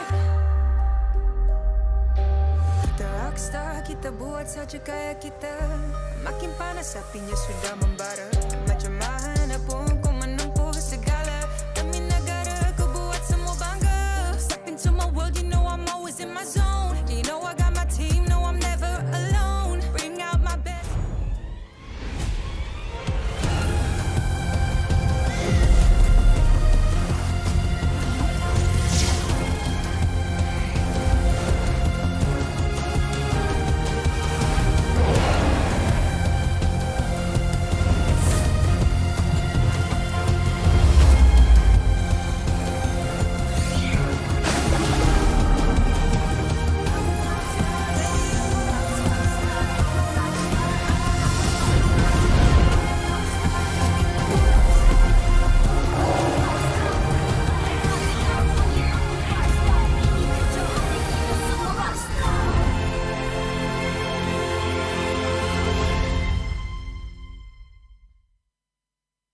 MPL Malaysia Season 11 is powered by Munton.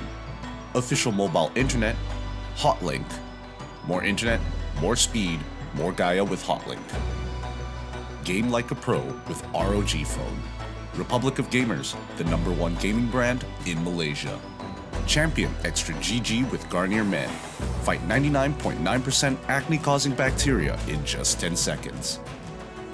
Official gaming chair, OSIM. Partners in esports, AirAsia Super App, ESI, PKL, EGG, PSM, and Grand Pride. Welcome back, everybody, to the MPL MY Season 11 Playoffs. Day number 2. So far, we've seen 2 out of the 3 best of 3 so far, and honest to God, I thought it was going to be a fast day.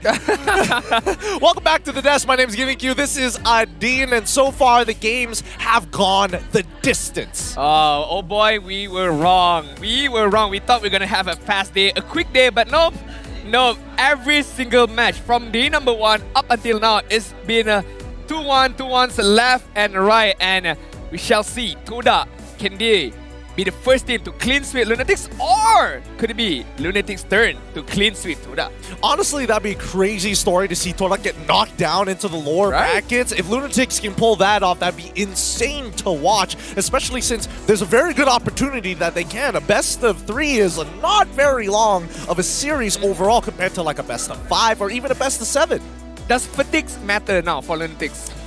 Ooh, that's actually a good question, because again, they did play the very first best of 3 here at day number 2 of the playoffs. Yep. They had a good amount of time to kind of rest up and, take a bit of a break before getting back into the mix of things. So I don't know. It depends on the players. Some players thrive off of the excitement, the thrill, the pressure. Others kind of, want to kick back, relax, and hope for the best. It really depends on the match later on. But you guys at home, you guys have the opportunity to predict who's going to be able to get this match on their hands. Scan the QR code, make your prediction, and make sure you input your game ID, your server ID, because you have a chance to win either an epic skin or a light bond skin for free. Yeah, you can just be like me, an MPL champion all of a sudden from Season 9. You know what? I'll tell you what. I'll do you a solid. Okay, all right. A double or nothing. For this bad boy. For this, I mean, I've already won the bad boy. Yeah. If I win once more on this prediction, I want a back massage. Oh, okay. Yeah. If I win, I'll get a back massage as well. And this. And back. And you'll get the gold medal back. Okay. So since you make the double or nothing bet, who do you have for this game? For me, I'm gonna hot take. Hot take. I think Lunatix is gonna take it away. 2-1. Then I have no other choice but to take Todak then. Yep. You feel like this is going to be an easy one, but after the last series, I feel on top of the world, and you guys should too, because the April Starlight is coming. You can buy the new Starlight membership for only 300 diamonds and get exclusive skin, the Edith Ancient Warden. Rewards worth over 6,000 diamonds already await you. All you got to do is hit claim. Plus, all the new premium Starlight exclusive name colors is here together with a limited time event, the Starlight Lucky Chest. So quickly purchase it while you still can, because you're running out of time. Soon the Starlight season is going to end. You're going to miss your opportunity on all these favorable rewards. I mean, tomorrow is Saturday. The next day, the following day is Sunday, and that's the last day in the month of April. So you got only 2 days of chance for you to be able to claim that particular skin or get your hands on that skin. But okay, we talk about fatigue. We're gonna discuss even more later on. But as of now, we're gonna throw back to our hosts for their open house segment and listen to what they have in store for us.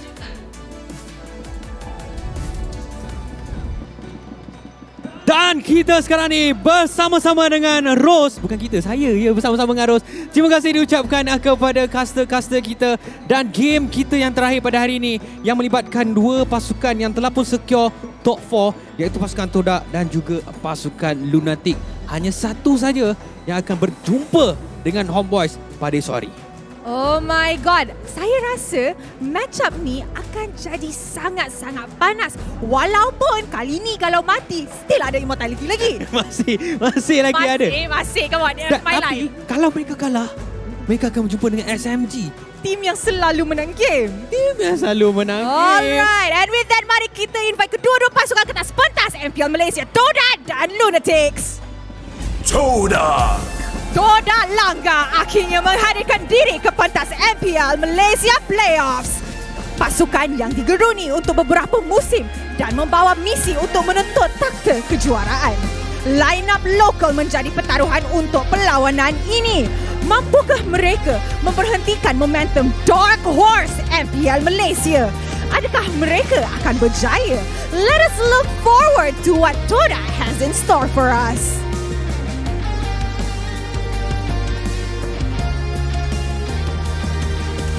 Team Lunatix. Dark Horse kini gagah berlari setelah melaikan diri ke semi-final.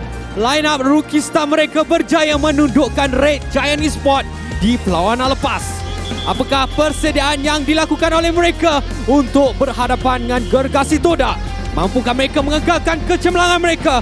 Sama-sama kita saksikan kemampuan pasukan Team Lunatix.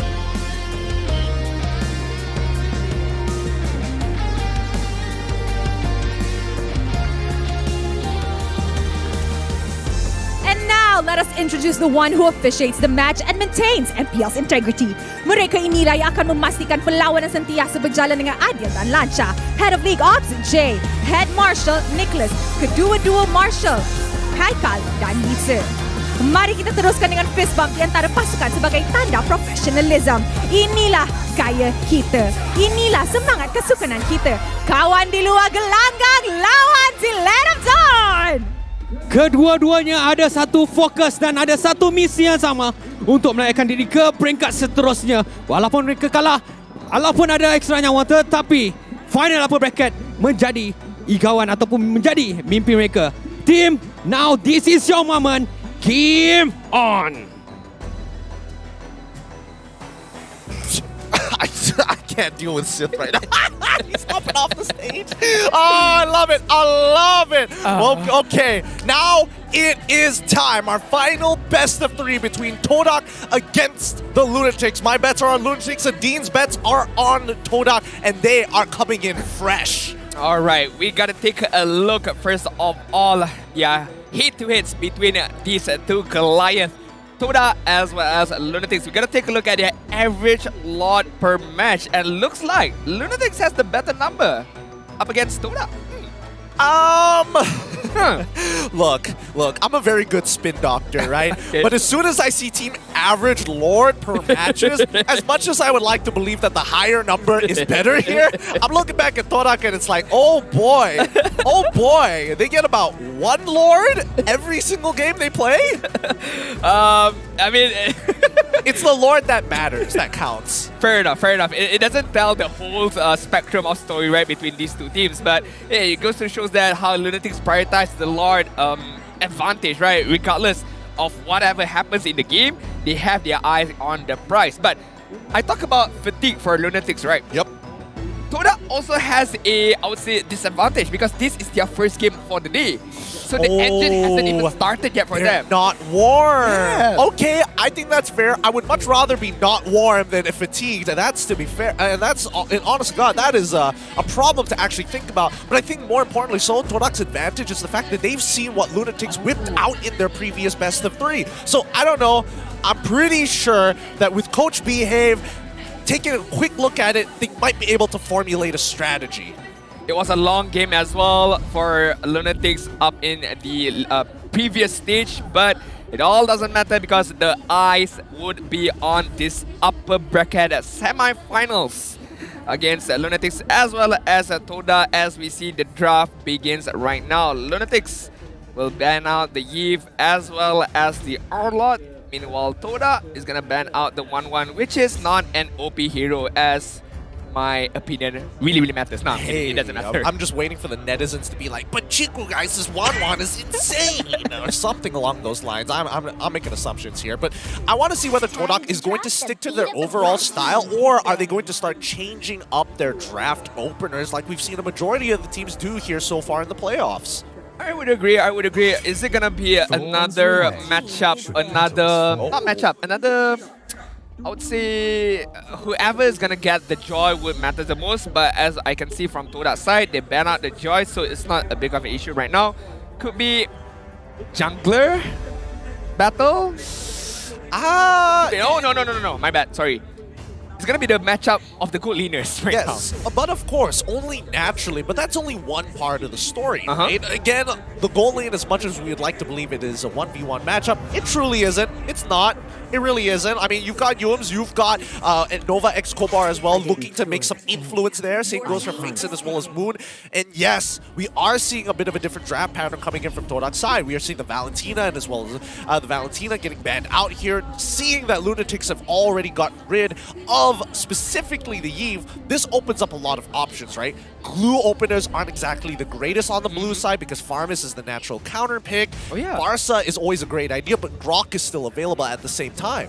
Kaja is still open as of now. Exactly. And that's what I think Lunatix is going to lean towards too. I would love for them to lean towards Kaja pickup right now. Even if Todak, even if means doesn't mean giving up Farmis to Todak, I think it's still okay for you to take that trade on your own hands, and we shall see. Okay, it's still gonna be the glue pickup for Xorn right now to be able to just, you know, go to the back line and not allowing rival to get that retribution off later on. I was gonna make a rebuttal. If Lunatix take Kaja, does that mean that, well, essentially Glue Farmis is going to be the double pickup for the side of Todak? The fact that Glue has been locked in, it's pretty obvious. Todak, they want to have that counter matchup. They get Moon on his Farmis, but they also pair Jowm up on that Kaja.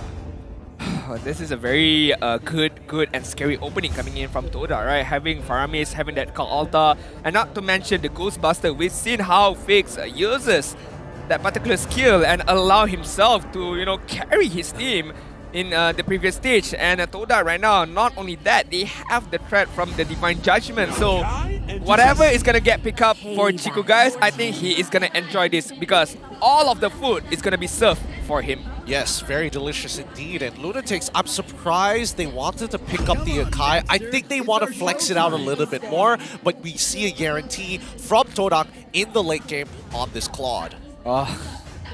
Cloud.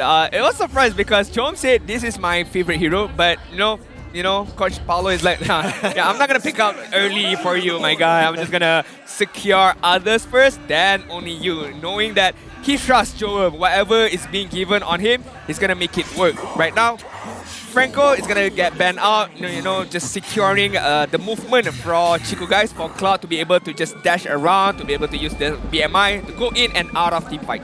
Yeah, and Lunatix, they respond by getting rid of the Hell Current. Knowing that they have that Farsa, they need to start eliminating people who can actually stop Fix from getting the Feathered Airstrike comfortably. And I think in this case, it's going to boil down to, do they care about the EXP lane because there's too much available? Todak, smartly get rid of that Melissa. We shall see. Melissa is no longer available for Jowm. What other marksmen are there? Beatrix is still there. Brody, Moskov. He did play Bruno back then, but I'm not sure if it's the right choice for Jowm in this particular match. But before we jump onto the picking phase, Lunatix one more ban. Most likely is gonna be banning out the jungler for rival. Martis is still open for play. Fedrin is still open right now. Venedetta or Lapu-Lapu? I don't think it's worth banning out EXP laners because there's too many that do the exact same thing. Everybody essentially can get on top of Farsa, and I don't think putting a ban in there is worthwhile. Lunatix, they get rid of the Fanny, something that we haven't talked about just yet because Rival, he could have easily started to dominate this game had he had an early game jungler. I definitely agree, but quite surprised they're still ban out the Fanny even though they had a good answer to it, which is the Akai. Just doesn't want Rival to get a very comfort hero for himself, so Martis is going to be the main option right now. This is a very good pickup. Why? Because Martis, even without the Cult Altar, he can go aggressive, right? With the Mortal Coil, with the Decimation. Imagine with the Cult Altar itself, he can go even further ahead. At least try to capture the Farsa, or to the least, disturb the Feather Strike. Speaking of which, Lunatix on the other hand, right? As we mentioned before, Akai is great as a jungler, especially when it comes down to neutral objectives. You can push your opponents off of these turtles, these lords even, when it comes down to that final retribution to secure the neutral. I think that Lunatix, they might even throw it in towards the support section, but I can't think of another jungle that really kind of suits the role, especially when you're up against Martis, knowing that Lancelot has been banned out, knowing that Hellcurt and Fanny as well. And yes, it looks like Lunatix is going to double down on the Akai, lock in the Kufra, and as well as the carry. I like the crowd control that Lunatix has right now with the heavy spin, with the Tyrant's Rage. If everything goes to plan for Lunatix, they're gonna have a very, very good engagement when it comes to those team side. Yep, 3 tanks, 2 damage dealers. It's all up to Todak to actually dominate this early game and get these oppressive starts, and I think that would be the most ideal. I don't know if Todak wants to be crazy and go like Lunox in the jungle again. It doesn't seem to be bad, honestly. Lunox jungle. Very, very interesting. Honestly, yeah, it's not that bad, but I feel like Martis should be in the jungle side, and the last pickup is gonna be the Minotaur jungle for Rival. So if Lunatix has a good crowd controlling skills, so does Todak right now. Oh, okay, it's not gonna be a Minotaur jungle. It's gonna be a Kaja jungle. It's going to be a Kaja jungle, huh? So they're definitely going to be playing for the side lanes. Momo. Oh, his matchup against Glue, how does that one go? I guess he can technically win at level 1. It depends on his emblems, but we'll have to see once we start rolling into this game. Now, I'm going to take a look at the draft composition right now for the side of Todak, having the better utility right now, 7.4 up against a 5.8 from Lunatix. But other than that, we take a look at team fight, early to mid-game, and late game potential is quite similar. It really boils down to whoever has the better engagement first, and whoever kites each individual skills will have the better team fight. Well, it's time to start rolling into the game. Who's going to make that first move? Who's going to attain the first blood? Who is going to predetermine the lead? It is the final best of 3 here on playoff day number 2 at the MPL MY Season 11. Lunatix on the blue side, Todak on the red. All right, boys. We do have a game on our hand right now. As we begin to see, both of these teams are going to be focusing down on their buff, especially for the junglers. In the mid side, I feel like Fix should be able to clear this wave a tad faster rather than Moon, as he gets engaged immediately. And Moon, okay, when you get engaged, you go even further right there. Yeah, he knows that he's got Yums on this Minotaur to keep him topped up for the most part of it, but if he takes way too much damage, well, hey, once again, Yums, he is a walking Medicare, and Novak Skobar, he's very aware that there's a potential that Moon might come back into lane, so he preps to jump on him. Right, I'm looking at the emblem right now. Momo opted to go for the Festival of Blood, hoping that he can ramp up his skill to be able to get a bit more, spell vamp on his own side. We shall see whether he can or he is allowed to do so, because I feel like Zeno would have a bit of tough time in terms of who does he want to zone out, right? Immediate answer would be Cloud, would be Chiku guys, but then again, having the BMI is not going to be an easy task for Zeno. No, it really isn't. Novak's Kobar, as of right now, is just making sure that the mid lane is going to be generally safe. I think he trusts that Jowm is going to do God's work, but Uni, he sees Rival and he doesn't want to go any further. He could technically be putting Fakes at risk, but Jowm, he's been winning this laning phase so far here, and he's making sure that Chiku does not feel comfortable in this lane. I was surprised that Uni did not pop the heavy spin to at least, bait out the flicker from Moon. Could be a good initiation, but maybe worried that he might need that heavy spin for this particular turtle fight as we see it commands. Yep, and now we're going to see what happened in our very best of 3 in the day. Zeno, he's going to zone out the enemy jungler, while Uni is going to slowly push and pull this neutral. Nova looking for an initial engagement here, starting to charge back up. Zeno is realizing that this may not necessarily be a good idea, but down by the bottom side, Jowm actually trading out very well. Flickers forward, gets the dash, and solo kills Chiku guys through the blazing duet.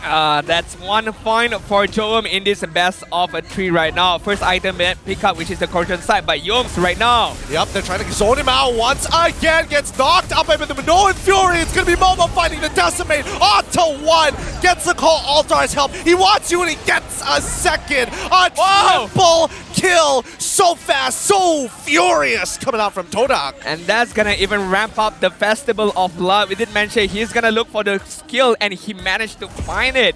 3 kills in the early stages at the 3-minute mark, and not only that, the turtle as well being picked up by Rival right there, all thanks to the Minions Fury coming in from Yums. It just goes to show, as much as we love seeing Madness in the jungle position, having Flicker is, honest to God, a really great battle spell for Madness, especially when you need to close the distance against those annoying marksmen, high mobility heroes when they're 1 HP. Yeah, I want to take a look at the atomization coming in from Momo later on. Does he go for all-in physical damage, or he does go for like one physical attack and then the rest is going to be all defensive item? We shall see later on. But Rival right now, gotta be careful right there. Still has the dashes to go away from danger. Now notice this, as we see this game slowly unfold, right? Todak's main objective is to play currently towards the EXP side. They want to make sure that Chico Guys is alive, of course, and if they can give him a kill, that would be ideal. But as of yet, Chico doesn't have enough damage to actually capitalize on anybody that Rival or even Jowm finds a good combination of ultimates upon. I think it's okay for Chico, guys. They don't have to, hyper focus on Chico because they still have Momo on the backside. But Nova! Yep, he finds the initial hit, and so far Moon is saving him for as long as possible. The Minoan Fury is still available. Jowm is going to pop it, but no, doesn't even get the opportunity. The heavy spin locks him down. Team Lunatix see an opportunity, and they do not miss it. At least Todak tried to do something on the bot side to try to give a kill for Chico, guys, but at the wrong moment, at the wrong timing right there. And the rotation coming in from Lunatix, the defensive rotation coming in from Lunatix paid off right there. And hopefully they can do that a bit more consistently as the game progresses. But look at Jowm right now. Oh, Jowm forcing Moon to actually flicker and now sees Chico, guys, try to take the trade. Fakes, able to intercept. Uni looking for that opportunity again. Nova Escobar is going to stop Jowm's in track. Zeno is in that back line, but this 50-50 falls into the hands of Uni despite him being a level down. Yeah, I mean, that's props to Zeno, props to Nova Escobar as well, just allowing Uni to win at that 50-50 battle, and Rival just, a bit late on the retribution for that fight. But as we see right now, 6-minute mark, Chico, guys, is going to farm up the bot side. I would love to take a look at a bit of an itemization update between Jowm and Chico, because Jowm has 2 kills, but he doesn't have a great amount of time on the bot side. But rotation has been done and he managed to get the top turret, so he should be able to outscale a bit better in this current stage. Yep, and I think we can also make the assumption, wait, hold on, Nova Escobar, he finds 2, he locks down Moon, but not enough to keep him alive. The call altar saves Jowm's life as he gets the Minoan Fury off. The rest of the team is in the middle of that battle. Momo finds the Decimate onto Jowm almost immediately during that fight. Crazy stuff here. How does Momo get the opportunity to go on the back line? I don't even know, but it doesn't end there right now. Look at Moon from behind. Oh, he's pushing Uni out of position, and if I remember correctly, I think he's using the mortar coils to hop over the wall to get to Jowm, who was caught between, well, almost literally a rock and a hard place. And because I'm looking at the flicker, looking at the spell, it's still there for him, so he did not waste it, or he did not use any flicker right there. Maybe you're right. Mortar coil over the wall and get Jowm's number immediately. So 2-1-0 for Jowm as of now. It's still okay. Yes, Todak is controlling the tempo of the game, have a good amount of economy lead, but Lunatix are still within this game. Yep, Lunatix, well, we'll see for how long though. I mean, Todak is slowly getting the gold lead back into their favor. We're not seeing the EXP lead really start making an effect just yet. Chico, guys, recently purchasing the Golden Staff, it does show that Jowm is quite ahead of him.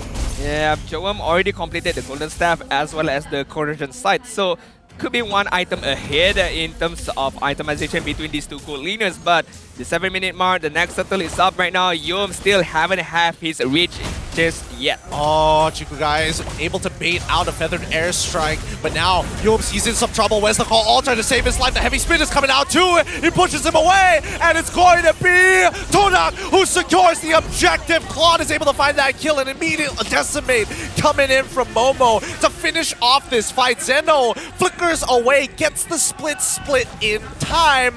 But Momo, he is nowhere to be found. He is in the mid lane. He's about to get a tier 1 as Zeno tries his best to sustain and try to lock down Moon, but he's unable to complete the combination. Correct me if I'm wrong, Gideon. I don't see any call altar was popped at all in that particular team fight. No, right. It wasn't. That all that damage coming out of Chiku, guys, and as well as Momo setting it all up somehow. And we really need to start giving respect to this Minotaur. Yeah, I mean, like, how do you even, like, you pick Faramis for the Cal Alta, obviously, right? But right now, Todak is like playing, yep, we don't need that Cal Alta. We do have the damage. We do have Momo on the front line. We have Divine Judgment. We have Blazing Duet. And Todak just proving that they have enough skill set to be able to just overwhelm Lunatix as of now. We take a look at the gold ranking. Momo, top of the chart, almost 7k gold lead, followed by Chiku, guys, 6.6k gold lead. Wow, okay. I really thought Jowm was getting ahead there, but after the past few team fights, it looks like Chiku, guys, has overtaken him with the help of Avarice and a couple of stolen camps, but Momo surpassing both of them right now with his fat lead. Rival, he's got to get on out of there. The Feathered Airstrike so far hasn't been connecting on the right targets. Yeah, I mean, wasted skill right there, wasted Feather Airstrike. This allows Todak to at least get the tier 2 on the bot side. Having Flicker on Yoms, having the Minion Spirit, they can immediately or instantaneously just pop the ultimate right there. And now Chiku, guys, is slowly going to start chipping away at this tier 2 with the help of Yumzen as well as Moon. They zone off the rest of the Lunatix. Zeno is holding his own against Momo for now, who is currently a monster at 5-0-1. They instantly invade, take away the orange buff, and now are punishing Uni as they look to get a level lead of their own. Rival currently level 12 compared to Uni at level 11. If orange buff wasn't enough, they're going to contest your purple too. They're going to contest everything right now. They know they are a hit. They know they have the itemization advantage right now, but Zeno is going to secure that purple buff and not even Uni. A little sad, but hey, at least somebody on your side was able to achieve it. Unfortunately for Uni, he's going to have to buy some time, and yes, with that last camp, he hits level 12 and evens his score up with Rival and can actually 50-50 on this Lord. Now, the rest of Todak slowly moving up here. Zeno is trying to zone them out, but he needs to recognize that Moon is a bit of a problem here as he counters him. He's going to get pulled by the Ghostbusters, able to get out just in time. He's too low to keep on going as Momo takes an absurd amount of damage and still survives. Yums in the middle! Oh, but Uni, he's able to get the heavy spin onto 2. The Feathered Airstrike untouched and unstoppable. With the help of the Light Wheel, Jowm can go even further. Chiku, guys, pops his Winds of Nature just in time, but may have taken a little too much damage. Survives on that top side, and now it is a 1-for-2 trade. Momo able to find fakes, might be able to get one more onto Uni, while the rest of the members of Todak will secure this Lord. Man, guy, who is the main damage dealer right now? Is it Chiku or is it Momo right now? 7-0-2 for this Martis EXP lane, and the Festival of Blood working to perfection right now because the amount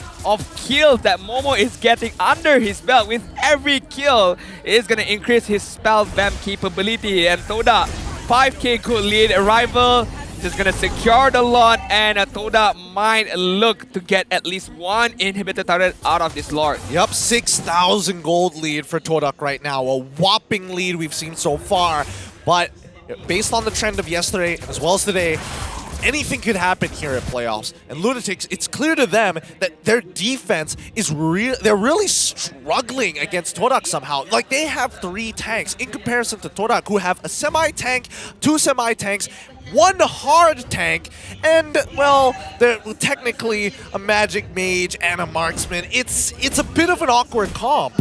Yeah, but hey, it's not awkward for Todak, right? If it works to perfection right now. But a lot more bad news is gonna come towards Lunatix because why? Moon haven't even completed his full set of items yet, so the Ghostbuster is gonna get even more hurtful right now. So Lunatix gonna prepare at least some form of magical defense. Yep, you can see that Rival is hiding around the bottom side, making sure he finds a flank. He doesn't have Flicker to make any crazy plays. His looming threat of the Divine Judgment is more than enough to keep Team Lunatix at bay because they can't kill Rival. He's way too ahead in EXP and as well as gold. He's got plenty of items, and now with the Lord and Power minions, here we go. The inhibitors already getting threatened, and Todak don't have to do anything. They're just so far ahead. Feathered Airstrike being popped at the same time. 1 inhibitor is secured so far. Momo hops over the wall with the mortar coils. Don't think that was necessary.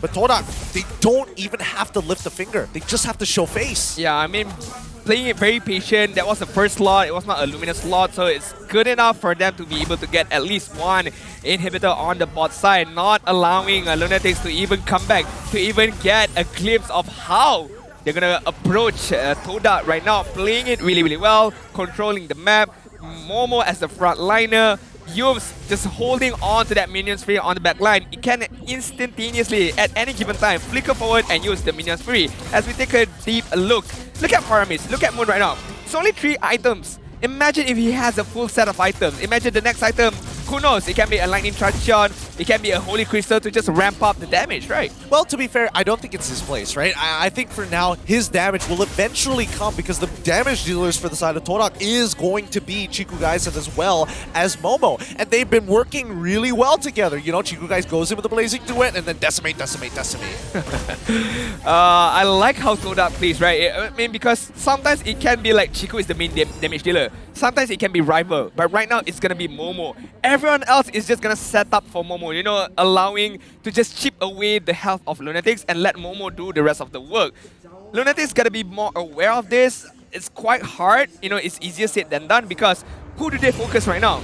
If they focus on Chiku, it's quite impossible. If they focus on Jowm, they gotta do it immediately. If not, the Minion Fury is gonna turn things around, as well as the call altar coming in from Moon. I think the worst part is the fact that even if Lunatix want a 5v5 against Todak specifically, the counter engage from Todak and their defensive options are far more superior than the Lunatix. Like, I mean, we're hoping that Fakes is going to have enough damage to one-shot a backliner, but I don't see it happening as long as Chiku is careful. Uni is trying his best, goes in with a heavy spin, but Momo gets a legendary with a decimate, looking to stop the feathered airstrike. His presence alone is enough. Jowm all by himself forces the winds of nature. Jowm flickers down, but he gets pulled back by the Ghostbusters, and one by one, Lunatix fall as Todak chase them down, and Rival and Chiku guys will go back to the Lord. That was not a good engagement coming in from Lunatix. That was not even a good counter engagement coming from there. Yes, they did something, but it's not good enough. And look at Todak. It doesn't even end there. Oh my god. They know it's gonna get killed. Nova could be the next in line. Chiku guy is on the back line right now, clearing up the waves.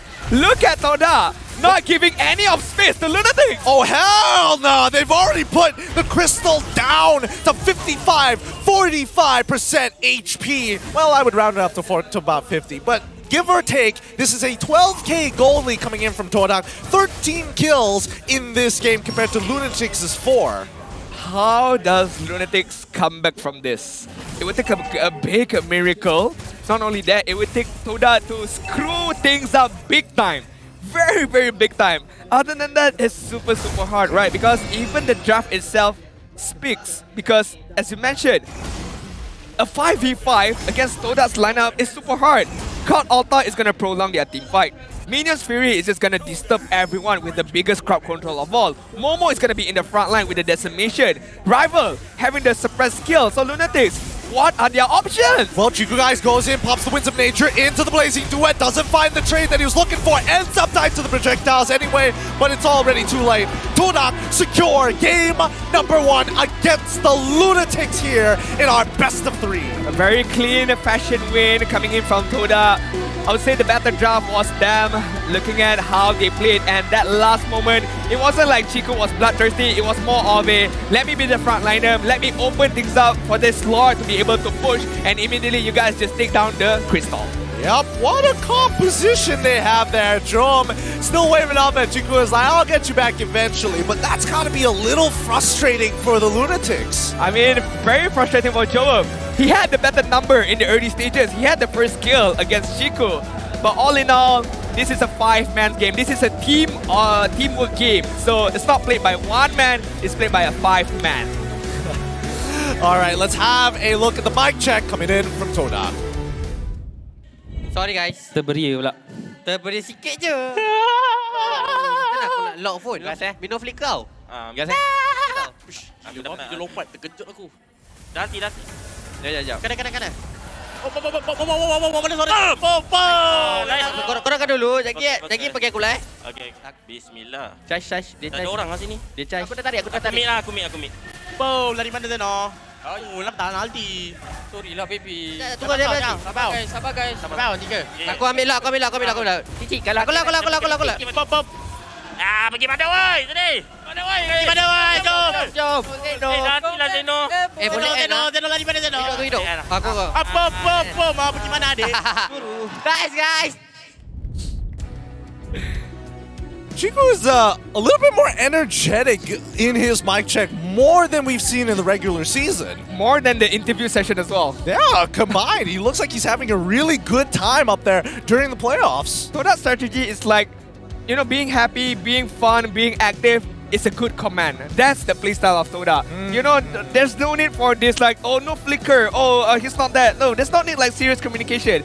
Just relax.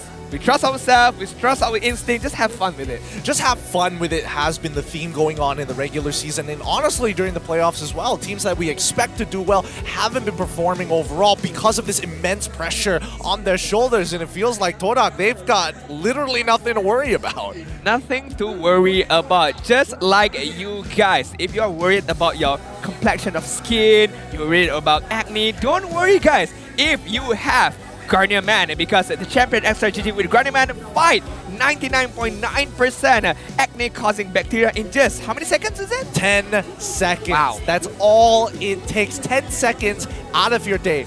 In the morning, in the night, doesn't matter. Ideally, you want to do it in the morning so the rest of the day you're pretty fresh. That way, you can be looking nice and clean. And honestly, I've heard a lot of people who've used Garnier Extra GG and they get a lot of compliments. So I definitely suggest doing it in the morning so that other people can see. Now, let's go into the post game here because I'm very interested in how the heck this comp exactly works for the side of Todak. And I feel a lot of it comes down to having heroes that are able to flicker in and make things happen. In this case, Jowm's on this Minotaur and as well as Momo on Madness. It boils down to one word, utility. They have a lot of utility coming in from Todak, right? They have a very good initiation by the Minion's Fury with the Flicker as well. And if things go south for Todak, don't worry guys, we still have the card Alta from Moon to just, you know, okay, we regroup back again, we try again later on. But from the minute number 1 up until the 16th minute, I feel like Todak did nothing wrong. Their engagement was good, their peeling, their kiting was good, and they know how to play against Lunatix. Jowm felt like this particular game, he felt like he wanted to do more, but he couldn't because every time he went forward, there's this Minotaur, there's this Faramis just giving a lot of space for Cloud, Martis, or even Kaja for that matter. Let's have a look at the post-game stats and maybe we can get a little bit more insight here because if we're talking about damage, we got to look at 80,000. What? How did he get 80,000 and Momo only gets 39? Like, I can understand if he gets like somewhere around 55, maybe even 60,000. 80 is nuts. And props to Chiku, man. I mean, 902 gold per minute. That's one of the highest so far this season. Yes, with the help of Everrise, but just shows that Chiku, guys, even if he's not in the particular team fight, he's just looking around to get as much farm as he can, to just ramp out his itemization as fast as he can. But this also shows that you don't need a good amount of damage to be able to get a lot of kills, showcased by Momo. Yeah. Just one decimation up, oh, another kill. And one more decimation up, another kill. I honestly don't know what to say about it because if we're talking about like raw AoE, like yes, Rival has Ring of Order, Moon has Ghostbusters as well, but I think that Minoan Fury kind of sets up for everything. So when people start running into the Minoan Fury, they're depending that Jowm's is going to hit at least 3 people at the bare minimum, 2. And that's when the entire team composition comes to life. The the Shadow Stampede gets to pull people back into that last hit of the Minoan Fury. And Minotaur, with multiple knockups, can be brutal. I agree, but right now we gotta hop on over to our host for their open house segment. Let's take a look what they have to say for game number 1. And selamat kembali kepada The MPL Open House. Anda masih lagi bersama dengan saya, Rose, Sith, of course, co-host saya, dan juga our special guest, Fix and Debo. Sorry guys, saya punya co-host ni. Pengantuk ni sih, pengantuk. Saya tertutup mic. Tutup, okay. Biasalah, kita kan manusia biasa. Yeah. Dan ini nak tunjukkan bagaimana game yang nampak macam biasa tapi kalau ada team yang power ataupun pemain yang power, mereka nampak boleh beri impact yang besar. Seperti yang ditunjukkan oleh pasukan Todak sebentar tadi. Sebelum kita masuk dengan lebih lanjut, MVP saya nak tanya sebab game tadi ada banyak player yang outstanding tapi bagi pendapat korang yang korang tengok game tadi, betul kan Fix kan? Awak tengok. Saya tengok. Siapa? Momo terus. Saya rasa Momo juga. Tapi kenapa Momo? Jap. Fix, asal Momo. Sebab Momo punya sebab apa nama ulti artis? Decimatation. Memang timing dia memang abang. Oh, Divo? Martis dia memang gila lah. Tak ada orang boleh stopkan. Janganlah kan. I rasa Divo tengah gelak sebab dia macam tengah cakap macam in her mind kan. Ya ke si Fix ni tengok? Betul kan Divo tadi? Dia tidur. Divo apa tadi? Dia tidur. Dia tidur? Mana dia Bukan tidur? dia. Saya kena backup Fik. Dia bukan tidur. Dia macam tengok apa patut pasukan Lunatix buat. Yes. Nah, I side dengan Divo kali ni kan Divo. Alright, tapi kita terus tengok siapa kita punya MVP untuk game yang pertama yang akan diberikan daripada pasukan Todak kepada Momo. Uish, 804. Oh my god, tak mati. I rasa caster curse makin lama makin kurang. Makin kurang. Tapi dia yang bagus sebab Momo ni dia guna mati. Kerja dia halau ke depan. Dia bukan halau ke depan, dia pergi hadapan, dia nak halau orang. Macam mana dia pergi depan nak halau orang kan? Lebih kurang macam tu lah. Biasa kita dah autopilot. Tapi ini yang ditugaskan oleh pasukan Todak kepada Momo untuk pastikan pemain-pemain daripada pasukan Team Lunatix, terutamanya damage dealer, tak boleh nak pergi ke hadapan untuk pastikan damage yang mereka keluar tak mencapai piawaian. Sorry co-host saya dah autopilot. Memang autopilot dah ni. Okay, so I nak tanya Dibo.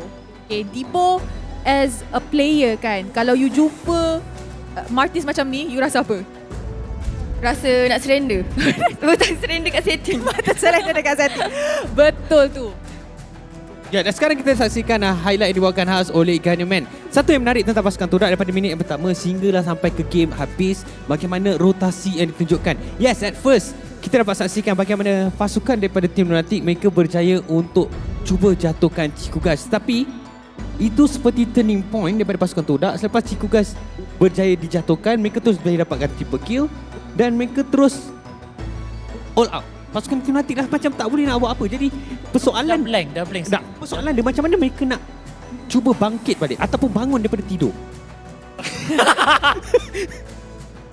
Tibo tengah gelas sebab dia tahu juga. Macam agak personal kan. Macam mana mereka nak bangkit?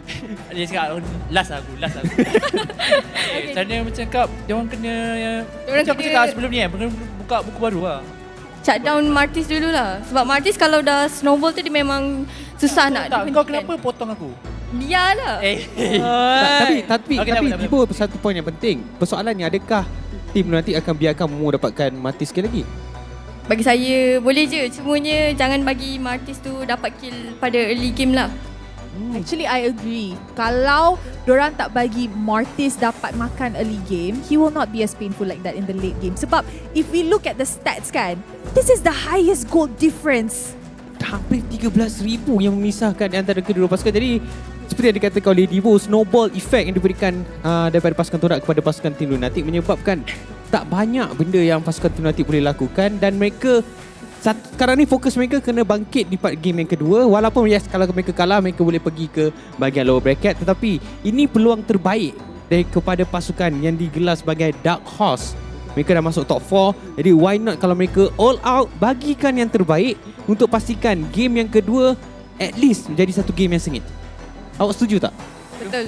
Aku setuju. You rasa, adakah korang rasa that Team Lunatix boleh lagi try untuk next game? Mana tahu? 1-1. Next apa?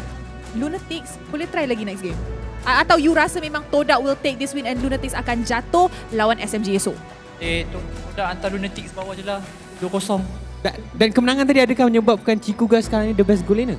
Belum, kita kena tengok second game ni lah. Tapi tadi kan, actually Jowm did dominate kan? Kita tengok kat bawah tadi yang diorang buy one kan, Ciku kalah, is it? Yes, betul.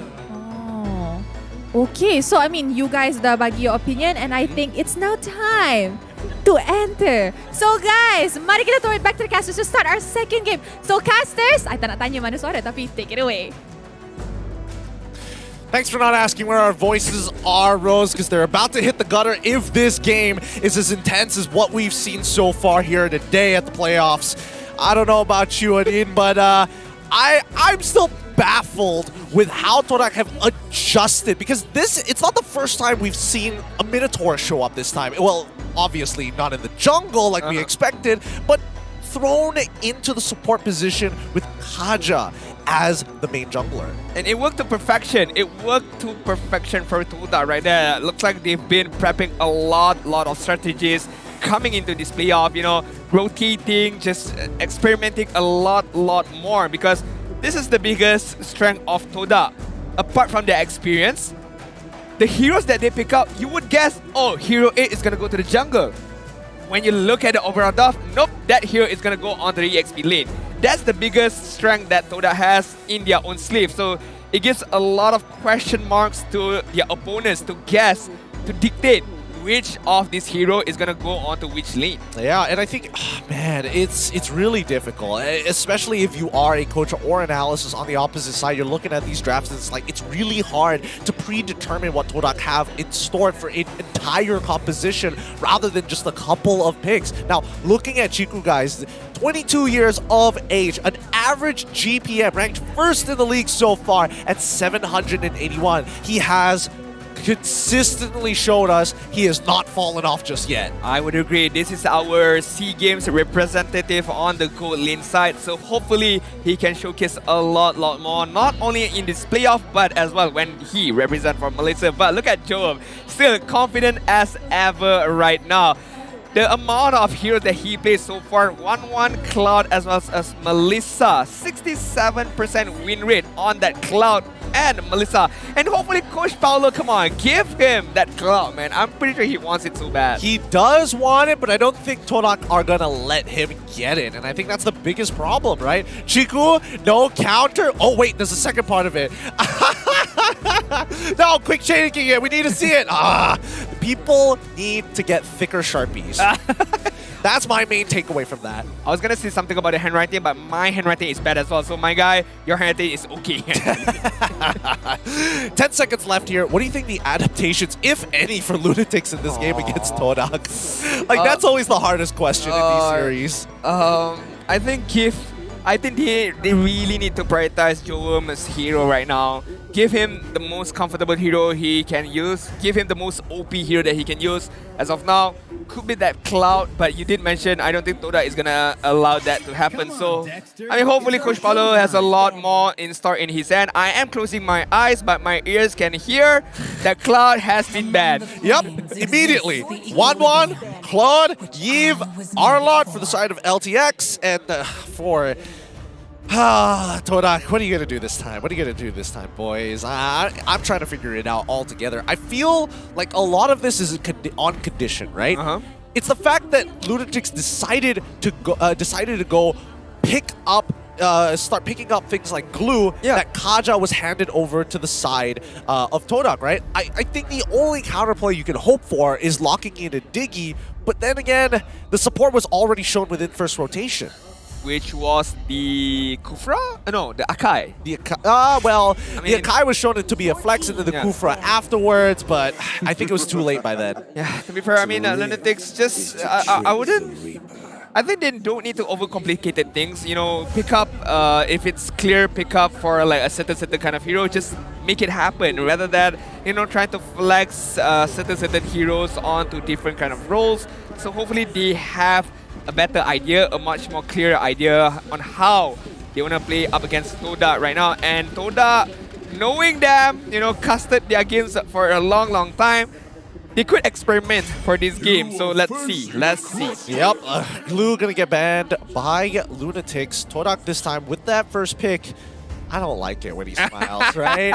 I don't like, because it's clear that he's talking to the rest of his teammates, and I'm pretty sure, wait, let me just look behind me real quick whether Coach Behave is standing together with them. I don't see it. It's Flint as well as Azim. So, this could be anything. Kaja gets first locked in again.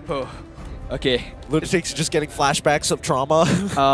Joy is still open. Are they gonna force pick up that up against a Kaja? I'm not too sure about that.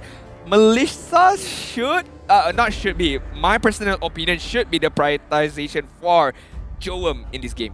I think as good as Melissa is, there are very obvious counters to her. Number one, Farsa, such a pain to deal with. Agreed. Blind Lapu here for the side of the Lunatix. You might actually get this Melissa game through. All right, Farsa as well, they're setting it up well. They are setting it up for that Melissa combo, but having the Farsa on the side of Lunatix, this allowed Todak to pick up the Valentina to just immediately counters that Farsa pickup, or the smile of Chiku could prove otherwise. Maybe a Nathan pickup. Natan? Yeah. Natan, I have seen him play it on stream a couple of times. I don't know how confident he is. Yeah, then again, it is Chiku. He'll pull it out whenever he wants to. I'm seeing a hover over the Akai. Akai's not a bad idea. At least you can start pushing people away, start disengaging your overall team composition. Valentina gets locked in this time, making sure you can steal the feathered airstrike, but Fredrin, it looks like Todak. You know what? I'm not going to say that they're going to play meta just yet. Let me see the entire comp first. I don't trust them. I don't trust them. I mean, the 3 pickup is a meta pickup, so I mean, so far they're on track on that meta strategy right now. Question is it going to be a Kaja jungle or is it going to be a Kaja EXP as well as that Frederick? We don't know just yet, but Lunatix, I mean, come on, it's kind of obvious you're going to pick that Melissa, but you don't pick up just yet. You pick up a Franco to be able to, you know, at least this far side is going to be safe when she opens up the feather airstrike. Okay, interesting. Why though? Why do they want to have suppression here? I guess it's one way to actually have a way to potentially deal with the Kaja. Oh, you Divine Judgment one of my members, I Iron Hook you back. I could look to stop the Feathered Airstrike just by existing and posturing myself in clear open lines of sight. Lunatix back to their own habits again. They're going to be banning out the Hellcurrent once more. Very similar to our the last time we saw them. One more ban from Lunatix. Are they going to ban Chiku's hero, which is a lot to be honest? So, or are they going to go ban out another... What do they don't have right now? A gold laner? And a Roma? Yeah, Roma. So they don't, well technically they don't have a jungler as well. Oh, man, I can't even say that confidently. Minotaur gets banned out here for the side of the Lunatics. It looks like Todak got under their skin. Yeah, I mean that Minotaur, that Mad Cow, man, that crazy Mad Cow is definitely a big issue to handle, and Lunatix, so one way to handle it, banned him out immediately. And Todak right now, last ban is going to be focused on another marksman, and it's gonna be carry. Okay, it's alright for Lunatix. Leslie is still an option. Iritel is an option. I'm not too sure about Iritel though, but yep. 4 marksman bans from the side of Todak. That's, wow. I mean, it's a strategy. It definitely is a strategy here. But let's see what Nasty Paulo has in mind. The fact that he decided to go for the Franco was already shocking to me. I felt like he could have easily gone for the Melissa if he really, really wanted to. If not, at least secure in the carry early on and then start looking for those counter matchups. Madness is going to get locked in for the side of the Lunatics again. They're just denying options for the side of Todak just in case they want to whip out a wacky comp like they did in game number 1. Yeah, I agree. I like how Coach Nasty Paulo is playing this, you know, not securing the goal lineage just yet, just wanted to see what is going to be Todak's final draft commands. For Chiku guys, what is still available? Leslie is still available, Iritel is still available, Nathan. Are they going to go for like a Harith gold lane, a Lunox gold lane? I'm not too sure if that's, if he can work out or not. But still could be an option. I don't think they're bad options. I'd be surprised if they decide to... Oh, okay.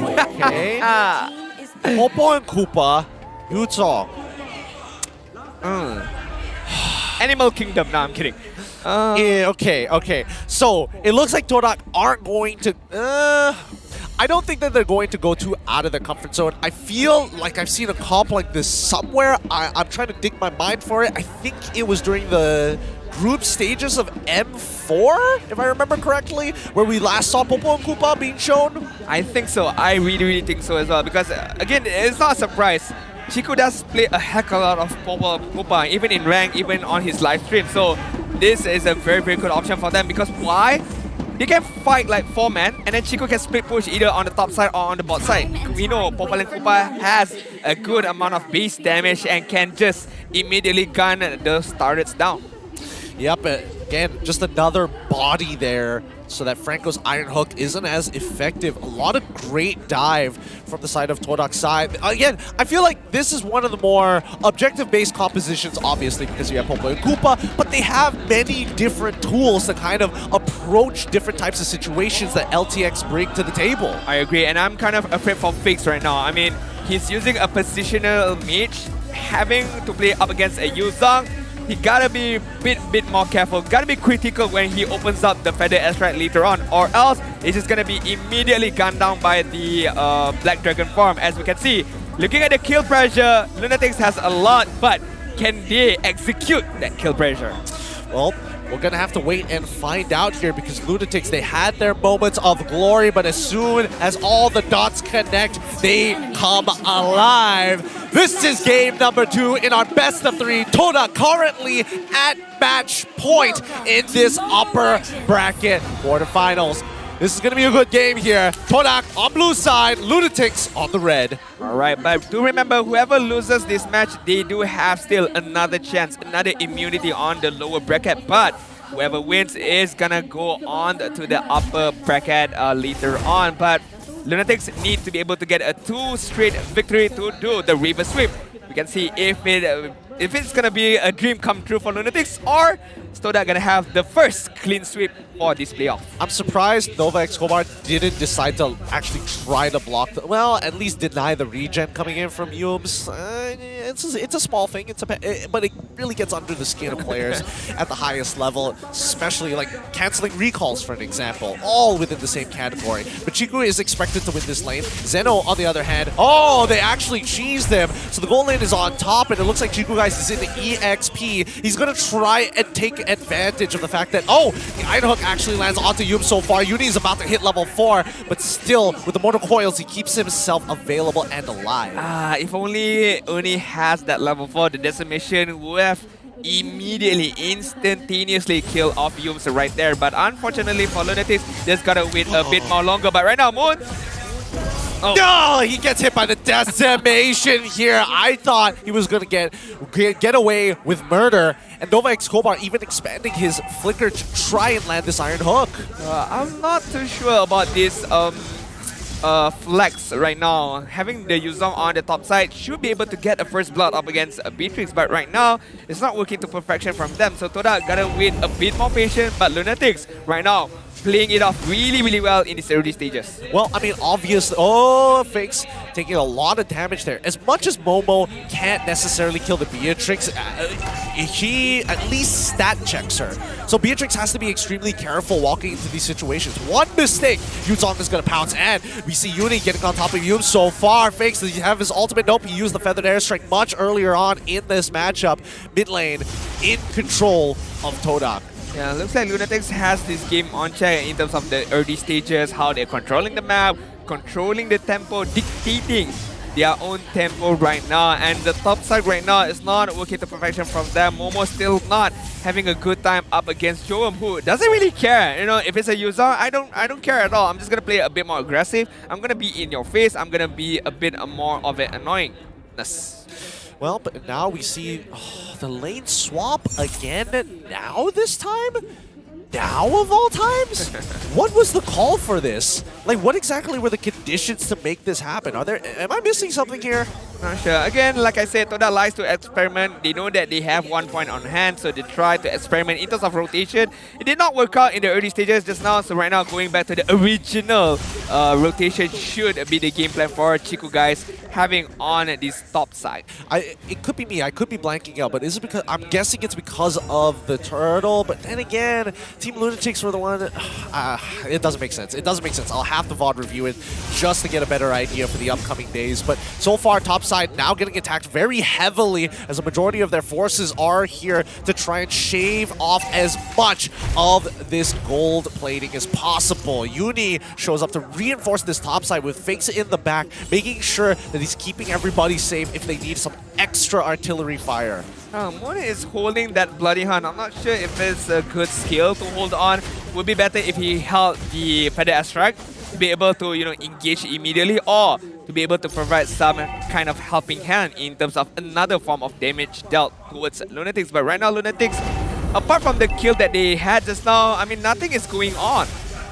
Yeah, and Lunatix, it doesn't seem like they're finding any opportunities just yet. And oh, that Iron Hook almost landing. This turtle should fall into the hands of Todak. They secure it, and now Momo is going for a deep engage. No petrifies just yet. The Bloody Hunter is going to secure one as the opposite side, Zendo, ends up dying without his bravest fighter even being popped. And Moon able to get out of a tight situation, but it's not over just yet. Todak, they've locked down Uni. He's got the mortal coils back up. He gets away as Chiku guys gets a little bit of that shielding. He instantly makes his way back top. Throughout those team fights, Jowm did not engage, did not participate at all, was on the top side, being able to get a bit of more farm. If Moon was just 1 second earlier right there, could stop the recall coming in from Jowm, but unfortunately, Jowm can just survive for another day.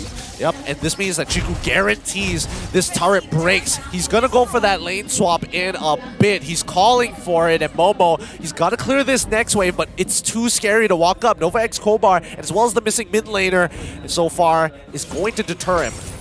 Ooh, almost landing that Iron Hook, but you know, a bit off right there. Feather Airstrike is being opened by Fakes. Oof, that's so much damage. Momo, if you got hit by one more Feathered Airstrike, it would have been over for him. Good movement so far. Team Lunatix looking to get a response out of Todak. They realize, wow, they're not going to actually commit to this lane swap. With so many ultimates already being used, I don't see why not. And also, there's nothing else to be taken on the top side because, you know, the tier 1 has been taken down. So it would make sense that Chico to stay at this bot side and take another tier 1 from the hands of Lunatix. Ah, I see. Okay, so the Lord, sorry, not the Lord. The turtle is about to spawn in about 20 more seconds. So for Chiku, guys, he wants to be able to get a free push and maybe join this neutral objective if nobody contests it. But here comes Todak, flickering forward, sees Jowm. Whoa, Jowm able to get hit by that Petrified by Momo to set things up. The Iron Hook doesn't even matter here. They secure the kill on the marksman, and now Todak going to zone the rest away. Did I mention about the 4-1 combination coming in from Todak, right? 4-man team fight and let Chiku guys just do the work on the top side. But right now, Chiku and Moon trying to get the kill on Uni, but Uni just gonna dash away with the mortal coil. Wow! Woo! That's how you escape Iron Hook. That was clean. That was very, very clean. A lot of finesse in that one. Uni is kind of low here, and Rival can punish, but a quick retribution coming in from Uni is going to secure his purple buff as Todak finally decides to back away. Lunatix right now hoping that Nova can land at least one of these hooks. You know, just one of these hooks could change the dynamic of this game. Although Todak is not, you know, not too far ahead. Only like 1k 700 gold lead at the 7-minute mark. So Lunatix does have the opportunity to try to, you know, at least get a moment of comeback, especially if Nova can land one of his hooks. Well, let's see. So far, his hook accuracy not exactly the highest right now, and Todak very minimal lead, and it's already been 7 minutes into the game. I would have expected them to be playing at a higher pace, but it seems like they've got different plans here. Momo trying to bait something out of the Lunatix, but Jowm isn't biting just yet. Clears the wave as soon as possible. They spot out Yubis' Ring of Ore. Nope, he didn't see it in time. Nova X Kobar. Oh, flickers out of there just in time as the Feather Airstrike almost takes out Chiku. Chiku is still hovering over on this side, and the fight is still gonna commence. Up, Uni, he's trying to zone Rival away as Momo finds the engagement. Yums is so low as Chiku is already fallen. It's, would have been better, but at the very least, Team Lunatix finding openings here despite the early rotations from Todak. Slow openings, but surely they take their opponents bit by bit, and surely Team Lunatix, if they keep this momentum going on, they could at least crawl their way back in terms of the goal lead, in terms of the EXP deficit right now. But Uni still managing to get that purple buff out of Rival's hand. Gotta be careful again. These Iron Hooks just so close yet so far away. At least they're close. At least they're going in the right direction. They're not complete whiffs here. And Todak, they're just going to play for the next objective. I don't think they recognize this. Do they not realize what's going on here? Oh. Like, somebody's got to cover the bottom side. It's too late. It's just too late. Even if somebody comes, I don't think they can do anything about it. This is just the pure sheer willpower of, you know, Popol and Koopa just allowing himself to get that turret immediately. The bigger objective, the bigger prize is on this top side, which is the Lord right now, which is Toda, you know, they don't care too much about this Lord. They're gonna allow Lunatix to begin attacking this Lord. And it's going to be Madness who secures it. The full fight goes on. The knockup coming in from Momo. What a setup here. As much as you would love to see Lunatix walk away for free, Todak continued attacks their members. Mid-tier 1 starts to fall, and Todak, they're not done just yet. They're going to go for bottom tier 2 at the same time. Another C game representative right there. Momo showcasing his strength, his width, his skill set. Two-man knockup is not easy to pull off as a user, but he managed to do it immediately. Chiku guys almost getting killed on the bot side, as well as Jowm's gotta run away from a Zeno hook. Doesn't land onto himself. Runner Apathy did not connect, and Chiku guys gets away for free. Why? Would you go back? I don't know. And oh, dude, Chiku nearly died there. Jowm's probably was making a call that he could look for a potential catch with the Divine Judgment, and that's why Chiku guys decided to stop. Now Momo is in the middle of the fight, jumps away with a furious dive and sidesteps once again the Iron Hook coming in from Nova X Kobar. Gotta be very, very frustrating if you're Nova right now, because you can't land any hooks right now. You gotta be able to land it at least once. It could change immediately, but right now Momo! Yep. He's immediately going to get knocked up. Shot residue. Oh, the Black Dragon Tail does not kill Fakes. He's still alive as they run away. Finally, Lunatix are able to even the score 5-5. All right, a bit of blunder right there from Todak, thinking that they can take on those team fight, but immediately Lunatix replying, the counter engagement coming in from them. Slowly but surely, they are trying their best. Yep, that's the hook we've talked about. That's the hook. That is the hook. I mean, the empathy did whiff a little bit, but no big deal, no big deal. They still secure the kill, and now Team Lunatix are finding their footing all over again. Yeah, just take one hook coming in from Nova, right? When it lands, it's gonna change the dynamic of the game. And what a target to begin with, which is Rival right there. Oh, but Zeno, he's going to force Chiku to flicker away. He utilized the Bravest Fighter to pose as a kill threat, but also to let him know there's potentially more members awaiting you in the bush. Look, having more confidence right now, Lunatix, I can sense some kind of confidence within their gameplay as of now, as the game progresses, right? The early stages not looking too good for them, but as the game progresses, as hooks starting to get land on by Nova, the confidence is built up by them, the momentum is within them as well. Yep. They've got a lot of momentum on their side, and now the gold lead finally just bouncing back and forth, ping-ponging between Todak and as well as Team Lunatix. 13 more seconds until this upcoming Lord, and I think this is going to be a really important one here for the Lunatix if they want to try and maintain some form of semblance after game number 1. Definitely agree. Lord is up right now. Lunatix is going to make it their way in. We have to focus on Nova. We have to focus on Jowm as well as Momo. These are the main players for both of these teams to be able to capture at least one and another. Here we go. Uni, he's starting to walk on up. He sees Rival. They're both level 14, and it's about to get exciting here. Wow.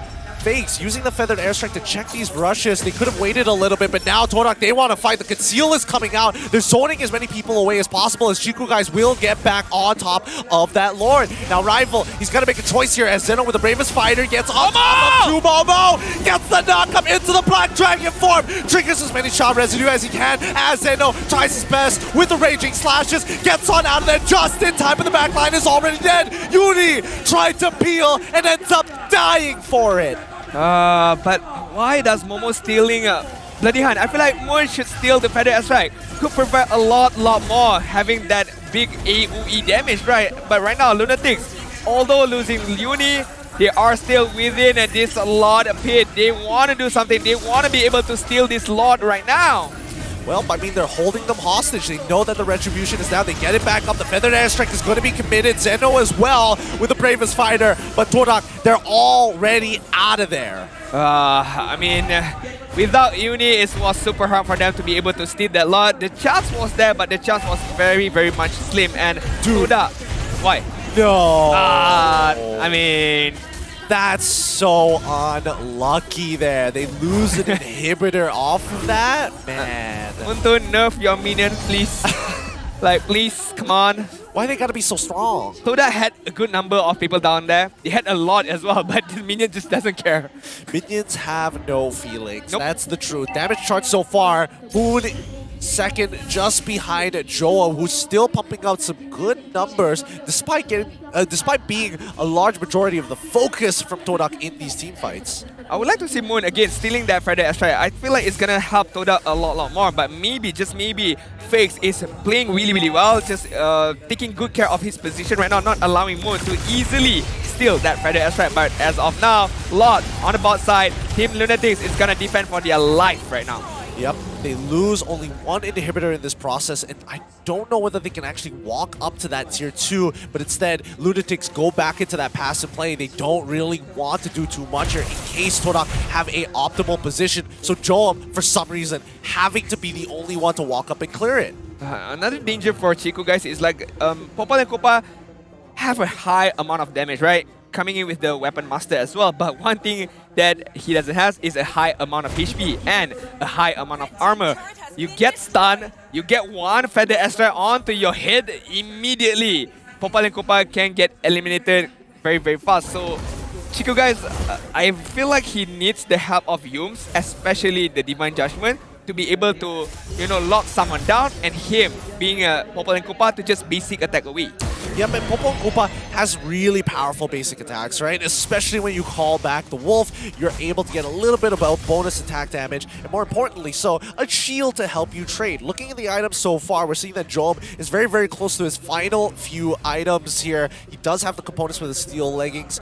The rest, looks like Farsa, 3 items so far. Lapu currently at 3 as well with an Athena shield. We cut back over to Todak's side, and Valentina, 4 full items for Moon. Yeah, almost a complete item for Moon. Not sure what the last item is gonna be. Is it gonna be a Blood Wing, or is it gonna be a much more defensive item? He doesn't have the immortality. Maybe it's on cooldown. Maybe he would opt to go for that item. I think it could be, but Nova Escobar is able to get the Bloody Hunt. Momo does not care in that Black Dragon form. Wait, he's looking for an interception here. The rest of Todak, they're coming in. Momo is going to try his best rival. Cancels out the Feathered Airstrike, but it's too late. Jowm now gets pulled on backwards here as Moon flickers forward. Chiku, guys, getting chased by 3 with no peel on his side. He's dependent on Moon. He's trying his absolute best here, but as a Franco, there's only so much he can hope for. With no more damage left, Zeno and Uni are left to fend for themselves, and I think Todak don't mind this as Moon has plenty of damage. It just takes some time.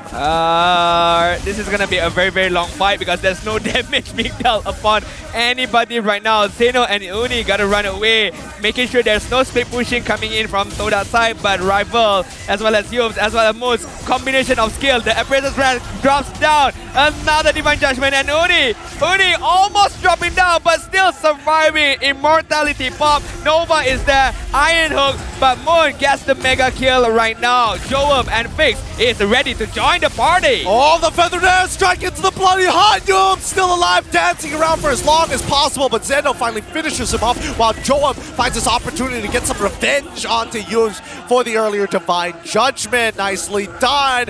As much ground as Todak covered, they had to give it back to Team Lunatix. And now Illumina's Lord is ready to go 17 minutes into this game. That's what happens when you pick up a lot of tank heroes and not enough damage. And speaking of damage, look at Momo right now. Yep, he's going to trigger 1 shot residue initially to start to kick things off. Zeno really out of position right now as Chiku gets some free hits.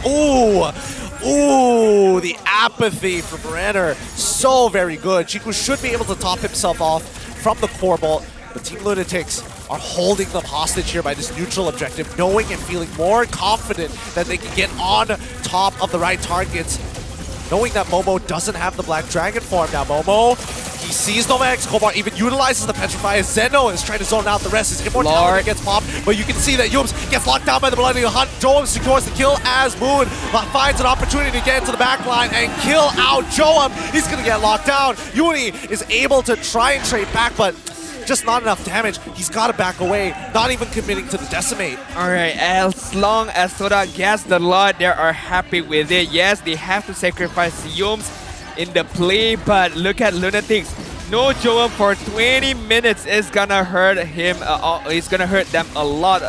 DHS is picked up by him to be able to withstand all this last ditch defending. Chico guys opted to go for that win. Talker right now So let's see, are Todak in prime position to end this game, or will Lunatix be able to defend? Because they still have Fix, they still have Nova Escobar. They could do a lot more with one hook, with one feather strike. I mean, that's assuming that iron hook lands. And so far, I mean, to give credit where credit is due, Nova Escobar, he hasn't been hitting too many, but now is slowly getting a little bit more consistent now that we're so deep in this game. Hopefully the autopilot doesn't come through, but Jowm, he finds the opportunity of a lifetime, pulls Uni in with a divine judgment. The feather airstrike as retaliation as Momo gets into the middle of that fight. Petrify also committed onto Jowm. Sha residue is properties too deep in, and nobody is there to peel for him. Momo ends up dying, but the inhibitors have already fallen. Objectives to hold it on. The immortality from Momo, well worth every penny. Wow, still alive. Still alive, Momo. Not gonna back down with any single team fight right now. Todak used the lot to perfection, I would say. I mean, they would want to end the game, but at least getting all the inhibitor turrets for them could be good enough, because they had an idea right there, right? Because Unit was, I wouldn't say Unit was out of position, it was Jowm being more aggressive, flicker forward, use the Divine Judgment, pull him back outside of his own base. But Momo right there, almost sacrificing himself on the back line, trying to catch Jowm. But as you mentioned, no one to peel, no one to follow up. So Jowm, yes, got knocked up, got petrified, but again, he's still alive because there was no follow-up coming in from Todak. Yep, that's fair. And Todak will start invading the enemy jungle, and Team Lunatix, nothing they can do about it. Walking out now before the Lord spawns is extremely dangerous, and they have to save those magic sentries to start clearing out an entire zone quickly. And I don't know, it's a pretty tough game. I'm gonna make a big call right now. Really? I feel like this game is gonna end with one split push. What? No. I just have a feeling, because why? I feel like Todak.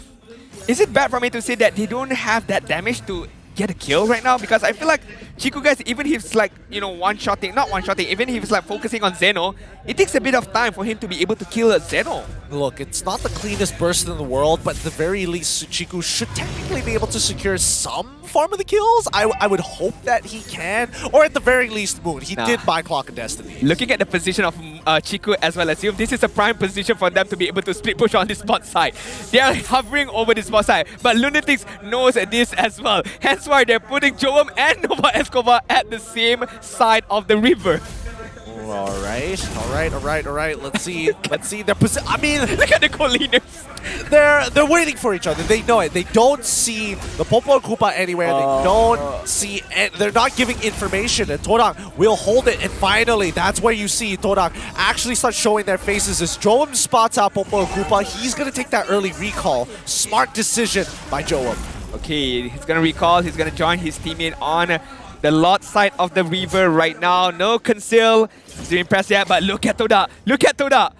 They're gonna try to wrap around against Team Lunatix. This is not good for Lunatix, Gideon. It's a deep flank, but Jowm sees this, he's gonna call for it, Momo Black Dragon form. He sees Jowm, finds all three. He's gonna choose a target, and it's gonna be Fix who flies out, but lands a three-man knock up here. Fix gets cancelled out by the second Terrify, but immediately Moon uses that to decimate, and now puts him in an awkward spot. Chiku guys fails the flicker, and Uni should be able to secure the kill, and yes, he does. He finds one, as Rival is able to power through the damage. Momo does the same, able to out-sustain, out-damage, outplay the Lunatix. They sacrifice their key member to make it happen. I mean, Nova Escobar is just gonna buy a bit of time, but the minion wave is there. Zeno, it's gotta be a big responsibility to clear this minion wave. 4 against 2 right now. Nova Escobar is gonna go back right now. Divine Judgment onto a Zeno, but still surviving for so goddamn long.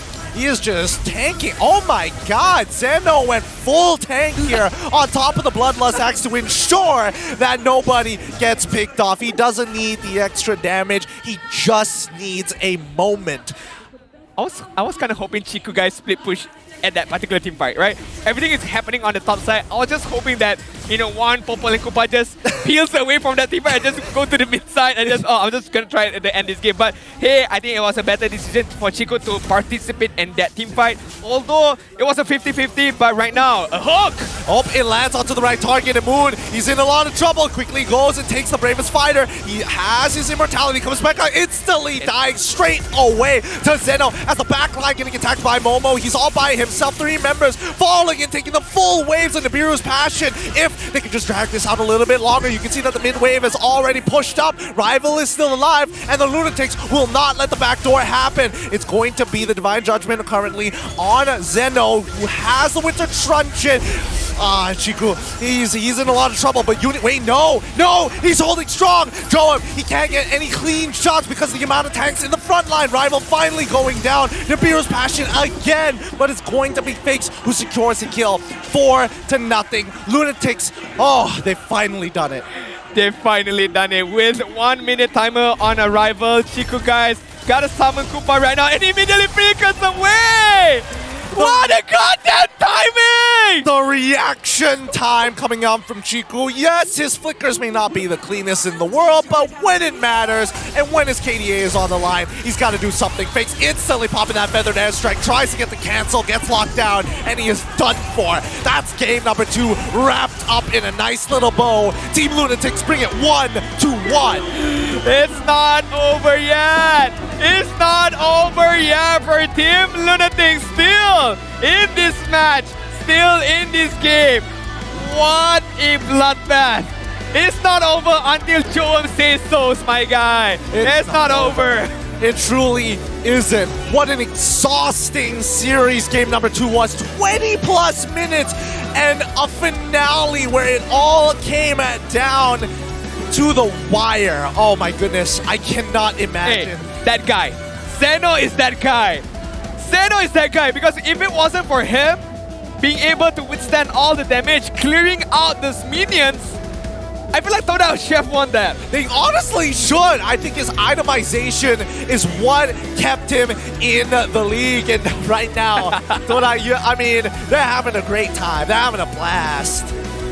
Okay, let's take a look at the mic check for the winners of that game, which was Lunatix. There is no tomorrow if we lose. Discipline, okay, guys? Yeah. Play crazy, guys. Play crazy. Play crazy. Nice, Bob. Freddy missing ah, Freddy. Popol missing Ya. Lama sangat. Ya, aku belah.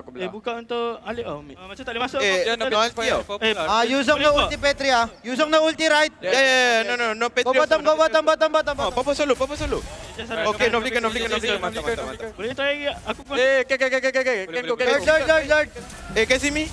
Ya, ulti. Yeah, we can defend. Yeah. So I don't know. Just wait. Santuy. Okay, nice. Tengah lo, dia pergi tengok Yuzong lo. Nice. Pedi. Nice. Go. I think can end. Tahu. Nice, bro.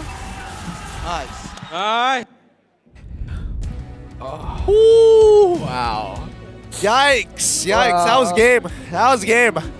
And we still haven't had any clean sweep yet for our playoff. Yeah, and honestly, this is the second last best of 3 so far. I dread to know how long the games are going to be towards the later half of the playoffs when it becomes a best of 5 as well as a best of 7 for the grand finals. Like, if you guys wanted content, you're getting every inch of it. Oh wow, my head no good no more. Head no good no more. Head no good no more. Just how like Todak is feeling right now. Our damage no good no more, my guy. Oh, that's so frustrating. But honestly, don't worry about it, Adine. I plugged in your chair because you're currently sitting on a recharge and gaming with OSIM, the U-Throne Gaming Massage Chair Transformer Series. Yeah, it's pretty good, right? Super good. It feels nice. Let me just... Oh, can your chair do that? I don't think so. You can adjust... I'm pretty sure that you can adjust the width as well as the height of which, if you're a tall guy like me, hey, most of these chairs don't really work, but this OSIM one works just fine as it's able to get right to the very top, up to my neck, all the way down to my lower back. Hey, this is the chair for you guys, right? Gaming with style, gaming with comfortability with OSIM, but we gotta take a look at another shoutout that we have for you guys. It's gonna be the Eudora, Atomic Pop Eudora skin. All-Star team is available right now with custom action and bundle from the 12th of April up until, okay, this is a bit longer, 2nd of May, so you still have a good amount of time to get this particular skin. Yeah, this one you can take a little bit of time off. Remember, 30% off. And besides, the All-Star promo diamonds can be used for discounts on top of it all. So quickly obtain as many of them as possible while you still can, because they are limited in time. Okay. Okay. I want to talk about something, but before that, we'll talk about the itemization first. Looking at Lunatix, man, they threw everything that they had. The pants, the pots, the knife, everything. I mean, honestly, the early game was looking really funky between both of these two teams, but as soon as Lunatix, they got their item power spikes, they understood, all right, we've got everything that we need. Jowm is our main win condition. We got fakes to bait out and almost guarantee Momo getting to jump on him with the Black Dragon farm, and that was more than enough. By the way, Momo didn't even have the Hunter Strike complete. No, a lot of defensive item from himself, hence why he couldn't, kill off Jowm when he gets off that Petrify, when he gets off the knockup.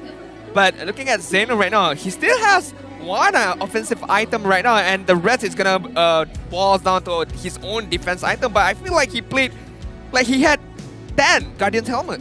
Honestly, I don't know, because he had some really sharp timings on his Winter Truncheon, dodging the pullback, the knock-up coming in from Popo and Koopa, the second, what was it called? The Terrify coming in from Moon on the second Shadow Strike, dodging Rival's stun, and more importantly, dodging his Appraiser's Wrath in these tight fights. Looking at the damage though, it's going to be won by Todak, but when you look at Lunatix, right, 111,000 damage coming in from Jowm, follow up by Fix, almost reaching 100k as well. It was good enough to not just get the kills that they need, but to zone out immediately from the side of Todak, and as you mentioned, to bait out that Black Dragon farm. So they know their plan. Okay, Fix, you open up your ultimate, Momo is gonna go catch you, we're gonna back off a bit, we're just gonna kite around, and then we're gonna kill off Momo. Once Momo is out of the picture, we try to move forward, hoping that at least Nova Escobar can get a flicker Bloody Hound onwards to someone,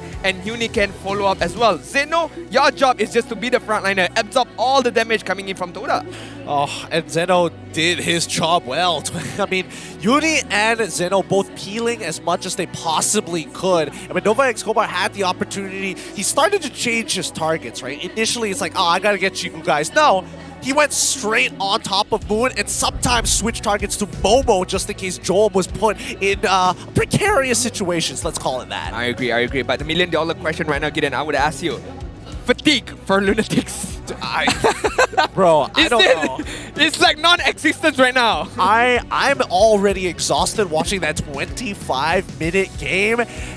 I'm gonna say yes. I'm just gonna say yes. How about that? With that being said, we've got another open house session with our host and our two guests. Let's throw it over to them down by the stage. Dan selamat kembali kepada MPL Open House. Anda masih lagi bersama dengan saya, Rose, Sith, Vix, D-Boy, dah lupa your nama. Game tadi, I lupa semua benda to be honest, because what the heck? Another game, another day, another 9 full games and another 2-1. Tapi siapa dapat 2, tu game ni. Dia macam ni lah, kalau kita main best of 3, kalau kita main 2 game je, dia jadi tak syok tau. Dia jadi tak puas. Kalau kita main best of 5? Main je best of 5 terus. Sebab kita host. Yang caster kat atas tu, sianya. Tapi tadi Samfra cakap, dia orang okey lah, dia duduk atas kursi Osim. Ya ke? Kita tak duduk kursi Osim. Tapi macam tadi, masa tengah cast tu, suara kerusi Osim pun dah tolong suara Sunfrost masa play-by-play. Alright, tapi walau bagaimanapun, game kedua tadi, banyak momen-momen yang kita sebenarnya tak boleh nak lupakan. Antaranya apa, Fix? Yang Momo flank tu. Yang dari belakang, yang kat top. Yang dia nak try tangkap Jowm tu. Yes. Dia yang Jowm instant flicker tu. Yes, betul. Dia cakap macam, okay, jap. I flick. Tapi pas tu, lepas. Dia punya flank tak jadi. Oh my god. Tapi adakah sebab Jowm punya flicker tu menyebabkan dia boleh digelarkan sebagai MVP game yang kedua ni? Dia sebab flicker je. Sebab tahu aku tanya kau. Saya Libo. Memang layak lah bagi MVP dekat Jowm sebab walaupun dia di-lock oleh Xorn tu, dia tetap dapat memberikan impact yang besar dekat team fight tu. Sebab flicker ke? Ya ke? Adakah ini satu Next semua player main flicker. Adakah ini satu pembaziran daripada pasukan Todak keluarkan 4 hero marksman di pasar Bening tapi still tak mampu untuk kalahkan Jowm? Adakah itu satu pembaziran? Tak, bukan satu pembaziran. Bukan satu pembaziran? Sebab you rasa Jowm ni memang kuat. Jowm memang kuat. Betul. Tapi tadi awak merasakan Valentina gold lane. Tadi yeah. salah. Ingatkan Ciku pakai Valentina gold lane. To those wondering, tadi dia cakap, backstage tadi I rasa kan. Ciku Valentina gold lane terpaling confident. Ya, tapi walaupun kita akan tengokkan MVP untuk game yang kedua yang diberikan daripada pemain pasukan Team Lunatix diberikan kepada Jowm dengan 6-4-10 dari segi match KDA beliau. Match kill participation 89%. Penggunaan Beatrix yang bagus sebab satu kelebihan Beatrix ni di antara marksman yang mempunyai high ground. Yes, betul tu. The Filipino flavor in Lunatix is still oozing out with Filipino flavor. Now, tadi you both cakap kan, you rasa Jowm memang deserve this MVP. Selain Jowm, siapa lagi yang deserve? Boleh bagi dekat Parsa juga sebab Parsa yang zoning damage gila team Todak. Fakers. Ya, fakers. Memang Yes. kita pun dapat saksikan daripada even game yang pertama masa mereka bertemu dengan pasukan Red Giant pun Fakers pun dah menunjukkan apa yang patut dilakukan dan beliau lakukan job scope dia baik lah. Job scope dia baik. Tapi nak kena tengok job scope beliau dengan baik, kita akan saksikan highlight yang dibawakan khas oleh Ganyoman. Game ni memang sangat 50-50 sebab ada masa pasukan Todak boleh menang, ada masa Team Lunatix boleh menang. Yes, betul tu. Actually, I rasa dah bukan 50-50 dah. Dia kadang-kadang 90-10. Lepas tu tiba-tiba jadi 50-50 balik. I pun tak tahu how they turn the table so fast. Tapi, like I said, walaupun ini game yang ada immortality, dua-dua team tak nak main lower bracket sebab jumpa SMG. Tapi tadi kita cakap tentang MVP dari segi player. Kalau hero daripada pasukan Team Lunatix, hero manakah yang berikan kesan paling besar di atas kemenangan ini? Parsa lah. Sebab memang Parsa bagi zoning dan kacau dekat team fight. Yang membuatkan team Todak jadi susah nak ambil Jowm tu. Faham. Fix pula? Aku rasa Parsa juga. Parsa juga. Parsa juga. Saya rasa actually, I think we could give a little bit of like a shout out to the Martis. Uni sebab dia keras. Dia keras to the point where dia boleh buy time untuk team untuk tunggu dorang respawn kat base. Faham. Ada satu war yang Jowm mati. And then aku cakap kau Rose, dia boleh jadi analyst tau. Dia tak patut jadi host. Kan? Tapi sebab nama dia Rose, host. Lainlah nama dia Ronilis.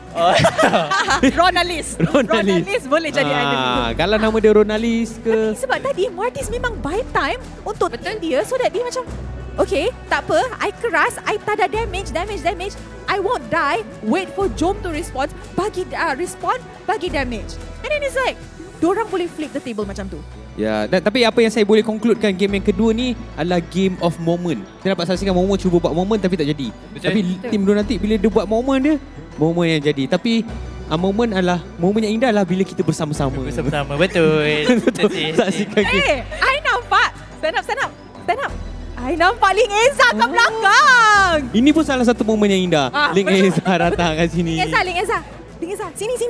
Cepat. Berbaju Melayu sama macam itu dia. Dia datang. I nak tanya dia datang sokong pasukan mana? Hai Ling Eza. Hello. Hari ni datang sokong pasukan mana? Nak support Team Todak. Team Todak. Jadi boleh ke Todak menang game yang ketiga ni? Rasanya Todak akan bantai game ketiga. Wish Ling Eza datang untuk bagi panas. Alright, thank you Ling Eza. Thank you sebab support dan itu yang dikatakan oleh Ling Eza. Dia kata Todak boleh bantai Team Lunatix game ketiga. Pendapat peribadi korang sebelum kita bagi diorang macam nak main. Boleh bantai. Aku rasa dari Todak game kedua tadi main je tu. Diorang saja nak test, buat eksperimen, tiba-tiba flank tak jadi semua. Aku rasa game ketiga diorang serius lah.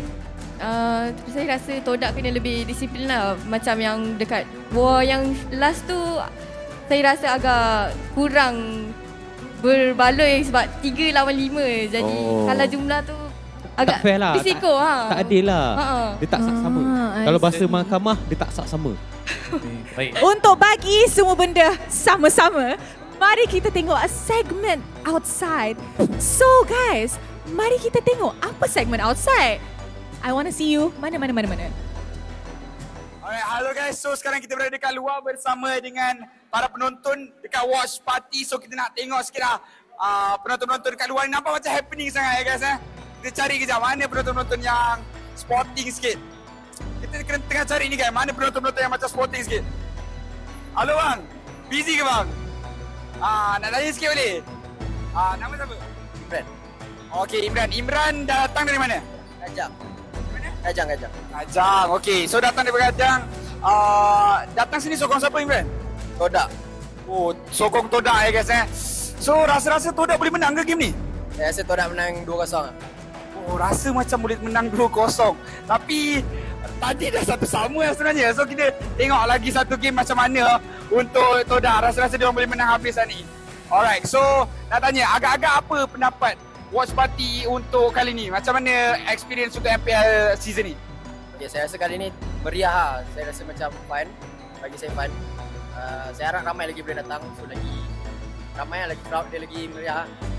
Alright. So macam mana dengan abang pula? Abang punya pendapat sikit lah. Pendapat nak tanya kan. Abang rasa happening tak kali ni?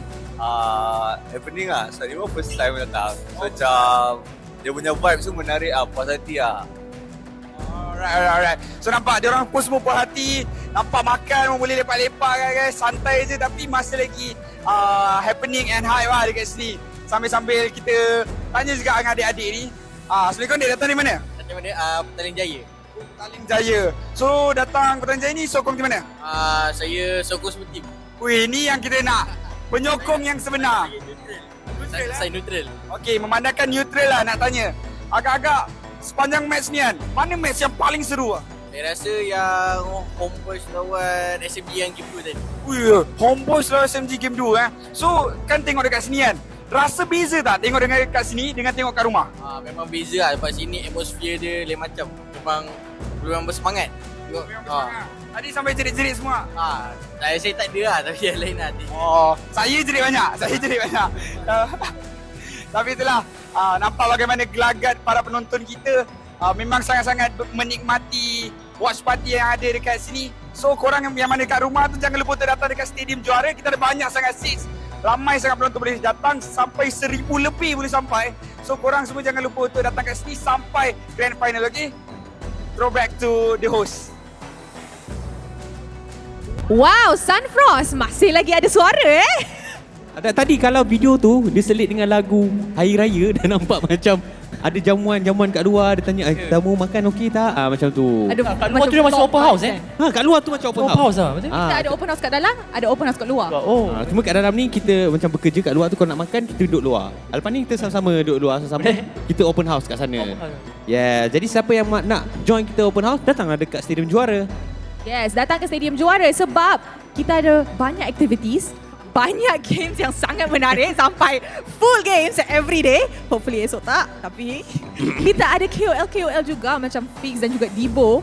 Oh my god, bila je actually ada time macam ni yang entire everybody boleh gather dan lepak-lepak, have fun together kan? Yes, jam saya pun hampir menunjukkan jam pukul 8. Maksudnya adalah time match yang terakhir di antara Todak lawan Team Lunatix. Dah tak ada dah lepas ni. Kalau korang boleh bagi kata semangat kepada dua-dua tim secara general, apakah kata-kata semangat? Walaupun saya tahu awak nak macam dua tim, satu tim dah lah. Tak, neutral kan? Neutral lah, macam adik tadi. Macam yang adik tadi sokong semua tim. So, Fix, start with you. Bagi sokongan kepada Todak dengan bagi sokongan kepada Team Lunatix. Ya, aku tak biasalah bagi sokongan. Itu bukan diri aku. Okey, jadilah diri kau. Apa yang kau nak cakap? Toxic je. Go. Dibo, kau start dulu. Dibo. Okay. Good luck kepada dua-dua team. Semoga siapa yang menang dia yang handsome. Bukan. Ini rupanya peribadi Dibo. Yes. Okey. Kena dah. Itu pun satu tu kan? Dia kan total dua-dua. Itulah tak dengar. Okey lah. Saya tahu aku pun sama lah macam Dibo. Okey. Aku toxic wish, tak nak. Tak nak wish. Okay, good luck for the game number 3. So do the best lah. tengok who's the better marksman in MPL Season 11. Oh. Au. So guys, who's the better marksman and who's the better team in this matchup? Yeah. Is it gonna be Chiku guys from Team Todak or is it gonna be Jowm from Lunatix? Mana satu? Kita tak tahu. Jadi kalau mereka berjaya carry game ni, mereka ada best good ini. Tapi kita akan bersama-sama dengan kita punya caster untuk game yang terakhir. Please take it away, my caster. Thank you. The open house is now closed as we run on our very final game of today. I'm thankful, but at the same time, I just want more. What are you thankful for again? I'm thankful for how many games, the quality and the level that we are getting here during the playoffs of MPL MY Season 11. But more importantly so, it just feels like 24 hours just isn't enough in one day. Hey, as our motto says, this is gaya kita. Ini gaya kita. This is how we do it, right? I mean, there's a reason why the format best of 3, best of 5, best of 7 is in play. Why not go the distance, right? Why not? Why not? You gotta go through the entire journey. Why not make the grand finals today as well? Just prolong it. You know what? Imagine if this was an ongoing 24-hour marathon broadcast. That would be insane. Honestly, that would be insane. I would not be in the right mental state by the end of it all, but hey, I can't imagine what the players must be going through if they had to play through that. And it looks like we have a swap. Flynn is on the backstage and Formis is on the stage right now with Azim, if I'm not mistaken, if I catch it correctly. So the players are tired as well. I mean, Flynn, you know, all this thinking, man, I can't do it. Yeah, analyzing and coaching is a tough job. Don't worry, he's got his coach sub Formis to come in and take his place. Give that extra bit of energy, add that never-ending fun style that is Formis' personality. I agree. Okay, let's talk serious right now. Lunatix did really well on that game too. I wouldn't say like it was not luck, it was not like, it was pure skill from them to be able to prolong that particular game, to be able to give time for Jowm to get his item. Zeno just played out of his mind right there. I feel like throughout this particular season, that was his best performance so far as an EXP laner for Lunatix. I think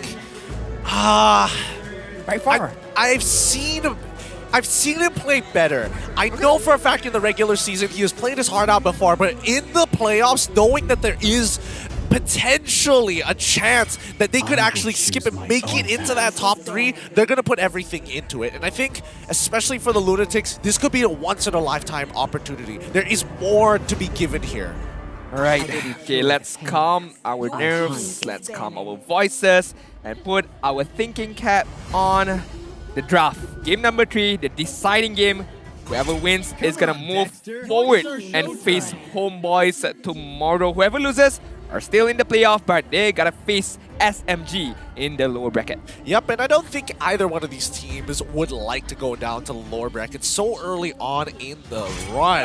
Road to MSC, I like it. The fans having a lot of faith in our all-time continuously going to international tournaments. Let's see their journey from the very beginning. Now, the first phase is already done, and Lunatix honestly don't change their bans too often, right? The only big change is going to be that Claude. Todak, on the other hand, the Franco, the Valentine, the 1-1, and instantly Farmis gets locked in for the side of Lunatix. One answer for that Farmis, Kaja and Joy should be the pickup for Todak right now because both of them are open and both of them can counter one and another. So it's a good idea to pick it up early on and let Lunatix answer it with their own pickup. But it's not going to be a Kaja Joy, but it's going to be a Kaja carry. So they are opted to go for these double key heroes right now. Oh, rather interesting, rather interesting. I guess they don't want Momo to be playing the Joy. I guess they're willing to give it over,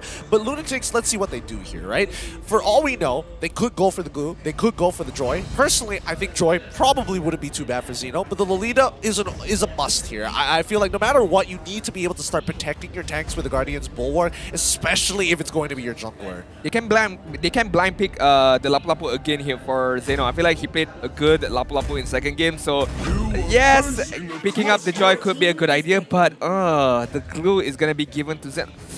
I'm not too sure about this, honestly, because I need to see the win rate percentage in playoff Zeno using this glue. I don't think it's quite high in comparison with the Lapu-Lapu. Yeah, well, then again, okay, yeah, we definitely need to check that. The last time I checked it, it should have been the glue, but I could be wrong. It could have changed in this short period of time. Now, Todak, on the other hand, they're going to be locking in that Farsa. We're seeing a bit of a repeat, but it looks like Todak, they're not doing anything too crazy right now. All right, Melissa's going to be banned out. I feel like if every single marksman is being banned out by Jowm, he can still fall back to the Beatrix. You know, another classic marksman to be used upon himself. We gotta take a look at Lunatix right now. Banning out the Lancelot immediately. It's okay. There's still a lot of choice for rival right now, especially Fedrin. Martis is still available. Or if you wanna go more of a pure tanky jungler, Akai would also be quite good. Akai is never bad in these situations, and I feel, you know, Lunatix, they've got a procedure set. We've seen them ban the exact same things. The pick order has changed ever so slightly, and especially when it comes down to that third ban in the first phase, that is usually adjusted based on team. We see the Brody, we see Melissa as well being banned out for the side of Todak.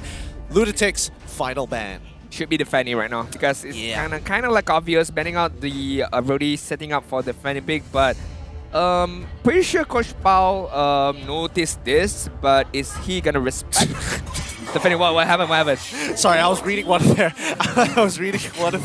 the fan side points. Don't worry, I'll tell you about it later. Okay, but Lunatix, they make sure it's interesting to see, right? I would have imagined in a perfect world, Lunatix would be the one who's playing the Hellcurt, knowing that Todak does have that Farsa. Oh, it's not gonna be the Fanny. It's gonna be the Akai. Get pick up, as you mentioned, Akai is good in any kind of composition. It doesn't really even matter, but you know, they can still flex these two heroes, the Kaja as well as the Akai. One to go onto the jungle side, the other go to the roamer. So, question back to Lunatix, how are they gonna answer? Especially Jowm, what kind of marksman are he gonna get? Is it gonna still be the Beatrix, or Coach Pao is gonna roll the dice with something different? Brody, is it even worth playing Brody at this point in time? Oh yeah, Brody's already gone. Leslie, Irithel, Clint, Beatrix. Man, I'm hoping that someday we start moving away from the Beatrix, but she's just so good. There's just, man. It's like when you have no choice, it's just like Beatrix, yeah? It's like when you don't know what to eat, rice. We're Asians, man. That's a good point. That's a good point. I find myself doing that more often than not. Oh! Joy. Right at the very end? Joy Jungle? No. Oh, yeah. Joy EXP. Answer that question yourself. Yeah, I'm not gonna do that. Yeah, it's rival. I'm seeing okay, the fact that Momo was playing it has to be. Alright, so it makes relative sense here. It looks like Todak, they're taking this as serious as possible, other than the fact that it is kind of strange that now they decide to lock in the Joy after everything that has happened thus far. They recognize that Lunatix, you don't have any suppression. Yep, they don't have any suppression. I mean, yes, you have a good crowd control ability coming in from the Numinum Blast, but it's not going to be enough to capture this Joy. So Momo should have a good game in hand, but as I said that, Lunatix is not going to back down without any single fight, especially in this deciding game. Alright, it's time to get into the game. Our very last one here of day number 2 of the playoffs of MPL MY Season 11. Let these teams duke it out. As much as we are tired here at the desk, wow, that glue is standing. It looks like he's standing on top of that rock, but I could just be seeing things. Todak going to be on the red side, Team Lunatix on the blue. Alright, let's take a look. Who has the better engagement, who has the better team fight, who has the better skirmishes against one and another right now. The bot side, Momo is gonna be helped out a little bit by Moon, but Moon is just gonna walk away. He knows that Momo should be able to win this lane without any slight of a problem. Yeah, and the only thing is that Zeno is going to try and sandbagging as much as possible, right? As long as Zeno keeps Momo in lane, he's technically doing his job. I agree, but look at the top side, look at the middle side, Fix as well as Nova. combining their powers to clear up the minion wave a bit faster rather than a Moon who hits level 3 right now. The next team fight is going to commence 40 seconds later as the turtle is going to spawn on the bot side. So Jowm's just going to hover over on the top side, just making sure nothing funny is going on. Yep, mid lane under the control of the Lunatix so far without the help of Jowm's with the Ring of Order. Well, overall, Farsa generally struggles to clear waves, especially this early on in the game.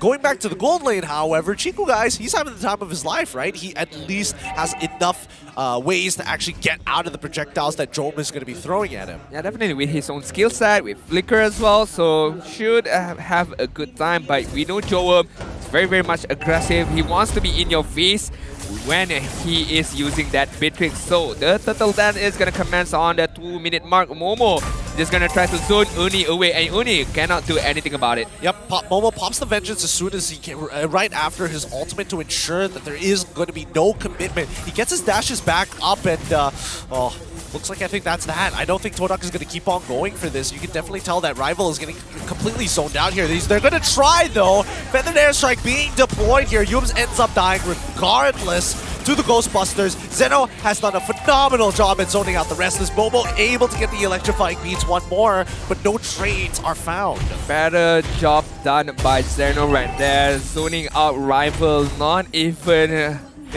try to contest at that turtle right there. But hey, it's only the first turtle. It's not, the end of the world for Todak yet, but it's a good starter of the game for Lunatix right now, trying to get their own momentum, trying to get their own space as of now. We take a look at the goal lead that they have, 700 goal lead, not 700k goal lead, that's too big. 700 goal lead is gonna help a little bit for Jowm to, ramp up his itemization. Speaking of Jowm right now, I mean, he's ramping up his itemization, but immediately Todak are looking to shut him down. Like, the fact that Chico, guys, is sitting so close to the wall, Jowm is starting to suspect something is going on here. Like, they're trying to bait him. So Uni is going to be the one that opens up the map, and yes, they find Jowm's. It's going to be Renus Apathy being deployed, targeting the wave most likely. Joy is also making an early rotation, and this has been relayed to the rest of the Lunatics. As much as we want to see who is the better goal laner right now between Chico and Jowm, it's much more of a who is the better team overall. It's not just focusing on that goal lane, because Zeno is showing up really, really good on his EXP lane side. Momo as well in game number 1, if you can remember, no death at all for him. Yeah, he was having a phenomenal game that time. Coming back to it though, Team Lunatix, looks like Zeno is able to get a good proxy, which is going to force Momo to head back into his lane. With that being said, they know where the Sakai is going to show up by the purple buff. But Team Lunatix, they don't mind this. They know they have that first move, and Zeno once again, oh, smart! Look at this, look at this, look at this. Yes, Chico Ice, he's going to show up out of nowhere, recalling early and forcing him back into the arms of the Divine Judgment. Zeno is buying as much time as he possibly can, knowing that he cannot survive this, but guarantees a lead for Jowm, as well as Eternal falling for the rest of his members. That is very, very smart, but look at Jowm right now. They get a kill. Sorry, they get the turtle, they get the gold plating armor as well on top side, but Momo as well as the rest of members of Todak did enough to stop the bleeding of this tier 1 turret. Was it good rotation coming in from Todak? I feel like it's okay, at least you get a trade-off for that turtle. Honestly, if it was a little faster, they probably could have just sacrificed the turtle and deny a good amount of that gold plating anyways. Now, Momo and Moon are working together, but Momo, he does not have his vengeance, so he can't go for this all in safely. However, on the bottom side, Team Lunatix are able to stabilize it despite Chico, actually stealing away a camp. He wants the turret, but he's not going to get it. Jowm will eventually siege this down. Almost one more hit is what Jowm needs, and I feel like he would get it right after this minion wave. But then again, Rival as well as Moon has arrived to be able to defend this top turret. As we take a look at the bot side, Chico, guys, is permanently rotating on the bot side, trying to get as much as farm as he can, because he knows it's quite difficult for him to farm up top, because the rotation, or heavy rotation as I can say, coming in from Lunatix, helping out Jowm. He's basically not getting away with his usual antics, and now that he's getting shut down, he essentially says, nope, I'm not dealing with this. I'm going to find a different place to farm. I'll let Momo handle it because he's more suited, especially with his assassin playstyle. But looks like Lunatix will get that first turret. Will Todak be able to trade it back? Zeno technically could start that shove, but he starts baiting it out. But the rest of his member gets caught out on rotation. Zeno unable to get the second part, pulling that grab back to the rest of his members. Fakes so out of position, ends up dying to the Feather Airstrike regardless, even with the call Altar. So that's going to be a 2-0 so far. Now the rest of the team is going to start pressing on forward as the rest of LTX. Oh, Rival is able to push Jowm and lock him against the corner, but there's no follow-up. Momo is here, electrifying beats. That's the follow-up he was looking for. Uni all by himself. So far, not looking too good as the Numenor Blast does connect. Momo still alive, and Rival has to pay the price. How much HP is that? Is that like, what, 12 HP? No, it's 11.5. God. It's 11.5, definitely. I'm good at maths. Oh, man. Oh, man. While all this is happening, the early recalls coming in from Todak surviving the clash gets them another turret. Wow. That's a very back and forth, good skirmishes coming in from both teams. So honestly, Iron Todak, I feel like they want just a little bit extra right there because the way that Chiku played, he saw Fakes using the call Altar really early on. He didn't back away. He immediately faced Fakes and immediately kills him. But as I've spoken about death, Jowm being the next death for Lunatix. A little unfortunate, of course, but that's what you expect from both Jowm and Nova X Kobar. They're going to combo together as much as possible, right? Until somebody else can do the setup for him. In the meantime, though, this is starting to look like a very dead-even game. Yeah, I feel like we're in it for a treat. Maybe like a 20-25 minute game. Just have that kind of feeling, that kind of vibe. But why not? This is the last game anyways. Make it 40. Why not? I think it might actually drag on to that point if Team Lunatix gain the momentum like they have so far. More importantly so, Todak playing a very standard style. Yeah, they know that they have the power spike, right now, but the only thing that they need is just an opportunity to be able to engage onto Lunatix. Meanwhile, Lunatix having the better defensive gameplay because if, let's say, Todak jumps on them and the target is not Fakes, Fakes can immediately pop that call Altar and immediately counter-engage on Todak. So, they gotta be careful of how and when do they want to start this team fight. Speaking of which, the adaptation that we saw earlier about that combination of Jowm as well as Nova X Kobar, making sure that they stick very close together, but also standing in off-angle spots. They're posturing for each other. Like, the adaptations for both teams have been very, very good. Yeah, look at bot side. I feel like Jowm and Chico guys have to back away, but it's gonna only be used by Uni. There's something wrong. Chico guys, he's gonna get hit by the Retribution, but immediately Nova is gonna flicker on top of him. So far, Jowm with the Divine Judgment tries to buy some space. Bennett's range connects, but they cannot seem to finish him off in time. Chico guys gets away. 2 flickers down. Jowm and Nova X Kobar also losing their own flickers. I have to give props to Chico as well as Uni right there. For Uni, for sensing that Chico is still in that bush. Meanwhile, Chico still managing to escape death right there. But Momo, can he escape death right now? Oh, he's actually having quite a bit of damage with no vengeance. He doesn't want to get back in there, but Fakes is not going to let him go. Shadow Stampede connects and more than enough damage from Jowm. Oh, he takes him out easily. Chico guys has already started even committing the ultimate towards this Lord, knowing that the rest of the members of Lunatix won't get there in time. This should be a free Lord in the hands of Todak for Momo's death. Jowm, can you get out of there? I don't think Zeno is going to let him go just yet. Is it a good trade though? Is it a good trade? Yes, you kill off. Yes, you managed to get a lot. Why? Oh wait, he's able to get. Okay. Now it's worth it. Now it's worth it. They get rid of Jowm, and Jowm should be coming back in about 6 more seconds. The fact that Chico died, obviously, big boo-hoo. Can't really do much about it. He greeted out, but he was able to at least get one back in a pretty dire situation. If only Jowm had Wind of Nature right there, that could be a big outplay on the top side. But Todak, yes, they managed to get a Lord. They managed to get a few kills, especially on Jowm. But having lost Chico, having lost Momo, as well as Jowm in the process, not too sure if that was the main idea, the main plan. But hey, they got the bigger objective, which was the Lord. Yep, and now they're going to be walking together with it, right? I mean, Lunatix, they've staggered the mid wave. However, bottom is still under attack. And Todak, honestly, they don't really mind leaving this alone. They still have other opportunities later in the game. But here we go. Rival, he's got an angle here if he wants to, but Momo, he gets pulled away. Team Lunatix read the rotations and move with a feathered airstrike, hoping for something. Yeah, I mean, Todak just gotta slow push this, gotta play it slow, grab every single objective that they can, every single tier 1 or tier 2 turrets that they can, not forcing the issue too much. Meanwhile, Lunatix are playing, you know, the similar game as well, waiting for Todak to react and then for them to be able to counter-react again with the Mortal Call, with the Card Altar, with Zeno Split. As we take a look at the itemization right now, Fix having the Lightning Truncheon, the Enchanted Talisman needs a bit more, I would say, especially for Moon, for that particular matter, Lightning Truncheon, Cloud Destiny, still not good enough. Yep, he doesn't have enough just yet. Jowm tries to make an attempt here, but unfortunately that split comes out just in time. And now the rest of the team are in a little bit of an awkward spot. Zeno is going to get off of Rival's back. The piggyback is done, but look at the mid lane. We're seeing that while all of this is happening, Chico, guys, is getting fueled with farm. Yep. 4-man distraction allowing Chico to farm up, not just on the top side, the mid side, the bot side, and even the jungle of Lunatix right now. This is what they've been doing. This is going back to the meta of hyper farming, just focusing, give everything to Chico, guys.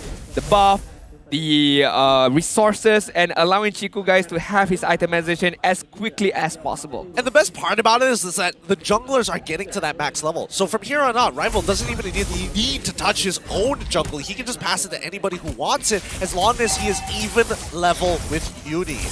True. Even for that matter, like buffs as well, he can give it to either Farsa or even to carry right now. He doesn't even need it. All he needs right now is level 15 and probably a bit more item, a bit more tankiness item, or maybe just farm up as long as he has enough item to buy and sell, maybe Immortality into Winter Truncheon. Yep, and here we go.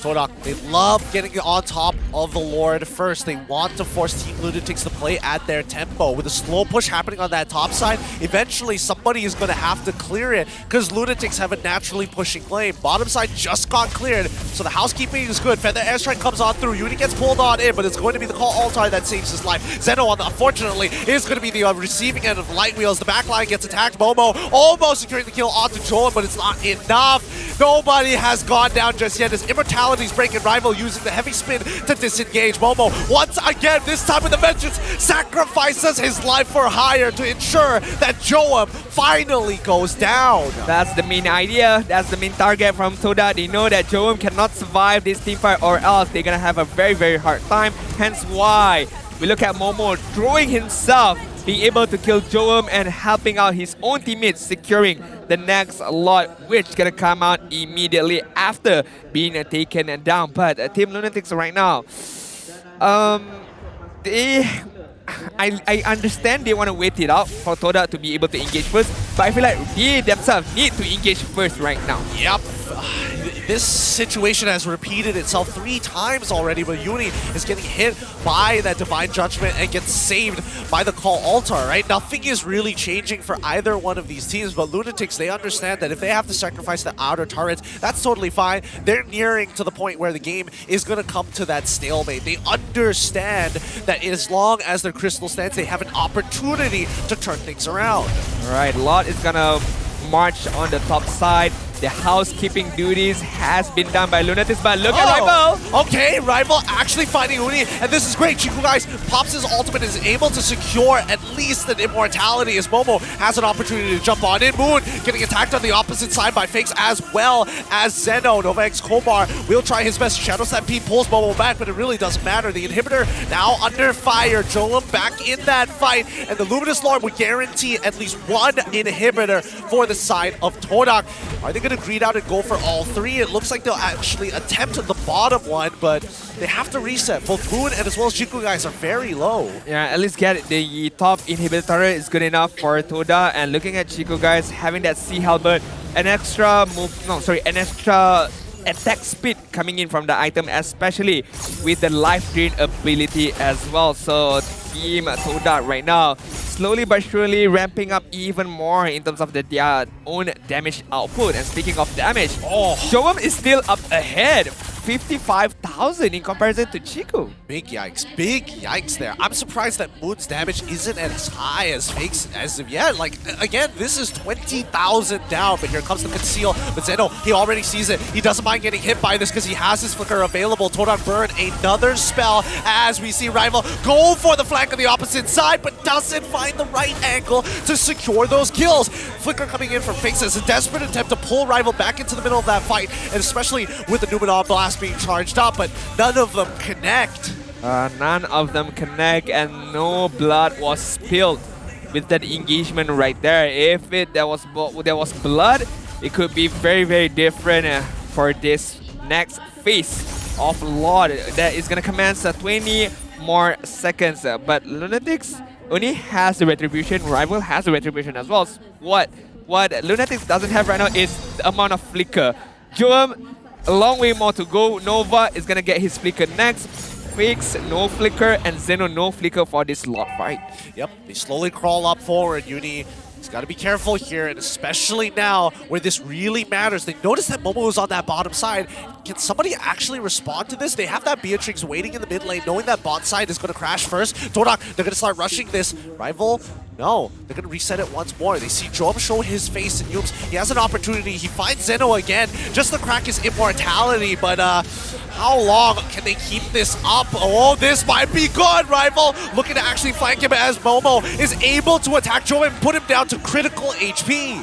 And still Momo gets away with it. Still, time and time again, even with the glowing wand coming in from Fakes, it's not enough. It's not enough in terms of continuous damage to get a kill against Momo. And right now, Toda not only sacrificing Zeno, they have to sacrifice the third Lord in the hands of Toda. And Lunatix right now, they have to build up their wall. The defensive wall has to be placed on their base right now because Toda is coming in, and Toda is going to come in hard.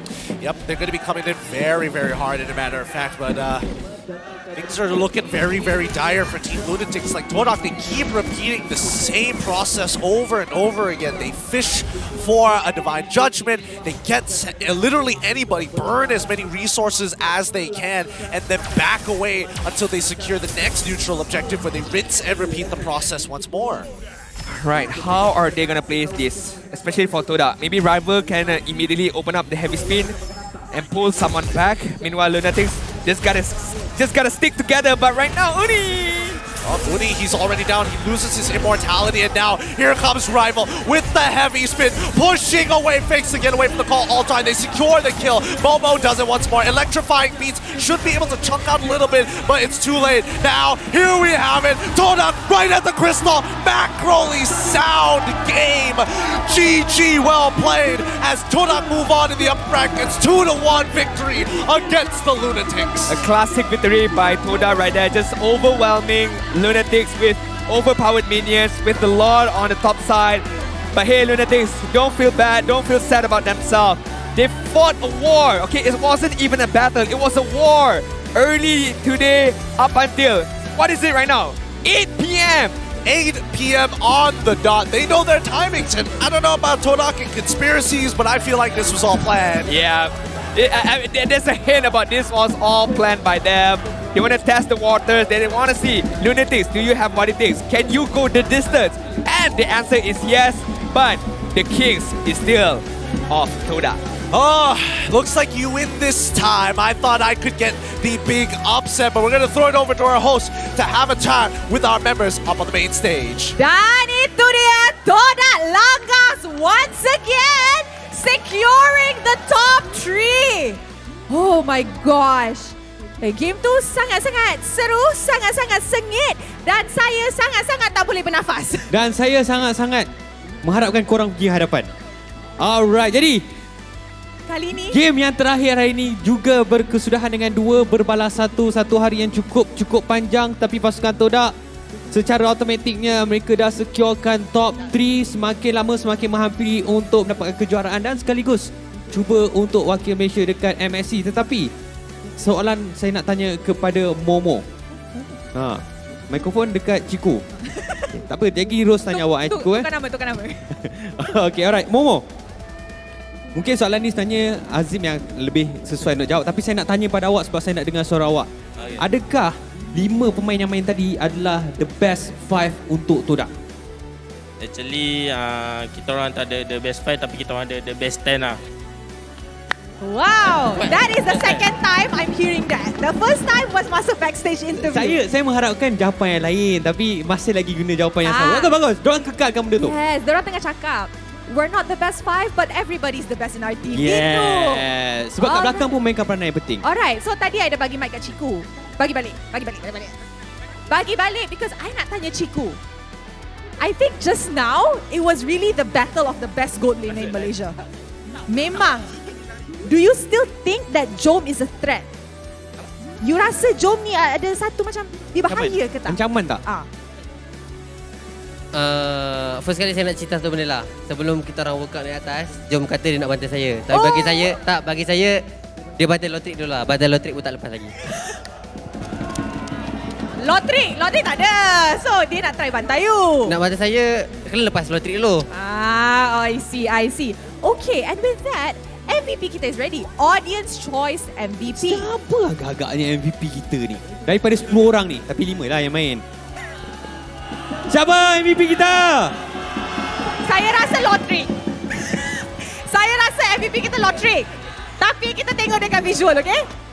3, 2, 1. Ciku guys! Wow, first game in playoffs. MVP dapat bantai Jowm according to the people, one of the most dangerous gold laner in Malaysia. Apa perasaan Ciku? First kali alhamdulillah sebab kita orang masih ke next step, tak jatuh bawah. So rasa sangat happy dan bersyukur. Alright, and with that, Todak is moving forward. And their next opponent will be Homebois. I can imagine already and it's not even tomorrow. So Ciku, apa Ciku nak cakap kepada Homebois? Pada Homebois, besok gula Evan lah. InsyaAllah kita akan bantai korang lagi. May the best team wins, I guess. Saya nak bagi mikrofon tu dekat Moon. Manakah hari ni ada ramai fan-fans Todak, mungkin ada sepatah dua kata untuk sampaikan kepada fan-fans yang tak jemu-jemu sokong korang. Nak cakap dekat fans, thank you so much sebab selalu support kita orang. Alhamdulillah kita orang dapat pergi ke bracket yang seterusnya. Nanti kita orang akan lawan dengan Homebois. InsyaAllah kita akan buat yang terbaik lah. Alright, thank you. Ada lagi. Terima kasih juga untuk Cik Lan lah, bos kita orang. Cik Lan. Alright. And with that, mari kita invite a lucky fan up on stage. Can we please have Carrie? Dia berbaju Melayu. Baju Melayu saya ingat bawa. fix tadi. Fix kat sana. Fix kat sana. Tapi lebih kurang sama kan? Lebih kurang sama. Different shade. Aku salah. Alright, hello Carrie. Alright, guys, bagilah mic kat dia. Moon, mic tu boleh bagi dekat. Dia nak cakap juga. Okey, kenalkan diri dan datang daripada mic. Korang makin lama makin ke belakang, depan makin sikit. Makin lama makin ke belakang, macam Rose ni bahaya sangat. Perkenalkan diri dan datang daripada mana? Nama saya Kerry, datang dari BSD. Datang apa? Dari BSD, Damansara. Sri Damansara. Okey, apa yang awak nak cakap ke atau ada saya nak bagi pantun untuk boleh. 2-3 burung kenari, Todak langgar jangan lari. Wow! Okey lah, boleh terima. Alright, jom kita move to the side, bagi diorang peluang untuk ambil gambar. Mike. Jom. Alright. Oi, salah. Okay. Jangan. Alright guys, kalau korang nak saksikan game-game yang macam ni juga, entire day to one, mari datang ke Stadium Juara. Not scanning QR code. This time it's free. So datang ke Stadium Juara dan kalau korang naik pentas, korang akan dapat skin yang bernilai 899 diamond. Thank you Todak and congratulations. Jangan masuk bilik salah. We will see you again tomorrow. Ya, hari yang cukup panjang kesemuanya berkesudahan dengan 2 berbalas 1. Inilah yang korang nak tengok sebenarnya. Betul, tapi saya nak tengok dan saya nak dengar mic check Team Todak game ketiga. Just jangan overhype lah. Santai je, main santai, main fokus je. Objektif. Kacau dia, man. Selalu Tag. Ni mati saya. Paramis. Mid hotel. Aku ada mid. Don't semua Mati.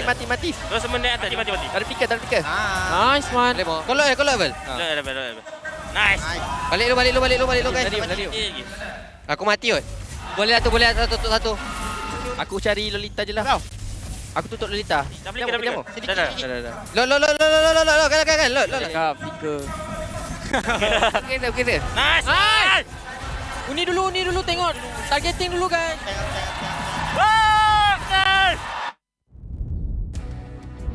What a day it has been so far, already so long in this journey. Day 2 of the playoffs once again. Todak make it into the top 3. Did anybody expect that? Obviously, I was hoping that it was going to be Lunatix for the sake of a bet, but unfortunately, that is just not the case. Congrats to Toda. I mean, congrats as well to Lunatix. I mean, they fought so hard, although, you know, losing to like, not once, but 2-time champions of MPL Malaysia is not easy, but you know, they still have another chance. But I'm quite sad right now. Why are you sad? Because it means that we're at the end of the day. There's no more game. I mean, you can look forward to my giant manly hands as I have to put them on your back for that massage later on. Yes! And the medal! I get to keep the medal, guys. I won this. I did not ask from Team Heart, who was the champion of last season.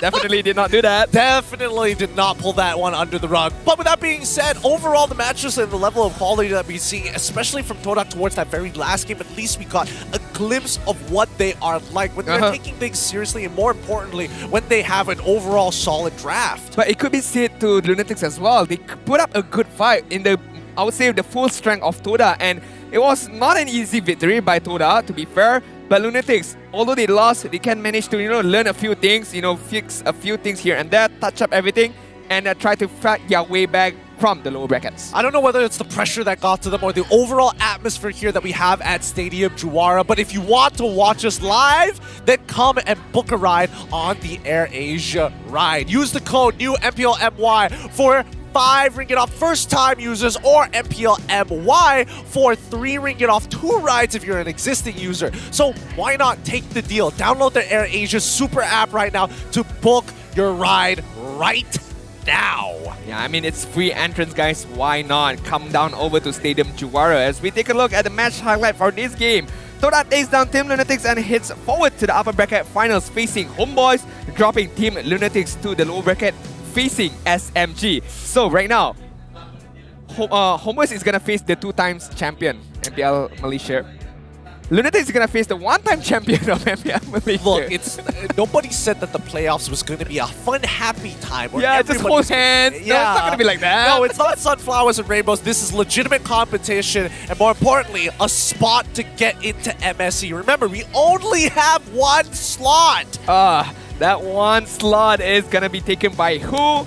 By what team? We shall see later on. But as of now, we take a look at game number 3's itemization. Kill-wise, it's not too much, 7 for 8.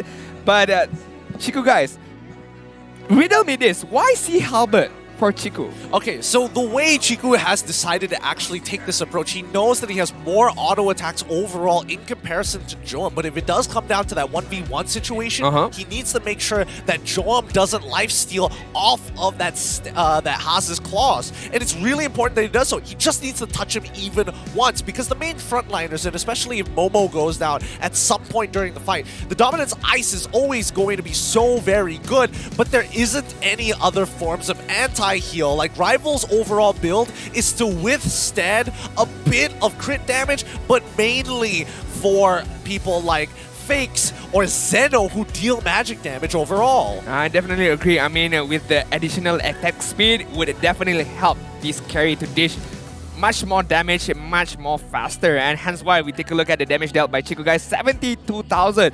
Overall, Todak dealt 228,000, and Lunatix could not cope with it. Although Jowm 66,000 is good enough, but it wasn't enough to take down the kings of Todak. And a bit of special shout out to Momo as well. Countless of times he threw his body under the turret to be able to get a kill at Jowm, eliminating one of the biggest threat that Lunatix has. So hey, I mean, yes, You die, Momo, but at least you die for a good cause. He died for, honestly, a crazy cause sometimes. Like, Momo changed up his strategy every single time he's looking for an engagement against Jowm. Sometimes he pops the Vengeance at 50% HP. Other times he's holding on to that Leonin Crystal just so that it has that extra bit of distance in case Jowm tries to tactically roll. Other times, he purposefully whiffs it just to disappear and then come back in all over again. It's so crazy how many times he was able to catch him. Yeah, I mean, normally when you talk about Joy, there's like one style of play. But no, Momo thinks like there's several styles of play, and hence why I like Momo. He can go aggressive, he can be passive,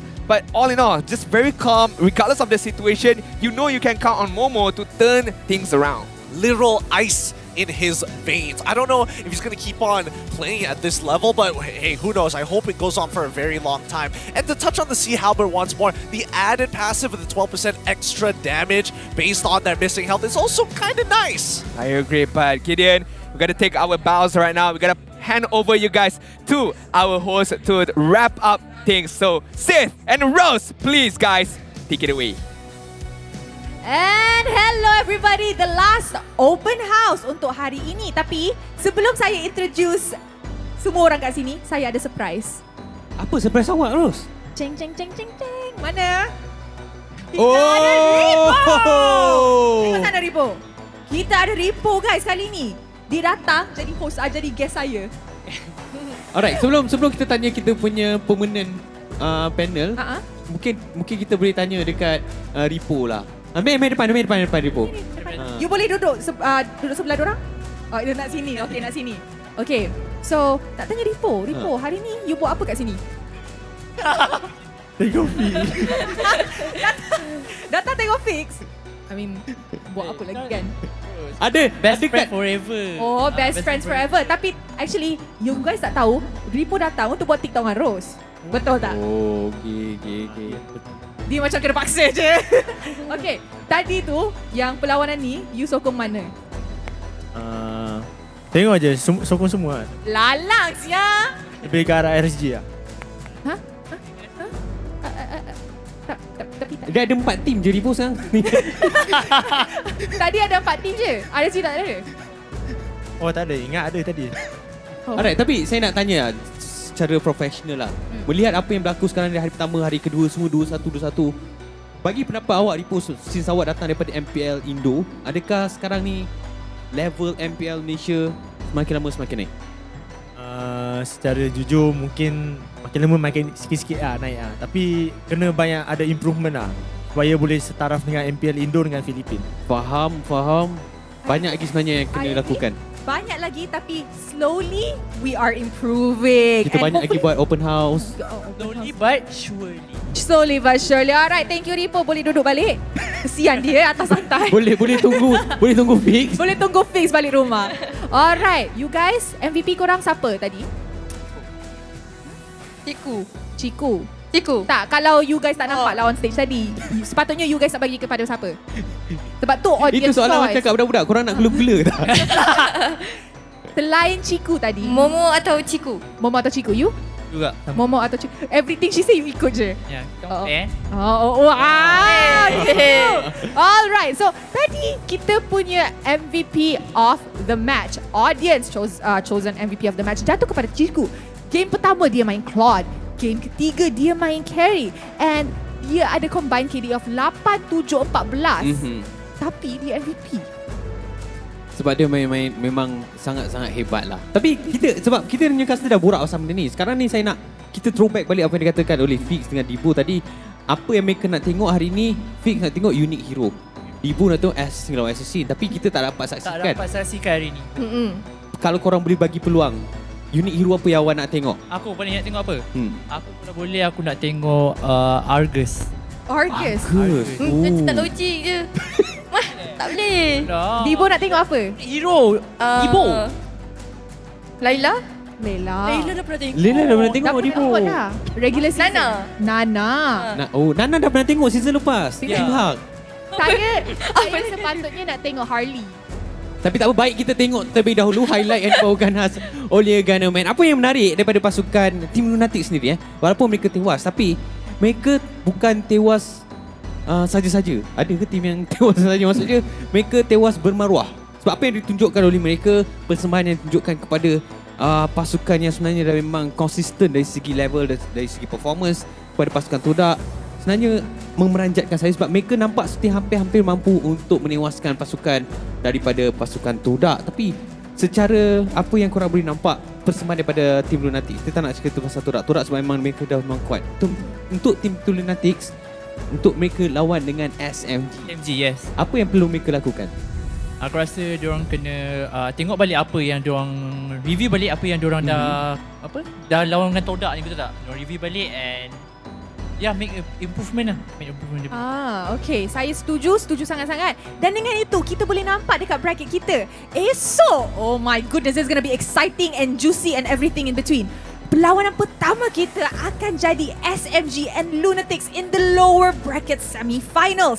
Lepas tu kita akan saksikan Homebois and Todak. Ni mesti seru, ni mesti sengit, ni mesti I nak tengok walaupun I boleh pengsan. Yes. And at 7 PM kita akan saksikan another best of 5. Siapa yang kalah dari perlawanan Homebois dan Todak akan turun, dan siapa menang dalam perlawanan SMG dan Lunatix akan terus kepada lower bracket finals. Ya, tadi harus ada katakan best of 5 untuk game yang terakhir. Di mana game yang pertama kita akan mulakan dengan best of 3. Ya, lepas tu best of 5, best of 5. Best of 5, best of 5. Itulah the real open house sebenarnya kau nak tengok. Actually memang betul-betul. Nak tengok berapa ramai yang akan tidur. Maksud saya tak ada maksud dah. Saya tak cakap apa dah. I tahu berapa pasukan yang akan pergi open house kita. Betul. Tapi tadi kita dah jawab soalan daripada Fix. Nak tengok unique hero. Dia Argus, dia Nana. Walaupun Nana dah guna, tapi tak apa, kita accept. Assassin lawan Assassin. Assassin apa yang korang nak tengok? Link, 4 pedang. Link lawan apa? Link lawan Penny. Bukan Penny Fix. Okay, Fix. Kalau aku Assassin Assassin lawan Assassin. Mic dia mati. Hayabusa dengan Link. Hayabusa lawan Link. Alright. Jadi Hayabusa lawan Link. Good lah ada team yang dengar. Tapi kan, if you look at the hero drafts from these 3 teams left, dorang usually main tanky heroes. So it will be a very big surprise kalau dorang pick those heroes. But what's even more of a bigger surprise is the MPL predictor yang menang, because kita ada Jose Mari Ada, Ahmad Istiak, Muhammad Rafael, Anthony Alfaro dan Sasha pun ada kat sana. Ini yang Rafael balik, bukan? Awak tanya diucapkan kepada pemenang-pemenang, mereka akan dapatkan hadiah yang cukup baik. Dan kalau korang nak menang and korang nak predict, you guys rasa your prediction is right, jangan lupa predict, sebab mana tahu akan menang gift. Betul tak? Betul. Siapa tak suka benda free kan? Ya, betul. Tapi sebelum kita melabuhkan tirai lah. Buat kata pengacara-pengacara macam kat TV kan. Nak habis kan. Sebelum kita melabuhkan tirai, mungkin korang ada kata-kata korang nak katakan kepada peminat-peminat yang setia tengah tengok ni. Kita mulakan dengan kepada yang di online sana yang tengok dekat YouTube semua tu kan, datanglah MPL Playoff ni sebab korang ini adalah first time MPL berlangsung di stadium juara. So datanglah, rasa lagi lah dia punya atmosphere, environment dia semua. Serius, dia lain daripada lain. Serius, korang kena datang kat stadium juara ni. Alright, Dibo pula sama juga. Korang kena datang juga sini sebab macam saya pun first time duduk dari pagi sampai malam, memang vibes dia lain dekat sini. Ya, betul apa katakan Dibo. Dia daripada tadi lagi tak best bangun. Kalau ada aku, betul tak? Tak. Tak best. Cuma apa persamaan awak dengan laut? Dua-dua menabukkan. Tapi tak apa.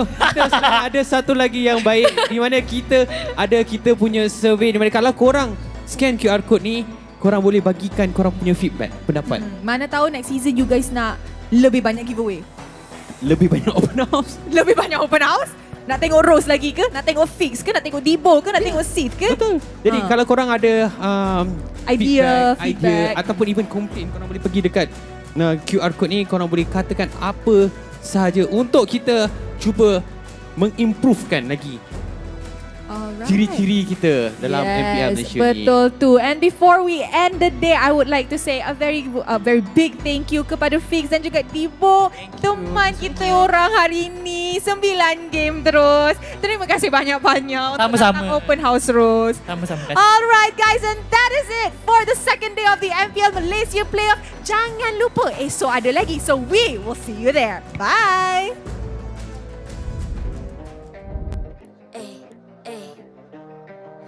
I'm a rock star. Yeah, rock star. Ay. I'm a rock star, baby. I'm a rock star. I'm a rock star. I'm a rock star.